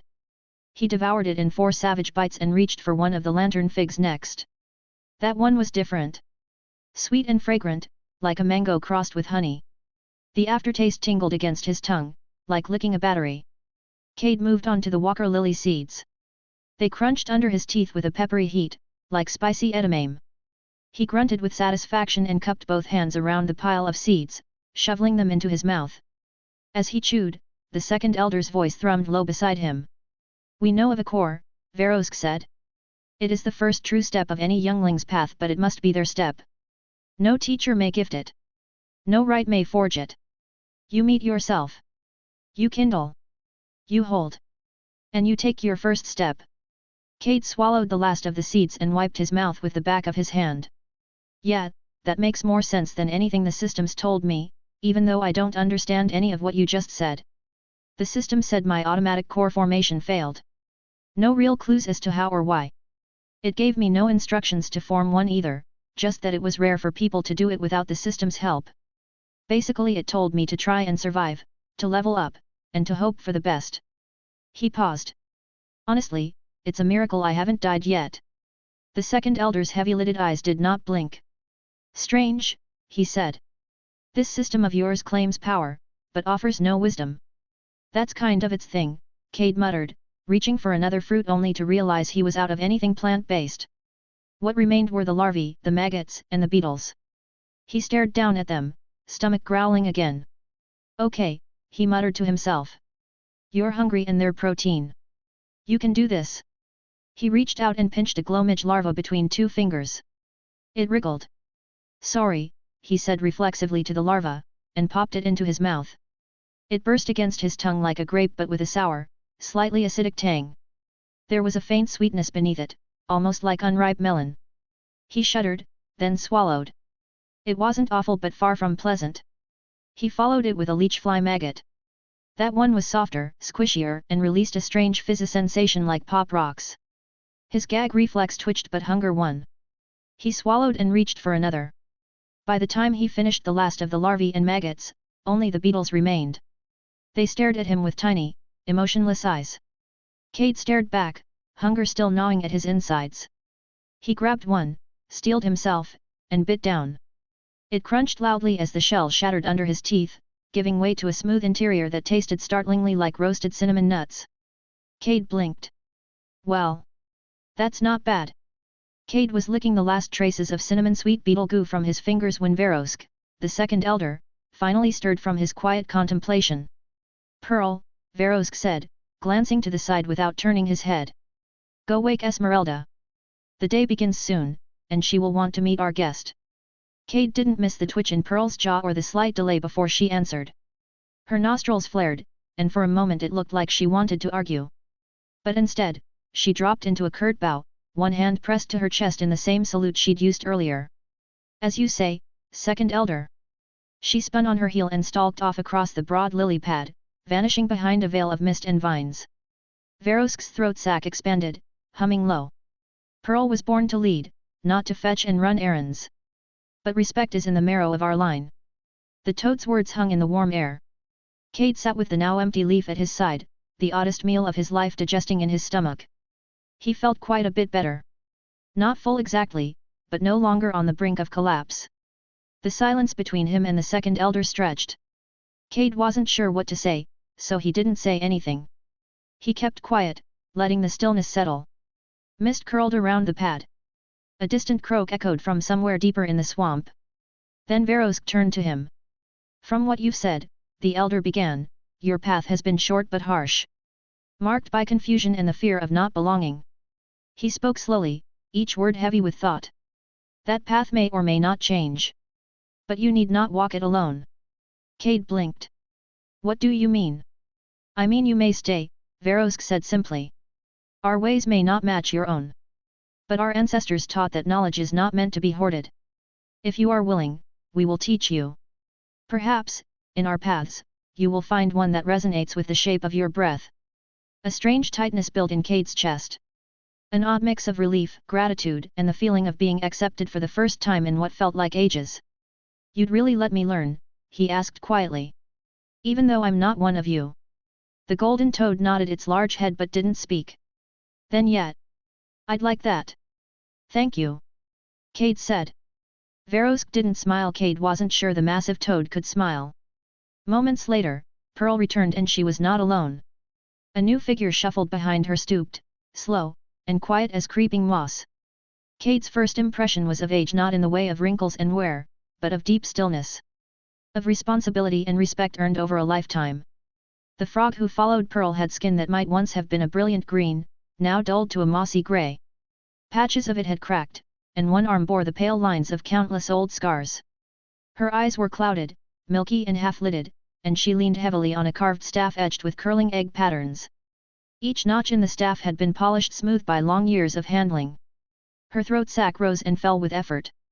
Pearl stepped aside to let her pass, and Cade noticed something else. Pearl bowed and saluted again with her fist to her chest. The old frog Esmeralda, he assumed, didn't. She stepped lightly onto the pad, the moist plant creaking under her feet, and came to a halt before the second elder. Verosk inclined his head. You did well, Pearl, he said, his voice warm but formal. Bringing the human here was the right choice. He is a hatchling, in truth newborn and fragile. Left alone, he would have withered. You showed great wisdom and even greater bravery. Pearl nodded once, stiff but silent. At Verosk's gentle wave of dismissal, she bowed again and turned to leave without another word. Cade watched her go, then turned to the old frog. Esmeralda stood still as stone, her cloudy eyes fixed looking up above Cade's shoulder. The second elder turned to her. This is Cade. His system has cast him adrift. He comes to us without route or guidance. He may yet die here, or he may rise. I would like to see which. You will take him. Instruct him as you would the younglings. Show him our ways. Esmeralda tilted her head slowly toward Cade. Her mouth didn't move, but Cade felt a pressure against his thoughts. Not a voice, just a presence. Like warm mud closing gently around his mind. She nodded once. Cade swallowed. His journey into the corrupted dungeon had been chaos, pain, and confusion. But for the first time, he felt like something solid had formed beneath his feet. Esmeralda turned without a word and began walking, her staff butting up softly against the slick surface of the lily pad. After a beat, she stopped and looked back over her shoulder, giving Cade a patient tilt of the head. He took that as his cue to follow. Cade braced his hands on the pad and pushed himself up with a grunt. His legs protested immediately, still shaky from fatigue. He staggered once but caught himself before he could fall again. Cade turned, hobbled the few paces back to where the shell lay, and bent to pick it up. His fingers brushed its cool, matte surface, and the weight of it shocked him. It felt heavier than before. Not impossibly so, but enough to make his arms tremble as he hoisted it against his chest. Maybe it was just his body, still hollow and burnt from everything he'd been through. Maybe he was just weaker than before. But even so he couldn't shake the feeling that the storm had somehow changed the shell too. He hugged it to his chest, turned again, and saw Esmeralda still waiting near the edge of the pad. She hadn't rushed him. Just watched in silence. With effort, Cade shuffled toward her, the shell weighing on his arms and shoulders. As he crossed the edge of the pad, he looked down in time to see its massive root legs shift. The second elder's platform, which had lain grounded for the entire time he spoke with Verosk, was beginning to rise again. Cade paused to watch, stunned as it lifted smoothly into the air. The enormous lily pad swayed, then strode forward with startling grace, its tangle of vine-thick roots moving like the legs of some ancient beast. It moved faster than Cade expected, as though catching up to its place at the front of the moving village. Esmeralda began walking again. Cade followed, stepping onto the soft, moss-strewn earth below. The swamp floor was still wet from the earlier storm, mist hanging low to the ground. They walked in silence between the shifting legs of the village pads of all sizes, striding lazily on thick, rooty limbs. Cade wanted to say something, but he didn't know where to begin. Something about Esmeralda's quiet grace made him nervous to break the silence without invitation. So he walked. One step at a time. His breathing was shallow and his muscles ached. His bare feet squelched in the wet earth as he dragged the shell behind him. Most of the walker lilies moved slowly enough that even in his current state, he wasn't in danger of falling behind. Still, it felt like everything around him pulsed with a kind of rhythm he couldn't quite hear. A tempo that belonged to the frogs. And then Esmeralda veered suddenly toward one of the largest pads Cade had yet seen. It towered over the others, its perimeter lined with bioluminescent vines and trailing moss. The roots beneath it dragged in slow, patient arcs. As soon as Esmeralda saw it, she quickened her pace, her staff tapping a little faster against the wet ground. Cade guessed she didn't like being on the ground for long. And if he were her age and a swamp witch frog thing, he probably wouldn't either. They came within 20 meters of the massive walker when Esmeralda stopped and released a sound unlike anything Cade had heard before. A high, bird-like chirp rose from her throat. Then came a deep, resonant bass note, so low it vibrated through the air and settled in Cade's bones. The two tones together had an eerie musicality. Cade blinked. The mucus translation effect didn't render it into speech. Maybe it wasn't meant for him. Or maybe it wasn't speech at all, more like a song. Whatever it was, it worked. The massive walker lily groaned as it slowed, the damp thudding of its roots growing still.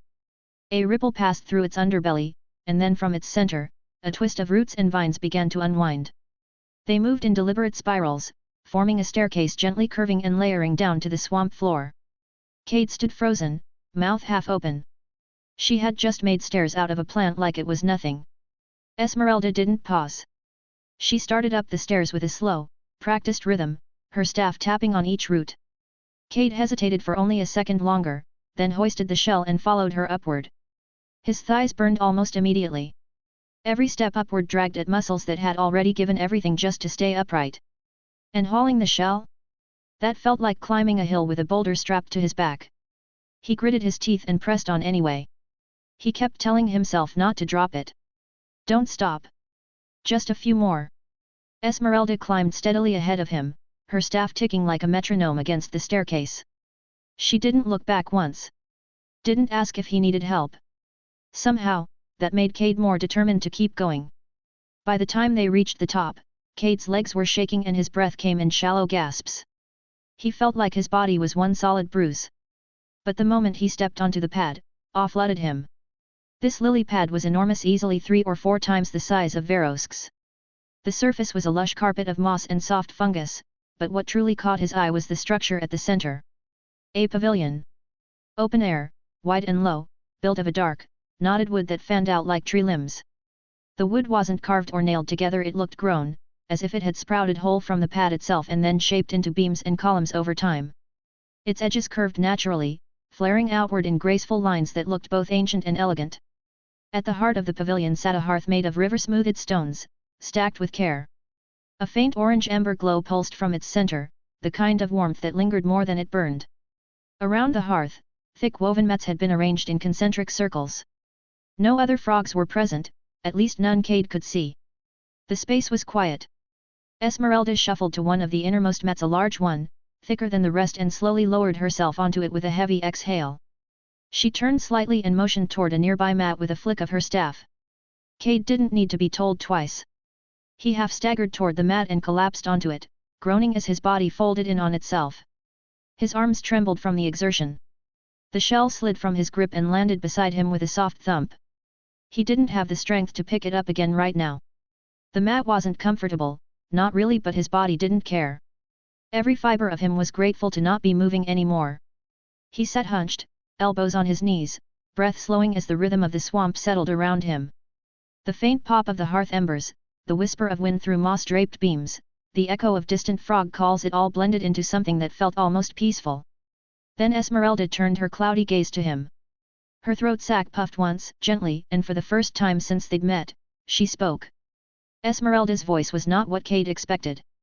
It was higher than Verosk's deep resonance, yet still carried a weight that felt older than the time itself. Verosk spoke true, she said. You have walked a path without guidance. No teacher. No hand to steady yours. Her clouded eyes locked on his face. Is this so? Cade's throat tightened. He nodded. Yeah, pretty much. He rubbed the back of his neck, feeling heat rise with embarrassment. I've seen what other humans could do, people with cores. They had a wide range of magic abilities from their classes or profession, and I had a million questions. But nobody wanted to explain anything. They mostly just moved on without me, too focused on themselves to help me. Given the situation, I don't blame them for that, but it still kinda sucked. Esmeralda made a low sound, something between a sigh and a croak.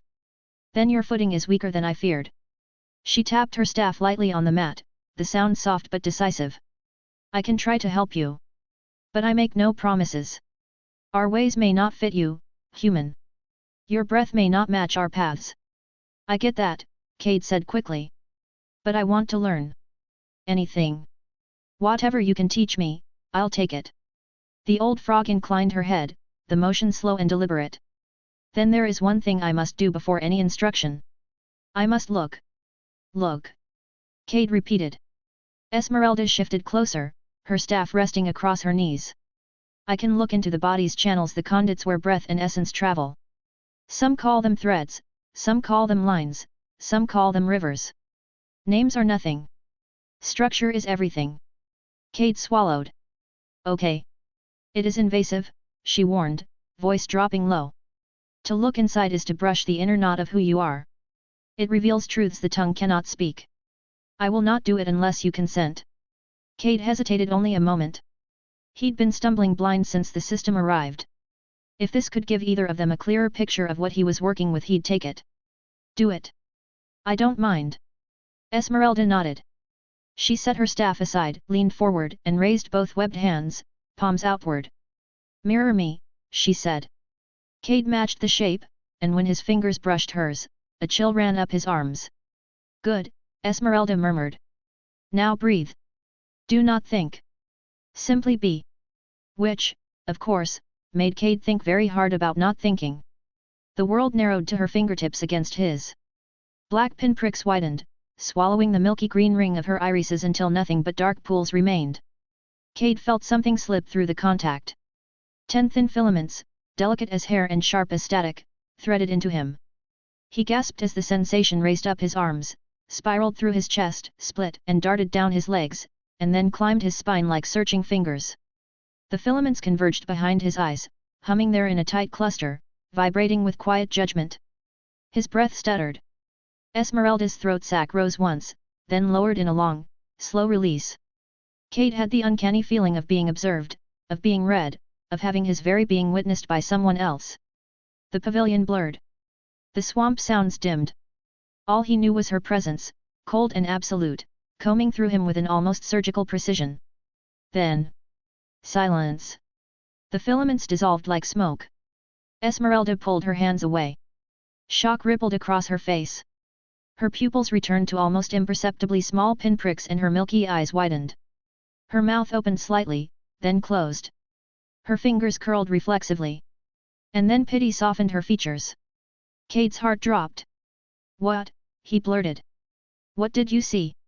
Esmeralda's gaze flicked to the tortoise shell lying beside him, then back to his face, then away as though looking at him too directly hurt. Her voice, when it came, was barely above a whisper. "How?" she said. "How are you even alive?"